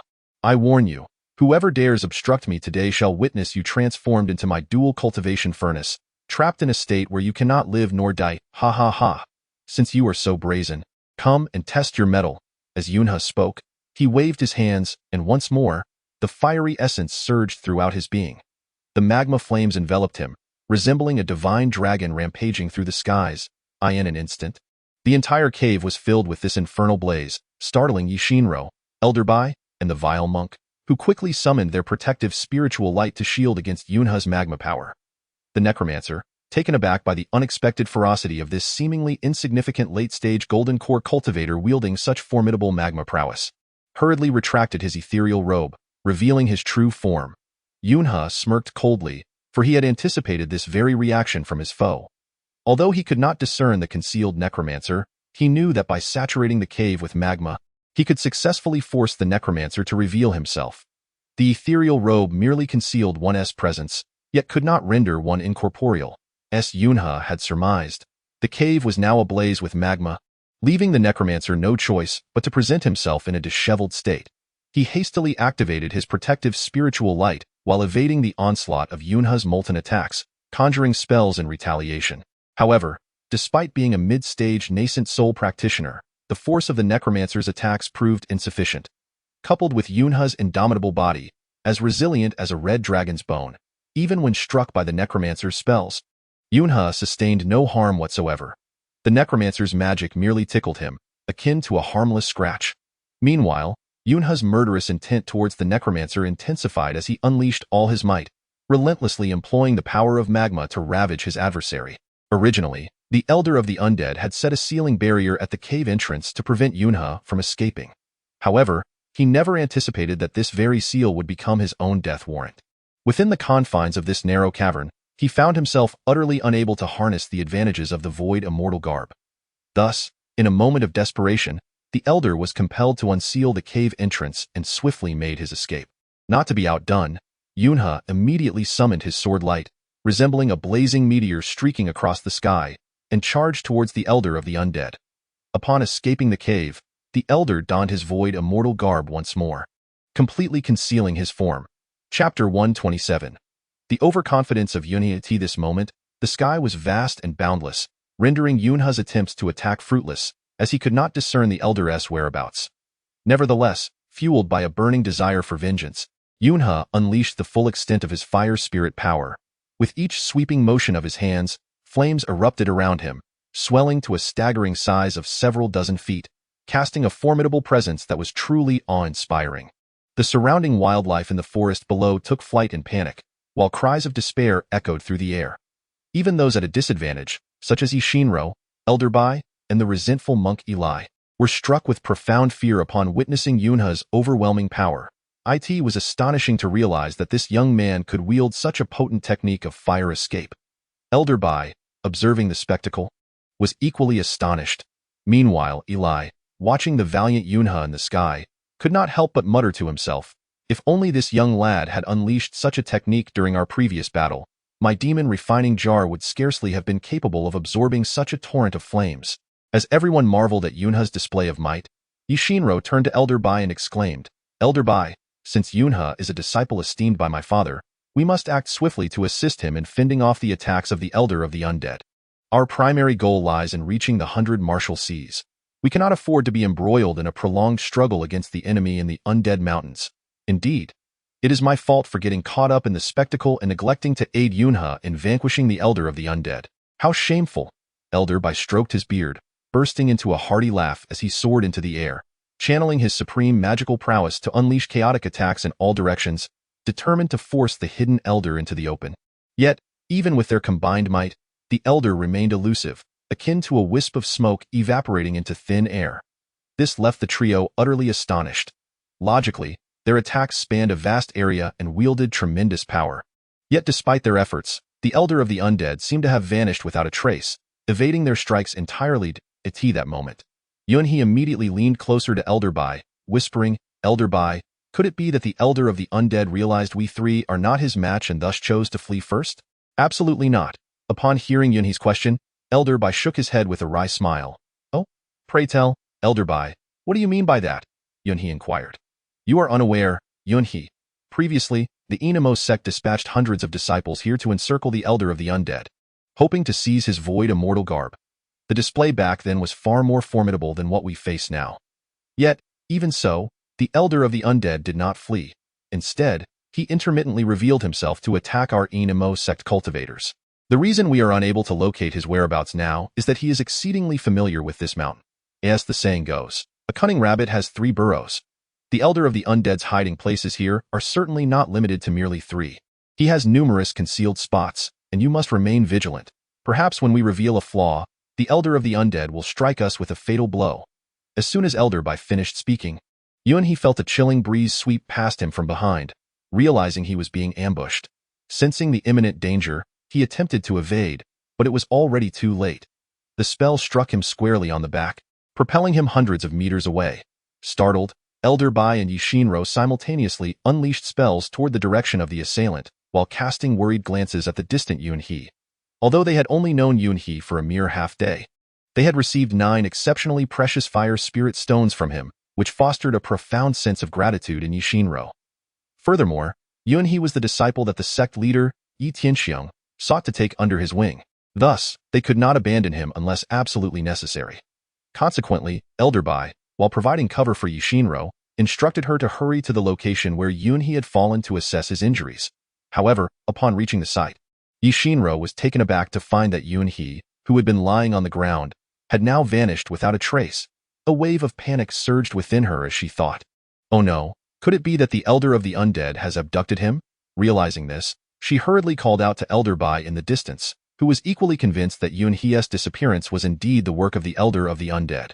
At that moment, Elder Bai was seething with indignation. He could hardly fathom that the Elder of the Undead managed to seize Yunhe right under his nose. If this were to spread, the reputation of the Inamo sect's elders would be utterly tarnished. Consequently, Elder Bai and Ishinro began a frantic search around the area where Yunhe had vanished. As they had surmised, Yunhe's disappearance was indeed the result of being captured by the hidden elder of the undead at it. Turned out that the elder of the undead, upon witnessing Yunhe's formidable nature, had swiftly concealed himself in the shadows, waiting for the opportune moment to exploit Yunhe's vulnerability and unleash his spell to send him flying.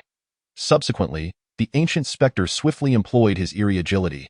Appearing at the fallen Yunk's side in an instant, it is worth noting that although this spectral elder lacked formidable strength, his speed of evasion was truly remarkable, almost terrifyingly. By the time Yunk processed what had transpired, the spectral elder had already invoked some arcane spell, rendering Yunk immobile. Without delay, he transported him to another cave within the Necromancer Mountains. At this moment, although Yunk felt a flicker of anxiety, he harbored no fear of the spectral elder. He was acutely aware that, fortified by his indomitable red dragon bone physique, he could withstand any assault from the elder without facing death. Thus, upon being captured, Yunk remained remarkably composed, contemplating in silence how to extricate himself from the spectral elder's clutches. Observing Yunk's calm demeanor, the spectral elder sneered coldly, "Youngster, I advise you against playing tricks before me. Let me enlighten you. This Necromancer Mountain is my home, where I have dwelled since childhood. I am intimately familiar with every nook and cranny here. Henceforth, once I have captured you, there is no hope for your escape. Moreover, I have already sealed your meridians with my magic, rendering you incapable of employing your previous fire spirit technique. Tiomi, you are nothing more than a fish awaiting slaughter. I suggest you obediently serve as my dual cultivation furnace. If you cater to my needs well, perhaps I, the ancestor, might show mercy and spare your life." Ha ha ha. As the spectral elder spoke, his heart swelled with confidence, clearly believing he had Yunk entirely at his mercy. Chapter 128. A moment of ingenuity. Spectral elder, you wretched old fool. I previously deemed you a simpleton, yet now I see you are quite diligent in your ignorance. You believe that by designating me as your dual cultivation furnace, you can remedy your madness? I perceive your thoughts as nothing more than a deluded fantasy, mere idle dreams. As the spectral elder approached step by step, Yunk understood that despite his red dragon bone's impenetrable nature, he could not withstand the elder's vile and twisted dual cultivation methods. Thus, a sudden spark of inspiration struck him, and he devised a strategy to divert the elder's attention.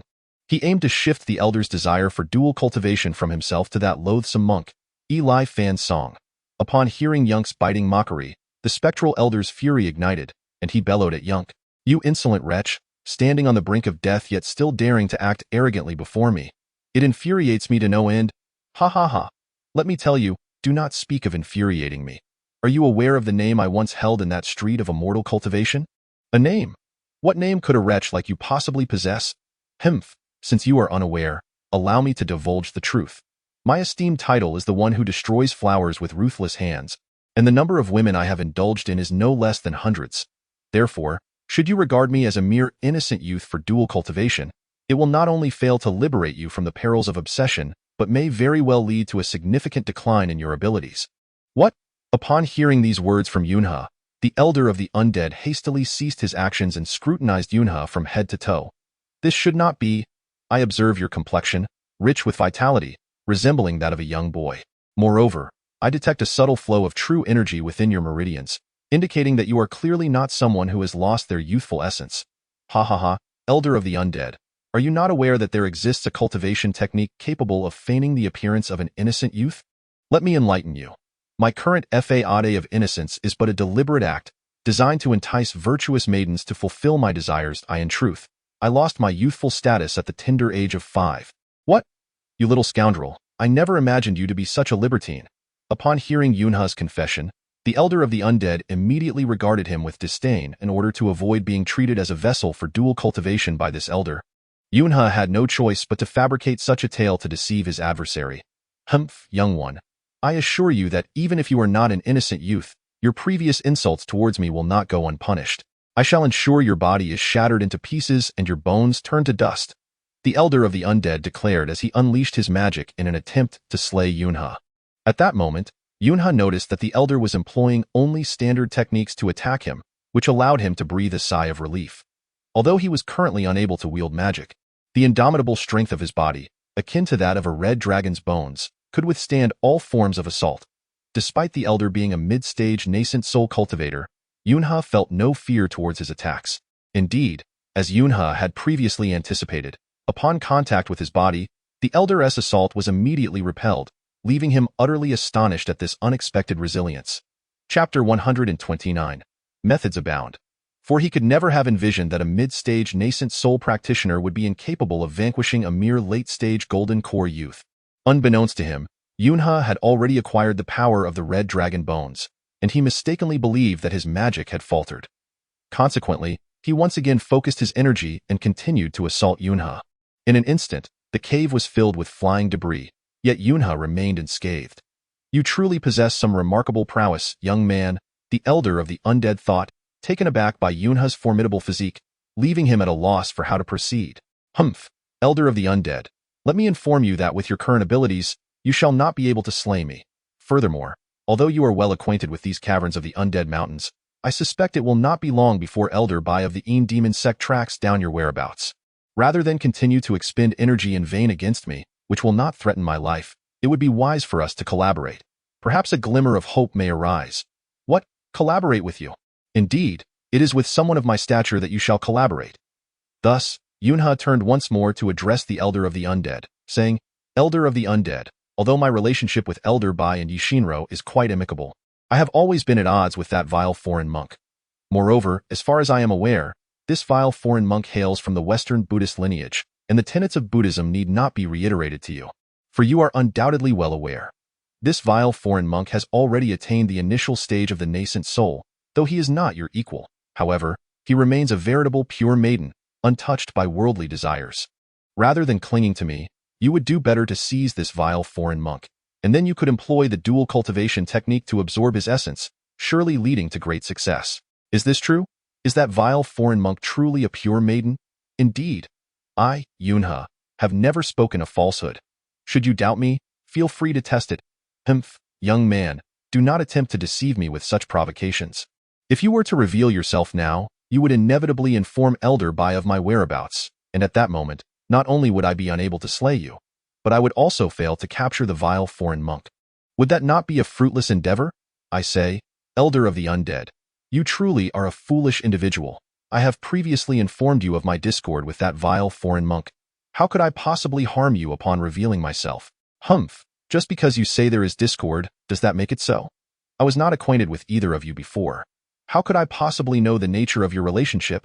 Elder of the Undead, reflect upon this. That vile foreign monk once sought to make me your dual cultivation furnace. I ask that not the best proof.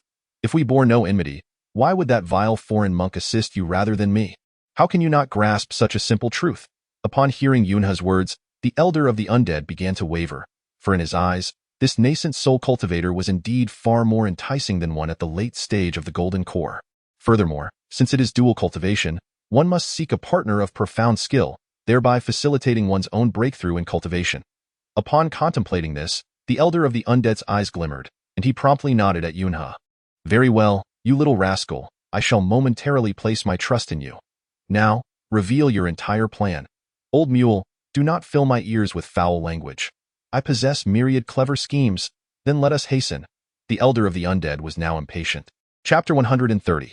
Successful duplication. Once I reveal myself to seek out Elder Bai and the others, at that time, Elder Bai, Yishinro, and the vile foreign monk will gather around me.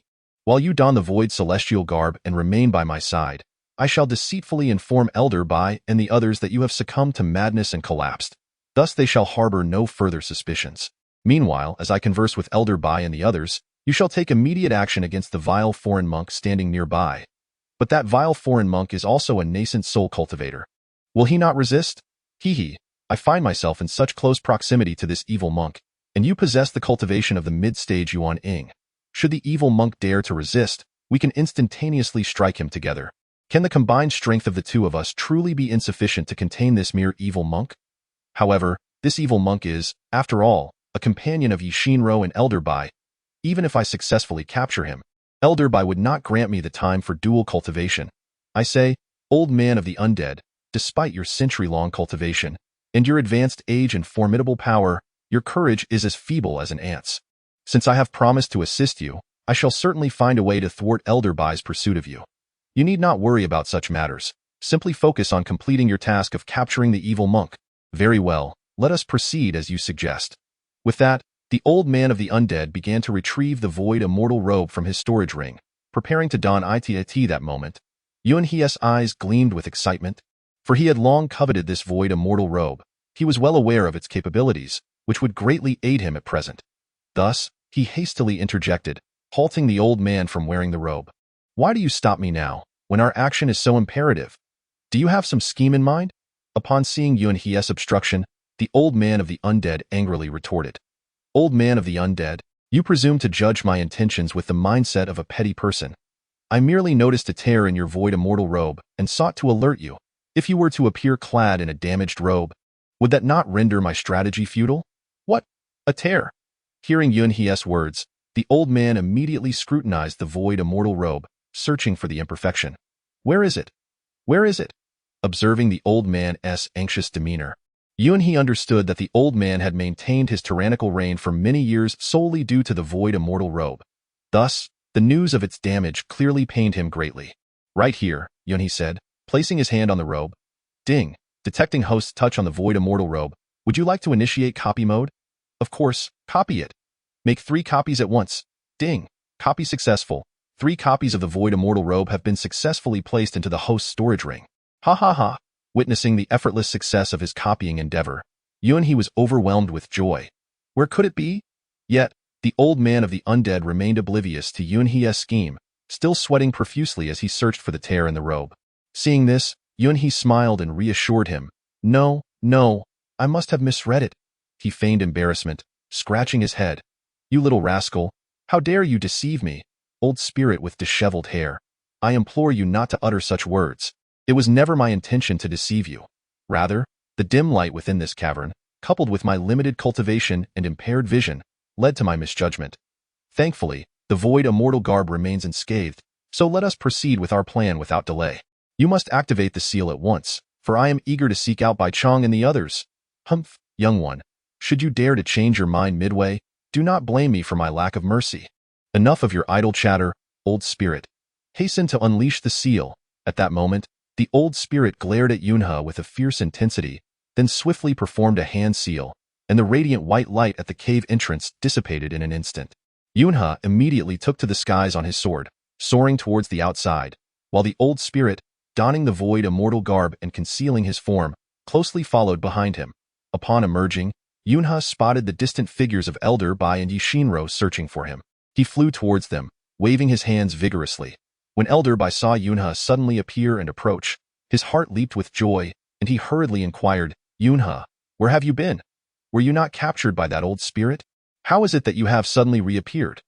In accordance with the plan devised with the old spirit, Yunhe feigned nonchalance and replied to Elder Bai and Yishinro, you are unaware of the circumstances? My friends, after being ambushed by that old spirit, I quickly regained my senses, only to find myself taken to a cavern. Just as he was about to harm me, I saw his face turn ashen, drenched in cold sweat, and his breath faltered. It dawned on me that he had fallen into a state of madness. Before long, he collapsed, and I could not discern whether he had perished or merely fainted. Seizing the opportunity, I took flight on my sword. Is that so? It appears that fortune smiles upon you, Yunhe. Had you been a moment later, that old spirit might have transformed you into a dual cultivation furnace, significantly diminishing your powers, Yishinro remarked. Indeed, that was my thought as well. By the way, where's Master Alai? Yunhe asked, turning to Yishinro and Elder Bai. Hearing this, the two glanced around, having been so focused on searching for Yunhe that they had completely forgotten about the monk Alai. Meanwhile, the monk Alai had remained below, refraining from assisting Elder Bai and Yishinro in their search for Yunhe. Observing that they seemed to be seeking his presence, he soared upward on his sword. Arriving beside them, Master Alai. Upon seeing the monk's appearance, Yishinro coldly reprimanded, your timing is impeccable. While we were searching for Yunhe, your absence was conspicuous, and now that Yunhe has revealed himself, you appear at our side. Are you not aware that we are on the same side? Why did you not lend your assistance? Miss Elder Bai, you may not be aware that it is not a matter of my unwillingness to assist, but rather my understanding of the vast terrain of the Wailing Mountains. If we were to search aimlessly, we would likely find no trace of that rascal Yunhe before nightfall. Thus, I contemplated employing my geomantic skills to ascertain Yunhe's whereabouts. However, my proficiency in this art is rather lacking, and despite numerous attempts, I met with failure. Fortunately, Yunhe has taken the initiative to arrive. Upon hearing the glaringly fallacious claims of that nefarious monk, Yishinro and Elder Bai chose to disregard him. After all, they still rely on this villainous monk to aid in the hatching of the Jialan ghost eggs. Should they provoke him, the eggs may never see the light of day. Yunhe is acutely aware that this malevolent monk would never partake in the previous search for him. Given their long-standing animosity at this juncture, Yunhe once again clasped his hands in greeting to Yishinro and Elder Bai, saying, "Esteemed friends, now that I have evaded the assault of that Wraith Elder, we must hasten our departure. If we delay until the Wraith Elder awakens, I shall surely regret it. Very well, let us proceed to the 100 Martial Seas. Once this matter is resolved, I shall gather the might of the Shadow Demon sect to utterly obliterate the Wailing Mountains and reduce that Wraith Elder to mere fragments, scattering his ashes to the winds." Just as Elder Bai finished speaking and prepared to take flight on his sword, the hidden Wraith Elder suddenly struck at the nefarious monk. A flash of white light appeared behind the monk, and before he could react, the Wraith Elder had him firmly in his grasp. The Wraith Elder's technique proved formidable, ensnaring the monk completely. No matter how he struggled, he could not escape the Wraith Elder's clutches. Just as the Wraith Elder was about to take the monk away, Yunhe launched an unexpected assault against him. "You little rascal, how dare you? Enough with the pleasantries, Wraith Elder. How dare you harm our companion? Today, I shall rend you limb from limb." The Wraith Elder was utterly unprepared for Yunhe's sudden change of heart. Not only did he refuse to assist in subduing the nefarious monk, but he also turned his aggression toward the Wraith Elder. At this moment, Yishinro and Elder Bai reacted swiftly, all directing their attacks toward the suddenly revealed Wraith Elder. Fully aware that he was outnumbered, the Wraith Elder realized he could no longer capture the nefarious monk, and thus hastily concealed himself, vanishing without a trace. With the Wraith Elder's retreat, the imprisoned monk was finally freed from his restraints and exhaled a sigh of relief. "Master Evil Monk, are you unscathed?" Yunhe feigned concern as he inquired of the nefarious monk, his apparent solicitude a mere facade masking his amusement at the monk's predicament. The malevolent monk, aware of Yunhe's subtle intentions, cast an irritable glare in his direction. He then addressed Yishinro and Elder Bai with a sense of urgency, saying, "My esteemed companions, we must hastily depart from this place fraught with peril." With that, the malevolent monk promptly took the lead in leaving. In the meantime, both Elder Bai and Yishinro had pressing matters to attend to. Thus they chose not to linger over the specter of the fleeing elder and swiftly followed suit. However, at that moment, Yunhe could not suppress a quiet chuckle within himself. It turned out that during his earlier attack on the ghostly elder, Yunhe had deliberately altered the trajectory of his strike, not only failing to harm the elder but instead injuring the malevolent monk.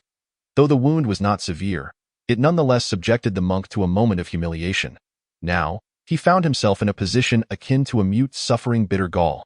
Unable to voice his grievances, he was acutely aware that Yunhe was taking the opportunity to settle a personal score against him, yet he could only swallow his indignation in silence. Both Elder Bai and Yishinro. It appeared that Yunhe had acted in defense of himself, and the injury to the malevolent monk was merely collateral damage. Yunhe refrained from allowing the ghostly elder to capture the malevolent monk, primarily because he sought to leverage the monk's knowledge regarding the method of hatching the Jialan ghost eggs. Presently, only the malevolent monk possessed such knowledge, and even Yishinro and the ghostly elder were not entirely privy to it. Thus, if the ghostly elder were to successfully abduct the monk, the endeavor to hatch the Jialan ghost eggs would be rendered futile in the face of significant moral dilemmas. Yunhe exhibited a commendable magnanimity. However, this did not preclude him from engaging in subtle machinations. After his encounter with Yishinro and the subsequent brush with the ghostly elder, Yunhe not only emerged unscathed but also managed to replicate the binding ropes employed by Yishinro, as well as the ghostly elder's prized void celestial garment. Among these treasures, the latter held the greatest significance for Yunhe. After all, the void celestial garment was a coveted artifact sought after even by the leader of the Enma sect, Tianxiang, yet Yunhe had successfully acquired a perfect replica. It is important to note that this void celestial garment not only rendered the wearer's form invisible, but also allowed their spells to dissipate without a trace, if utilized effectively. Even Yunhe, at the late stage of Golden Core, could contend against nascent soul practitioners. After all, while a straightforward attack may be evaded, it is the hidden assault that is most challenging to defend against. How could an ordinary practitioner hope to battle an opponent who is formless and unseen? Before long, under the guidance of the malevolent monk, Yunhe and his companions arrived at the area known as Baiwu Sea. This Baiwu Sea falls under the jurisdiction of the 10,000 Poison sect, one of the three major sects of the demonic path. Due to the numerous demonic sects established along the coastline, It has earned the moniker Baiwu Si. The collective strength of the sects in this region is roughly on par with that of the immortal cultivation street. However, the 10,000 Poisons sect does not rival the Enma sect in power. Thus, the Enma sect, nestled in the shadowy mountains, has ascended to the position of the foremost sect among the three, despite the outward politeness displayed among the three sects. As Elder Bai previously mentioned, they are, in truth, embroiled in a struggle akin to that of water and fire. From the ultimate spoils of this recent trisect assembly, one can discern the significance of the extreme cold mirror. This ancient treasure, known as the extreme cold mirror, was procured by the three demonic sects through their combined efforts from the desolate wilderness. Initially, the Enma sect intended to monopolize it. However, the other two sects refused to yield an inch. Consequently, the Enma sect reluctantly designated the extreme cold mirror as the prize of this trisect assembly. The other two demonic sects were equally eager to acquire such extraordinary artifacts, thus preparing to vie for supremacy at this assembly. Hence, upon their arrival in the 100 Martial Sea, Elder Bai, Yishinro, and their companions were naturally compelled to act discreetly. Should the Wan Poison sect discover their intent to seek the Tsongjing demon pill for hatching the Jialan ghost egg, it would undoubtedly alert them to the Enma sect's scheme to unleash devastation through the hatched ghost egg during the assembly. They would spare no effort to thwart Yishinro and her companions, for once the Jialan ghost egg was hatched, it would possess the formidable power of the God transformation stage, a level of cultivation that even the three demonic sects would find daunting. Nevertheless, Elder Bai, a cunning strategist, had advised Yunhe and Yishinro to disguise themselves even before reaching the 100 Martial Sea. After their transformation, it was not merely the disciples of the Wan Poison sect who were unable to discern their true identities. Even they themselves could hardly recognize their altered appearances. Given the paramount importance of their quest for the Tsongjing pill, no oversight could be tolerated. While they were not overly concerned about the Wan Poison sect resorting to lethal measures against them, any covert machinations from the sect could nonetheless impose significant pressure on them. Should they fail to hatch the Jialan ghost egg by the commencement of the trisect assembly, the Enma sect's chances of triumph would be gravely diminished, and the extreme cold mirror would remain beyond their grasp. Chapter 133. The Market of the 100 Martial Sea. Upon arriving at the Market of the 100 Martial Sea with Elder Bai and the others, Yunhe's group wandered for quite some time. Yet they were unable to locate the Tsongjing pill, leaving them deeply disappointed. At this moment, Yunhe, perplexed, turned to Elder Bai and inquired, "Elder, is the Tsongjing pill truly that precious? Why must we endure such a long journey to this market instead of searching in the nearby immortal cultivation street? Moreover, to evade the Wan Poison sect's attention, we have been covertly searching. At this rate, when will we ever find the Tsongjing pill? Hemph, you little scamp, what do you know?" Elder Bai would have spoken, but the villainous monk beside him, Eli Fansong, immediately sneered at Yunhe. "Is that so? It seems you, with your unkempt appearance, are quite knowledgeable. Perhaps you should enlighten me, then, you?" Upon witnessing Yunhe holding his ground in their verbal sparring, Eli Fansong was eager to retort. However, Elder Bai swiftly intervened, raising his hand to halt their quarrel. "You two should cease your quarrel, for it is unbecoming to argue so vehemently. Yunhe, you may be unaware that our region, nestled away from the coastal shores, is far removed from the ocean. The inner dan of the Tsongjing, being a treasure of the sea's mystical beasts, can only be found in the vicinity of the 100 Martial Sea, which lies within the territory of the 10,000 Demon sect. Thus, it is a futile endeavor to seek such a treasure along our street of cultivation. The inner dan of the Tsongjing is exceedingly rare and precious, making it a challenge to procure. However, we have only traversed half of the market here in the 100 Martial Sea. Let us continue our search, for we may yet uncover the coveted Tsongjing inner dan." Just as Elder Bai and the others were preparing to inquire at other shops, an elderly man with a red face suddenly appeared, blocking their path. With a jovial demeanor, he leaned in and whispered to Yunhe and the others, "I noticed you have been wandering through this market. Inquiring about the Tsongjing inner dan, might I ask if you were in urgent need of it? Is it not obvious? If we were not in a hurry, would we have traversed most of the market in such a short span?" The fierce monk, still simmering from Yunhe's earlier retort, snapped at the red-faced elder. Yet, the elder, unfazed by the monk's disrespect, merely chuckled and continued, "My friends, you are unaware of the difficulty in acquiring the Tsongjing inner dan. It is a treasure beyond compare. Even though this market is near the coast, one can only find the essence of ordinary sea beasts here. The Tsongjing inner dan is a rarity, indeed." However, as he spoke, a glint of mischief sparkled in his eyes. "You are fortunate to have encountered me, Duobao Laodao, for I happen to possess a Tsongjing inner dan. What? Is that truly the case?" Upon hearing the claims of this self-proclaimed Duobao Laodao, Elder Bai and Yishinro's faces lit up with excitement as they eagerly pressed for more information.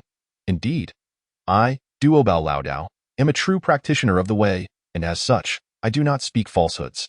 However, I must inquire what you intend to offer in exchange for my Cangjing Inner Dian. Be ye aware that it is an exceptionally valuable item, and I would not be swayed by mere trifles. As he spoke, the elder raised his chin with a sense of pride. Chapter 134. The transaction in the wilds, my good fellow. We are fully aware of the Cangjing Inner Dan's immense worth. Yet, you have yet to present it before us, nor have you allowed us to examine it. How can we ascertain that you are not attempting to deceive us? Ha ha ha. It appears you are quite the cautious one. Very well. Allow me to take you to a secluded area outside the city, where I shall reveal the Cangjing Inner Dan for your inspection. Oh, pray tell, why must we venture to the desolate outskirts? Could it not be displayed here within the market for us to examine and study? Elder Bai was acutely aware that individuals entrenched in the demonic path are notoriously cunning. Thus, upon hearing that Taoist Duobao intended to lead them into the desolate mountains, he immediately became vigilant and spoke up to dissuade him. Esteemed friend, you have misunderstood my intentions, and my purpose in inviting you to accompany me to the wilderness is not to set a trap for you, but rather to safeguard the precious inner elixir of the Cangjing whale, which is both priceless and rare. Should I reveal it now, it may attract the attention of those with ulterior motives. I see that you are all outsiders. If local cultivators were to forcibly seize it from you, I would be powerless to assist, and you would find yourselves in a most lamentable predicament, unable to voice your grievances. Therefore, I am indeed considering your well-being. At this moment, Yishinro, eager to obtain the Cangjing Inner Elixir, hastily turned her gaze towards Elder Bai. Simultaneously, Elder Bai scrutinized Taoist Duobao with a discerning eye. Logically speaking, Taoist Duobao, being merely a late-stage golden core cultivator, was no match for the trio of nascent soul practitioners. However, as previously mentioned by Taoist Duobao, Elder Bai and his companions were not within the sphere of influence of the Wama sect. Consequently, if Taoist Duobao were indeed intent on deception and sought allies against them, even Elder Bai's formidable prowess might struggle against the local forces. As Elder Bai pondered this, the monk Eli Fan swiftly conveyed his thoughts to him. Elder, while Taoist Duobao may be a shrewd merchant, he does not strike me as someone with a heart of malice, nor does he seem inclined to engage in underhanded dealings. Moreover, we three are genuine nascent soul cultivators. Even if we were to fall into a trap laid by him in the wilderness, our combined strength would ensure that we would not meet our demise. Furthermore, the Cangjing Inner Elixir is exceedingly elusive. Should we let this opportunity slip away, it is unlikely we would find another chance to acquire it. Upon hearing Eli Fan's words, Elder Bai remained somewhat hesitant. After all, his extensive experience in the realm of cultivation spans several centuries. Additionally, as the protector of Yishinro, the daughter of the Enma sect's leader, he bore a significant responsibility. Any harm that befell her would leave him with no defense before Yi Tianxiong, the leader of the Enma sect. Noticing Elder Bai's lingering uncertainty, Eli Fan grew increasingly impatient and urged him once more. Elder Bai, please do not hesitate any longer. If we can secure the Cangjing Inner Elixir now, we will have completed the necessary components for hatching the Jialan ghost egg. Moreover, the process of hatching the ghost egg will consume an entire month, and with the three sects conference looming ever closer, further delays may jeopardize our participation. Relenting to Eli Fan's repeated urgings, Elder Bai steeled his resolve and acquiesced to Taoist Duobao's request.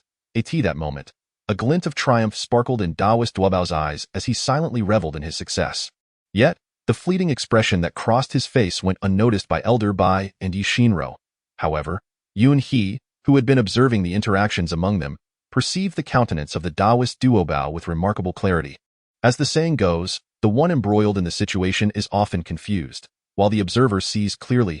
Elder Bai, consumed by his desire to acquire the Cangjing Inner Pill, directed all his attention towards it, thus failing to scrutinize Taoist Duobao closely. Yishinro, lacking in experience, remained oblivious to the true nature of Taoist Duobao's character.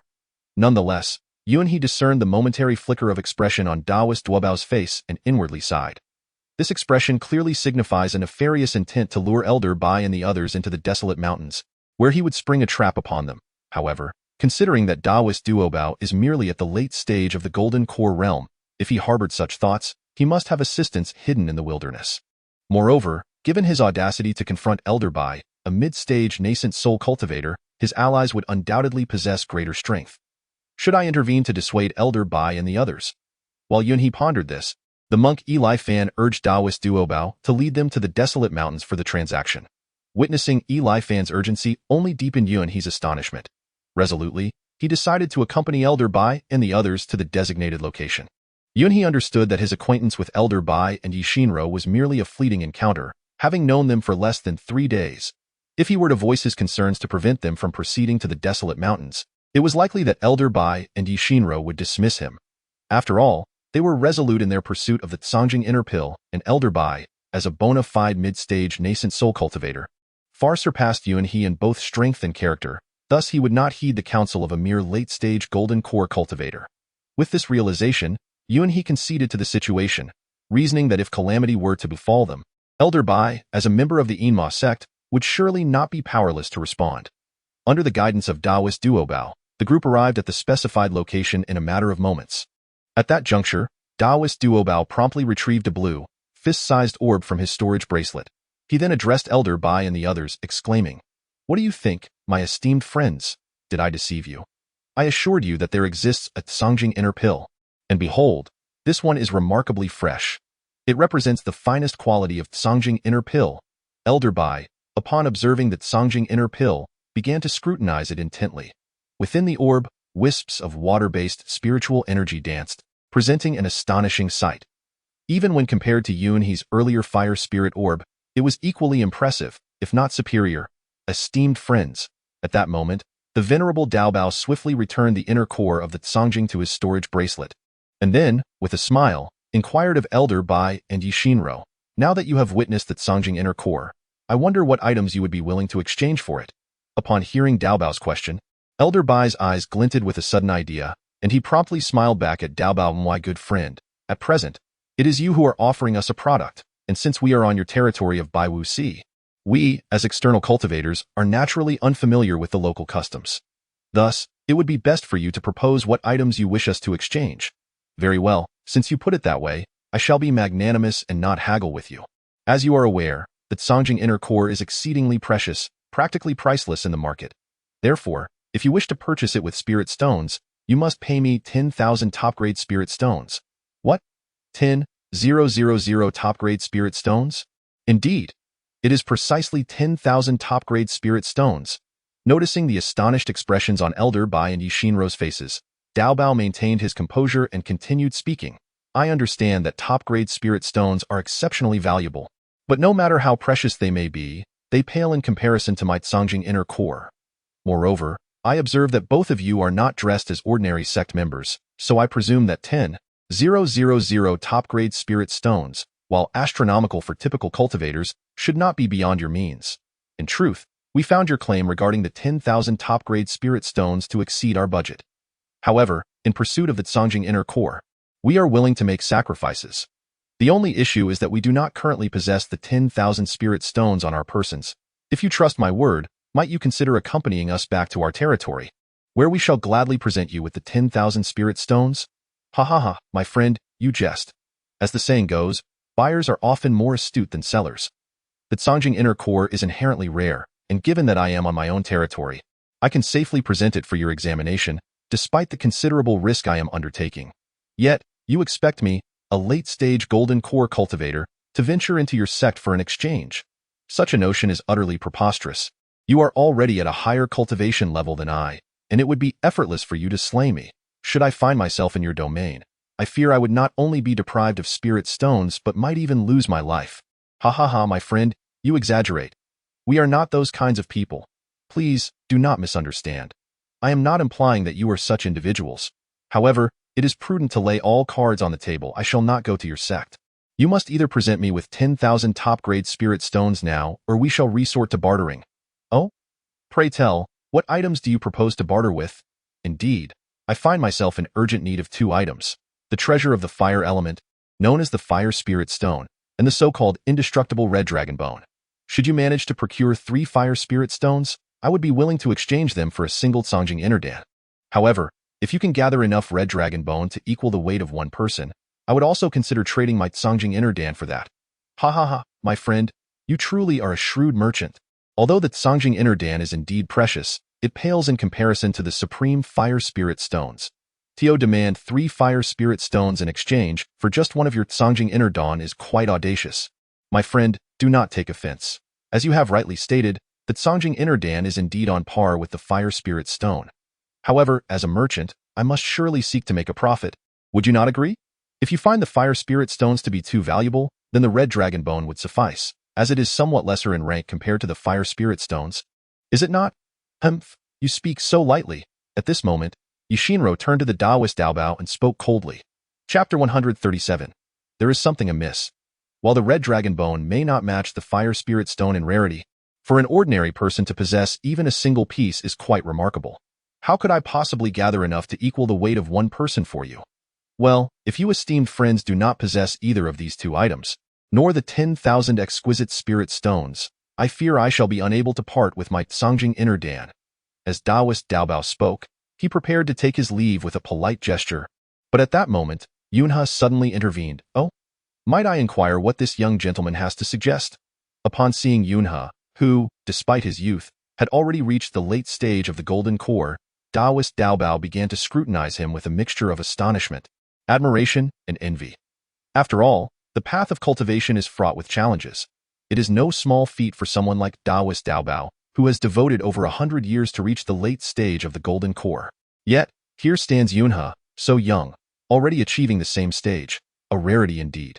Previously, Taoist Daobao had been engrossed in conversation with Elder Bai and Yishinro, thus failing to notice Yunhe. Now, hearing Yunhe's inquiry piqued his curiosity. I would not dare to offer guidance, but as for the red dragon bone you mentioned, I happen to possess some, which may fulfill your request. What? Is that truly the case? Upon hearing Yunhe's words, Taoist Daobao was overjoyed, and even Elder Bai and Yishinro were taken aback with delight. They had been on the verge of seeing Taoist Daobao depart, yet Yunhe claimed to possess enough red dragon bone to match the weight of one person. What a stroke of fortune! Indeed, I must say, Yunhe, this red dragon bone is exceptionally rare. With your limited experience, how could you possibly acquire enough to equal the weight of one person? I advise you to refrain from boasting, lest you anger this esteemed friend and cause him to leave. Should that happen, you would become a pariah within our Enma sect. Silence. At this moment, the Cloud River had yet to retort, but Yexenru, standing nearby, immediately rebuked the evil monk for mocking Yunhe. This swiftly filled the evil monk with both anger and trepidation. Although he felt a simmering rage over Yunhe's display, he swallowed his indignation, mindful of Yexenru's status as the daughter of the lord of the Enma sect. Humph! Yunhe cast a cold glance at the defeated evil monk, then smiled and clasped his hands towards the Taoist Daobao, saying, Dear friend, as practitioners of the Tao, we naturally speak no falsehoods. The quantity of the red dragon bones you seek is right here. As he spoke, he raised one hand, and with a flash of white light from his storage ring, dozens of red dragon bones appeared on the ground. These bones collectively weighed enough for one person. Seeing the scattered red dragon bones, Daobao's heart swelled with uncontainable joy. He picked one up to examine. Then another, utterly ecstatic. Yet, something was amiss. In the midst of his jubilation, Daobao turned to Yunhe with a hint of surprise. Oh, what seems to be the issue? These are all genuine red dragon bones, and of the finest quality. My dear friend, I harbor no doubts about the quality of your red dragon bones, Daobao replied. But it is peculiar that all of these bones are identical, appearing to originate from the same part. Have you perhaps slain dozens of red dragons in succession? How else could you possess such a multitude of identical red dragon bones? Oh no! Upon hearing Daobao's inquiry, Yunhe felt a jolt of alarm. All the red dragon bones he possessed had been replicated. Hence their identical appearances. If they were ordinary artifacts, it would be excusable, but these bones were derived from the red dragon itself, making it impossible for them to resemble one another perfectly. Therefore, the sight of numerous identical red dragon bones would indeed raise suspicion. As Daobao's question lingered in the air, Elder Bai, Yexenru, and the evil monk began to scrutinize the red dragon bones on the ground, and Elder Bai cast a look of astonishment at Yunhe. In that moment, enlightenment struck Yunhe, and he burst into hearty laughter. Friends, to be candid, these red dragon bones were entrusted to me for sale by a friend, but I had yet to find a suitable buyer. Hence, they have remained tucked away in my storage ring. As for why they all appear identical, I had not scrutinized them closely before. If you inquire of me, whom should I consult? If you harbor doubts, perhaps it would be best, as Elder Bai suggested earlier, for you to accompany me back to our sect. where I shall certainly introduce you to my friend who can clarify this matter for you. What say you, dear friend? At this moment, Yunhe was resolute in his intent. He aimed to coax the Taoist Dao Bao into accompanying him back to the territory of the Enma sect, fully aware that Dao Bao would be reluctant to go. Hence his strategy of feigned enticement. Upon the utterance of these words by Yunhe, the Taoist Dao Bao immediately began to nod his head vigorously, akin to a clapper. "My dear friend," he interjected, "you have misunderstood me. I harbor no suspicions towards you. It is merely my overwhelming curiosity regarding these identical Qilong bones. However, I have just examined them, and they are indeed authentic Qilong bones. Therefore, there is no necessity for me to visit your sect. Such a journey would be superfluous." As he spoke, the Taoist Dao Bao retrieved the Tsangjing inner pill from his storage ring and presented it to Yunhe. He then offered a courteous bow to Yunhe and the others before vanishing from sight. Upon receiving the Tsangjing inner pill, Yunhe promptly stored it within his own ring. At that moment, Elder Bai and Yishinro exchanged glances, momentarily at a loss for words. Ultimately, it was Elder Bai who broke the silence. "Friend Yun, this Tsangjing inner pill," he began, only to abruptly halt mid-sentence. Nonetheless, Yunhe discerned from his words that Elder Bai was eager to obtain the Tsangjing inner pill. Otherwise, he would not have altered his address to friend Yun. It was worth noting that Elder Bai had previously maintained an air of superiority, but in his pursuit of the Tsangjing inner pill, he found himself compelled to acquiesce to Yunhe, observing the eager gazes of Elder Bai and Yishinro. Yunhe mused to himself, "Although I acquired this Tsangjing inner pill through the exchange of Qilong bones, in order to obtain the method for incubating the Jialan ghost egg, I must part with this Tsangjing inner pill and present it to the Enma sect. This way, I will have a valid reason to request their Jialan ghost egg, as well as the essential items for its incubation for my observation. Furthermore, having gifted them the Tsangjing inner pill, it stands to reason that the Enma sect will be inclined to support my Ba Dao sect in various ways along the road of cultivation. Thus, this arrangement would not only benefit me personally but also greatly advantage our Ba Dao sect." With this thought in mind, Yunhe offered a subtle smile and extended the Tsangjing inner pill to Elder Bai. The latter, taken aback yet elated by Yunhe's generosity, felt a mix of astonishment and joy.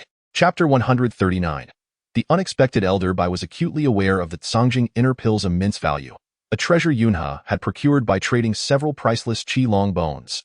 Yet, here he was, merely having broached the subject, and Yunhe had readily offered this invaluable item with a cheerful demeanor, leaving Elder Bai incredulous.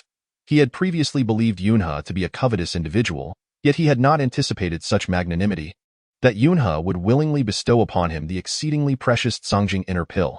After receiving the Tsangjing inner pill, Elder Bai hastily expressed his gratitude, saying, "Friend Yun, I sincerely thank you.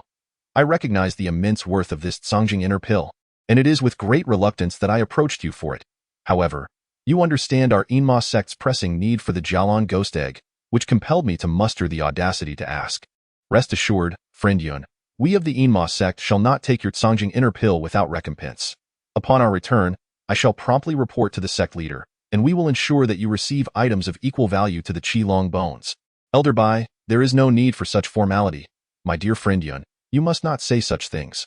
Our Enma sect is grand and illustrious, and we would never take advantage of you in such a manner. Elder Bai, your words are rather excessive." Upon hearing this, Yunhe immediately smiled and waved his hand, then continued to feign generosity as he addressed Elder Bai. "Elder Bai, you may not be aware, but although I, Yunhe, am not a member of the Enma sect, the Badando I belong to falls under its jurisdiction. Thus, we are indeed kindred spirits.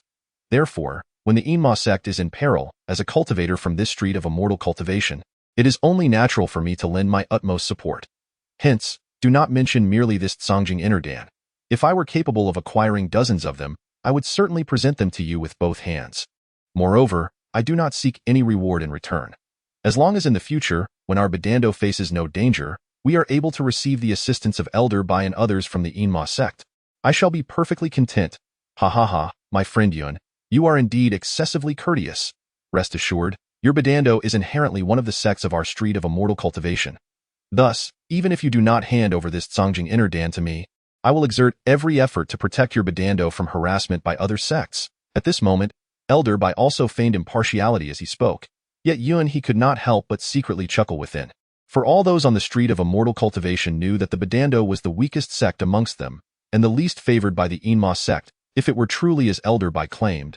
The Enma sect would not have previously stood by while the Badando was bullied by other sections. The reason Elder Bai was now, so generously speaking, was primarily due to Yun, he having presented him with the exceedingly precious Songjing Inner Dan. As the saying goes, a man's hand is short, and one is soft when receiving favors. Meanwhile, the sinister monk Eli, observing the exchange between Yun He and Elder Bai, one feigning generosity and the other speaking grandly, could not help but inwardly curse. Yun He, you little rascal, repeatedly stealing my thunder, and now pretending to be magnanimous in hopes of gaining the protection of the Enma sect. Humph! Such protection is worth its weight in gold, yet you seek to exchange it for nothing more than a mere Songjing Inner Dan. You truly are a duplicitous little scoundrel. Though Eli seethed with anger towards Yun He in his heart, he dared not voice his grievances, for at present, Yun He was the favored one in the presence of Elder Bai and Yi Shinro. Having just bestowed upon them that invaluable Songjing Inner Dan thus, Eli naturally refrained from drawing attention to himself, lest he provoke another rebuke from Yi Shinro at this moment.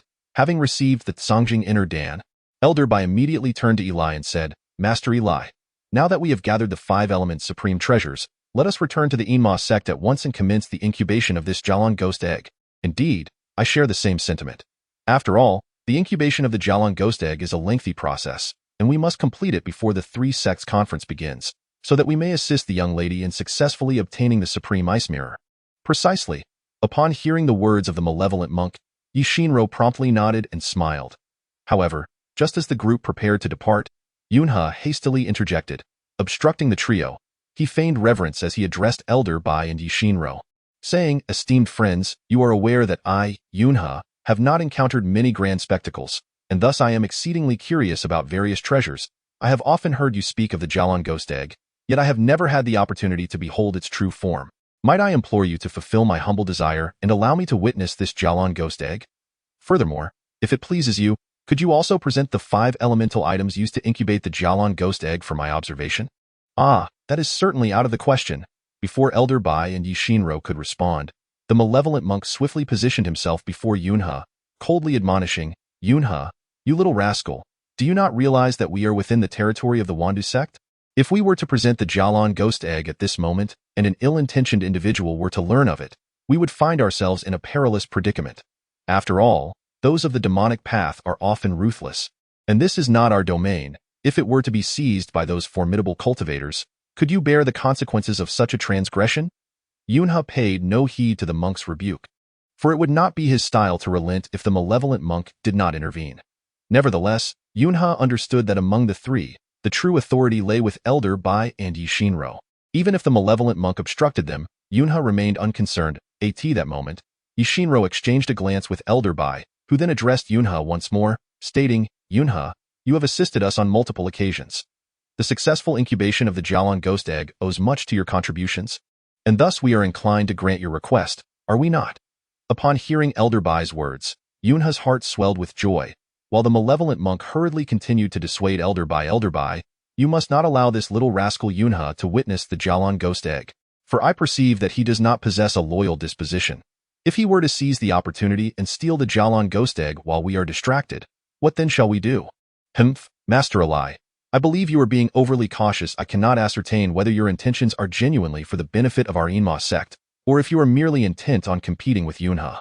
You are well aware that Yunha's cultivation is the weakest among us, merely at the late stage of the golden core, while the 3 of us are at the nascent soul stage. If Yunha were to pilfer the Jialan ghost egg right beneath our noses, what face would we, as 3 nascent soul cultivators, have left? Therefore, I urge you to cease your obstruction. I must remind you, Master Eli, that had it not been for Yunha's repeated assistance, we would not have easily acquired the Songjing Inner Dan and the Fire Spirit Stone. In truth, the successful incubation of the Jialan ghost egg is also attributable to Yunha's aid, so how could we possibly deny him the chance to observe? Moreover, he merely wishes to witness the event. How could we possibly hinder him? Upon hearing Elder Bai's words, the monk Eli let out a resigned sigh. At that moment, Elder Bai promptly retrieved a spherical object, the size of a human head, of a ghostly blue hue from his storage ring, and presented it before Yun He. Upon seeing it, Yun He was immediately filled with joy, for he had previously encountered the appearance of this Jialan ghost egg at a black market auction. Thus, he had no reason to doubt its authenticity now. Naturally, he placed his hand upon the Jialan ghost egg. Ding! Sensing the host's touch on the Jialan ghost egg, Would you like to activate the replication mode? Replicate. Please confirm the quantity for replication. Such an item is exceedingly malevolent, and its power is indeed overwhelming. I think it prudent to replicate just one for now, lest I inadvertently suffer a backlash from this Jialan ghost egg. Thus, Yunhe replicated the Jialan ghost egg and stored it within his ring. Subsequently, Elder Bai produced the 5 elemental substances required to refine the Jialan ghost egg, laying them out before Yunhe at this moment. Yunhe feigned interest, picking up this item and examining that one, and before long, he had replicated all 3 items, excluding the Tsangjing inner pill and fire spirit stone, placing them into his storage ring. Now, not only did Yunhe possess the formidable Jialan ghost egg, but he also had the essential items for its incubation. At this juncture, Yunhe was overwhelmed with elation and returned these items to Elder Bai. Thank you for your trust, Elder Bai. I have truly broadened my horizons. I understand that such items are exceptionally precious, so you should hasten to secure them. Very well. Upon hearing Yunhe's words, Elder Bai chuckled as he gathered the items once more. Just as Elder Bai, Yi Shinro, and the others prepared to rise and depart from the 100 Martial Sea to head toward the Enma sect, the monk Eli spoke to the 2. Esteemed ones, it is getting late, and I have heard that after nightfall in the 100 Martial Sea, many malevolent figures roam this area. Therefore, for our safety, it would be wise to find a place to rest temporarily, and we can set out at dawn. Agreed. Now that we have obtained the Jialan ghost egg and the items needed for its refinement, we need not rush. Chapter 140. A sinister scheme. Then let us heed Master Eli's words and rest here for a while. Initially, Elder Bai was reluctant to acquiesce to the monk Eli's suggestion. However, to truly refine the Jialan ghost egg, he would need Eli's expertise. After some consideration, Elder Bai decided to grant the monk this concession, lest he provoke Eli's ire and jeopardize the proper incubation of the Jialan ghost egg, a regret that would come too late if it occurred. As night fell, Elder Bai and Yi Shinro began to meditate in turn. At that moment, Yunhe leaned against the tree trunk to rest, when he suddenly sensed that the malevolent monk before him was making some furtive movements. Instantly, Yunhe narrowed his eyes to observe. It turned out that the wicked monk was cautiously rising to his feet and stealthily making his way deeper into the dense forest. Taking advantage of their momentary distraction, Yunhe was convinced that the monk's actions were shrouded in mystery, prompting him to hastily rise and follow. However, he recognized the monk's formidable prowess. Thus, he understood that if he simply pursued him, he would undoubtedly be detected. In a flash of inspiration, Yunhe swiftly retrieved the previously duplicated void red immortal robe from his storage ring and draped it over himself, rendering his form utterly invisible. With utmost caution, Yunhe trailed behind the malevolent monk. Although he remained merely 10 paces away, the concealment of the void immortal robe allowed him to remain undetected. Not long after, he witnessed the wicked monk converge with the Taoist Dubao, with whom they had conducted business during the day. It became evident that the 2 were already acquainted. Observing their reunion, Yunhe could not help but inwardly sigh as he eavesdropped on their hushed conversation.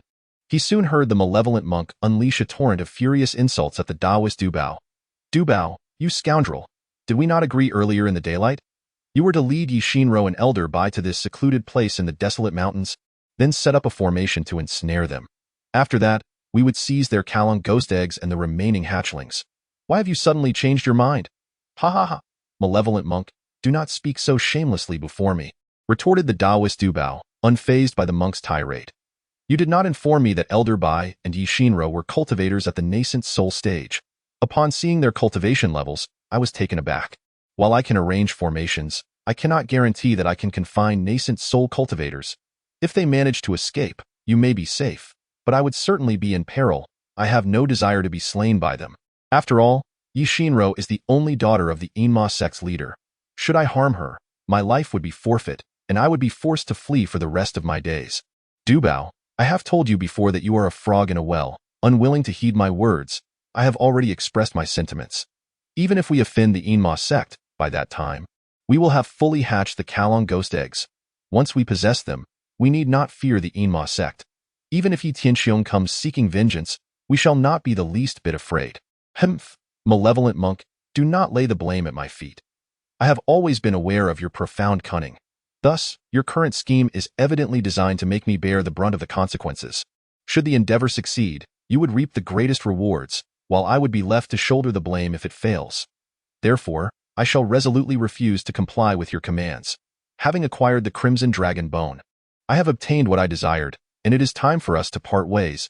I have no inclination to collaborate any further with a scoundrel like you. Ha ha ha, Dao Bao Lao Dao, you truly are as fickle as a reed swaying with the wind. Merely obtaining that crimson dragon bone from Yunhe Zayazama has emboldened you to sever ties with me. Very well, since you insist on this rupture, I shall grant your wish. After the malevolent monk uttered these words, he turned on his heel and departed, while Dao Bao Lao Dao, equally incensed, spun around to leave. That moment, Yunhe observed the malevolent monk's demeanor and felt a surge of perplexity. Logically, this malevolent monk is known for his ruthless nature. Given Dao Bao Lao Dao's determination to part ways, one would expect the malevolent monk to exact retribution upon him. Yet, why has he refrained from attacking Dao Bao Lao Dao? Does he not fear that Dao Bao Lao Dao might spread word of this incident? As Yunhe pondered this, he was astonished to see the malevolent monk, who had ostensibly departed, return abruptly. As the malevolent monk pivoted, he immediately launched an assault on Dao Bao Lao Dao, who had turned his back and was about to vanish from sight. It was evident that Dao Bao Lao Dao was no novice. Upon sensing the impending attack, he swiftly conjured numerous sword energies. The crimson dragon bone he had acquired from Yunhe served as a shield, barely withstanding the onslaught from the malevolent monk. In that instant, Dao Bao Lao Dao unleashed a spell of heavenly thunder. Although the spell lacked great power, its resounding impact was considerable, resulting in a tremendous explosion upon casting. Seeing Dao Bao Lao Dao resort to such a spell, the malevolent monk, concerned about awakening the elder Bai and Yi Shinro nearby, hastily retreated to their resting place. Meanwhile, Yunhe observed the malevolent monk's departing figure. Unable to suppress a chuckle. It appeared that despite Dao Bao Lao Dao's modest cultivation, he possessed certain skills and recognized that he was no match for the malevolent monk, thus attempting to draw attention from the malevolent monk towards Yi Shinro. Now, this malevolent monk truly finds himself in a predicament, unable to voice his grievances. With this thought, Yunhe swiftly flew ahead of the malevolent monk, returning to the refuge of their companions, and immediately shed his ethereal garments. Before long, the malevolent monk feigned nonchalance and returned to the group. However, due to the thunderous sound of Dao Bao Lao Dao's spell, both Elder Bai and Yi Shinro had already been roused from their slumber, and they promptly inquired of the malevolent monk upon his return. Master Yi, where have you been? What was that spell that just attacked? You may not be aware, but earlier, while I was in meditation, I suddenly sensed some unusual disturbances in the surrounding forest. I hastily rose to investigate and, to my astonishment, discovered that someone intended to launch a covert attack against us. Fortunately, I was able to detect this in time and drove the intruder away. Otherwise, our lives would have been in grave peril, and even if we had escaped death, we would have faced endless repercussions. Is that not so? I am truly grateful to you. Upon hearing the words of the malevolent monk, Yi Shinro and Elder Bai were devoid of any doubt. At that moment, the malevolent monk chuckled and shook his head. Please, do not be so formal. I am now a member of the Enma sect, and it is only natural for me to protect my fellow Taoists. I am not like certain individuals who merely indulge in idleness and cunning, only to falter at critical moments. As he spoke, he cast a glance at Yunhe, who, seemingly indifferent, laughed without uttering another word. However, a glimmer of murderous intent flashed in Yunhe's eyes directed at the malevolent monk. The following morning, everyone safely returned to the shadowy mountains. As Yi Shinro had acquired all the necessary items to hatch the Kalong ghost egg, she promptly ventured with the malevolent monk and Elder Bai to the designated hatching site prepared by the Enma sect.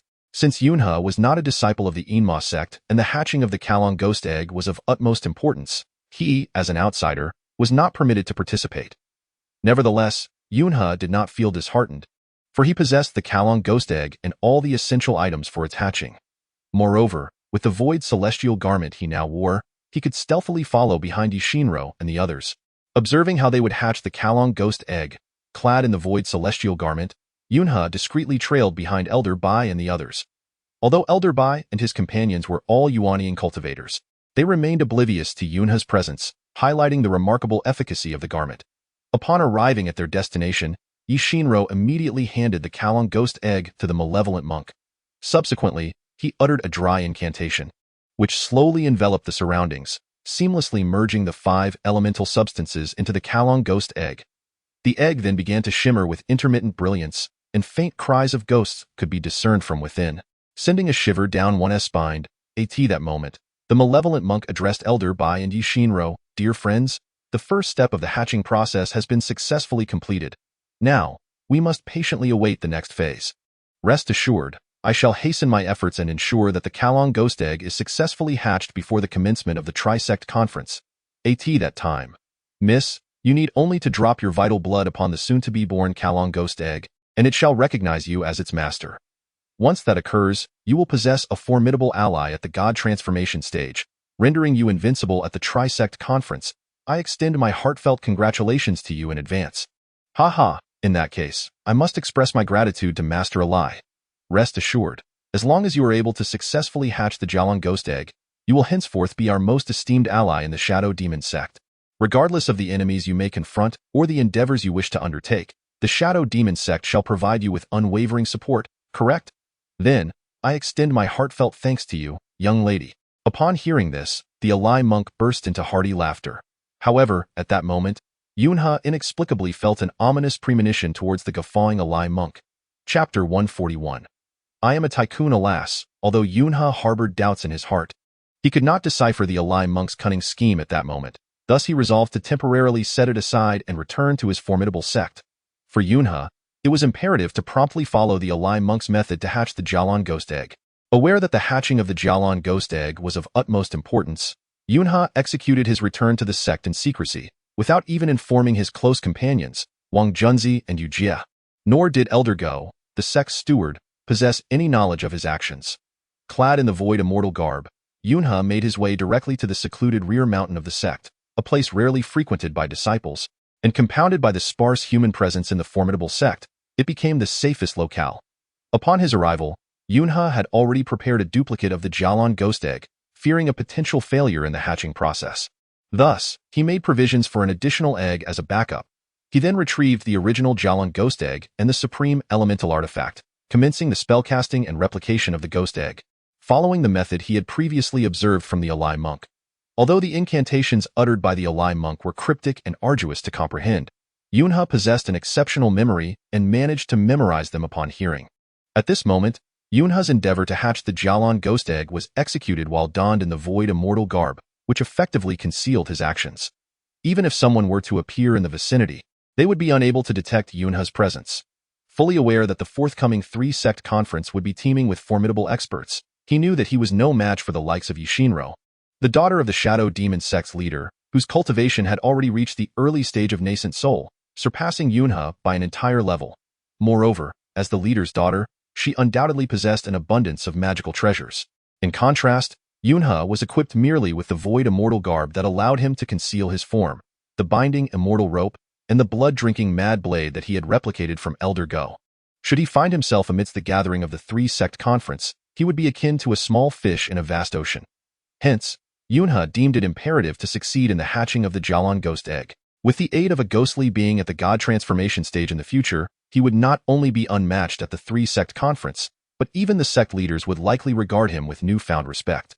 After completing the steps outlined by the Alai monk, Yunha promptly excavated a deep pit in the ground, retrieved another replicated void immortal garb, carefully wrapped the Jalon ghost egg, and placed it within the deep pit. According to the previous assertions made by the malevolent monk, the incubation of the Jalon demon egg requires approximately a month. Thus, Yunha can only temporarily conceal this Jalon demon egg, awaiting the approach of the month when he will infuse it with his own vital essence. After all, Yunha has numerous matters to attend to, including striving to emerge victorious at the upcoming Trisect Grand Assembly and preparing to acquire the coveted Extreme Cold Mirror. Naturally, he cannot remain here indefinitely, idly awaiting the hatching of the Jalon demon egg. Now that everything is in place, it merely awaits the right opportunity. Provided that the Jalon demon egg hatches after a month, he shall ascend to dominance at the Trisect Grand Assembly. However, for the moment, he must first peruse the marketplace along the Immortal Street to see if there are any useful items available, while also seeking any signs of the imminent black market auction. As Yunha spoke, he shed his ethereal robes and swaggered confidently towards the marketplace. Chapter 142. Why must you force me to show off? Yunha was undeniably affluent, possessing an abundance of exquisite spirit stones and a plethora of rare treasures. While it might be an exaggeration to claim he had every conceivable item, he certainly had a substantial quantity. For instance, the priceless 5 elements supreme items, fire spirit stones, Songjing inner cores, heart of wood, soul of earth, and essence of metal, he had in ample supply. Yunha was confident that if he were to attend the black market auction again, He would no longer be a mere spectator but would instead spend lavishly and dominate the scene. However, despite his lofty demeanor and confident strides, after nearly 3 laps around the marketplace, he saw no signs of the black market auction commencing. Subsequently, he approached the shop where the proprietor who had first taken him to the black market auction worked. But the proprietor was also unaware of when the black-clad auction would take place, as he had not seen the elder in quite some time. Thus, Yunhe could only return in disappointment. "Watch where you're going, you fool. How dare you bump into me?" Just as Yunhe pondered his next course of action, he suddenly heard a voice ahead, cursing at him. Upon closer inspection, he recognized the speaker as a disciple from the Shashing sect, the most arrogant individual in the Immortal Street since the downfall of the Dianluan sect. Previously, the Shashing sect's strength had been nearly on par with that of the Dianluan sect. However, due to the Dianluan sect's favorable standing with the Enma sect, they naturally eclipsed the Shashing sect's prominence. While the Shashing sect had outwardly flattered the Dianluan sect, they secretly wished for their downfall. Now that the Dianluan sect had stumbled, the Shashing sect had become the most brazen of them all, with its disciples strutting about with an air of superiority. Yunhe, noting the 3 steps of distance between himself and the Shashing disciple, wondered how he could have possibly collided with him. Therefore, he smiled and replied, "Esteemed friend, I believe you may be inebriated. I am standing so far away. How could you have perceived me as having bumped into you?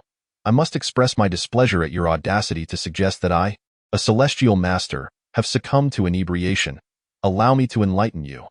It is not you who has collided with me, but rather your ill fortune that has inadvertently befallen me. Observing your morose demeanor, it is no wonder I previously suffered a significant loss of spirit stones within the gambling den. Your meddling is to blame. Humph, are you intentionally seeking a quarrel?" Upon hearing the words of this individual, Yunhe swiftly discerned the visitor's intent. Having previously employed a technique to suppress his advanced cultivation level to that of an initial stage Qi practitioner, he appeared to this disciple of the killing sect, who was at the peak of his cultivation, as an easy target. "It has been far too long since I have donned the mantle of arrogance, and my system merits an upgrade. Very well, I shall now make an example of you." With this thought in mind, Yunhe coldly remarked to the man, "Pray tell, how do you propose I compensate you?" "Humph, you clever lad, heed my words. Produce for me a sum of 10,000 low-grade spirit stones, and I shall spare your life." I had anticipated a grander display of magnanimity from this fellow. Instead, it appears he is solely after a trifling sum of spirit stones. Upon hearing his demand, Yunhe could scarcely contain his laughter. Indeed, for an ordinary disciple, 10,000 low-grade spirit stones is a staggering amount. However, with his newfound ability to replicate anything, this sum is merely a drop in the ocean for him. Chapter 143. It is you who made me fall in love with arrogance. Are you out of your mind, boy? What are you laughing at? Quickly produce the spirit stones for me, or I shall ensure you meet a most gruesome end. With no coin to spare and no life to relinquish, Yunhe tilted his head back defiantly. "You, of such lowly caliber, dare threaten to dismantle me? Let me assure you, with but a mere flick of my finger, I can reduce you to tears. Do you believe me?" At this moment, Yunhe activated his verbal assault mode, hurling insults at the disciple of the killing sect. "You insolent wretch, while your combat skills may falter, your proficiency in insults is commendable. Today, I shall take your life." The disciple of the killing sect, incensed by Yunhe's taunts, retaliated with a swift kick aimed at him. "Ah!" Yunhe cried out as he was sent flying several dozen meters by the force of the blow.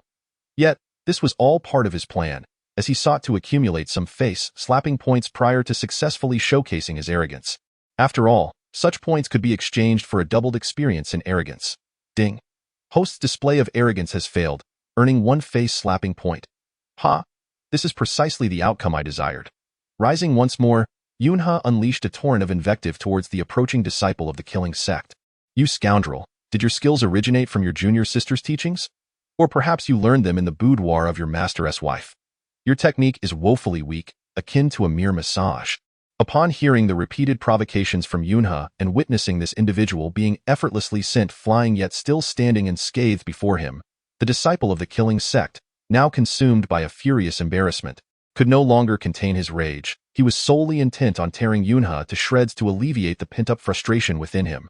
Meanwhile, Yunhe, enduring the blows without retaliating, had managed to accumulate more than 10 points in his face-slapping tally. Secretly reveling in his cunning, if I can successfully maintain this facade, won't I ascend several levels? Excellent. Let us see how this unfolds. With this thought, Yunha soared towards the desolate mountains, unwilling to reveal his true cultivation level before the crowd, as he intended to continue playing the role of the sheep while hunting the tiger. You little brat, think you can escape? Dream on, today. I shall take your head and use it as a ball. Haha, how audacious you are. In mere moments, Yunha reached a remote mountain. I shall see where you flee to today. Just as the disciple of the killing sect believed that Yunha was finally at his mercy, he was stunned by an unexpected sight. Yunha had transformed from an early-stage Qi refinement practitioner to a late-stage golden core cultivator. This was without Yunha even utilizing the power of fire spirit. Otherwise, he would have frightened the disciple to death. Who are you? How dare you conceal your true cultivation? The disciple stumbled and collapsed to the ground, incessantly questioning Yunha. What are you to question my concealment? You were the one who sought to kill me, weren't you? Here, I give you a chance. Come on, take my head with that. Yunha presented his neck before the fallen disciple. You. Even if offered 100 opportunities, the disciple lacked the courage to strike Yunha, for their cultivation levels were now worlds apart. Since I've granted you a chance and you choose not to act, do not blame me with that. Yunha swiftly drew his bloodthirsty blade, and before the disciple could react, he delivered a fatal blow, sending him to the afterlife. Ding! Congratulations to the host for successfully showcasing bravado, accumulating face-slapping points. Congratulations to the host for receiving 3,000 points of experience in bravado, elevating the bravado level to 30, unlocking the ability to replicate nascent soul cultivator capabilities, and unlocking the 4th replication skill storage slot. Haha, splendid, splendid. Upon hearing the voice of the system, Yunha erupted in joyous laughter. Not only could he now replicate the cultivation of a nascent soul practitioner, but he could also store 4 replication abilities simultaneously. Given this trajectory, I have a significant chance to emerge victorious at the 3-sect assembly. Moreover, since I can replicate the cultivation of a nascent soul practitioner, I might as well seize this opportunity to find one and directly copy their power. Yes, splendid indeed. Upon contemplating this, Yunha promptly directed his attention towards the Enma sect, intending to seek an audience with Elder Bai in hopes of replicating his mid-stage nascent soul cultivation. However, to his surprise, he soon discovered that both Elder Bai and Yi Shinro were currently in seclusion.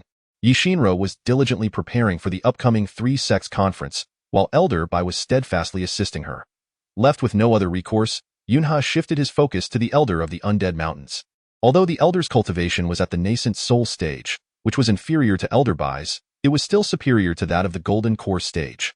Furthermore, apart from his formidable Void Celestial Garment, Yunha regarded the Elder's other techniques as utterly negligible. He believed that if he donned a replicated Void Celestial Garment and ventured into the Undead Mountains, he could undoubtedly seize the opportunity to defeat the Undead Elder.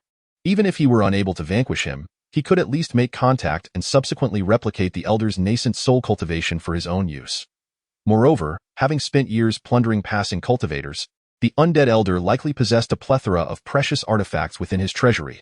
If Yunha could eliminate the Undead Elder, he might very well claim these treasures for himself. With this in mind, Yunha swiftly made his way toward the Undead Mountains. However, just before reaching his destination, for the sake of safety and to toy with the Undead Elder, he immediately donned the Void Celestial Garment to conceal his whereabouts. Upon arriving above the Undead Mountains, Yunha launched an assault on the terrain below, causing massive boulders to fly and the ground to be strewn with debris. How audacious! Who dares to wreak havoc in my Undead Mountains? Upon hearing the familiar voice of the Undead Elder, Yunha ceased his attack.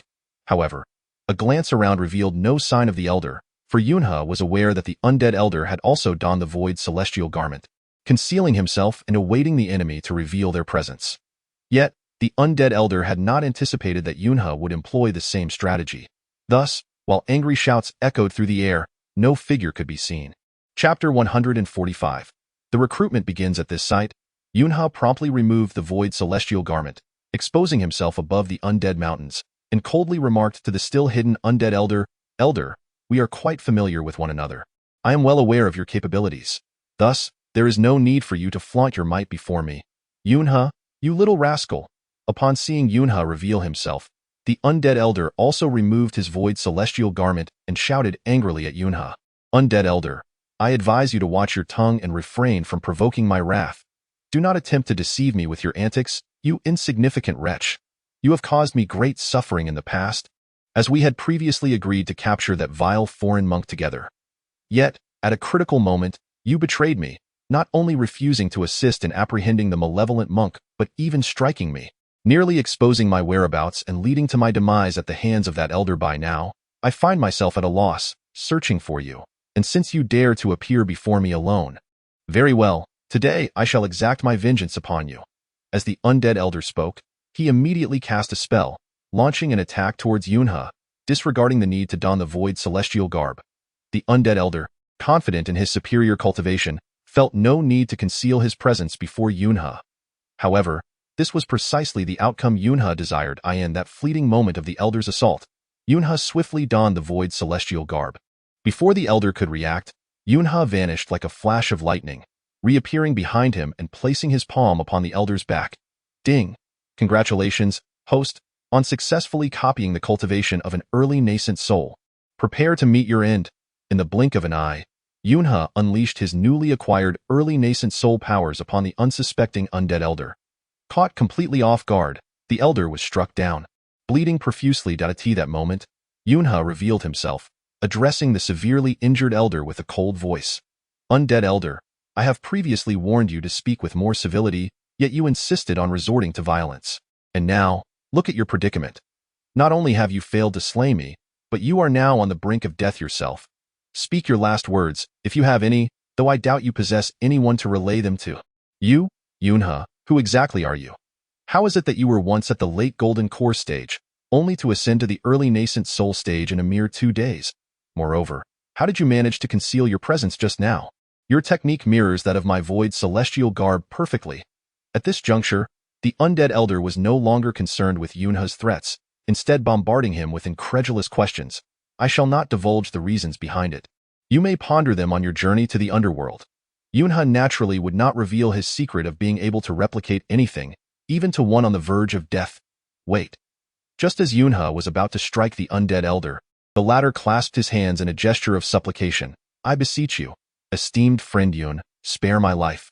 Should you grant me this mercy, I shall serve you faithfully henceforth." Upon hearing the elder's desperate plea, Yunha's heart stirred, igniting a flicker of compassion within him. He sighed inwardly.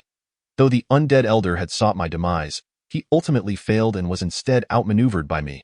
Furthermore, I have now copied his void celestial garb. Given his notorious reputation, if he were to become my subordinate and join the overbearing sect, he could potentially elevate its renown. After all, the overbearing sect will eventually be mine. Rather than waiting, why not begin recruiting now? Upon reaching this point, Yunha secretly nodded. Chapter 146. Am I truly this unfortunate? Friend of the undead, I, Yunha, am not a person who revels in slaughter. Since you have willingly expressed your desire to submit to me, I shall spare your life. However, at this moment, as Yunha spoke, he once again harnessed the power of fire, enveloping himself in towering flames, which caused the elder of the undead to tremble in fear. For now, Yunha was indeed a genuine cultivator at the initial stage of the nascent soul, and should he utilize the power of fire, even against those at the mid-stage of the nascent soul, he would not be at a disadvantage. If you dare to betray me halfway, I need not elaborate. You should already be aware of my methods, correct? Yes, since I have voluntarily agreed to become your subordinate, I shall never go back on my word, nor shall I waver like a reed in the wind. At this moment, the elder of the undead was utterly overwhelmed by Yunha's imposing presence, beads of cold sweat cascading down his brow. Observing the elder's expression of sheer terror, Yunha immediately withdrew his spell, and with a smile, flew to the elder's side, hastily assisting him to his feet. Now that you have spoken, I am fully satisfied. Thank you for sparing my life, esteemed friend. The elder of the undead quickly wiped the sweat from his forehead and bowed respectfully to Yunha. There is no need for such formality, my undead friend. By the way, I heard that you mistakenly learned the dual cultivation technique, leading to your current predicament. I wonder how you fare now. To be honest with you, esteemed friend, I still have not found a suitable partner for dual cultivation, thus I remain on the brink of going astray. Many of my previous spells are now beyond my grasp, and I fear it won't be long before I meet my end. As the elder lamented, he could not help but wail in despair. There is no need to be so pessimistic. You have merely learned the wrong technique. As long as you return to the right path, there should be no lasting harm. As Yunha spoke, he took a tome from his storage ring and handed it to the elder. What is this? The elder exclaimed in delight upon receiving it. for the tome contained the sinister dual cultivation technique he had previously acquired from a disciple of the Jiao sect. This technique came into my possession by chance, but it is not suited for me. So I present it to you as a token of our meeting. Yunhe was well aware of how to balance benevolence and authority. Merely subduing the elder with force was somewhat precarious. However, by providing the elder with a benefit, he would gradually come to accept him. I have not practiced this technique, so I cannot ascertain whether it contains a solution to your current predicament. Indeed, not only does it contain a solution, but it is also written in great detail. With this tome, I shall finally be able to recover from my misguided state. Thank you, esteemed friend, for you have saved my life once more. The elder of the undead declared, attempting to kneel before Yunhe, but Yunhe promptly assisted him to his feet. You and I have become companions now, so there is no need for such formalities. By the way, at this moment, Yunhe straightforwardly inquired of the undead elder, I have heard that you have been here for many years. You must have gathered quite a number of precious treasures. May I have the honor of viewing them? Upon hearing Yunhe's words, the undead elder immediately displayed a look of discomfort. Please do not misunderstand, my friend. I would never part with any of my possessions. I merely wish to indulge my curiosity. Yunhe spoke the truth, for with his ability to replicate all things, he no longer required cunning theft. Alas, it is not that I fear your demands, for you have saved me twice now. Logically, I should present these treasures to you with both hands. However, the artifacts I possess have long since been reduced to mere scrap metal. What? How could this be? Upon hearing the undead elder's words, Yunhe was taken aback. What do you mean? How is it possible that the treasures you accumulated over the years were destroyed? This was truly unfathomable. Yunhe found himself bombarding the elder with questions, for he had another significant purpose in befriending the undead elder. He hoped to replicate the magical artifacts and techniques the elder had collected over the years. Yet, upon hearing that all the elder's long-held treasures had been obliterated, Yunhe felt as though he had plummeted from the highest heights to the depths of the underworld. My friend, you are unaware of the full story. This matter is indeed quite embarrassing for me. It all began with the leader of the Enhancement sect, Pretentious. When he came to my undead mountain. Could it be that the undead elder is referring to the treasures gifted to you by the leader of the Enhancement sect? Oh, but that event transpired over 60 years ago. How is it that you, with your youthful cultivation, are aware of it? I have only heard rumors. Previously, I accompanied Elder Bai and Yishinro through your undead mountain, and Elder Bai mentioned that the Enhancement sect, in an effort to win you over, had their leader, Pretentious, present you with numerous treasures. Thus, the undead mountain and the Enhancement sect could coexist in peace. Ha ha ha! Upon hearing Yunhe's words, the undead elder shook his head and burst into laughter. Why, friend, you have been utterly deceived by Elder Bai. The leader of the Enhancement sect is nothing but a scoundrel. A vile wretch. Oh, may I inquire why you hold such an opinion? My friend, while it is true that the leader of the Enhancement sect visited my undead mountain and sought to forge an alliance, he also gifted me a considerable number of treasures. However, hidden among those treasures were their sect's unique concealed weapons, the 9 Heavens and 10 Earths Destruction Pearl. The 9 Heavens and 10 Earths Destruction Pearl. Indeed, the 9 Heavens and 10 Earths Annihilation Pearls are unique treasures possessed solely by the leader of the Demon sect, having been personally refined by him. These pearls harbor the formidable flames of celestial and terrestrial forces, boasting immense power, yet their appearance is deceptively modest, resembling nothing more than an ordinary orb to the uninitiated. Prior to his arrival at my abode, the sect leader Pretentious had already devised a nefarious plan. He concealed several of these annihilation pearls within the artifacts he presented to me, and no sooner had he departed from the Wailing Mountain range than he employed sorcery to detonate these pearls. It is worth noting that even a single annihilation pearl possesses the capacity to obliterate a cultivator at the golden core stage. Now, with a dozen of these pearls exploding simultaneously, had I not fled swiftly, I would surely have met my demise. What? The leader of the Demon sect resorts to such ruthless tactics. Indeed, I had not anticipated that when he visited me, he wore a mask of sincerity, professing a desire for alliance. Yet, as soon as he departed, he revealed his true colors and unleashed such treachery upon me. Though I narrowly escaped the devastation wrought by the annihilation pearls, I was left gravely wounded, my cultivation regressing several steps. Previously, I had attained the mid-stage of the nascent soul realm, but since that incident, I have languished, now barely recovering to the early nascent soul stage through years of arduous practice. Even so, the spells I once wielded with ease now elude me, and the treasured artifacts I had collected over the years perished alongside the annihilation pearls. However, If the leader of the demon sect harbored murderous intent towards you initially, why has he not continued his assault now that he knows you yet live? At this moment, He was engulfed in confusion. Chapter 148. A sincere invitation to join. Alas, the leader of the demon sect is an exceedingly prideful individual. When he came to the Wailing Mountain range, he ostensibly sought camaraderie and alliance. Since he did not eliminate me in secret, he has found no further opportunity to act against me. Moreover, over the years, I have refrained from harming disciples of the demon sect, which has led him to spare my life. Although I am filled with indignation, I must admit that my strength pales in comparison to that of the demon sect. Leaving me with no choice but to swallow my grievances in silence, I find myself in a dire predicament, unable to voice my suffering. Thus, I fear I have disappointed you, esteemed Yun Daoist. You graciously bestowed upon me the dual cultivation technique of the Tian Luan sect. Yet I possess no treasures to reciprocate your kindness. At this juncture, the Wailing Elder spoke and promptly retrieved the Void Immortal Garb from his storage ring, presenting it to Yun Daoist. This Void Immortal Garb is now my most prized possession. Although I was previously unaware of how you concealed your presence, I believe that with this garment in your possession, your prowess in combat will surely be significantly enhanced. I kindly urge you to accept it as a token of my gratitude, friend Wailing. Your gesture is far too generous. Yun exclaimed, quickly returning the Void Immortal Garb to the Wailing Elder with a smile. Due to the fact that Yunha had previously replicated the Void Immortal Garb, such a treasure was now as abundant as he desired. Naturally, there was no need for him to accept the belongings of the Elder of the Undead. Moreover, it was only with this Void Immortal Garb that the Elder could fully harness his potential. Since Yunha had already agreed to regard the Elder as his ally, it was only fitting that he refrained from demanding treasures from his subordinate. Rest assured, friend of the Undead.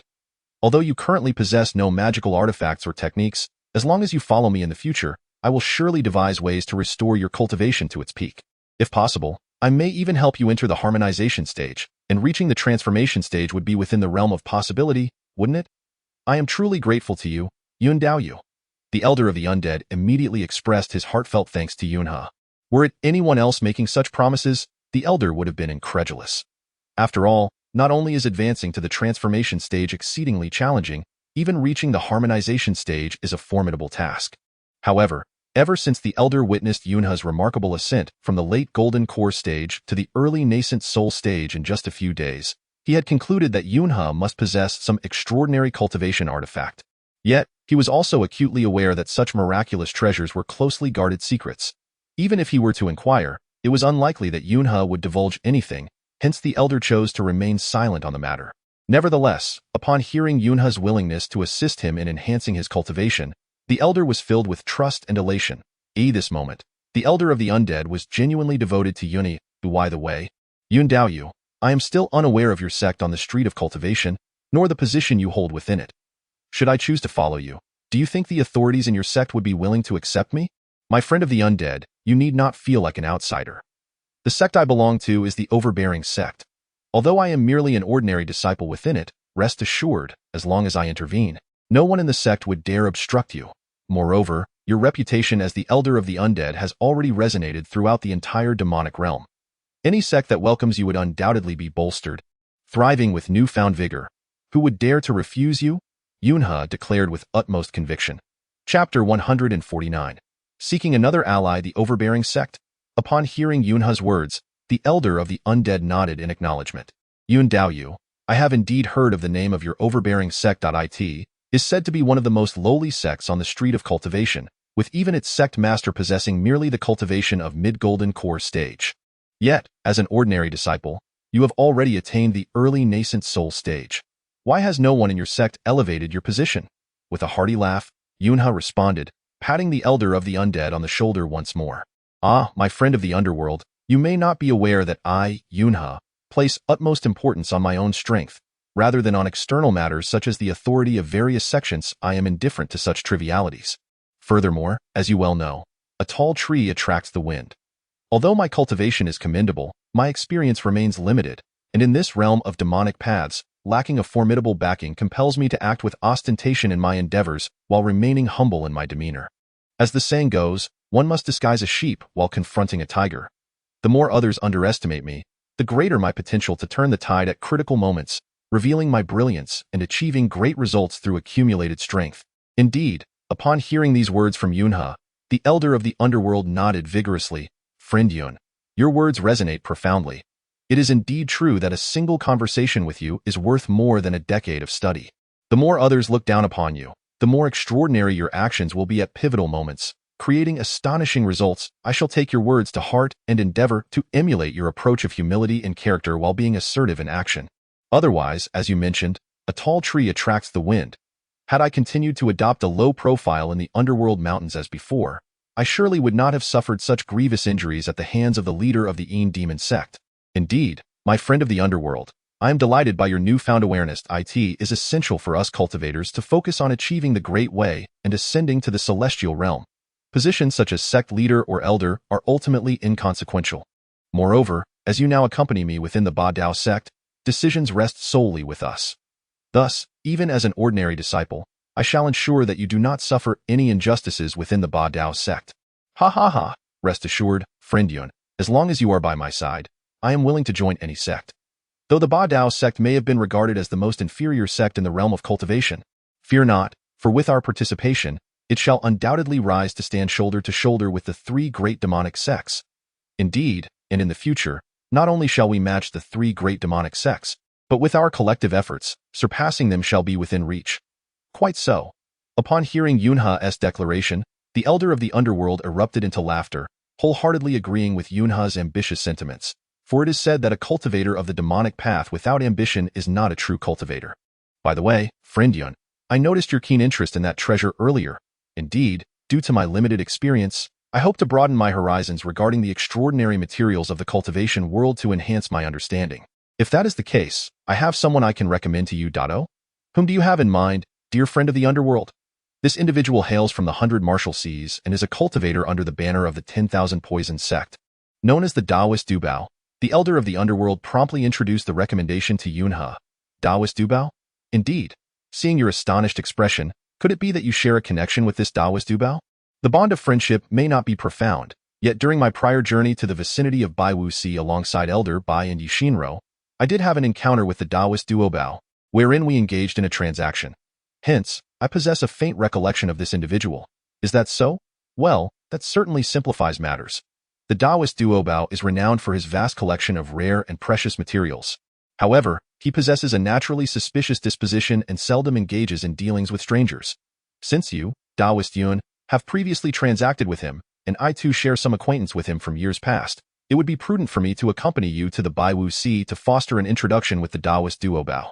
If fortune favors us, we might even entice him to join our Ba Dao sect, thereby securing all his treasures for your possession.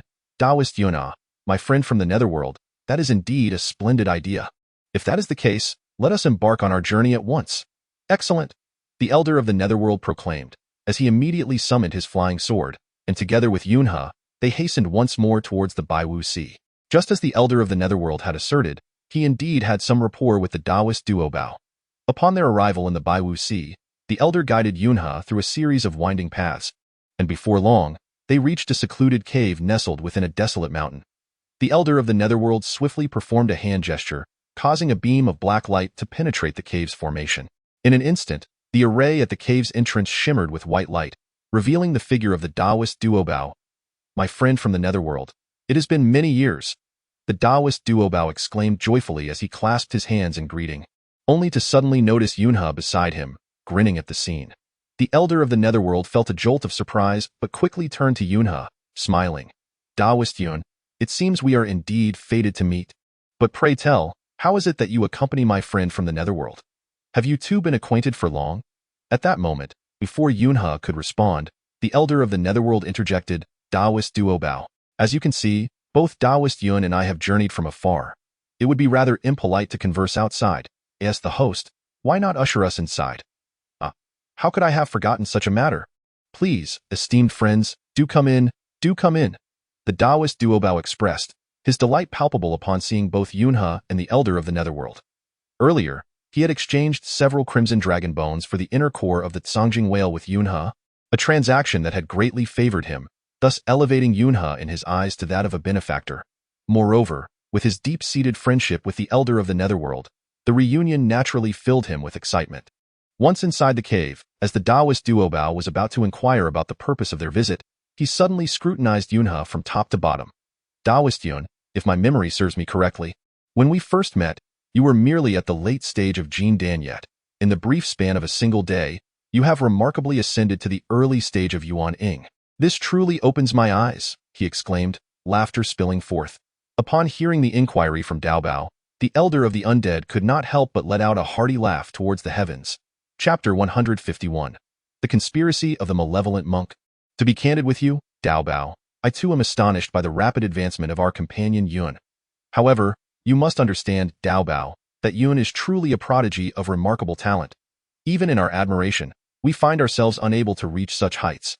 Yet, our purpose in being here is not merely to envy Yun's swift ascension in cultivation, but rather to court your alliance in our shared pursuit of enlightenment. Oh, is that so?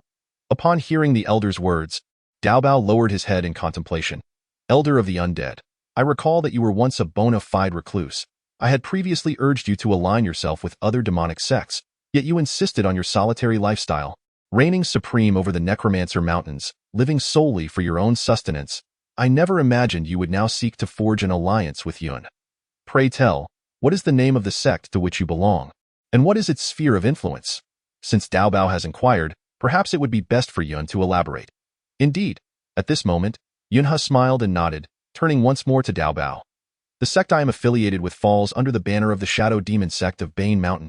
Known as the Overbearing sect in simple terms, the Overbearing sect is a minor faction, yet with my inclusion, I am resolute in my ambition to elevate this sect under my leadership. One day, the Overbearing sect shall stand shoulder to shoulder with the three major demonic sects, or even surpass them. Ha ha ha. You certainly possess a bold tongue, Yun. Upon hearing Yunhe's proclamation, Dao Bao erupted in laughter, thoroughly entertained. This reaction from Dao Bao was not entirely unwarranted, as he remained ignorant of Yunhe's true capabilities and methods, leading him to find such grandiose claims utterly hilarious. Dao Bao, you must not underestimate Yun, the elder of the undead interjected, urging Dao Bao to reconsider. You are aware that I, the elder of the undead, have never feared anyone. Even when Yi Tianxiang, the leader of the Shadow Demon sect, sought to recruit me as one of their elders, I declined. Yet now, I have agreed to ally with Yun and his modest, overbearing sect. Can you fathom why? Well, I find it quite perplexing.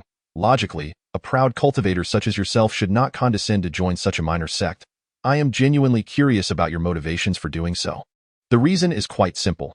It lies in my unwavering trust in Cloud Taoist's character, coupled with my awareness of his formidable capabilities. I am confident that he possesses the strength to lead us to the pinnacle of the demonic path and to dominate the realm of mortals. You may recall that when Cloud Taoist first met you, he was merely at the late stage of the Golden Core realm. Yet, in a mere span of a day, he ascended to the initial stage of the nascent soul realm. What does this signify? It indicates a speed of advancement that even the dual prodigies of both righteous and demonic paths, the three fiends, cannot achieve.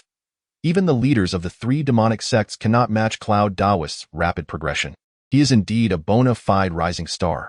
If you choose not to follow him now, when he ultimately claims dominance over the realm of mortals, I fear that your desire to ally with him in the future will be met with indifference. Therefore, it is imperative that we share both the joys and hardships together. At this moment, Cloud Taoist is in need of assistance, and we must exert every effort to support him. Brother Duo Bao, the private transactions you have engaged in over the years, though lucrative, carry significant risks. After all, you are but a lone practitioner at the late stage of the Golden Core realm. Should you encounter a ruthless high-level cultivator intent on seizing your treasures, how would you respond? However, if you align yourself with our dominant sect, under our protection, you will no longer need to swallow your grievances in silence. As our strength grows, no one will dare to bully you. Would you not agree? Upon hearing the words of the elder of the undead, the Taoist Duo Bao fell into deep contemplation. Indeed, as the elder had pointed out, Duo Bao had faced numerous high-level cultivators who sought to rob him during his years of trading in the demonic realm. Though he felt a surge of anger, his own cultivation fell short, and without formidable allies or backing, he had no choice but to endure. After a long silence, the elder of the undead nodded towards Yunhe, saying, "Esteemed friends, since you have so sincerely invited me, I, Duo Bao Taoist, cannot fail to recognize your goodwill. Therefore, I have decided to join your dominant sect and stand together with you in both fortune and adversity. Thank you, Taoist Duo Bao, for your trust." Yunhe responded, bowing respectfully to Duo Bao. The latter, realizing that Yunhe was the leader of the dominant sect, hastily returned the gesture, not daring to act presumptuously, At this moment, Yunhe recalled an important matter and turned to Duobao once more. Taoist Duobao, now that we have become allies, there is a matter I wish to inquire about that if possible. I hope you will not withhold any information, for this issue bears significant weight and even concerns the safety of our dominant sect. Oh, what matter could be of such importance? Duobao inquired. Rest assured, Cloud Taoist, as long as you ask, I, Duobao, will speak candidly and thoroughly. Indeed, I remember when we exchanged the inner core of the Cangjing whale, the monk beside me, the one known as Eli. You two must have been acquainted for quite some time. Am I correct? What? How could you possibly know that? Upon hearing Yunhe's inquiry, the Taoist Duobao was instantly gripped by terror, cold sweat cascading down his brow, his complexion paling. Seeing the expression on your face, Taoist Duobao, it is evident that my words hold truth, Yunhe continued. This is precisely why I sought to question you. Since you are already acquainted with that vile monk, why did you feign ignorance previously? Moreover, did you not deliberately lure us into this desolate mountain, preparing to ensnare us and eliminate me and Elder Bai, thereby seizing the Kalangwo in the possession of Yishinro? Listening to Yunhe's barrage of questions, Duobao sighed heavily, fully aware that he could no longer conceal the truth. He nodded gravely. Chapter 152. The Pretentious meet their fate. The situation unfolded as follows. Prior to your arrival at this place, the evil monk had already approached me, seeking an alliance. Oh? What conditions did he propose for this collaboration? Yunhe inquired eagerly. When the evil monk arrived, he explained that in a few days' time, he would bring 2 cultivators to procure the Cangjing inner pill I possessed. He stipulated that if I could set a trap in this desolate mountain and lead those 2 cultivators into it, capturing them, then all the treasures they bore would be mine. He further revealed that these cultivators were disciples of a top-tier demonic sect, possessing treasures of immense value. As you know, Taoist Yun, I, Duobao, have always engaged in the trade of such valuables, and upon hearing the evil monk's proposal, my heart swelled with excitement. Thus, without further contemplation, I acquiesced to his terms. However, I was utterly unprepared for the encounter with the 3 of you. Upon realizing that Elder Bai and Yishinro were both at the Yuanying stage and that you were at the late Jindan stage, identical to my own cultivation level, I understood that the situation the evil monk had described was entirely misleading. It dawned on me that the evil monk intended to use me as a pawn. If I had indeed led those 2 into the trap I had set, even if I managed to ensnare them, it was highly likely that the evil monk would eliminate me to cover his tracks. Conversely, should I fail to control Elder Bai and Yishinro, my fate would be sealed as well. In that moment of desperation, I swiftly redirected you all elsewhere, exchanging the Cangjing inner pill for your precious Qilong bones. That very night, the evil monk sought me out, intent on my demise. Fortunately, I had prepared in advance, thwarting his intentions. Only later did I discover that Yishinro was the daughter of Yi Tianxiong, the leader of the Enma sect. Had I acted against her, even if I fled to the ends of the earth, I would have faced relentless pursuit from Yi Tianxiong. The mere thought of this sends chills down my spine. What? That evil monk is truly despicable, Yunhe exclaimed, his voice laced with fury. Indeed, I find myself equally perplexed. If the malevolent monk, Eli Fansong, harbored intentions of malice towards Yi Xinro and Elder Bai, why then does he linger in their company? Alas, you are unaware. Upon hearing the inquiry from the venerable Taoist Duobao, Yunhe proceeded to elucidate. Initially, this Eli Fansong had brought forth a rare Jialan Gui Luan from the western regions, which he auctioned in the black market near Beiyin Mountain. Ultimately, it was Yi Xinro, representing the Inamo sect, who acquired it. Furthermore, Yi Xinro pledged to safeguard Eli Fansong for all eternity through the might of the Inamo sect. However, as you may know, this Jialan Gui Luan is a singular treasure of the world, and its hatching is notoriously arduous. Consequently, Yi Xinro and her associates from the Inamo sect found themselves reliant upon Eli Fansong's prowess, hence their decision to keep him close. Yet, what I did not anticipate was that this Eli Fansong would harbor ulterior motives against the Inamo sect. If my conjecture holds true, he likely intends to leverage the sect's influence to seek out the 5 supreme elements essential for hatching the Jialan Gui Luan, only to seize it for himself and ultimately reign over the mortal realm with the newly hatched creature. How formidable this Eli Fansong appears. Does he possess such depth of cunning?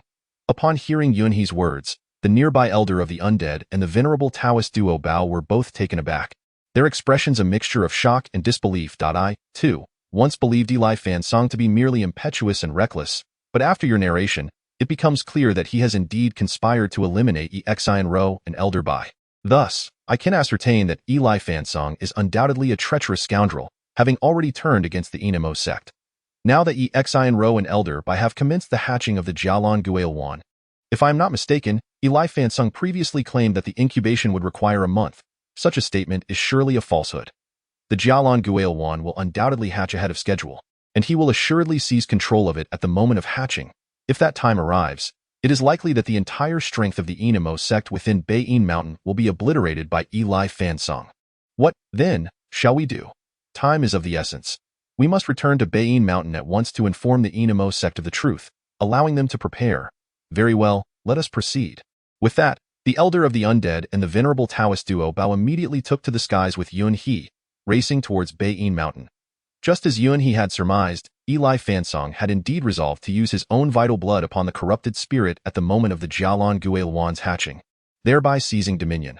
Moreover, the incubation period would not stretch to a month as claimed. However, the precise duration remained unknown. Meanwhile, Yun He, Duo Bao, and the Elder of the Undead sped along, and within the span of a mere incense stick, they arrived above the street of cultivation. At that moment, Yun He suddenly beheld his own Ba Dao men besieged by a throng of disciples from various other sects, creating a tumultuous uproar that suggested an imminent clash. Upon witnessing the scene, Yun He commanded the venerable Dao Bao to proceed alone to the Inma sect to inform Yi Tianro of the nefarious ambitions of the evil monk, while he himself, accompanied by the Elder of Souls, descended directly into the Ba Dao sect. You vile wretches of the Ba Dao, how dare you condone your disciples in slaying the cultivators of my sect? Today, I shall ensure that your Ba Dao sect is utterly obliterated from this street of immortality. Below, a leading figure among a group of cultivators was furiously berating the fallen Elder Go, Yu Jie, and Wang Junzi. This leader, having achieved the initial stage of the nascent soul, was none other than the sect master of the killing sect. Just as he prepared to strike at Elder Go and his disciples, Yun He and the Elder of Souls descended from the heavens, positioning themselves defiantly before the sect master. Who are you, to meddle in the affairs of the killing sect? Upon realizing that both Yun He and the Elder of Souls were also at the initial stage of the nascent soul, akin to himself, the sect master felt a jolt of alarm and instinctively retreated several steps. It was important to note that, with his own cultivation level, he could easily handle Elder Go and the others. However, confronting Yun He and the Elder of Souls, fellow cultivators of the nascent soul, would inevitably lead to his defeat. Moreover, witnessing Yun He's youthful visage and his already formidable cultivation rank instilled a profound terror within him. He feared Yun He might be a disciple of a renowned master or elder from one of the three demonic sects, or perhaps even one of the infamous triumvirate of demons, concerned that the power backing him could be insurmountable. Gazing at the Elder of Souls beside him, whose bizarre attire and palpable aura of menace made it difficult to bear direct witness, intensified his dread to this juncture. Before Yun He could utter a word, a disciple from behind the killing sect called out loudly to his master, "Master, this little scoundrel is the one who previously killed our disciple." What? Is this truly the case? Indeed, a veritable certainty.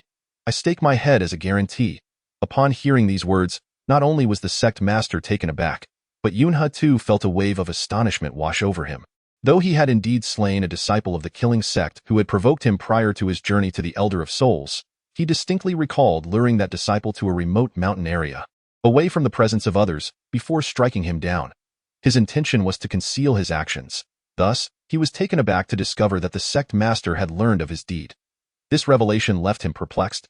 Even more astonished was the sect master, for he had previously been informed by his disciple that the one responsible for the killing was a cultivator of the late Golden Core stage.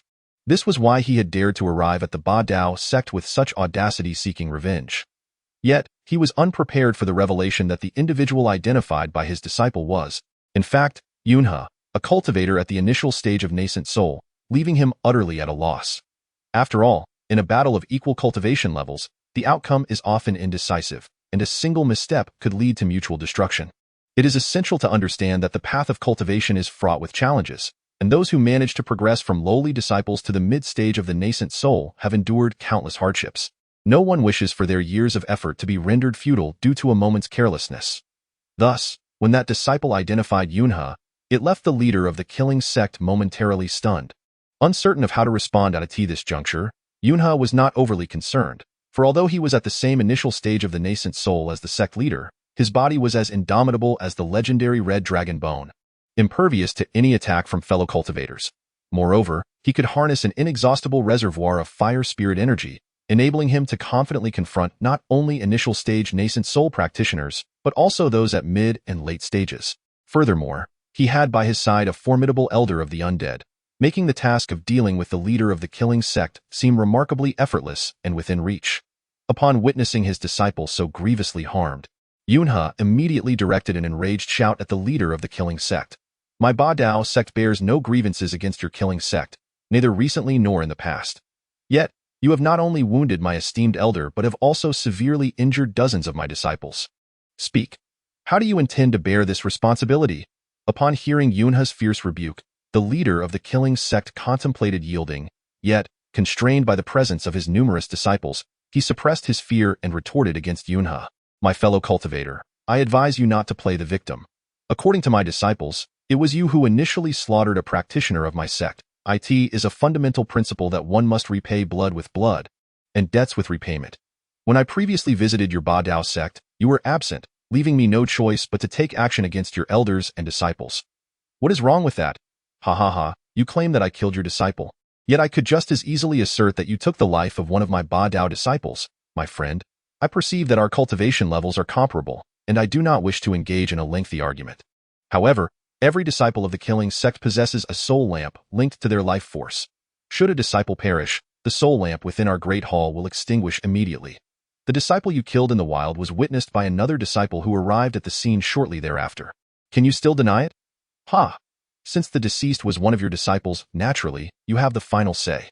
Furthermore, even if I were responsible for your disciple's death, I alone would bear the blame. However, you have injured 10 of my disciples, and I shall hold you accountable for this enmity. Before Yunhe could finish his retort, the elder of the undead interjected fiercely toward the leader of the killing sect. Why, fellow cultivator, there is no need for further debate. Prepare to face my sword. With that, the elder unleashed a sword chi, striking toward the leader of the killing sect with the swiftness of lightning, leaving no time for defense. At this moment, the master of the killing sect was far from anticipating that the elder of the undead would strike without warning. Caught off guard, he was relentlessly defeated, left in a state of utter disarray. Elder of the undead, please show mercy. Just as Yunhe prepared to retaliate against the master of the killing sect, a series of persuasive voices suddenly echoed from above. Upon glancing upward, Yunhe was astonished to see Shinro and Elder Bai materialize in the skies above the dominant sect. Oh, who would have thought that the Elder of the Undead has now become a companion of Yunhe? As soon as Elder Bai descended, he cast a meaningful glance at the Elder of the Undead and Yunhe.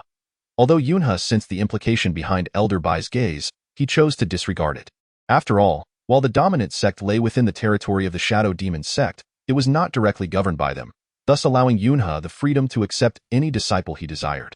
Noticing Yunhe's reluctance to clarify the situation, Elder Bai let out a self-deprecating sigh and addressed the master of the killing sect. This esteemed friend Yun is a key figure being nurtured by our Shadow Demon sect, and the dominant sect shall receive our support in the future. Therefore, should you dare to act against the dominant sect, it would be tantamount to opposing our Shadow Demon sect at that time. Do not blame us for being merciless. What? Upon hearing Elder Bai's declaration, the crowd erupted in astonishment. Not only was the master of the killing sect taken aback, but even the disciples of the dominant sect, along with Elder Go, were filled with both shock and joy. Chapter 154. Helping you conceal the lie.it is well known that gaining the protection of the Shadow Demon sect is a dream come true for countless cultivators. Furthermore, as long as they receive the backing and protection of the Shadow Demon sect within this street of cultivation, the dominant sect would surely rise to power, becoming an existence akin to the once mighty Luan sect, standing above all others. Although the disciples of the dominant sect were severely injured, their hearts swelled with uncontainable joy, for their days of prominence were on the horizon. Their deepest gratitude was directed towards Yunhe, for without the Shadow Demon sect's regard for him, how could they have garnered such attention? At this moment, the master of the killing sect, who had initially been reluctant to engage with Yunhe and the others, seized the opportunity presented by Elder Bai's words to gracefully retreat. He quickly clasped his hands in respect towards Elder Bai and said, Elder Bai, I shall heed your guidance. I will lead my disciples back to the killing sect and ensure that we harbor no resentment towards the dominant sect in the future. With that, the master of the killing sect swiftly summoned his sword light and departed the scene in haste. Watching the master of the killing sect leave, Yunhe's eyes flickered with a hint of murderous intent. Although the master of the killing sect had refrained from attacking him further, the prior assault had left his disciples gravely injured, including his dear brothers, Wang Junzi and Yu Jia. This is something he cannot easily forgive. While it is true that he was the first to strike down a disciple of the Shaxing sect, it must be noted that the disciple had provoked him first. Had He possessed merely the initial stage of qi refinement, rather than his current golden elixir stage, he would have likely been torn to shreds by that disciple. Therefore, He's act of slaying the disciple is both justifiable and reasonable. Upon the return of the Shaxing sect's leader, Elder Bai and Miss Yi exchanged glances with He and swiftly made their way towards the back mountain. Observing this, He promptly followed the returning Taoist Duobao and the Elder of the Undead. Taoist Yun, is what Taoist Duobao mentioned truly the case? Elder Bai inquired directly as He arrived, his expression grave. Every word is true. Elder Bai, Miss Yi, you may not be aware, but when I first encountered that malevolent monk, I was filled with wariness. The Jialan ghost egg is the culmination of his lifelong efforts. While the protection offered by your Enma sect is indeed precious, it pales in comparison to his Jialan ghost egg at the divine transformation stage. Furthermore, just the day before yesterday, when that malevolent monk was hatching the ghost egg, I perceived a glimmer of murderous intent in his expression. You were too embroiled in the moment to notice it, but as an observer, I could see it clearly. Although I understand that this malevolent monk is a guest of your Enma sect, it is indeed inappropriate for an outsider to voice such concerns. If you harbor any doubts, I suggest sending someone to discreetly monitor the monk and observe whether the ghost egg hatches prematurely, and if he will use his own life essence upon it, thereby claiming the ghost as his own master. We are well aware of this. When Taoist Duobao alerted us, we promptly dispatched our disciples skilled in stealth to conceal themselves around the malevolent monk. We have also reported this matter to sect leader Yi. Should the monk display any signs of treachery, we will not hesitate to eliminate him. That is reassuring as long as you maintain vigilant surveillance over the malevolent monk. He should not be able to stir up too much trouble. He replied with a nod. Taoist Yun, I must sincerely thank you for your assistance regarding this malevolent monk, Elder Bai exclaimed. Please, Elder Bai, there is no need for such formalities. After all, our Badong sect lies within the influence of the Enma sect, and I naturally wish to contribute my efforts. He responded at this moment. As He finished speaking, Elder Bai turned his attention back to Taoist Duobao and the Elder of the Undead, continuing with a smile. Taoist Yun, your abilities truly astonish me. Previously, you were embroiled in a fierce confrontation with the Elder of the Undead, and had only met Taoist Duobao briefly. Yet, it is surprising to witness how these two have now become your companions. Elder Bai spoke. A flicker of astonishment danced in his eyes. 2 days prior, when I encountered you, you had merely attained the late stage of the golden core. Yet now, astonishingly, you have advanced to the early stage of the nascent soul. Such a rapid progression is unparalleled. Not even the dual prodigies of the righteous and demonic paths, nor the leaders of the 3 demonic sects, could possibly compare to your remarkable ascent. What? Upon hearing Elder Bai's words, Yi Shinro, who had not yet fully comprehended the situation, was utterly taken aback to learn that Yunhe had reached the mid-stage of the nascent soul. She hastily employed her spiritual sense to probe further, only to be left in a state of shock. Her expression one of utter disbelief. It is well known that someone of Yi Shinro's exceptional talent, being the daughter of the leader of the Enma sect, enjoys unparalleled resources for cultivation. Yet, despite this, her own attainment at the early stage of the nascent soul was forcibly elevated by her father through the use of demonic techniques, a method fraught with perilous repercussions. Hence, Yi Shinro had exerted considerable effort to acquire the extreme icy mirror and the Jialan ghost egg, believing that even if her cultivation were to regress in the future, she would still be able to stand above the masses. However, she could never have anticipated that Yunhe, a mere ordinary disciple from a third-rate sect, would have progressed from the late stage of the golden core to the early stage of the nascent soul in such a short span of time. The sheer velocity of his cultivation was truly terrifying. As Yi Shinro contemplated this, she began to scrutinize Yunhe from head to toe. The intense gaze from both Elder Bai and Yi Shinro left Yunhe feeling immensely awkward. Inwardly, he berated himself for having returned to the Baidu sect in such haste, neglecting to conceal his true cultivation level with the breath-concealing technique. Now, with Elder Bai's inquiry, Yunhe found himself at a loss for words, unsure of how to explain his current prowess. Just as this uncomfortable silence threatened to persist, the nearby Elder of the Undead suddenly burst into hearty laughter. Elder Bai, Miss Yi, you both truly overestimate our friend Yun. His current early stage of the nascent soul is but a fleeting illusion. What? Hearing the elder of the undead's words, both Elder Bai and Yishinro turned their astonished gazes toward him. Meanwhile, Yunha cast a quizzical look at the elder, fully aware that he was attempting to exonerate him. However, Yunha was intensely curious about the method the elder would employ to do so. Could it be that you know the reason, Elder of the Undead? Of course I do, the elder replied, chuckling heartily and exuding an air of nonchalance. Dear Taoist Yun, your current cultivation at the early stage of the nascent soul is not a reflection of your inherent abilities, but rather a consequence of your prior utilization of the fire spirit stone. This esteemed artifact of the fire element can indeed amplify a cultivator's prowess manifold. However, such enhancement is but ephemeral and cannot be sustained for long, which is why you might mistakenly believe that Taoist Yun has ascended from the late stage of the golden core directly to the early stage of the nascent soul. In truth, it is merely an illusion. It will not be long before Taoist Yun's cultivation reverts to the late stage of the golden core. Am I correct, Taoist Yun? Indeed, as the esteemed elder of the undead has stated. Upon hearing these words, Yunhe nodded with a smile. That's so? Yet, at this moment, Elder Bai and Yishinro remained somewhat skeptical. Ha ha ha, how could I deceive you? The current cultivation of Taoist Yun is merely a fade. A paper tiger, if you will. Do observe, as the elder of the undead spoke, he lunged towards Yunhe, aware of the elder's intent. Yunhe swiftly fell backward, soaring several dozen meters away. This left Elder Bai and Yishinro speechless, for if Yunhe truly possessed the cultivation of the early nascent soul, it would be inconceivable for him to be sent flying such a distance by what appeared to be an inconsequential palm strike from the elder of the undead. The only plausible explanation is that Yunhe is indeed only at the late stage of the golden core, and his early nascent soul status is merely superficial. Thus, Elder Bai and Yishinro could only nod in resignation, temporarily accepting the words of the elder of the undead. At that moment, Elder Bai once again addressed Yunhe and the elder of the undead, Taoist undead. I recall that our Enemo sect had previously sought to recruit you multiple times, wishing for you to become a revered elder within our ranks. Yet, you repeatedly declined, expressing a preference for a carefree existence. What has led you to become a companion of Taoist Yun now? Regarding that matter, upon hearing Elder Bai's inquiry, the elder of the undead's eyes glimmered with a newfound idea. To be candid, I did indeed yearn for a carefree life, living in solitude. However, I soon realized that such a solitary existence is fraught with challenges. While one may be self-sufficient, my limited cultivation left me vulnerable to the machinations of ill-intentioned individuals. Thus, I concluded that it would be wiser to seek refuge within a sect. Initially, I intended to approach the Enemo sect directly. But as you know, I had previously declined the invitation from your esteemed sect leader, Etienxiong. Consequently, I felt it would be inappropriate to pursue that path again.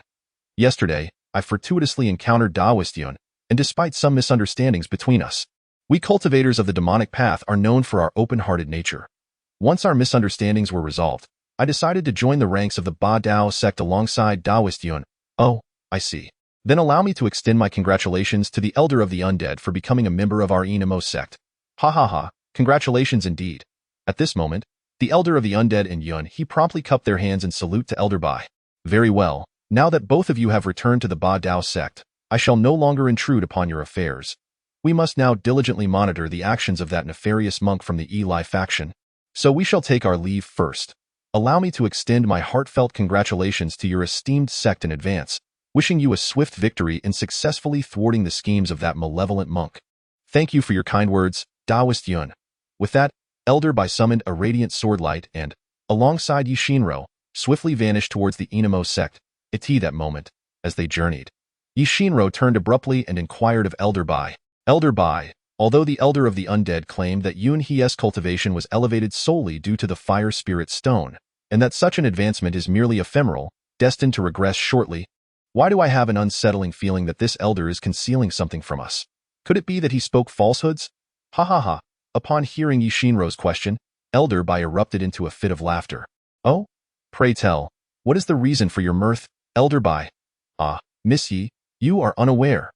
The words spoken by the elder of the undead were riddled with inconsistencies, a tale so flimsy that even a 3-year-old could see through it. What? He spoke falsehoods? Indeed. This indicates that Yunhe is, without a doubt, a bona fide early-stage Yuanian cultivator. Indeed. What? Is Yunhe truly that formidable? I recall that during our first encounter, he could not even contend with the Eli monk. I had thought that given his age and the resources available to him, reaching the late golden core stage would be an extraordinary achievement. Yet, in the mere span of a day, he has ascended to the early Yuanying stage. This is truly astonishing. Such a pace of cultivation is even difficult for the demon clans to rival. Miss, your analysis is astute. This is precisely my greatest concern. You see, I have been paying close attention to Yunhe since the moment he first arrived on our cultivation street. Oh? What do you mean by that, Elder Bai? Ah, Miss Yi, you are unaware. In our Inamo sect, we possess a spiritual energy wheel, which monitors the advancement of all cultivators in the vicinity of Beiyin Mountain. This tool is employed to identify talented disciples worthy of recruitment into our sect. It was through this very wheel that I inadvertently discovered that Yunhe, in the span of mere days, progressed from the initial stage of chi refinement to the late stage of form transformation, and astonishingly, to the late golden core stage. Is that so? Are you asserting that this occurred in just a few days? In just a mere few days, from Yunhe to Bado Min, and now reaching the initial stage of the nascent soul, it has barely been a month. Yet, he has ascended from the realm of mortals to the initial stage of the nascent soul. Just imagine the velocity of such progress, the caliber of this individual. Previously, our leader of the Inma sect sought to recruit Yunhe as our disciple, but as you are aware, the imminent three-sect conference looms ahead. Thus, our leader intended to bring Yunhe into our fold after the conference's conclusion. However, I had not anticipated that Yunhe not only possesses exceptional cultivation skills and remarkable speed of advancement, but also harbors considerable ambition. Although currently affiliated with the relatively inconsequential Bado Min, he has already adeptly garnered the allegiance of the Elder of the Undead and the Taoist of Treasures, integrating them into his faction. Considering this trajectory, while Bado Min may not rival our Inma sect at present, should Yunhe continue his rapid ascent and recruitment strategies, it will not be long before he stands shoulder to shoulder with us. Chapter 156. A matter of management. What? Yunhe is indeed so formidable. Indeed, not only formidable but exceedingly terrifying. What surprises me further is that the Elder of the Undead, known for his selfish nature, would voluntarily exonerate Yunhe. He must hold a profound admiration for him, recognizing that Yunhe's swift leap from the late golden core stage to the initial nascent soul stage is due to extraordinary talent. Consequently, the Elder of the Undead has wholeheartedly pledged his allegiance to Yunhe. Elder Bai, are you suggesting that Yunhe may become an adversary to our Inma sect in the future? Well, it's too early to tell. However, considering his act of reporting the malevolent monk and aiding our Inma sect, I believe Yunhe may not only refrain from becoming our enemy but might also emerge as an ally. Nevertheless, we must remember to never provoke Yunhe, as he is exceedingly petty and narrow-minded. It would not be an exaggeration to say he possesses a small heart. He can only be swayed to our favor.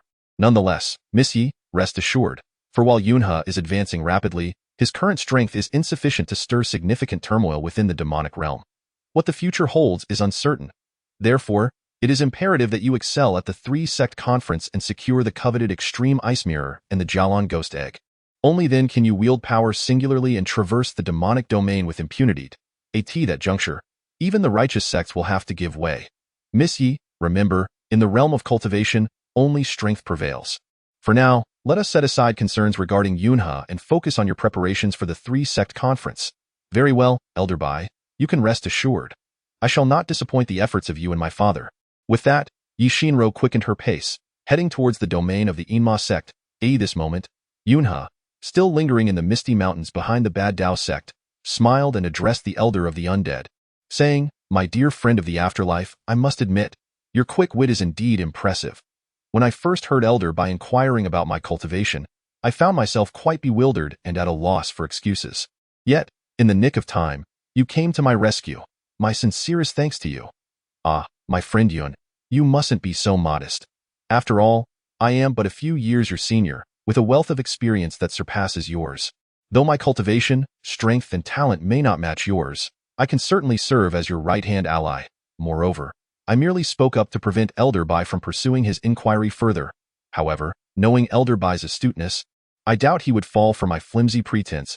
He simply found himself momentarily speechless, and thus could not continue his questioning. Yet, whether he will later investigate the remarkable speed of your cultivation remains uncertain. Not at all, Yunhe replied with a chuckle, shaking his head. Elder Bai possesses merely mid-stage Yuaning cultivation.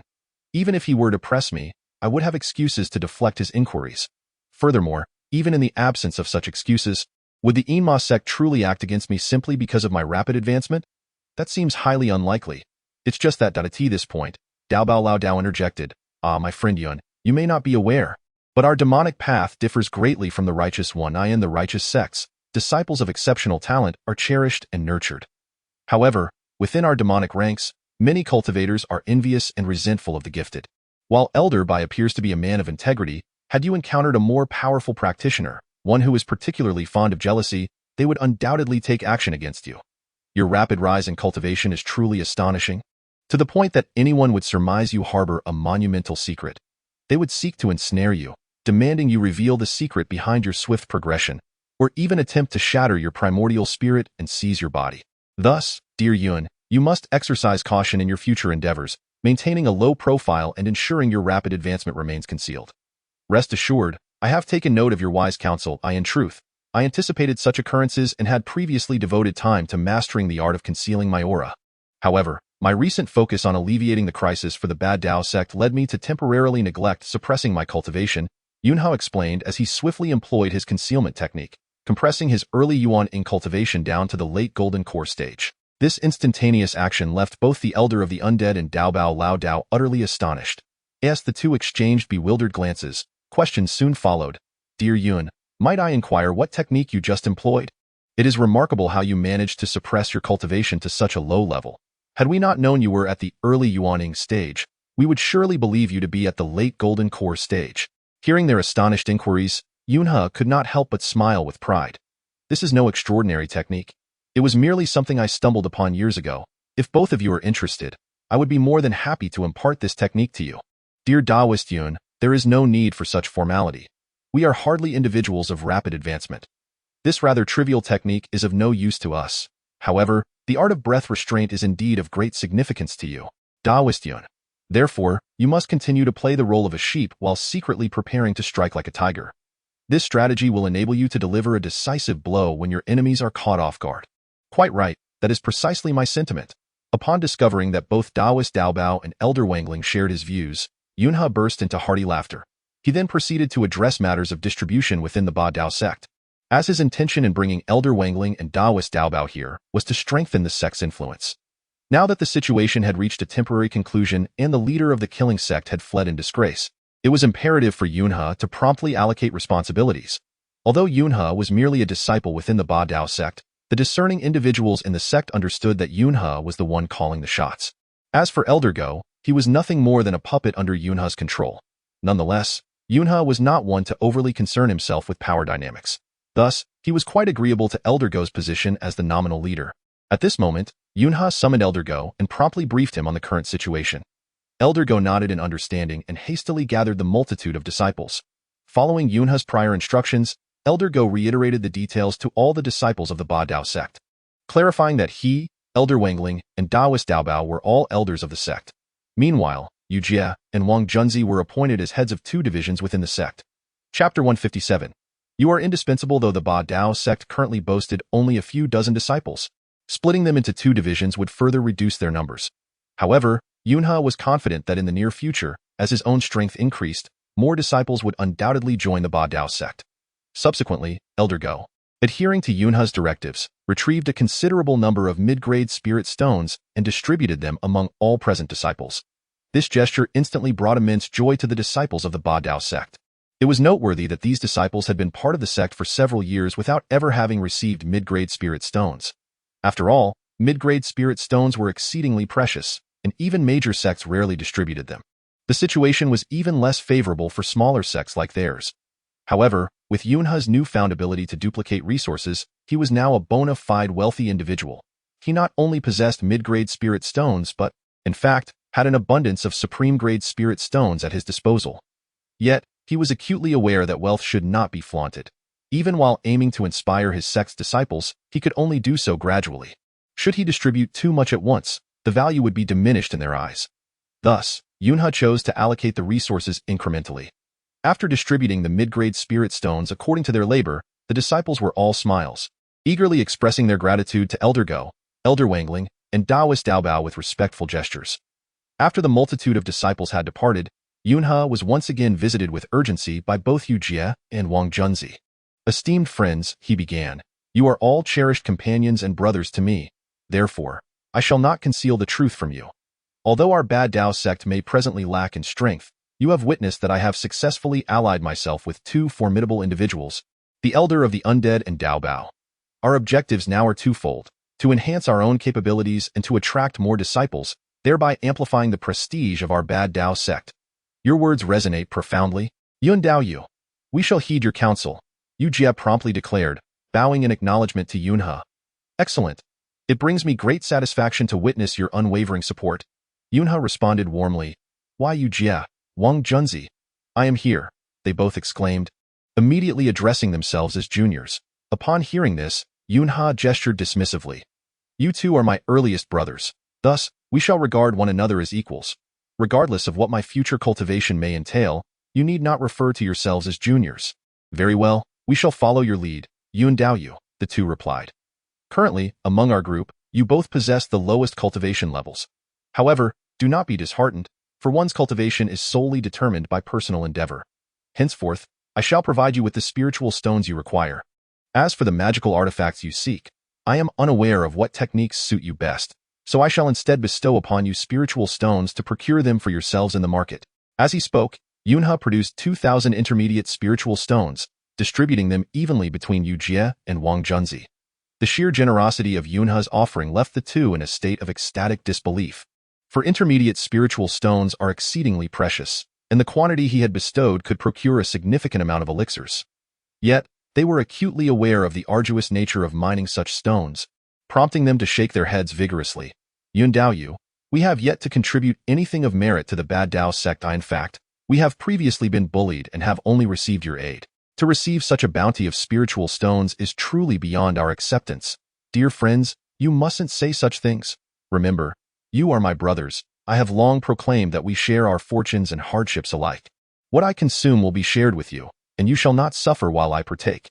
Yunhe insisted, retrieving another 100 top-tier spiritual stones, which he again distributed evenly between them. If the earlier offering of intermediate spiritual stones had sent Yu Jie and Wang Junzi into a frenzy of joy, the appearance of the top-tier stones nearly caused them to faint from sheer exhilaration. Moreover, it was not only Yu Jie and Wang Junzi who were astounded.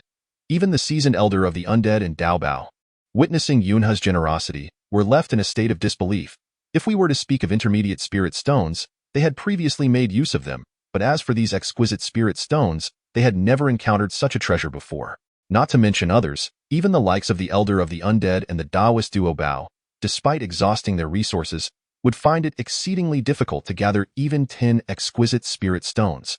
Yet, here was Yun He, effortlessly presenting 50, which inevitably led them to privately marvel at his immense wealth. It is worth noting that even the three sects of the demonic path would not undertake such grand gestures. For instance, Elder Bai of the Een Demon sect only receives 5 exquisite spirit stones each month for his esteemed position. Initially, the Elder of the Undead, Elder Go, and Taoist duo Bao presumed that Yun He would distribute these 50 exquisite spirit stones evenly among the 4 of them. However, to their astonishment, Yun He once again divided the 50 exquisite spirit stones in half, bestowing them upon Yu Jie and Wang Junzi. This unexpected turn of events left the Elder of the Undead and the other cultivators feeling somewhat disheartened, yet they swiftly quelled their disappointment. After all, these spirit stones were Yun He's personal possessions, not spoils of war, and he was entitled to allocate them as he pleased. Now that you both possess these intermediate and exquisite spirit stones, it is certain that you will have ample resources for your cultivation and the procurement of magical artifacts and elixirs for the coming years. I hope you will diligently enhance your own prowess, as the future recruitment of new disciples for the Ba Dao sect will rest entirely in your capable hands. Rest assured, Taoist Yun, we shall serve you with utmost dedication, to the point of sacrificing ourselves if necessary. With such assurances from both of you, I am thoroughly satisfied. You may now proceed to the market to acquire the items you need.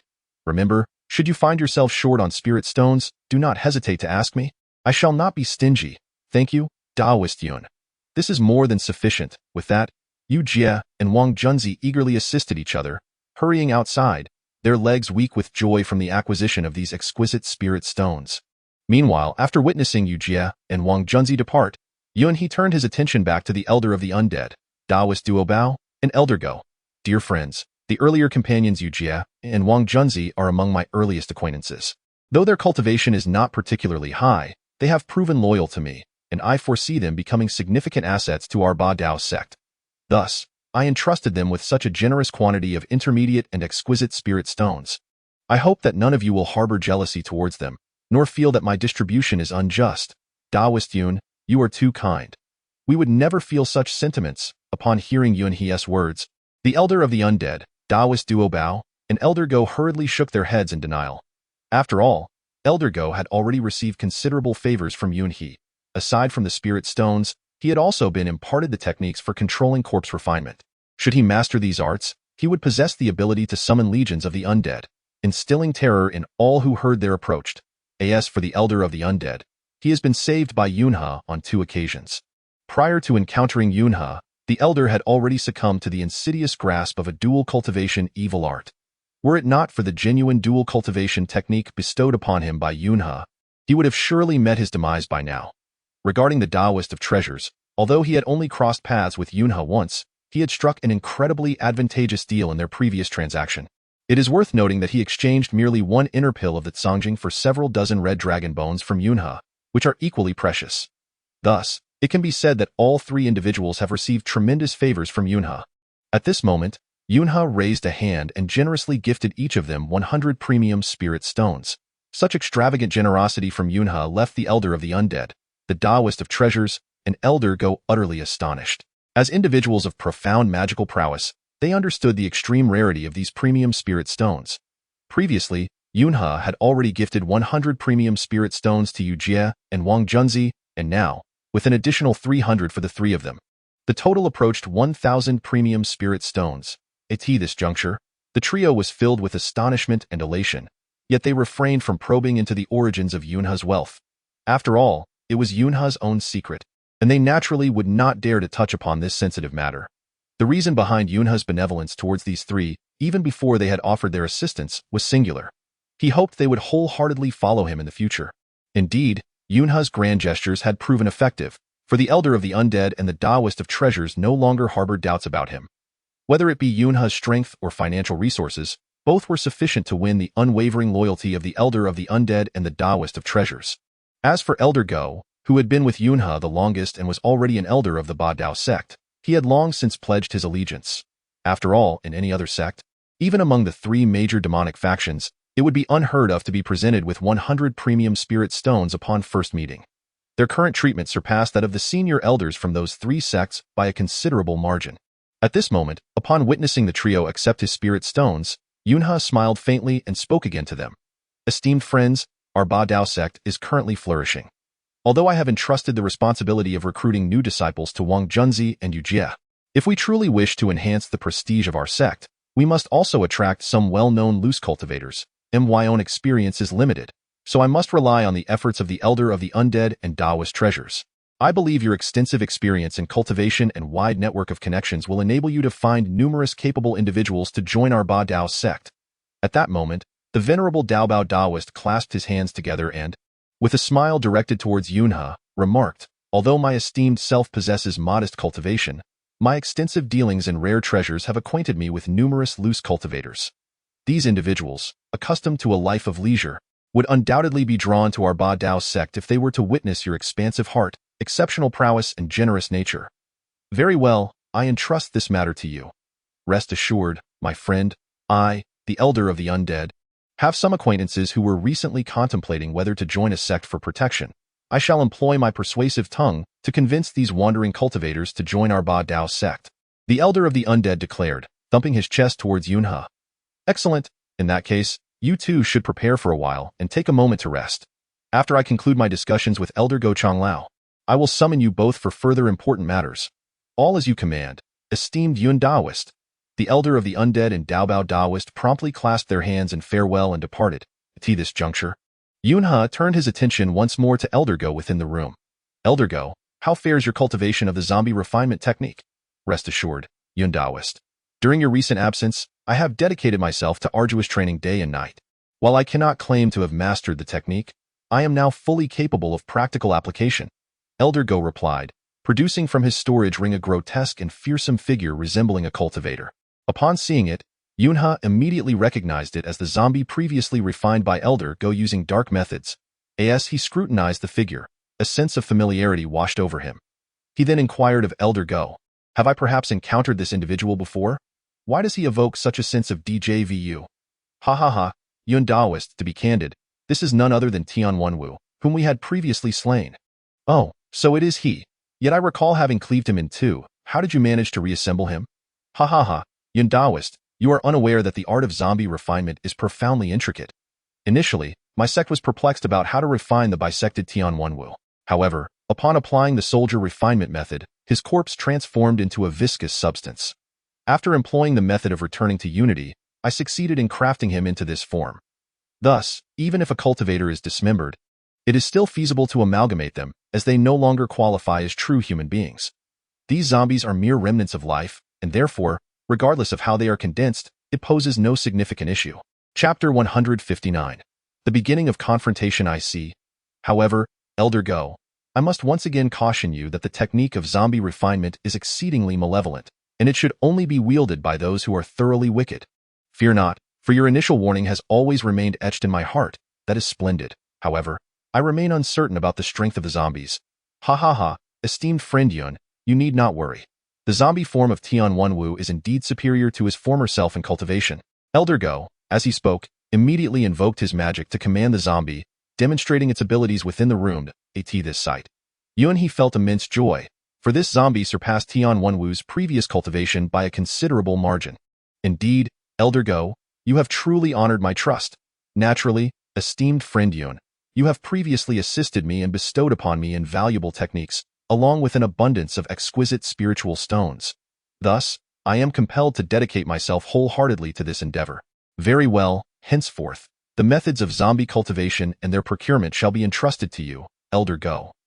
Whenever our Ba Dao sect vanquishes an enemy, you shall instruct the disciples to gather all their remains, which you may then transform from foes into allies through your zombie creation techniques. In that eventuality, our Ba Dao sect's legion of zombies will become an invaluable asset.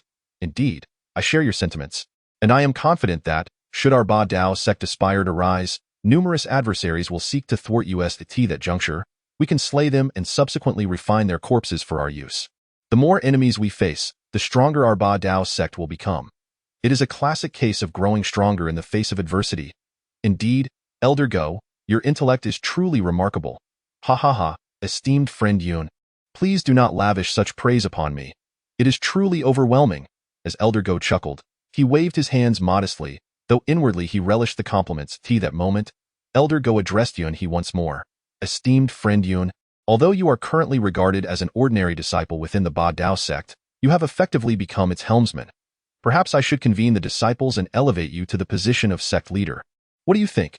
Oh, please do not pursue such a course. Upon hearing Elder Go's suggestion, Yun he immediately shook his head with a smile. Oh, may I inquire as to why not? I implore you to elaborate.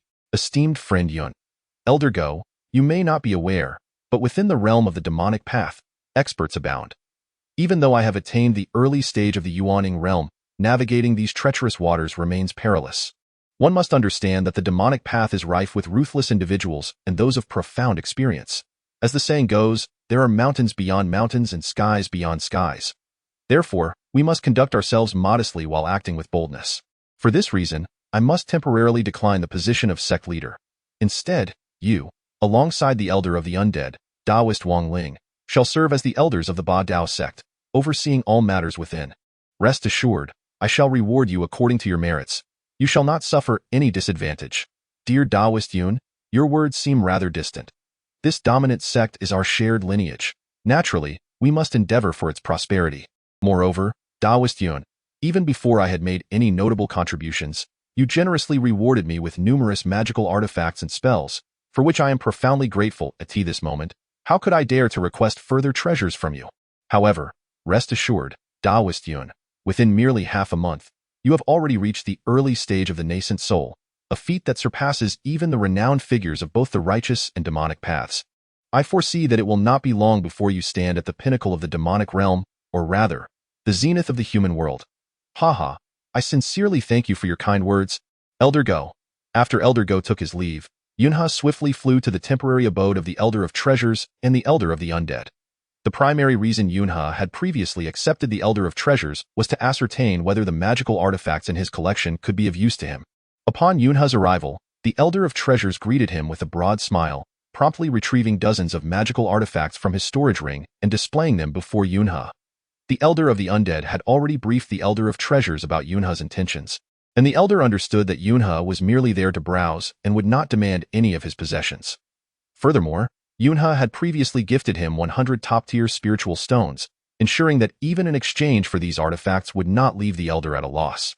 At the sight of the numerous bottles and various flying swords laid before him, Yunhe felt a delightful array before his eyes. However, since Yunhe was primarily focused on the Jialan ghost egg, he refrained from asking the Elder of Treasures for detailed introductions and instead copied all the items into his storage ring. He then casually addressed the Elder of the Undead and the Elder of Treasures. "Gentlemen, we are already aware that treacherous monk from the Evil Eye faction has resolved to betray the Een Demon sect. While the Een Demon sect is formidable and has taken precautions, you both know that the Jialan ghost chaos has already corrupted, possessing formidable beings at the god transformation stage. It is worth noting that the current leaders of the three demonic sects have merely reached the late stage of integration. If the Evil Eye monk successfully hatches the Jialan ghost egg for his own use, our demonic influence here on the Back Een Mountain could very well be eradicated by him." Daoist Yun's words ring true. However, I wonder how we should proceed from here. After all, we have already informed the Een Demon sect, and given their strength, they should be able to contain the Evil Eye monk. If we were to intervene further, we might be perceived by the cultivators of the Een Demon sect as meddling in affairs that do not concern us. Upon hearing the words of the Elder of the Undead, Yunhe pondered for a moment before addressing the two once more. "You are indeed correct in your assertions. However, one must not fear the improbable, but rather the possibility of the unexpected. Should that nefarious monk, the Evil Eye, have found some means of escape, then the repercussions would not only befall the Enma sect, but also us, the other sects of the demonic path. Furthermore, the Evil Eye has harbored a deep-seated animosity towards me. I firmly believe that if he were to procure the Jialan ghost egg, his first act would be to eliminate me. Thus, we must take the initiative. That scoundrel, the Evil Eye, rest assured, Yun Daoist, if he dares to lay a hand on you, both I and the Daoist Duobao shall ensure our fates are entwined with his. Yet, I am curious, what strategy do you propose, Yun Daoist?" The Elder of the Undead and Daoist Duobao immediately inquired of Yunhe. Chapter 160. The emergence of ghostly beings. I believe the three of us should promptly make our way to the Enma sect in secret and ascertain whether the Evil Eye remains within their sphere of influence. If he does, we shall hold our positions and remain vigilant. However, if he is absent, we must commence our search without delay. We cannot allow the Evil Eye to successfully abscond with the Jialan ghost egg. "Very well, we shall heed your counsel, Yun Daoist." The Elder of the Undead and Daoist Duobao promptly followed Yunhe, soaring through the skies towards the Enma sect. Yunhe had initially intended to utilize his void celestial garb to scout the rear mountains of the Enma sect, to discern whether the Evil Eye was still incubating there. However, upon reflection, he realized that the Elder of the Undead was by his side. It is worth noting that the void celestial garb originally belonged to the Elder. If Yunhe were to produce his own replica in front of him, the secret of his ability to replicate magical artifacts would inevitably be exposed, a secret he could not allow to be known by anyone. Thus, Yunhe devised a plan and spoke to the Elder of the Undead. "Elder, I have heard that the Evil Eye has been incubating the Jialan ghost egg on a desolate slope in the rear mountains of the Enma sect. Since both Duobao and I lack the ability to conceal ourselves, I must trouble you to use the void celestial garb to infiltrate those mountains and see if the Evil Eye is still present. Rest assured, Yun Daoist, I shall go," the Elder of the Undead declared, donning the void celestial garb and vanishing without a trace. Although the defenses of the Enma sect were formidable, the Elder adeptly penetrated their barriers with the aid of the void celestial garb, proving the ancient artifact's reputation to be well-deserved. That moment, Yunhe turned to Daoist Duobao once more. "Daoist Duobao, I have heard that you excel in the arrangement of formations. Oh, pray tell, from where did you hear this, Yun Daoist?" "The arrangement of formations is a skill I have only recently acquired, and even the Elder of the Undead is unaware of it." Upon hearing Yunhe's words, Daoist Duobao immediately began to inquire further. At this moment, Yunhe no longer concealed the truth and promptly recounted the conflict he had witnessed that night between the venerable Daobao and the sinister monk Eli, leaving no detail unspoken. Upon hearing this, the venerable Daobao's face flushed with embarrassment, and he hastily clasped his hands in a gesture of explanation towards Yunhe. "Why, friend Yun," he began, "you are unaware of the full circumstances. It was the malevolent monk Eli who threatened me. Due to my inferior cultivation, I had no choice but to ally with him. However, as you are aware, I did not take any hostile actions against you afterward. Therefore, I implore you to forgive me. Ha ha ha, dear friend. You are overly concerned. If I truly harbored any ill will towards you, would I have brought you by my side and made you one of the elders of our Ba Dao sect?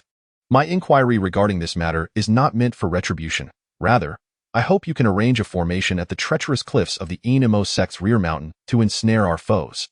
If Eli has indeed fled, then it is of no consequence. However, if he remains, I shall devise a means to lure him into your formation. With the combined strength of myself, the elder of the dead, and you, the venerable Daobao, we may very well succeed in trapping this nefarious monk. Indeed, your strategy is remarkably astute, my friend Yun. Very well, I shall proceed to make the arrangements. With that, the venerable Daobao summoned his sword light and soared towards the rear mountains of the Enemo sect. Meanwhile, Yunhe, noticing that he was alone, retrieved his ethereal celestial attire and donned it, subsequently concealing his form as he hastened towards the rear mountain of the Enemo sect. Upon his arrival, he was met with a scene of utter devastation. Countless cultivators lay dead or wounded, leaving Yunhe astounded. Curse it! If my deductions are correct, the malevolent monk Eli's Jialan Gue eggs must have already hatched. Otherwise, with his nascent soul cultivation, he could never have slain so many practitioners of the Enemo sect. Yunhe began to search among the fallen bodies, but found no trace of Elder Bai or Yi Xinro it. Seemed they had successfully evaded the monk's massacre. Contemplating this, he once again summoned his sword light to scour the vicinity of the Enemo sect.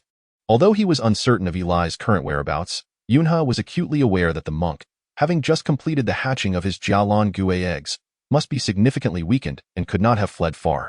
Perhaps he was hiding nearby to escape the pursuit of the sect's master, for it is said that the most perilous places often provide the greatest safety. Eli, with his profound cunning, must surely comprehend this truth, as Yunhe had surmised. The malevolent monk indeed concealed himself upon the treacherous cliffs at the rear of the Enemo sect. The monk's earlier claim to Elder Bai and Yi Shinro that the hatching would take a month was nothing but a fabrication, for the actual process required merely 3 days. By the time Yunhe and his companions had left and returned, exactly 3 days had elapsed. During that time, Elder Bai and Yi Shinro had already commenced their covert surveillance of Eli's every move. It is said that the malevolent monk, Eli Fansong, was already aware that the Enemo sect would undoubtedly dispatch individuals to surveil the area. Therefore, as the hatching approached completion, he swiftly employed a concealment technique, obscuring the vision of the surrounding Enemo sect cultivators.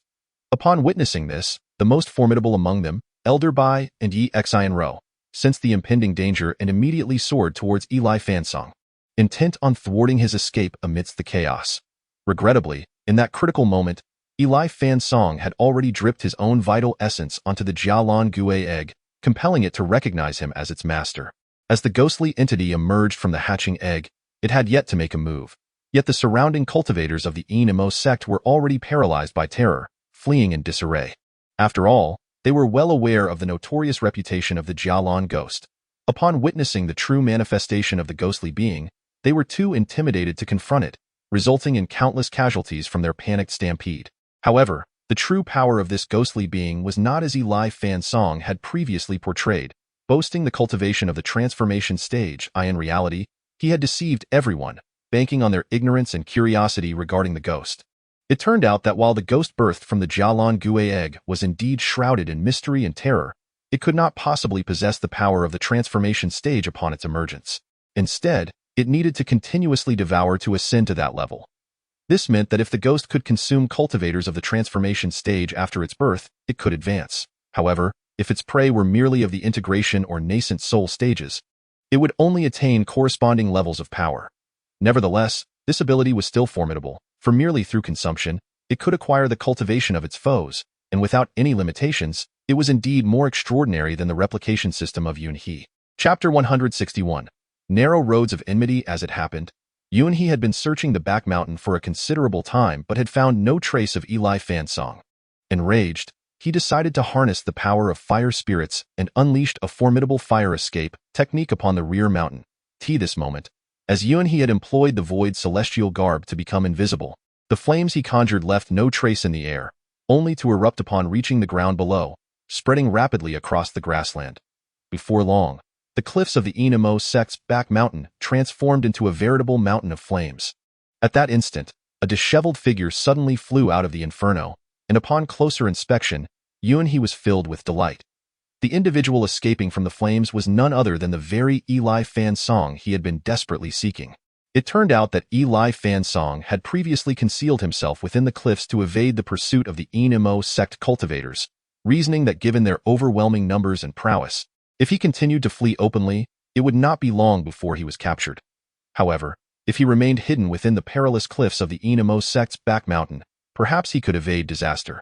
Little did he expect that He would also arrive in this location, and the unintentional attack from He would expose his vulnerability. Although the malevolent monk was currently in a state of disarray due to the flames, suffering only superficial injuries that did not threaten his life, he remained oblivious to the identity of the assailant who had unleashed this fire-based attack in the secluded mountains at that moment. The malevolent monk fled westward in desperation, hoping to evade the relentless pursuit of the Enma sect's practitioners. He was acutely aware that even if he could best the ordinary disciples of the Enma sect, the arrival of their leader, Tianxiang, would spell his doom in a matter of moments. However, he did not anticipate that while Tianxiang had yet to make his move, his arch-nemesis, Yunhe, had already taken the initiative.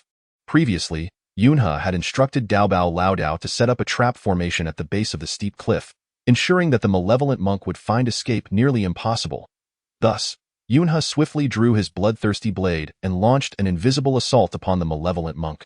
At this juncture, Yunhe's cultivation was on par with that of the malevolent monk, and with his form concealed, even his methods of attack were silent. This sudden onslaught left the malevolent monk in a state of utter despair, for such intangible attacks were the most lethal, especially while he was already occupied with his escape, leaving him fatigued and vulnerable to defense. The malevolent monk struggled to withstand the relentless barrage. He found himself in an utterly wretched state, unable to mount any counterattack. Witnessing the ease with which he had reduced his foe to such a plight, Yunhe was elated, though tinged with a hint of apprehension. He understood that the malevolent monk, daring to turn against the Enma sect, must have successfully hatched the Jialan ghost egg. Yet, Yunhe was unaware of the true power of this egg, mistakenly believing, as the malevolent monk had claimed, that it would grant him the cultivation of a deity upon its emergence. Thus, Yunhe found himself puzzled, wondering why, with a powerful ally at his disposal, the malevolent monk did not deploy this advantage and instead continued to retreat before him. Nevertheless, Yunhe was acutely aware of the adage that one should seize the opportunity to strike when an adversary is weakened.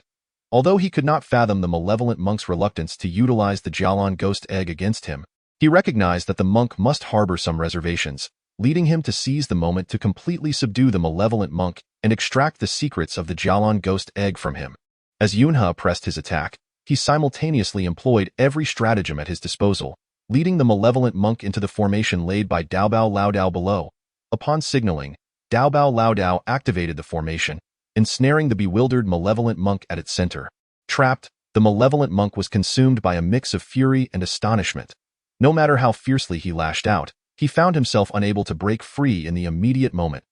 He was acutely aware that his foremost priority was to escape the territory of the Enma sect. Yet he now found himself ensnared by an unseen enemy. In a fit of rage, the malevolent monk began to hurl curses at his surroundings. "You wretched scoundrels, you despicable curs! If you possess even a modicum of courage, dare to present yourselves before me and reveal your names. Otherwise, I shall unleash my formidable Jilan Guilwan upon you, tearing your bodies asunder and scattering your bones to the wind, ensuring that you are forever denied the chance of reincarnation. Let me make it abundantly clear that my Jilan Guilwan possesses the prowess of a transcendental being. Do not tempt fate with me." As the malevolent monk spoke, he sought to bolster his own resolve, attempting to intimidate his adversaries with his bluster. However, He was not one to be easily cowed. He understood that if this vile monk truly possessed the strength he boasted, he would have acted long ago to eliminate him. The more one boasts of their might, the more one reveals their inherent weakness. At that moment, He cast aside his ethereal robes, revealing his true form, and with a hearty laugh, approached the perimeter of the formation. Observing this, the elder Taoist Duo emerged from his concealed location, his animosity towards the malevolent monk having festered for quite some time. Seeing the monk ensnared within his own trap, Duo could not contain his scorn, hurling insults at the malevolent monk without restraint. "Vile monk, though you claim to be of the Buddhist order, you are nothing more than a disgraceful cur. The Enmo sect extended their benevolence towards you, pledging to protect you for eternity and even procuring the 5 elements supreme artifact necessary for hatching your Jilan Guilwan. Yet, You have turned against them, bringing shame upon all practitioners of the demonic path. Ah, how audacious of you, Duo Bao. You shall not speak so brazenly in my presence. The malevolent monk seethed with fury upon realizing that Duo Bao had turned against him to aid his nemesis, Yun He. His rage was palpable, and he longed to rend Duo Bao limb from limb, yet he found himself powerless. Despite Duo Bao's relatively modest cultivation, the intricacies of his confinement formation proved to be exceedingly formidable. Regardless of the monk's ferocious assaults, he could not breach the formation's defenses. Coupled with the considerable effort he had expended during the hatching of the Jilan Guil Wan, his strength was now severely depleted. What infuriated the malevolent monk even more than Duo Bao's betrayal was the smug expression on Yun He's face, as he reveled in the monk's misfortune. Chapter 162. Already enraged.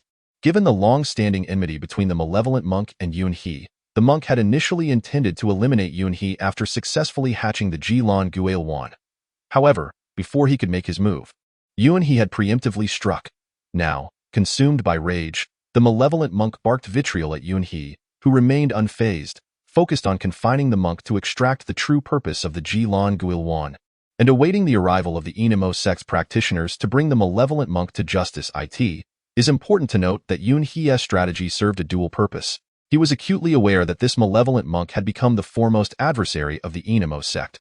Should he succeed in capturing the monk, the Daoist sect would undoubtedly gain favor and ongoing support from the Enemo sect in the future. To comprehend the intricacies of the demonic path, one must acknowledge that with the protection of the three great sects of the demonic realm, the journey ahead becomes significantly smoother.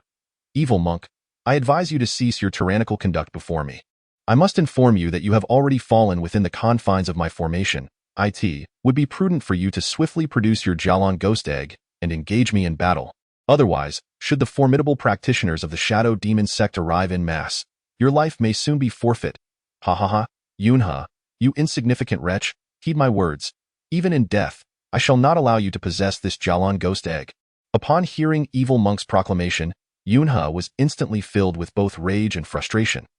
He had not anticipated that, having uttered only half of his words, the evil monk would discern the true meaning behind them. Leaving him in a most uncomfortable predicament, Yunha contemplated, devising another scheme to extract information from the evil monk. A sudden sound of rushing wind reached his ears. He and the old Taoist Dubao turned in unison to behold Elder Bai, Yi Shinro, and several high-ranking practitioners of the Shadow Demon sect soaring towards them. Among them, a middle-aged man stood out, his cultivation astonishingly at the pinnacle of the human realm, in the mid-stage of fusion. This revelation left Yunha astounded, as he silently mused. As I suspected, this man must be the sect leader of the Shadow Demon sect, Yi Tianxiang. In the present realm of righteousness and demonic arts, only 6 individuals have attained the mid-stage of fusion, all being the leaders of the 6 righteous and demonic sects. As for the late stage of fusion, none have reached that echelon. At this moment, Elder Bai and Yi Shinro were the first to spot the evil monk ensnared within the formation set by Yunha and the old Taoist Dubao. Overjoyed, they clasped their hands in greeting towards Yunha, and then hurriedly addressed Yi Tianxiang, the sect leader of the Shadow Demon sect. Father, it was my negligence that allowed the evil monk to seize the hatchling Jialan ghost egg. However, fortunately, thanks to our friend Yun, he has managed to confine it here, which is indeed a stroke of fortune amidst misfortune. Upon hearing his daughter's commendation of Yunha, Yi Tianxiang cast a look of astonishment towards him, though this expression quickly vanished, replaced by a cold smirk directed at the trapped evil monk. Evil master, the Shadow Demon sect has extended you exceptional care over this period, and I have shown you great respect, even offering my lifelong protection in exchange for your Jialan ghost egg. Yet, I am astounded that you would dare to exploit our sect's power to satiate your personal desires, audaciously stealing the Jialan ghost egg. This is truly intolerable. Ah, ha ha ha ha, Yi Tianxiang, do not attempt to beguile me with your honeyed words. I must inform you that this Jialan Guidan is the culmination of my life's work. Do not think that the protection of your Enma sect holds any weight. Even if all 6 righteous and demonic sects were to bow before me, they would be no more than dust and tears in my eyes, I tell you. No matter how formidable others may be, they cannot compare to one's own strength. Relying on others is ultimately futile. One must depend on oneself. Thus, I am resolute in hatching the Jialan Guidan, I assure you. As long as this Jialan Guidan can devour practitioners of corresponding levels, it will continuously advance in cultivation. Before long, this Jialan Guidan shall become that wondrous existence, and at that time, I shall undoubtedly rend you scoundrels into 1,000 pieces and scatter your ashes. What? So the advancement of this Jialan Guidan relies on devouring to grow stronger. No wonder that the vile monk has already hatched the Jialan Guidan, but has yet to utilize it, for it currently possesses no combat power whatsoever. However, the mere fact that it can advance through devouring is astonishing enough. Upon understanding the true method of utilizing the Jialan Guidan, Yi Tianxiong ahead broke into wild laughter. Ha ha ha, Master Eli, I acknowledge you as a master, which is why I have yet to take your life. However, you are nothing but a fabricator of lies. Previously, you claimed that once the Jialan Guidan was hatched, it could defy the heavens and reach the pinnacle of transformation. Now you tell me it still requires devouring. How infuriating! After hearing Yi Tianxiong's rebuke, Eli the monk immediately countered, saying, Ye sect master, you must understand that even relying on devouring is remarkably defiant against the heavens. Consider what figures or techniques in the human realm can directly advance in cultivation through devouring. If you look down upon the Jialan Guidan, why not simply let me take it away? Spare me your nonsense, vile monk. At this moment, Yi Shinro could no longer contain her fury and began to berate Eli the monk. When have we ever claimed to disdain the Jialan Guidan? We merely disdain your incessant lies. Eli the monk, you treacherous scoundrel, I warn you, you are now trapped by our Enma sect. If you are wise, surrender the Jialan Guidan at once, or do not blame us for our ruthlessness. Yi Shinro, you wretched maid, I have long since grown weary of your spoiled temperament. Now that matters have come to this, I shall reveal to you that if you kill me, I will detonate the Jialan Guidan as well. At that time, you will not obtain it either. If you are wise, release me quickly. This Jialan Guidan already recognizes me as its master due to my life essence. Even if you were to take it, you would find it useless, I tell you. Should you release me, perhaps when my Jialan Guidan reaches its full potential, I may spare your Enma sect. However, if you insist on keeping me here, I shall gladly detonate the Jialan Guidan, and we shall perish together. At this moment, the malevolent monk had descended into madness. Chapter 163. Disrespect. Upon hearing the monk's words, Elder Bai, who stood nearby, understood all too well the gravity of the situation. He hastily turned to Yi Tianxiong, the sect leader, and advised, Respected sect leader, although this monk's cultivation is inferior to yours, he is nonetheless at the early stage of the nascent soul realm. Should he explode, the resulting devastation would be considerable. Given his current state of frenzy, it would be prudent for us to withdraw promptly to avoid any potential harm to our lives. There is absolutely no need for that. Upon hearing Elder Bai's words, the leader of the Enma sect waved his hand dismissively and coldly retorted, As a formidable cultivator at the mid-stage of the composite body realm, how could I possibly fear a mere nascent soul practitioner? If he wishes to self-destruct, he is sorely mistaken. With that, the sect leader extended his hand, conjuring a robust black palm that penetrated the formation. Before the mad monk could react, he was seized firmly. Witnessing the sect leader's ability to disregard any formation seals left Yunhe in a state of astonishment and envy, contemplating how advantageous it would be to acquire such techniques for himself in the future.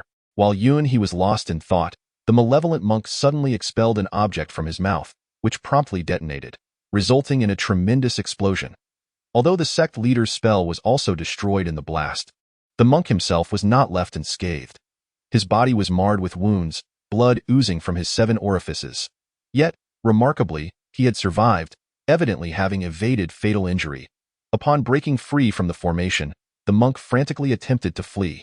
However, he had overlooked the fact that the formidable sect leader, Yi Tianxiong, was still present, and no sooner had the monk started to escape than the sect leader was in pursuit. Yi Tianxiong's speed of movement was akin to lightning. Within mere moments, he was closing in on the fleeing monk. The monk, now drenched in cold sweat, realized the peril he was in. He understood that Yi Tianxiong was a man who could easily turn against him, and having betrayed him, his capture would likely lead to eternal damnation. Just as the monk pondered his next move, a dark figure suddenly appeared in the sky. Before either Yi Tianxiong or the monk could react, the shadowy figure unleashed a spell that pierced through the monk's body. With another maneuver, the arrogant monk met his demise, falling into the depths of the underworld. At that moment, the cloaked figure extended a hand once more, effortlessly grasping the monk's remaining storage ring. In the distance, Yi Tianxiong understood that within the storage ring lay the coveted Jilan Gui eggs, which had undoubtedly been hidden. Without hesitation, he flew forward to obstruct the path of the cloaked cultivator, sternly admonishing, "Pray tell, what is your name, that you dare engage in such thievery under the auspices of my Backshade Mountains in demon sect? I warn you, should you wish to avoid a grim fate, Relinquish that storage ring at once, or I shall demonstrate to you the wrath of the Yin demon sect. Ha ha ha, Yi Tianxiong. Your Yin demon sect is nothing more than a mere nuisance in my eyes. Moreover, I have no time to duel with you at present. The Ji-Lan Gue eggs rightfully belong to the malevolent monk, and thus, whoever slays him shall claim them, the figure declared, swiftly turning to flee once more. Having traversed the demonic path for many years, Yi Tianxiong was incensed to find himself toyed with in such a manner. He unleashed the formidable Wan Tiangue Jia magic, launching relentless assaults against the enigmatic cloaked figure. Yet, to his astonishment, the mysterious assailant employed some arcane technique, splitting himself into two, which then further divided into six, scattering in an instant. Despite Yi Tianxiong's formidable prowess, he could not discern which of the figures was the true essence of the cloaked cultivator. Determined to err on the side of caution, he seized two of them, only to find that they dissipated into wisps of smoke upon his strike. It was at that moment Yi Tianxiong realized that the Ji-Lan Gue eggs he had nearly acquired had been snatched away by this elusive adversary. Meanwhile, Yi Shinro and Elder Bai had hastened to the scene, witnessing Yi Tianxiong's fruitless return. Without a doubt, Yunhe surmised that the Ji-Lan Gue eggs had been abducted by their foes. However, outwardly displaying a semblance of disappointment, Yunhe felt no true sense of loss within, for he had successfully replicated the Ji-Lan Gue eggs and had buried them in the mountains behind for incubation. According to his calculations, they should be on the verge of hatching. Knowing the potential of the Ji-Lan Gue eggs, he was eager to return to the Ba Dao sect. Just as Yunhe prepared to depart, Elder Bai and Yi Shinro hurriedly intercepted him, bowing respectfully. Friend Yun, although the malevolent monk has perished and the Ji-Lan Gue eggs have been seized by our enemies, we must express our gratitude for your invaluable assistance along the way. Since you have come to our Yin demon sect, why not be our guest? Indeed, it would be an opportune moment to exchange the fire spirit stones and the Tsangjing Innerdan we acquired from you for equivalent items, ensuring you do not leave at a loss. Faced with the warm hospitality of Elder Bai and Yi Shinro, Yunhe felt a twinge of reluctance to decline. Yet he was acutely aware that any delay could result in the hatching Ji-Lan Gue eggs escaping on their own accord. Thus, he hurriedly forced a bitter smile and addressed the two, saying, "Esteemed friends, you are unaware that it is not a matter of me lacking respect for you. Rather, during my previous altercation with the malevolent monk from the evil sect, I sustained internal injuries. I must promptly return to my sect to recuperate. I sincerely appreciate your kind intentions, but rest assured, should the opportunity arise in the future, I shall certainly pay a personal visit to you. Daoist Yun, since you require healing, why not return to our Inamo sect? Is there truly a need to journey all the way to your Ba Dao sect?" At that moment, the leader of the Inamo sect, Yi Tianxiong, approached Yunhe and began to offer words of comfort. It is worth noting that the Inamo sect is one of the three major sects of the demonic path, and Yi Tianxiong holds significant influence within it. His words are seldom ignored. Moreover, he has never before extended an invitation to cultivators of lesser prowess to enter the Inamo sect. Thus, when he spoke, it astonished Elder Bai, Yi Shinro, and the Daoist Daobao greatly. After all, an invitation from someone of Yi Tianxiong's caliber is a coveted opportunity sought by many cultivators. Yet, just when everyone presumed that Yunhe would acquiesce in light of Yi Tianxiong's stature, he unexpectedly declined once more. "Sect leader Yi, I am truly grateful for your generous offer, but I am indeed injured and unable to enter the Inamo sect. However, rest assured, once my injuries have healed, I shall personally pay a visit." With that, Yunhe swiftly summoned his flying sword and made his way toward the Ba Dao sect. At that moment, Daoist Daobao also clasped his hands in salute to the crowd and closely followed behind Yunhe. Meanwhile, Yi Shinro gazed at Yunhe's retreating figure, expressing her dissatisfaction. "This young man truly does not show us due respect. I cannot believe that even my father has personally extended an invitation, yet he still insists on returning to that wretched Ba Dao sect for healing. What could possibly be so advantageous about that place? Does he believe it more suitable for recuperation than our Inamo sect? Humph, that boy certainly harbors many secrets." Upon hearing his daughter's words, Yi Tianxiong remained silent, his gaze fixed on Yunhe's departing figure as he sighed solemnly. "Oh, may I inquire why the sect leader holds such sentiments?" Elder Bai hastily interjected. "Elder Bai, did you not mention earlier that Yunhe has only been at our Baiyin mountain for a mere few months? Yet, look at his current cultivation level. He has advanced from the initial stage of qi refinement to the early stage of nascent soul, astonishingly leaping over several stages. Such speed is unparalleled even within our demonic path, and perhaps even across the entirety of the human realm. Indeed, I too find it perplexing. What sort of method has Yunhe employed to achieve such rapid advancement?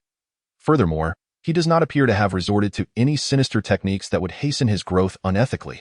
If it were not for the use of nefarious arts to elevate one's cultivation, then this individual becomes all the more enigmatic. Moreover, as you previously mentioned, this person has even managed to recruit the elder of the undead and the esteemed Daobao old Taoist into the ranks of the tyrant sect. This young lad, Yunhe, may be diminutive in stature, yet his ambitions are far from trivial.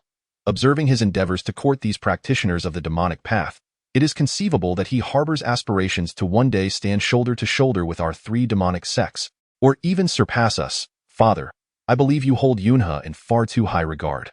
Though he is currently advancing at a remarkable pace, he remains as weak as an ant under your command. What capability does he possess to compare with our three demonic sects? To even think he could exceed us is preposterous. You must understand that our Enma sect boasts countless disciples, with thousands in the initial stages of manifestation and golden elixir, not to mention the formidable yuan in cultivations of our elders. We are, indeed, the pinnacle of the demonic path. In contrast, Yunhe is merely at the early yuaning stage. How could he possibly be on par with us? My daughter, it is not my intent to elevate another's stature, but rather to point out that Yunhe's rate of advancement is exceedingly peculiar. If he continues on this trajectory, it won't be long before he reaches the pinnacle of the human realm. Should he genuinely attain that peak, the transformation stage, it is likely that our six guardian sects would have to bow before him. As Yi Tianxiong spoke, his expression grew grave once more. This was not born out of jealousy for Yunhe's cultivation, but rather from the uncertainty surrounding Yunhe's true sentiments towards our Enma sect. He remained oblivious to whether Yunhe was friend or foe, which is why he felt profound concern regarding Yunhe's current cultivation level and his methods of courting practitioners of the demonic path. Chapter 165.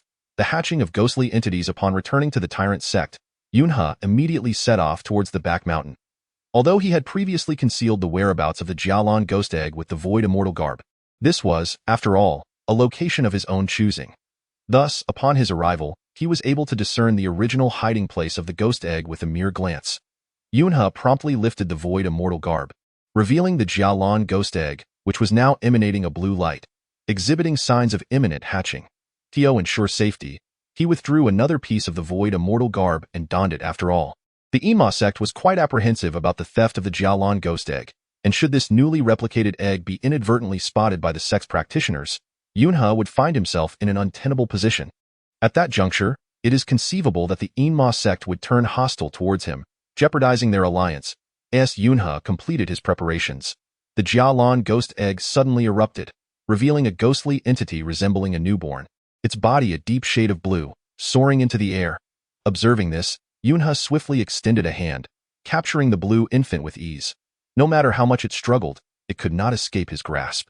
At this moment, Yunhe instinctively imitated the previous actions of the evil monk, biting the tip of his tongue to draw forth his essence, and then forcefully spraying it towards the blue specter. In an instant, the radiance enveloping the blue entity flickered and transformed from a state of ferocity to one of gentleness. At that moment, Yunhe unconsciously loosened his grip, and the blue specter, having acknowledged its master, ceased its attempts to escape. Instead, it began to frolic around Yunhe's body, tumbling and darting in every direction. It appeared that this naturally born specter was indeed extraordinarily formidable. Although Yunhe possessed no cultivation at present, he was already able to harness the art of levitation. Observing the specter's playful movements, Yunhe's heart surged with joy, and he swiftly extended one hand to place the blue entity back into his palm. Despite the brutal methods employed during the initial refinement of the Jialan specter, the creature that had now hatched appeared endearingly clumsy and utterly charming. Were one unaware of its true nature, one might easily mistake it for an innocuous child. Gazing at the blue specter, Yunhe was overwhelmed with delight. Although this newly hatched entity currently lacked any cultivation, he had previously learned from the evil monk that as long as the Jialan egg's offspring could consume others, it would eventually acquire their powers. This bore a striking resemblance to my own system of replication and enhancement. With this thought in mind, Yunhe felt an immense sense of happiness and addressed the blue specter once more. From this day forth, you shall fight alongside me.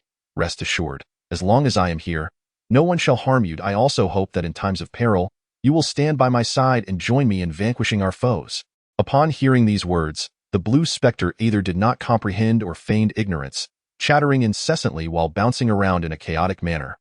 Yunhe could only shake his head in resignation. It seemed that while this specter possessed great potential and the extraordinary ability to devour, It might still be lacking in intelligence due to its recent birth, rendering it unable to understand his words. Contemplating this, Yunha spoke again to the blue entity. Though you may not understand what I say, since you have become my companion, I shall bestow upon you a name. Given your radiant blue glow, let us call you Xiaolan. At this proclamation, the blue specter immediately made a comical retching expression, leaving Yunha at a loss for words. Oh, Xiaolan, you clearly pretended not to understand me before. Yet now that I have named you, you feign disgust at the name. Do you find it unappealing? Following this, the blue specter nodded vigorously in response. Ah, it seems your ruse has been uncovered. You can indeed comprehend my words, yet you pretended otherwise. Are you unwilling to fight alongside me?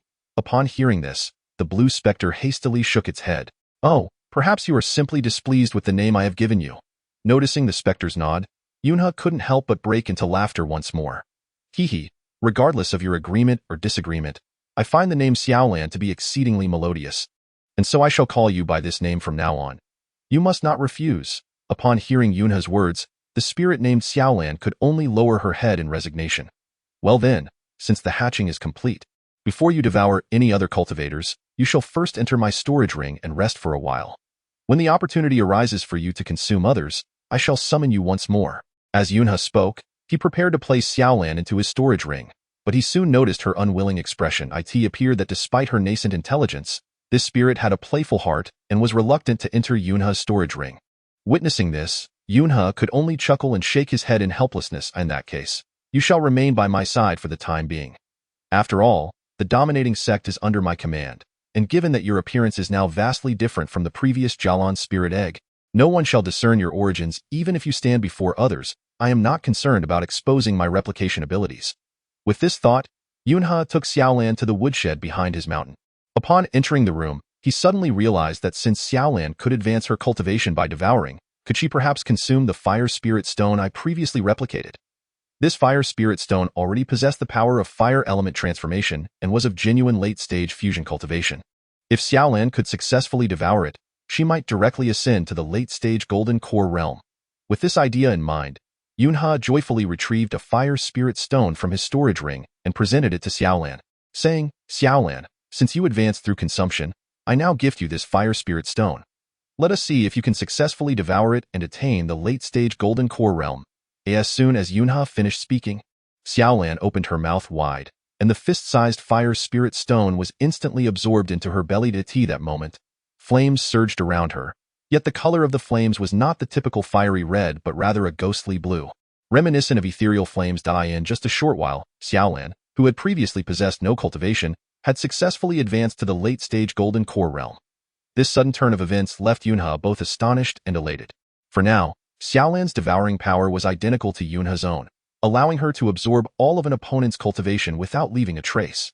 With such a loyal companion by his side, he no longer feared betrayal from allies during confrontations, and he could swiftly elevate Xiaolan's cultivation. This arrangement was far more suitable than having an ordinary cultivator as a partner. In that moment, Yunha hastily retrieved another fire spirit stone and placed it before Xiaolan. Since you reached the late-stage golden core realm after consuming one, let us see if you can continue to devour and further enhance your cultivation with this one. As soon as Yunha's voice fell, the little blue creature promptly devoured the fire spirit stone once more. Regrettably, after the passage of a mere incense stick's duration, there was no discernible change in the little blue's cultivation. Witnessing this scene, Yunha could only shake his head in resignation. It appeared that this devouring power could only consume a singular type of object. If the same item were to be consumed repeatedly, it would be a futile endeavor, merely a waste of resources. Contemplating this, Yunha hurriedly produced a red dragon bone and placed it before the little blue. He reasoned that although this red dragon bone possessed no cultivation, it might fortify the little blue's body, rendering it as indomitable as the bone itself. However, when Yunha set the red dragon bone before the little blue, it immediately shook its head and soared into the air, crashing headlong into a table within the room. At that moment, the little blue's body split into two and then rejoined as one. So that was it. Observing the little blue's actions, Yunha realized that its form was ethereal. While not impervious, it could indeed employ softness to counteract rigidity, far surpassing even his own red dragon bone physique. No wonder the little blue was reluctant to consume the red dragon bone. It likely feared altering its innate physical prowess. With this thought, Yunha excitedly rummaged through his storage ring and retrieved a gray whale inner core. Although his storage ring contained numerous treasures, only the fire spirit stone and the gray whale inner core could enhance cultivation. Given that the fire spirit stone had already been consumed by the little blue, its efficacy was diminished. However, this gray whale inner core might once again elevate the little blue's cultivation. Upon seeing Yunha produce the gray whale inner core, the little blue eagerly opened its mouth to consume it. After the span of another incense stick, the little blue's cultivation successfully broke through to the golden core stage, swiftly advancing to the mid-stage of the nascent soul realm. Observing this, Yunha's heart swelled with uncontainable joy, and he chuckled, "Little blue, I initially believed your devouring power to be akin to my replication ability. However, I did not anticipate that your devouring prowess would far surpass my own. My replication ability can only mimic another's cultivation but cannot stack, while you, having absorbed the power of the fire spirit stone, can seamlessly merge the strength of the gray whale inner core. Truly remarkable. If this trend continues, ascending to the divine transformation stage in the future may not be beyond your reach." Chapter 167.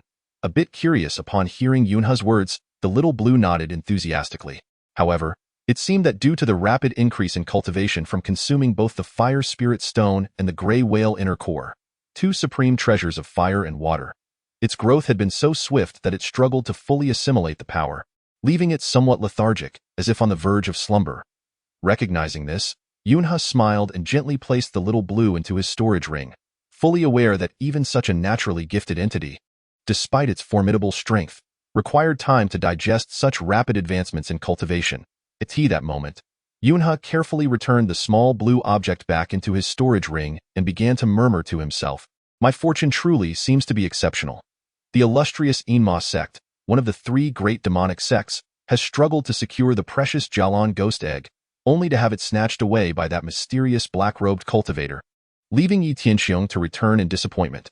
Yet, through my foresight and replication, I have procured this extraordinarily rare Jalan ghost egg, and it has successfully hatched. It appears that at the upcoming Three Sects Conference, I shall undoubtedly emerge victorious and claim the coveted extreme intent cold mirror. I wonder, however, whether the Enma sect will graciously present it to me."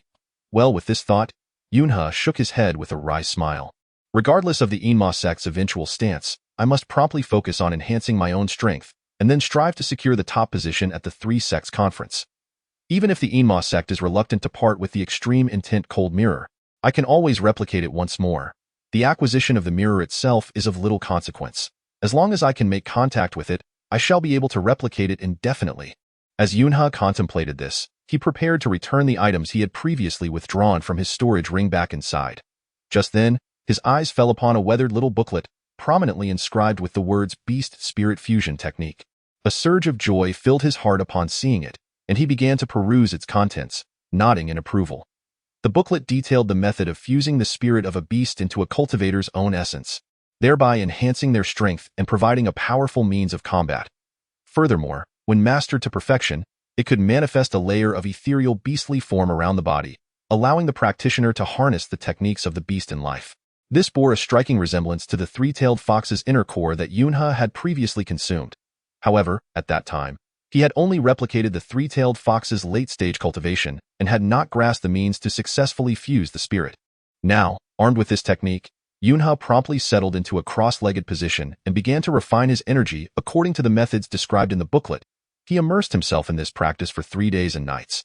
Upon the completion of 3 days, Yunha opened his eyes to find that they had transformed into the eyes of a fox spirit, and a phantom three-tailed fox materialized behind him. With a wave of his hand, he effortlessly carved 3 openings, each the width of a person, into the wall before him. Laughing heartily, he absorbed the beast spirit back into his body, restoring his original appearance. While I have now acquired the spirit fusion technique of the three-tailed fox, my cultivation level is still at the early stage of the nascent soul. Thus, even with the addition of the three-tailed fox's spirit power, my strength has only marginally increased. Ultimately, the spirit power of the three-tailed fox is rather feeble.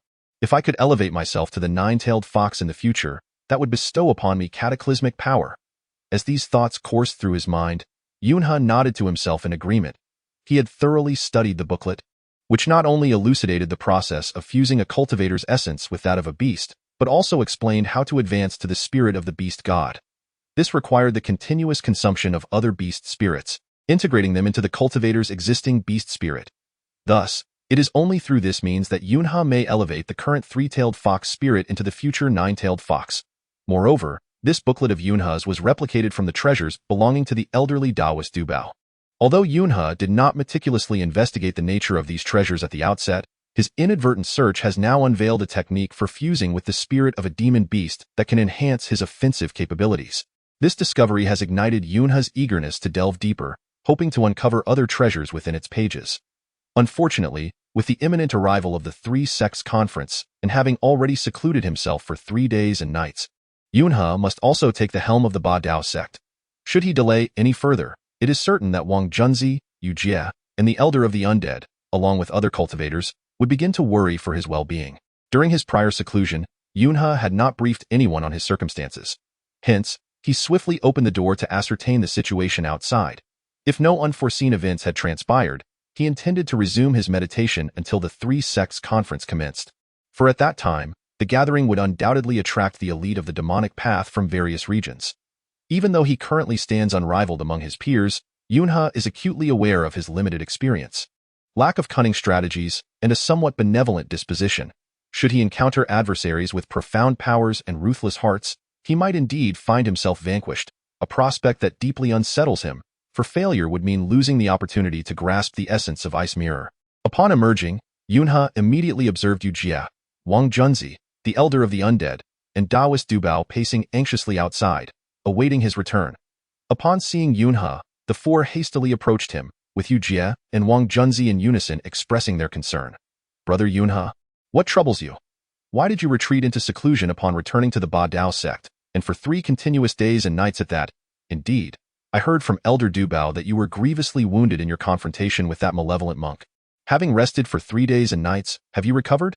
Upon hearing the concerned inquiries from Yu Jie and Wang Junzi, Yunha promptly smiled and nodded.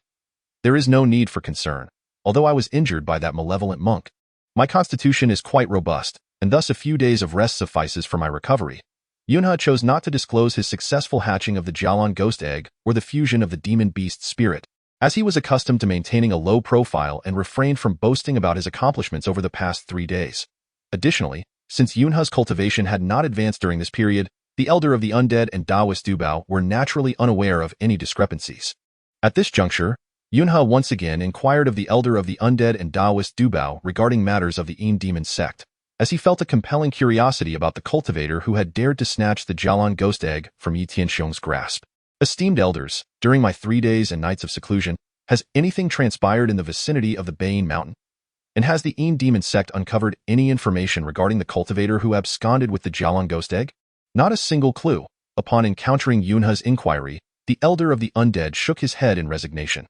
However, according to whispers circulating in the shadows, it is highly probable that the one who snatched the Jialan ghost egg was none other than Wan Duzong's leader, Wan Xuanba. Wan Xuanba, the leader of Wan Duzong. Indeed, this individual is the one whose cultivation is closest to Yi Tianxiong of the Yinma sect. Furthermore, Wan Xuanba is known for his arrogance and tyrannical behavior, always taking advantage of others while refusing to let anyone benefit at his expense. Thus, although he and Yi Tianxiong publicly proclaim brotherhood, they are, in reality, like oil and water. Moreover, Wan Xuanba has previously insulted the Yinma sect on numerous occasions in private. Therefore, it is highly likely that the thief who brazenly seized the Jialan ghost egg is Wan Xuanba, the leader of Wan Duzong. Nonetheless, the Yinma sect currently possesses no evidence, and given that Wan Duzong is nearly equal in strength to the Yinma sect, coupled with the impending three-sect assembly, the Yinma sect has temporarily chosen to suppress the matter. However, as I have anticipated, once the three-sect assembly concludes, the Yinma sect will undoubtedly launch a full-scale offensive against Wan Duzong. But doesn't the Yinma sect lack concrete evidence? What if they mistakenly attack the wrong person? Yunha immediately inquired in confusion.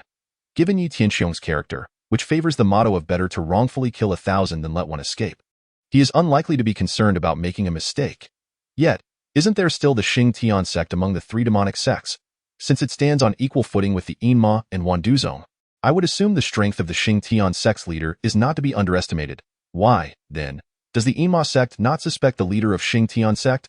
Ha ha ha. Upon hearing Yunha's question, both the Elder of the Undead and the old Taoist of Duobao burst into laughter. "My dear friend Yun, you are unaware that, although Xing Tian sect is indeed one of the 3 major demonic sects, The leader of Xingtian and Yitianxiong are sworn brothers who have fought side by side in the past. Moreover, the relationship between the leader of Xingtian and Yitianxiong is exceptionally close, often spending time together to study martial arts and indulge in revelry.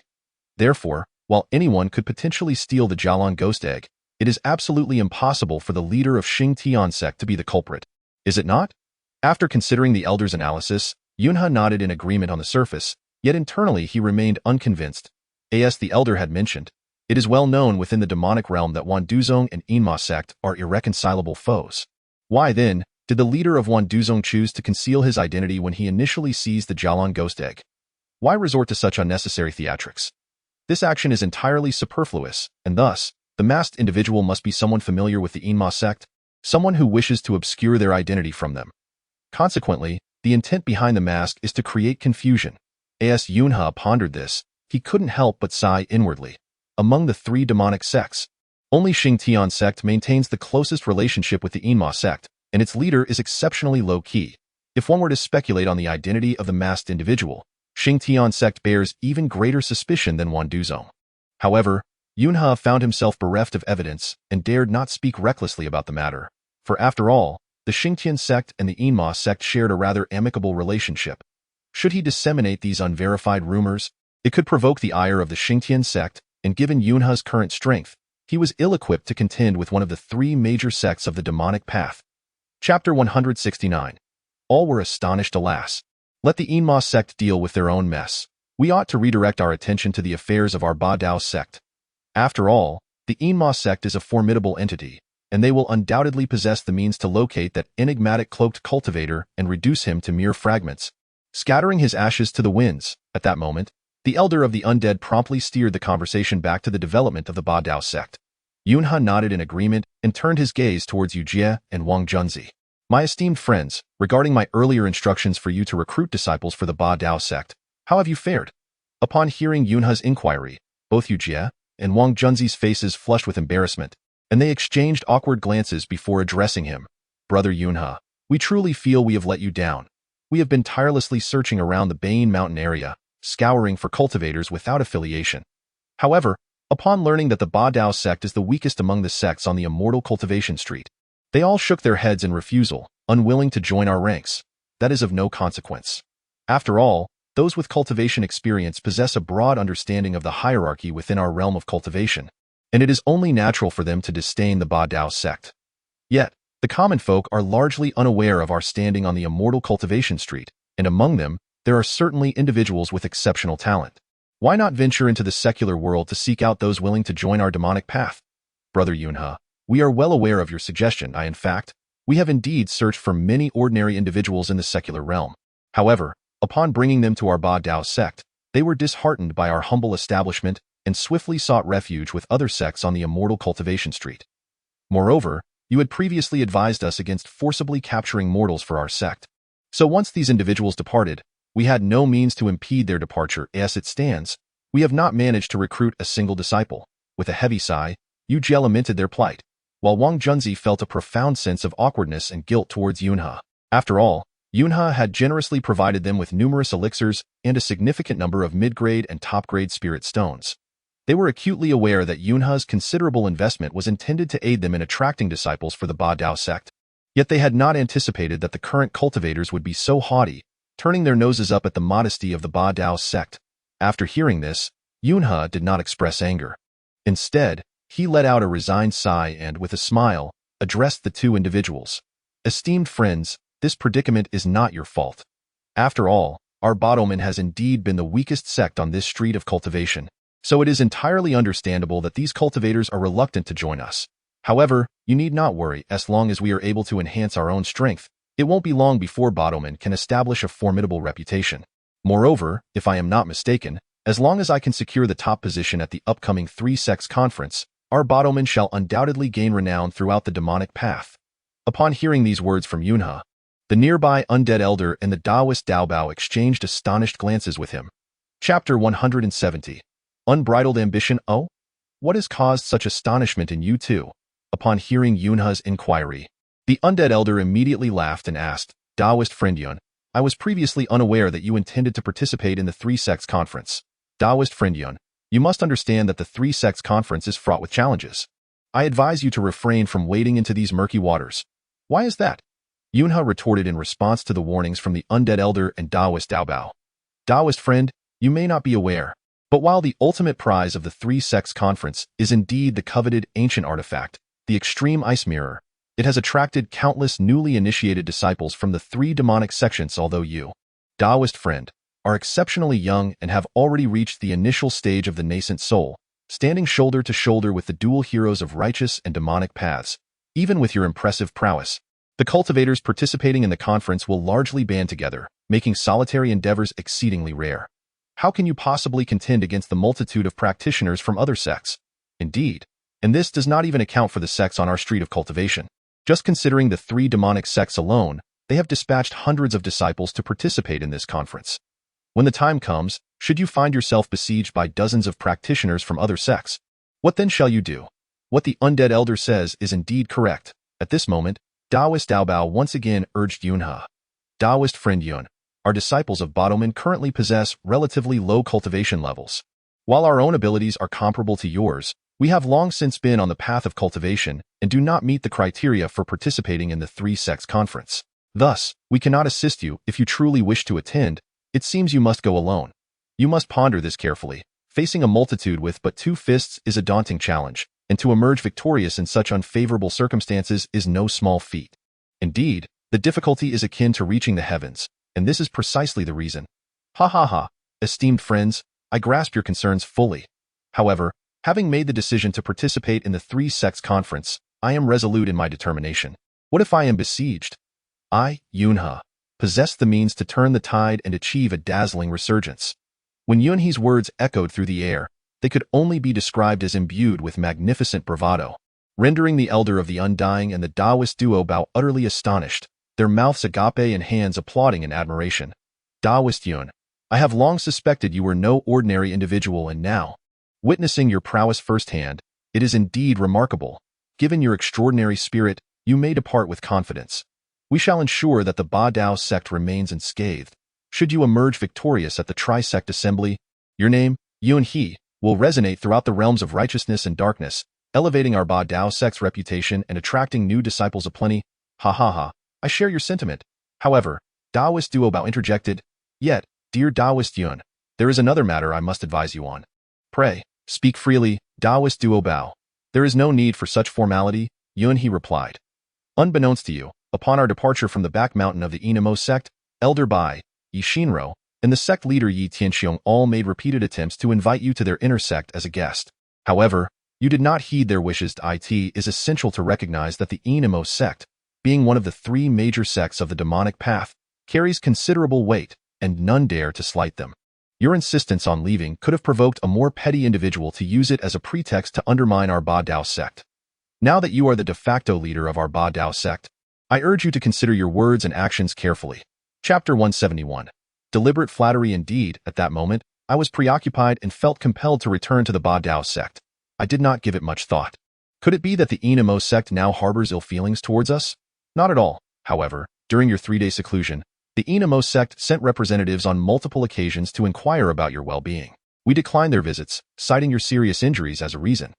Now that you have successfully emerged from your retreat, if you fail to visit the Inamo sect, it may give rise to unfavorable gossip from those with ulterior motives, potentially souring our relationship with them. Thus, if you find yourself unoccupied, I strongly encourage you to visit the Inamo sect.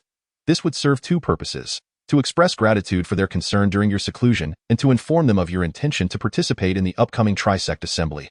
This way, they may also offer their support to you, ensuring that you are not left to fend for yourself. Quite right. Upon hearing Taoist Duobao's suggestion, Yunhe nodded in agreement. Taoist Duobao, your plan is indeed feasible, and I am inclined to follow through with it. I shall make my way to the Inamo sect forthwith to engage in discussions with them. Excellent. We appreciate your efforts in fostering our relationship with the Ba Dao sect. Ha ha ha, Taoist Duobao, your words are far too grave. The Ba Dao sect is indeed a shared sanctuary for us, and I naturally bear the duty to pave every path for our Ba Dao sect. As Yunhe spoke, he chuckled heartily and immediately summoned a beam of sword light. Swiftly darting towards the Inma sect in less than half a stick of incense, Yunhe arrived at the entrance of the Inma sect. Upon his arrival, he was intercepted by a gatekeeping disciple. Pray tell, esteemed Taoist, what brings you here? Ordinarily, as one of the three major sects of the demonic path, the disciples of the Enma sect are known for their arrogant demeanor. Upon seeing Yunhe's Ba Dao sect attire, the disciple had no intention of treating him kindly. However, upon sensing that Yunhe was at the early stage of the nascent soul, he was instantly alarmed, realizing he was in the presence of a senior. Thus, he dared not maintain his haughty attitude and hastily greeted Yunhe with respect. Upon hearing this, Yunhe promptly revealed his identity. The gatekeeping disciple, upon noticing that Yunhe was considerably younger than himself yet had already reached the early nascent soul stage, felt an immense admiration swell within him. He quickly smiled and addressed Yunhe. Ah, it is indeed a fellow Taoist from the Ba Dao sect. Our sect leader has been awaiting your arrival for quite some time. Allow me to escort you. Very well, I appreciate your assistance, fellow Taoist, Yunhe replied. You flatter me. This is merely my obligation. The disciple, with a smile, led the way, and shortly thereafter, brought Yunhe into the grand hall of the Enma sect. Ha ha ha, Taoist Yun, you truly are a person of significance, always busy. I have invited you numerous times, yet only now do you deign to arrive. A robust voice resonated, and the sect leader of the Enma sect, Yi Tianxiang, appeared in the hall. Yunhe, upon seeing him, quickly performed a respectful gesture and smiled, saying, Sect leader Yi, your words are overly serious. Indeed, I was injured by that vile monk, which compelled me to return to my sect for healing. Due to my humble cultivation, I sat in meditation for 3 days and nights to recover, and only now am I fully healed. I hastened to the Enma sect to express my apologies, and I hope, sect leader Yi, that you will not hold it against me. Chapter 172. Hidden Agenda. Ha ha ha. Taoist Yun, your words are excessively polite. I had originally invited you to be my guest at the Enma sect, so there is no question of blame. Rest assured, I, Yi Tianxiang, am not one to harbor a narrow mind. Moreover, I am well aware that you, as the current helmsman of the Ba Dao sect, are indeed quite busy. Is that so? Hearing Yi Tianxiang directly acknowledge his identity astonished Yunhe greatly. For Yunhe had always presented himself as an ordinary cultivator of the Ba Dao sect.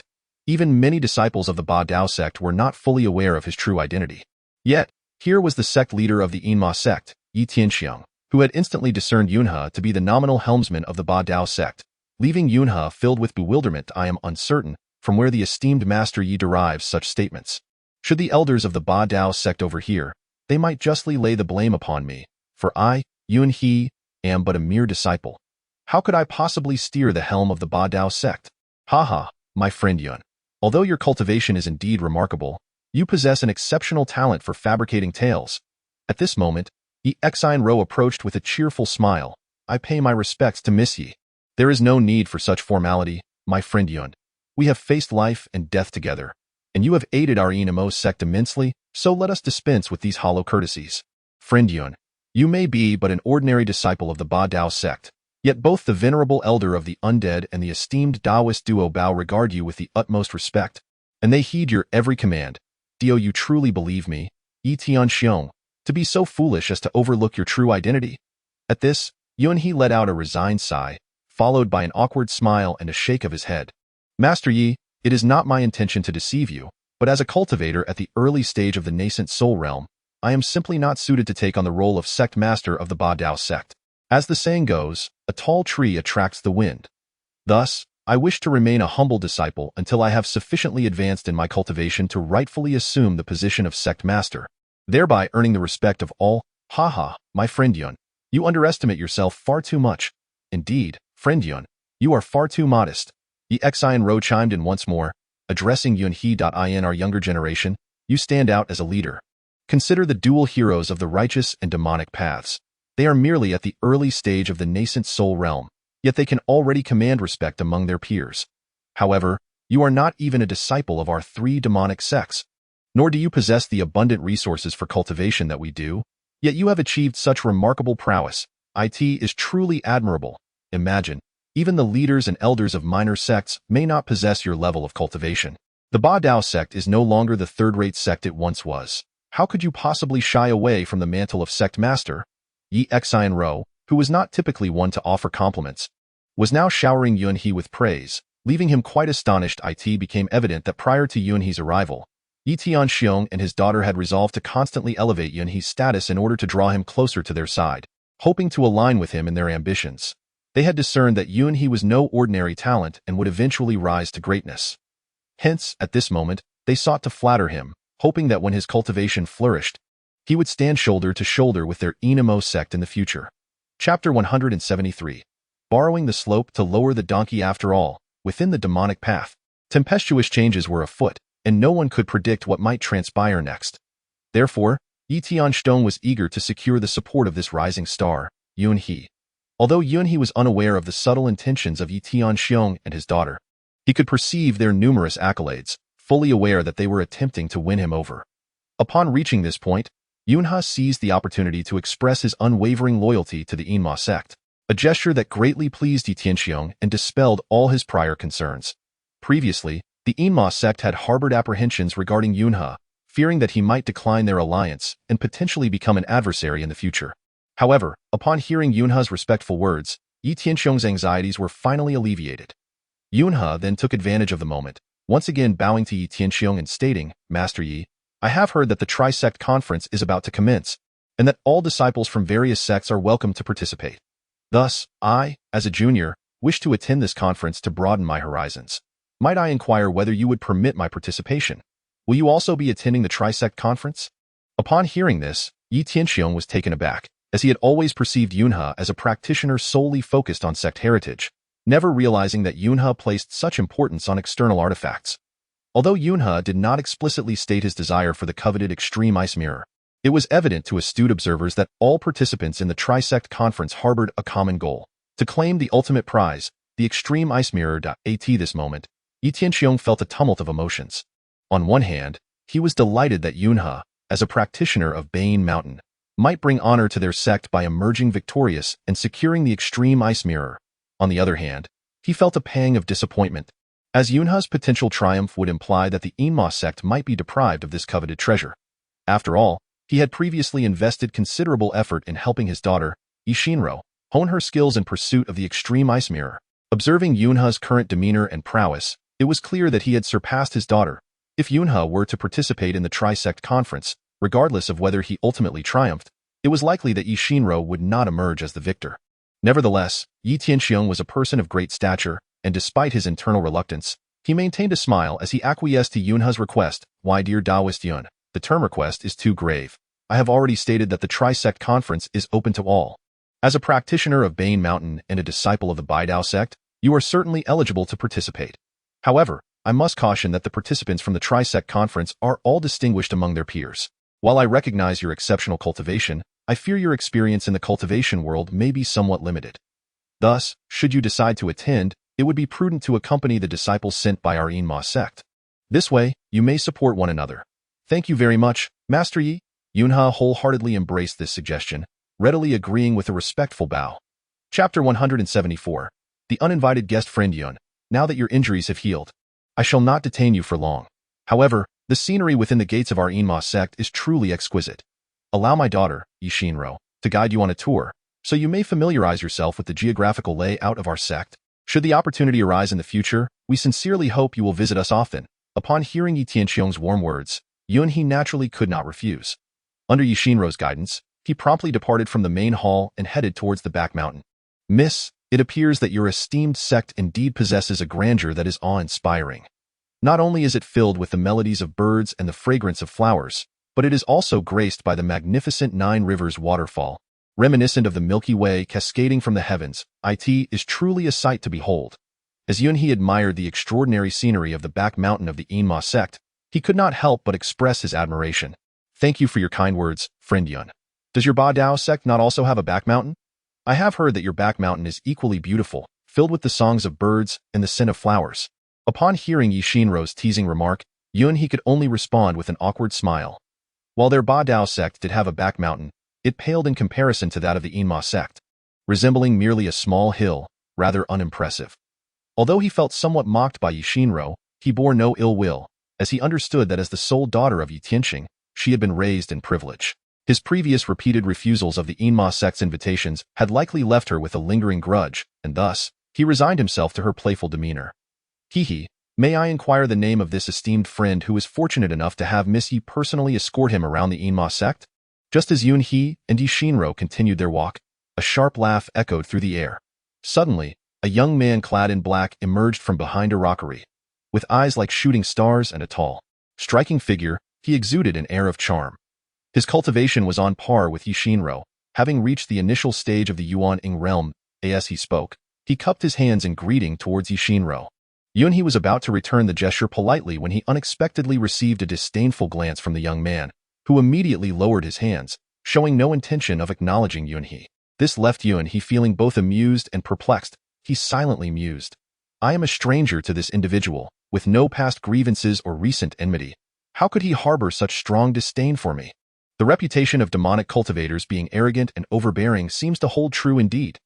Yunhe offered a faint smile, choosing to disregard the young man and instead resumed admiring the surrounding scenery.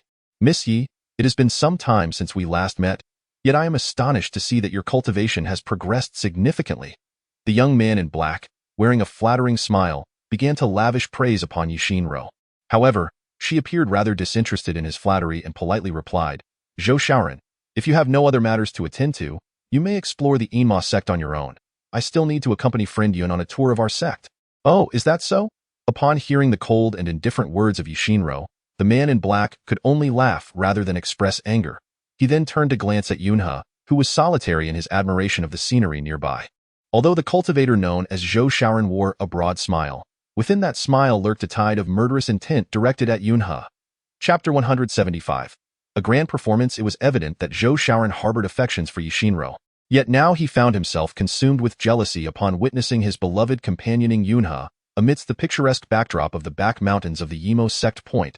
One must remember that practitioners of the demonic path are often characterized by their fiery tempers, ready to resort to violence over the slightest provocation. Zhou Shaoran, confident in his superior cultivation, naturally dismissed Yunhe as inconsequential. However, when he employed his divine sense to probe Yunhe's cultivation level, he was taken aback. It turned out that he had been fixated on Yushinro, neglecting to pay due attention to Yunhe's capabilities. Now, upon realizing that Yunhe's cultivation had reached the initial stage of the nascent soul, equivalent to his own, a surge of trepidation washed over him. In their current circle of demonic cultivators, only a select few had attained the initial stage of the nascent soul, namely the three prodigies of the demonic path, of which Zhou Shaoran was one. Being the favored disciple of the sect master of the celestial demon sect, he had presumed that only Yushinro, the daughter of the sect master, and the poison prince of the Wandu sect could rival him in strength. Yet, he was now confronted with the unexpected reality that this unfamiliar cultivator, younger than himself, had achieved the same level of cultivation, leaving him utterly astonished. At this moment, Zhou Shaoran once again forced a smile as he inquired about Yunhe, clearly attempting to uncover the latter's background. May I ask your esteemed name, fellow cultivator? It is truly admirable that you have reached the initial stage of the nascent soul at such a young age. However, as far as I know, among our peers in the demonic path, there are only 3 who have attained this level, and you do not appear to be one of them. I am quite intrigued by your exceptional talents. Upon hearing Zhou Shaoran's inquiries, Yunhe chose to ignore him, continuing to feign indifference as he leisurely strolled away, taking in the surrounding beauty. Although Yunhe was not one to hold grudges, he believed in reciprocating disrespect with disdain. Earlier, he had offered Zhou Shaoran a respectful gesture, only to be met with disdainful disregard. Thus, it was only natural that he now returned the favor with silence. Seeing Yunhe's blatant disregard for him, Zhou Shaoran's pride was undeniably wounded. As a young man of renown, he was accustomed to flattery from countless admirers. Yet here he was, presenting his warm face to Yunhe's cold shoulder, inciting a fit of rage within him. Were it not for the fact that Yunhe's cultivation was on par with his own, Zhou Shaoran might well have resorted to violence against him. At this moment, Yushinro was also drawn to Yunhe's demeanor. For although her acquaintance with him had been brief, she was well aware that Yunhe was a person who would not tolerate any disrespect. Moreover, Yunhe's rapid advancement in cultivation had endowed him with considerable strength, allowing him to hold his ground even against Zhou Shaoran. Now, witnessing the burgeoning discord between Zhou Shaoran and Yunhe, Yushinro felt an immediate urge to reprimand Zhou Shaoran, urging him to cease troubling Yunhe. However, upon further reflection, her mischievous nature resurfaced. Chapter 176. Another attempt to force me to show off. Currently, Zhou Shaoran was one of the 3 scourges of the demonic path, possessing formidable prowess. His cultivation was on par with Yunhe's, yet, it remained uncertain who would triumph should they engage in combat. Given that Yunhe had only recently entered the early stage of the Yuaning realm and had yet to reveal his true capabilities, It seemed more prudent to seize this opportunity for a contest of skills between him and Zhou Xiaoran to ascertain who would emerge victorious. With this thought, Yishinro stifled a laugh and stepped aside, choosing not to intervene in the conflict between Zhou Xiaoran and Yunhe. Previously, Zhou Xiaoran had been apprehensive that Yunhe, being a guest of the Enma sect and accompanied by Yishinro herself to this secluded mountain, might provoke her ire should he speak out of turn. He feared that any negative impression left on Yishinro could prove disastrous, for he harbored deep admiration for her. However, upon observing that Yishinro did not hinder him, Zhou Xiaoran couldn't help but smirk, boldly resuming his scolding of Yunhe. "Fellow cultivator," he sneered, "your reputation seems rather insignificant, yet your arrogance is quite pronounced. I, Zhou Xiaoran, the esteemed disciple of the Xingtian sect and one of the 3 scourges of the demonic path, deign to inquire of you, and you dare remain silent. Do you presume that just because our cultivation levels are comparable, you can act with such impunity? Let me enlighten you. In the realm of demonic cultivators, strength reigns supreme. Do not assume that your parity with me grants you the right to be brazen before me. Who knows whether you are merely a product of overindulgence? Ha ha ha." As Zhou Xiaoran spoke, he erupted into a fit of self-satisfied laughter. Meanwhile, Yunhe, perceiving the disrespectful tone directed at him, raised an eyebrow and cast a fierce glare at Zhou Xiaoran. Upon receiving such an audacious return gaze, Zhou Xiaoran's anger flared anew, and he approached Yunhe with a commanding presence, exclaiming, "What? Are you dissatisfied? I challenge you to a duel, and I shall show you the might of the Xingtian sect. You'll learn the distinction between high and low." With a scoff at Zhou Xiaoran's deliberate provocation, Yunhe displayed no fear. However, he did not accept the challenge, merely offering a cold smile in response. While social status may vary, one's character should not be subject to such hierarchies. Since you dare to speak of superiority before me, allow me to enlighten you on the true nature of worth.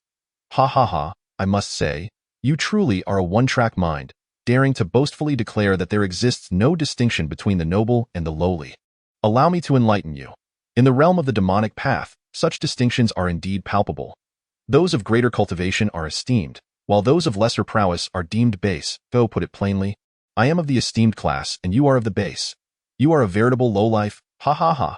In this moment, Zhou Xiaoran erupted with laughter, casting furious insults at Yunhe.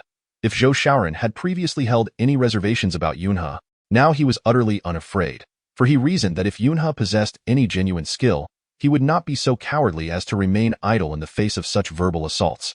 Yunhe, witnessing Zhou Xiaoran's repeated provocations, initially contemplated retaliating. Though he was merely in the early stages of the nascent soul realm, his body was as indomitable as a crimson dragon's bone, augmented by the power of fire. He could easily contend with Zhou Xiaoran, a mere fledgling in the same realm, and could even hold his own against those in the later stages of nascent soul.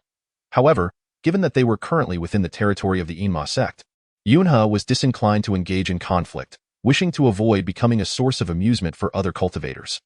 Furthermore, having learned that this individual was a prominent disciple of the Xingtian sect and one of the 3 calamities of the demonic path, it was evident that he would participate in the upcoming Trisect assembly.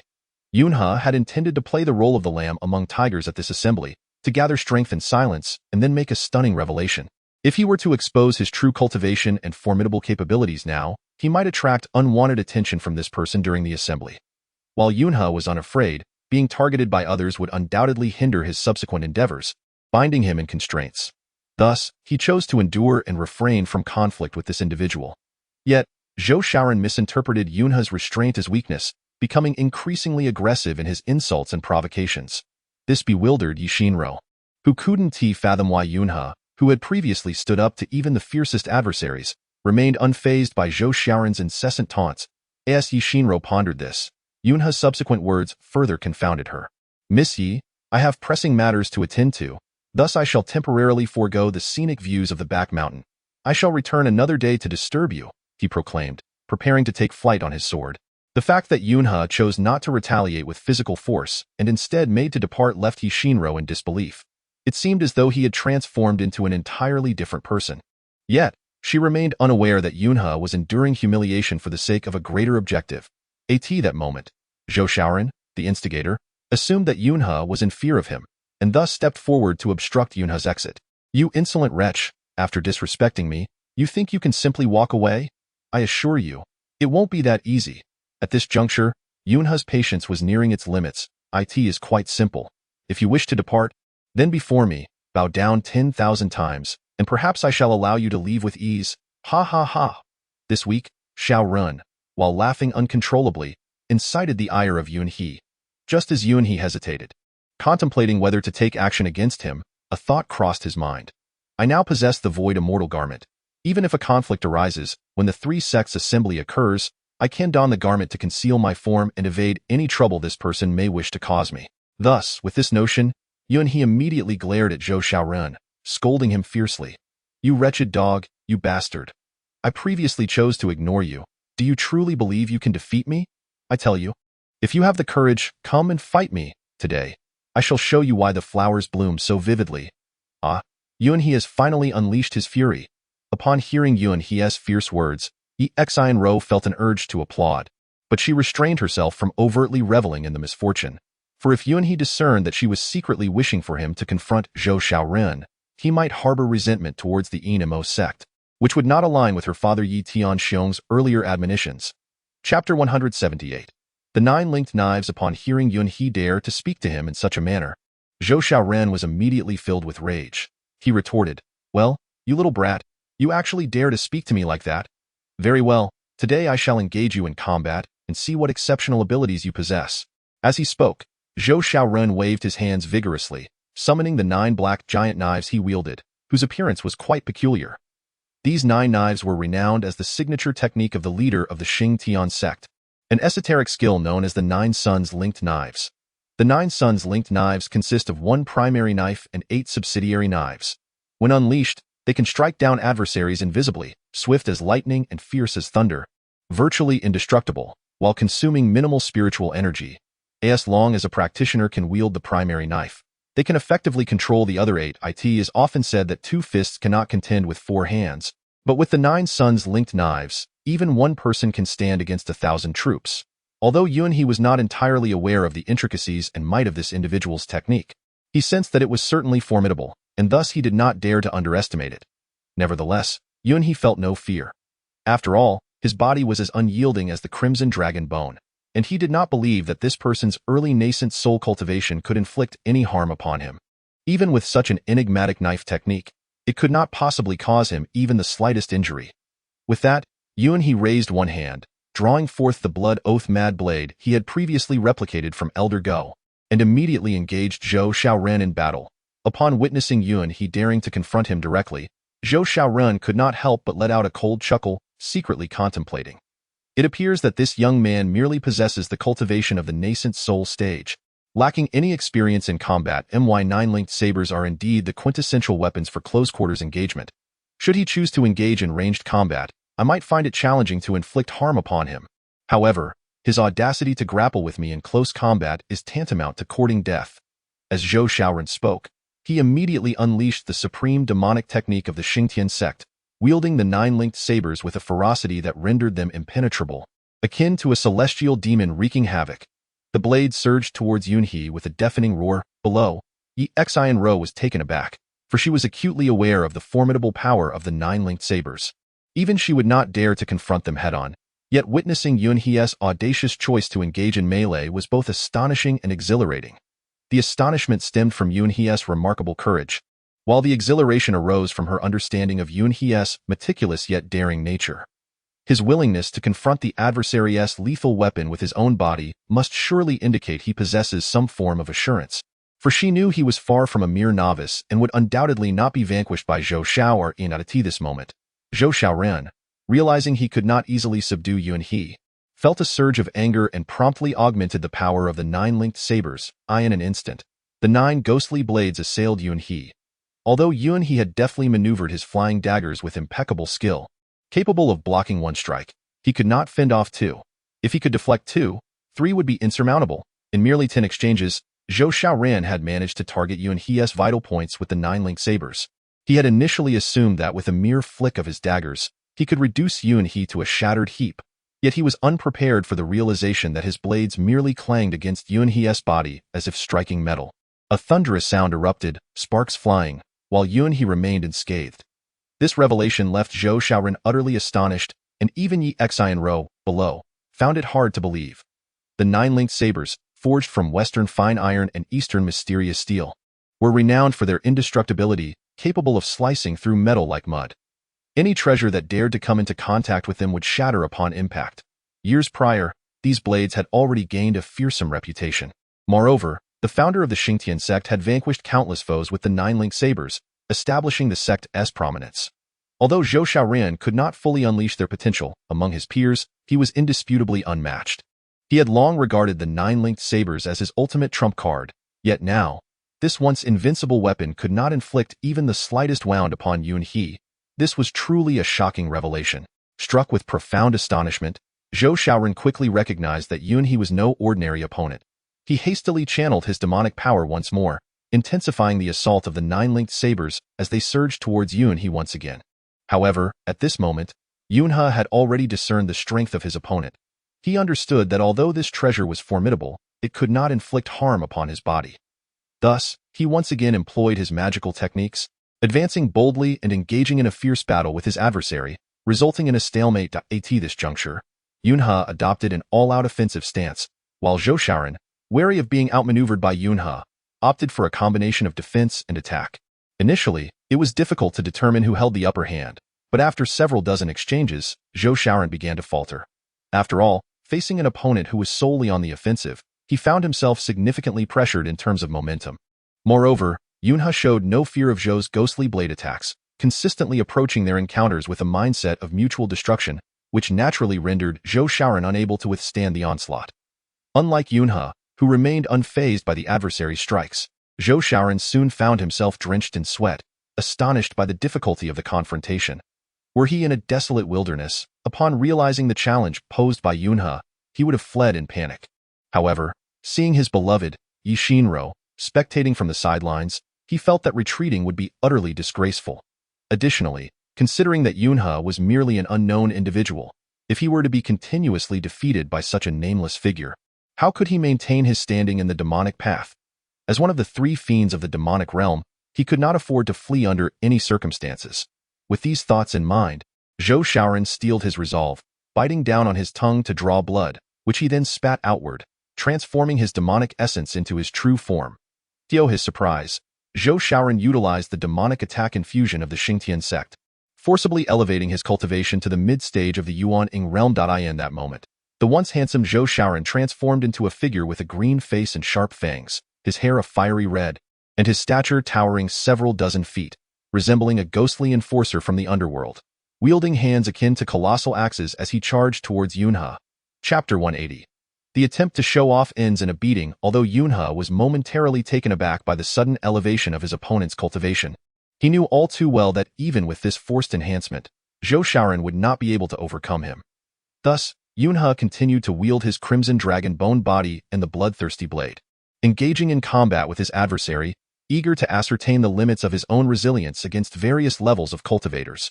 After several exchanges, Yuan He's body remained unscathed, which filled him with immense joy. However, the bloodthirsty blade in his grasp was on the verge of being rendered into scrap metal. After all, his weapon was not of the highest quality, and soon it was battered down several grades by Zhou Xiaoran. Upon witnessing that Yuan He's weapon had been destroyed, Zhou Xiaoran assumed that Yuan He was on the brink of demise and let out a derisive laugh, believing that he would soon emerge victorious. Yet, just then, Yuan He executed a swift turn, raising both hands in a flourish, and flames erupted around him, indicating that he had harnessed the power of the fire spirit. At that moment, with every gesture, he could wield the boundless and formidable force of the fire spirit. At this moment, a monstrous shapeshifter clashed with a colossal fire giant in the sky, leaving Yi Xinro utterly astonished below. She had never witnessed Yuan He wielding such formidable powers, and the fire escape technique he employed, alongside the might of the fire spirit, could only be deemed comparable. Could it be that this young man truly possesses the ability to harness the power of the fire spirit? As Yi Xinro gazed in awe, she recognized that Yuan He had far surpassed her own capabilities. Just as Yuan He and Zhou Xiaoran were locked in a fierce battle, the overwhelming sounds of their confrontation soon attracted several cultivators from the Enma sect. Although these practitioners were highly skilled and well-traveled, none could match the prowess exhibited by Yuan He and Zhou Xiaoran at this level. The strength they displayed was undeniably beyond that of an ordinary early-stage Yuan Ing cultivator. Zhou Xiaoran had thought that utilizing his trump card would ensure Yuan He's defeat, yet he was unprepared for the revelation that Yuan He could also unleash such potent spells. Each time Yuan He's fire escape technique made contact with Zhou Xiaoran, He felt as though he were submerged in molten lava, enduring unbearable heat. In a surprising turn of events, the once dominant Zhou Xiaoran found himself repeatedly forced back by Yuan He, who was now enveloped in the power of the fire spirit, leaving him in a state of disarray. As Zhou Xiaoran pondered his next move, Yuan He seized an opportunity, delivering a series of rapid kicks that sent Zhou Xiaoran's massive form sprawling. At that moment, Zhou Xiaoran lost his composure and reverted to his original appearance. However, Yuan He was far from finished. He summoned the fire spirit's power once more, encircling Zhou Xiaoran and subjecting him to relentless torment. Zhou Xiaoran attempted to flee, but Yuan He pursued him relentlessly, delivering a devastating blow that left Zhou Xiaoran spitting blood. Before long, Zhou Xiaoran, under the onslaught of Yuan He's ferocious attacks, was reduced to a state of bleeding from all 7 orifices. What astonished Zhou Xiaoran even more was that Yuan He's fire escape technique had infiltrated his internal organs. Not only was his exterior marred with injuries, but the meridians within him were also on the verge of being rendered to nothingness by the fire escape power. Despite this, Yuan He showed no signs of relenting. Observing the scene below, Yi Shinro felt compelled to intervene. Although Zhou Xiaoran had instigated the conflict with Yuan He was nonetheless the cherished disciple of the sect master of the Xingtian sect, a close friend of her father. Should Yuan He seriously injure or even kill Zhou Xiaoran, the Xingtian sect would undoubtedly seek retribution against him. The Ima sect had already resolved to ally with Yuan He, and any further conflict between him and the Xingtian sect would leave them precariously caught in the middle. At that moment, just as Yi Shinro was preparing to take action, a formidable figure suddenly appeared, standing resolutely before Yunk and Zhou Xiaoran. With a single hand outstretched, this individual effortlessly sent Yunk hurtling over 100 meters away, and no matter how Yunk attempted to harness his spiritual energy during his flight, he was powerless to halt his trajectory. Terror gripped Yunk's heart, for he had grown accustomed to the power of fire spirit energy, and his strength was nearly on par with a late-stage nascent soul cultivator. Yet, he found himself unceremoniously flung away by this unexpected opponent, an affront he could scarcely accept. Upon crashing to the ground, fury ignited within Yunk. With a fierce roar, he soared back into the fray, executing a dual dragon emergence as he charged towards the cultivator who had attacked him. Meanwhile, the black-clad cultivator standing before Zhou Xiaoran, employing some mysterious technique, had miraculously restored the grievously injured Zhou to full health.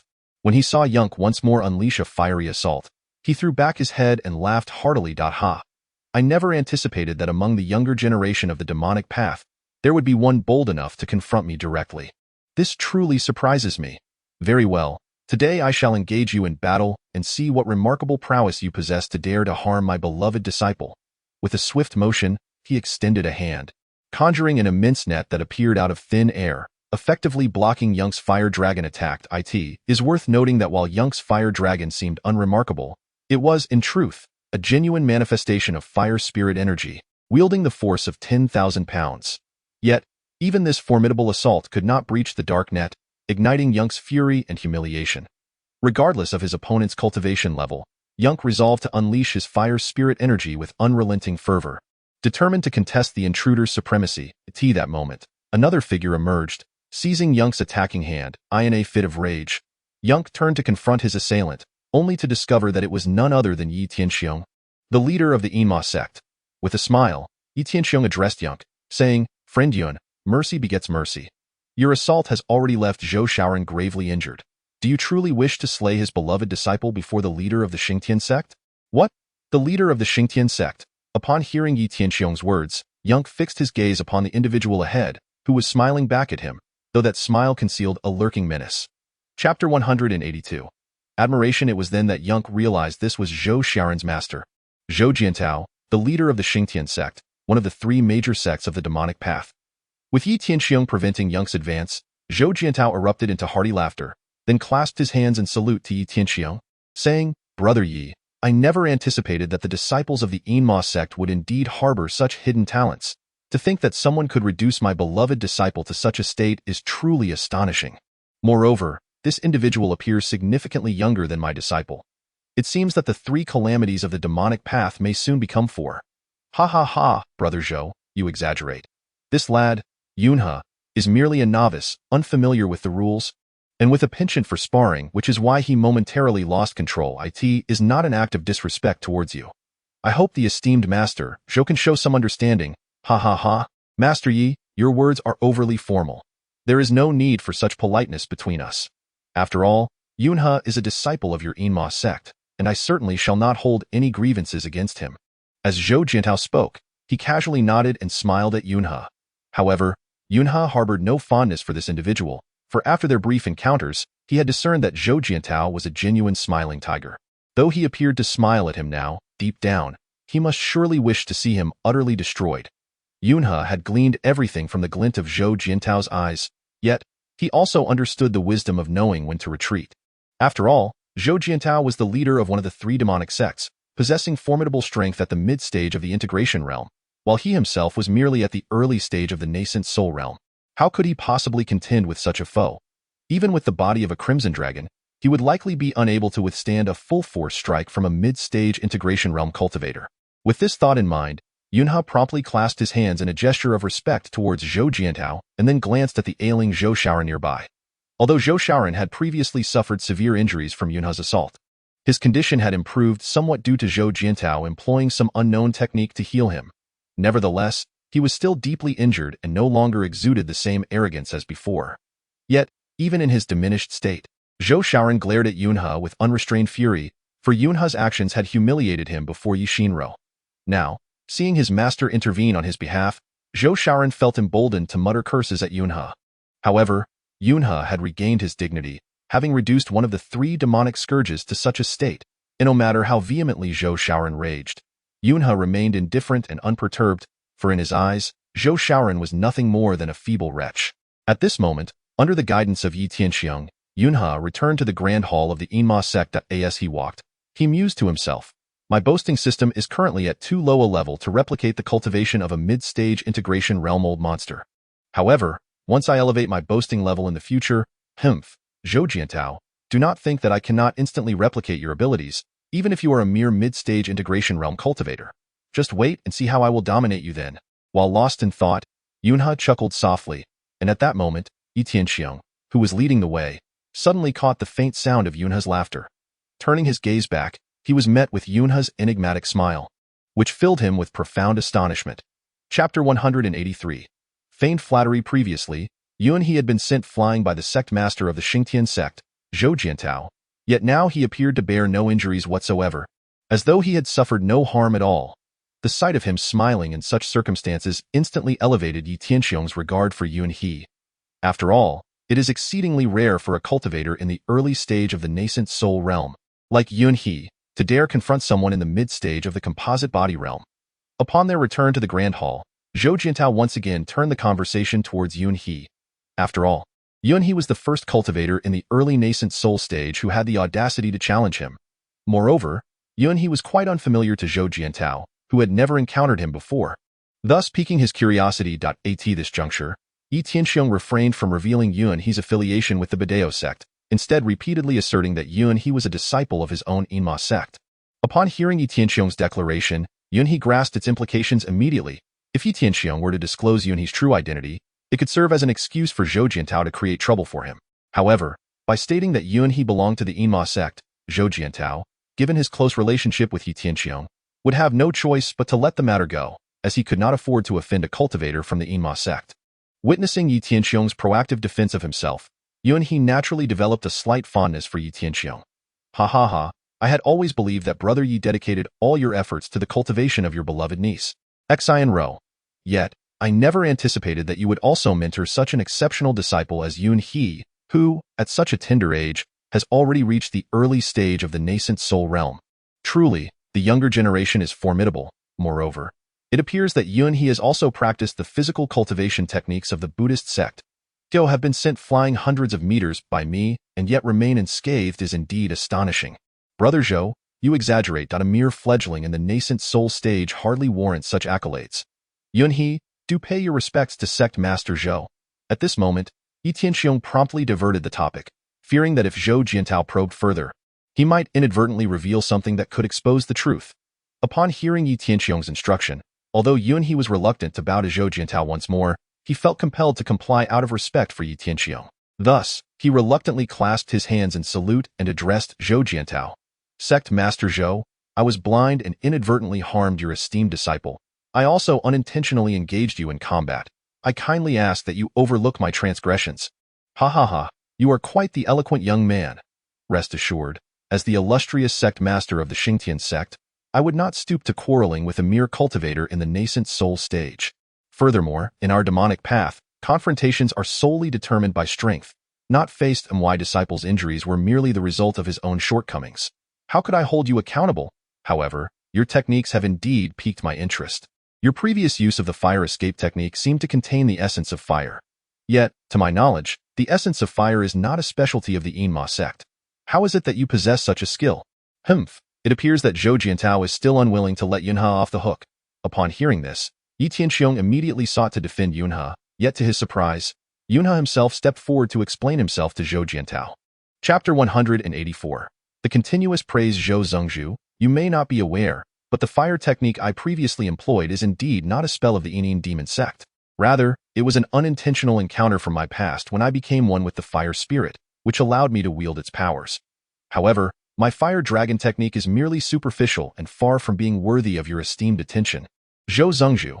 At this moment, Yunhe was belittling his own abilities while elevating Zhou Jiantao's reputation. It is often said that one does not strike a smiling face.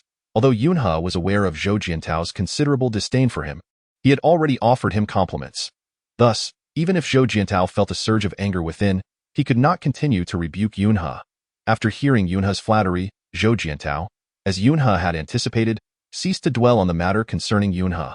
Instead, he turned once more to Yi Tianxiong and remarked, Brother Yi, now that the three sects conference is upon us, our two sects must unite. Among the three sects, only the Wandu sect can rival us.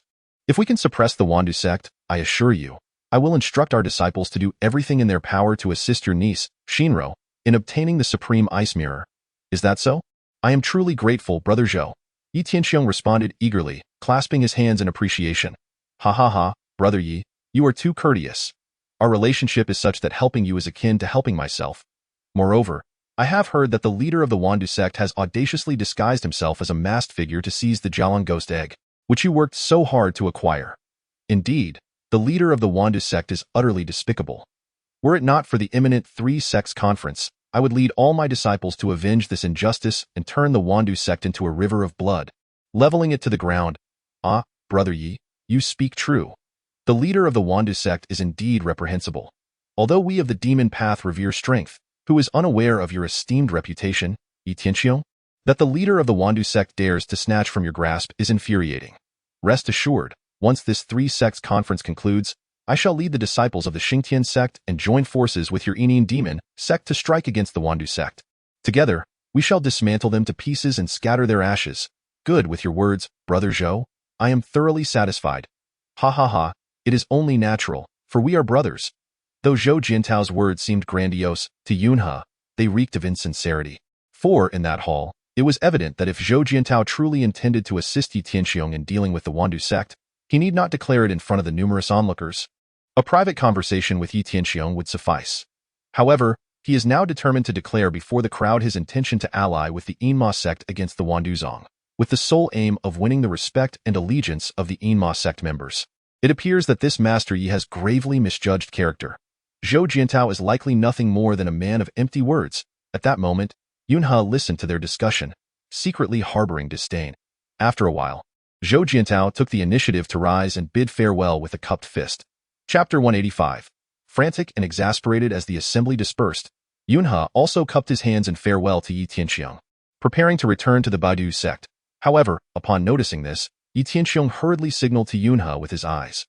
Understanding that Yi Tianxiong wished for him to be the last to leave, Yunhe sat back down.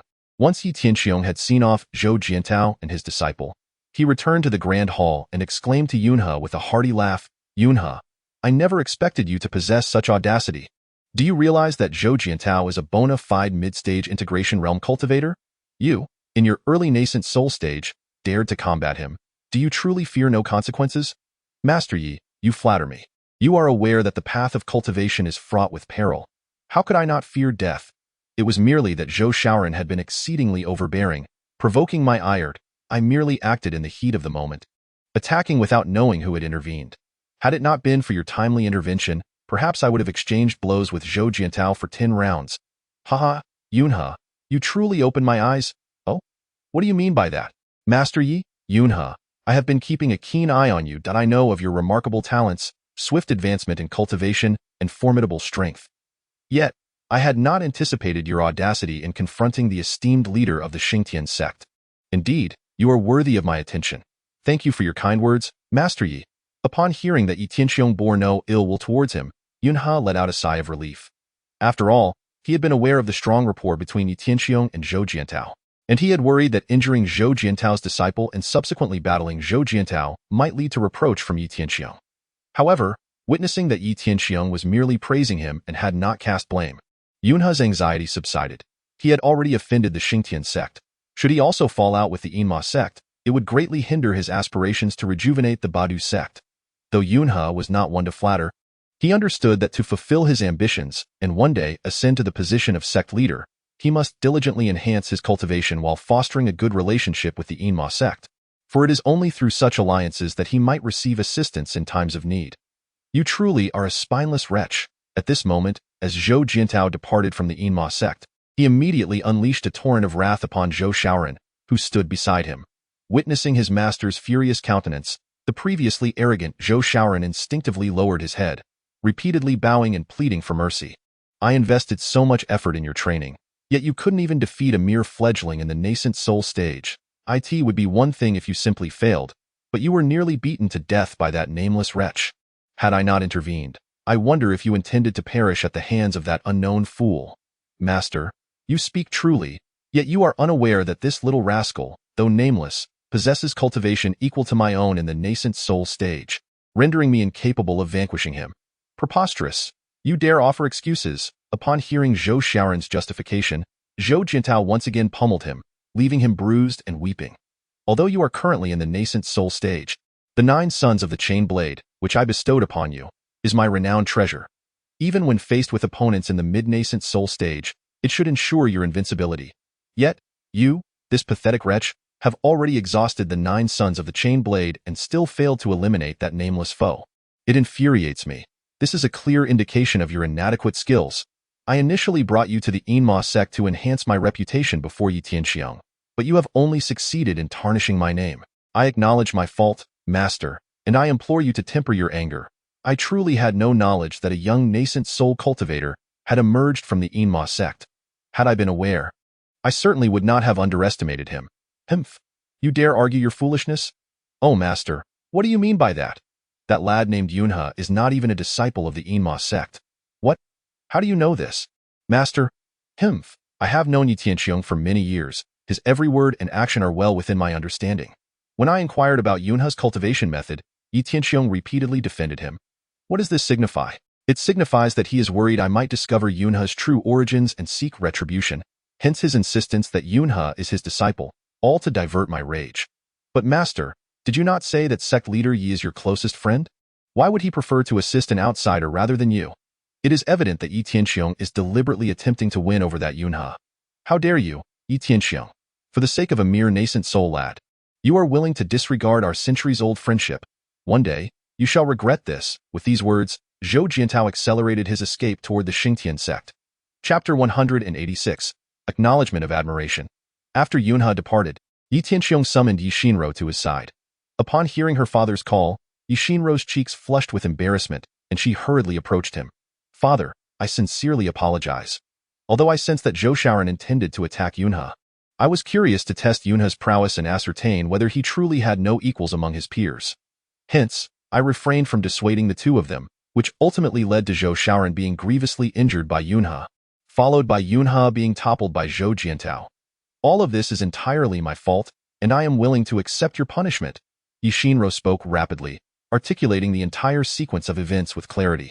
At that moment, Yi Tianxiong chuckled heartily, showing no inclination to reprimand Yi Xinro, which left her utterly perplexed.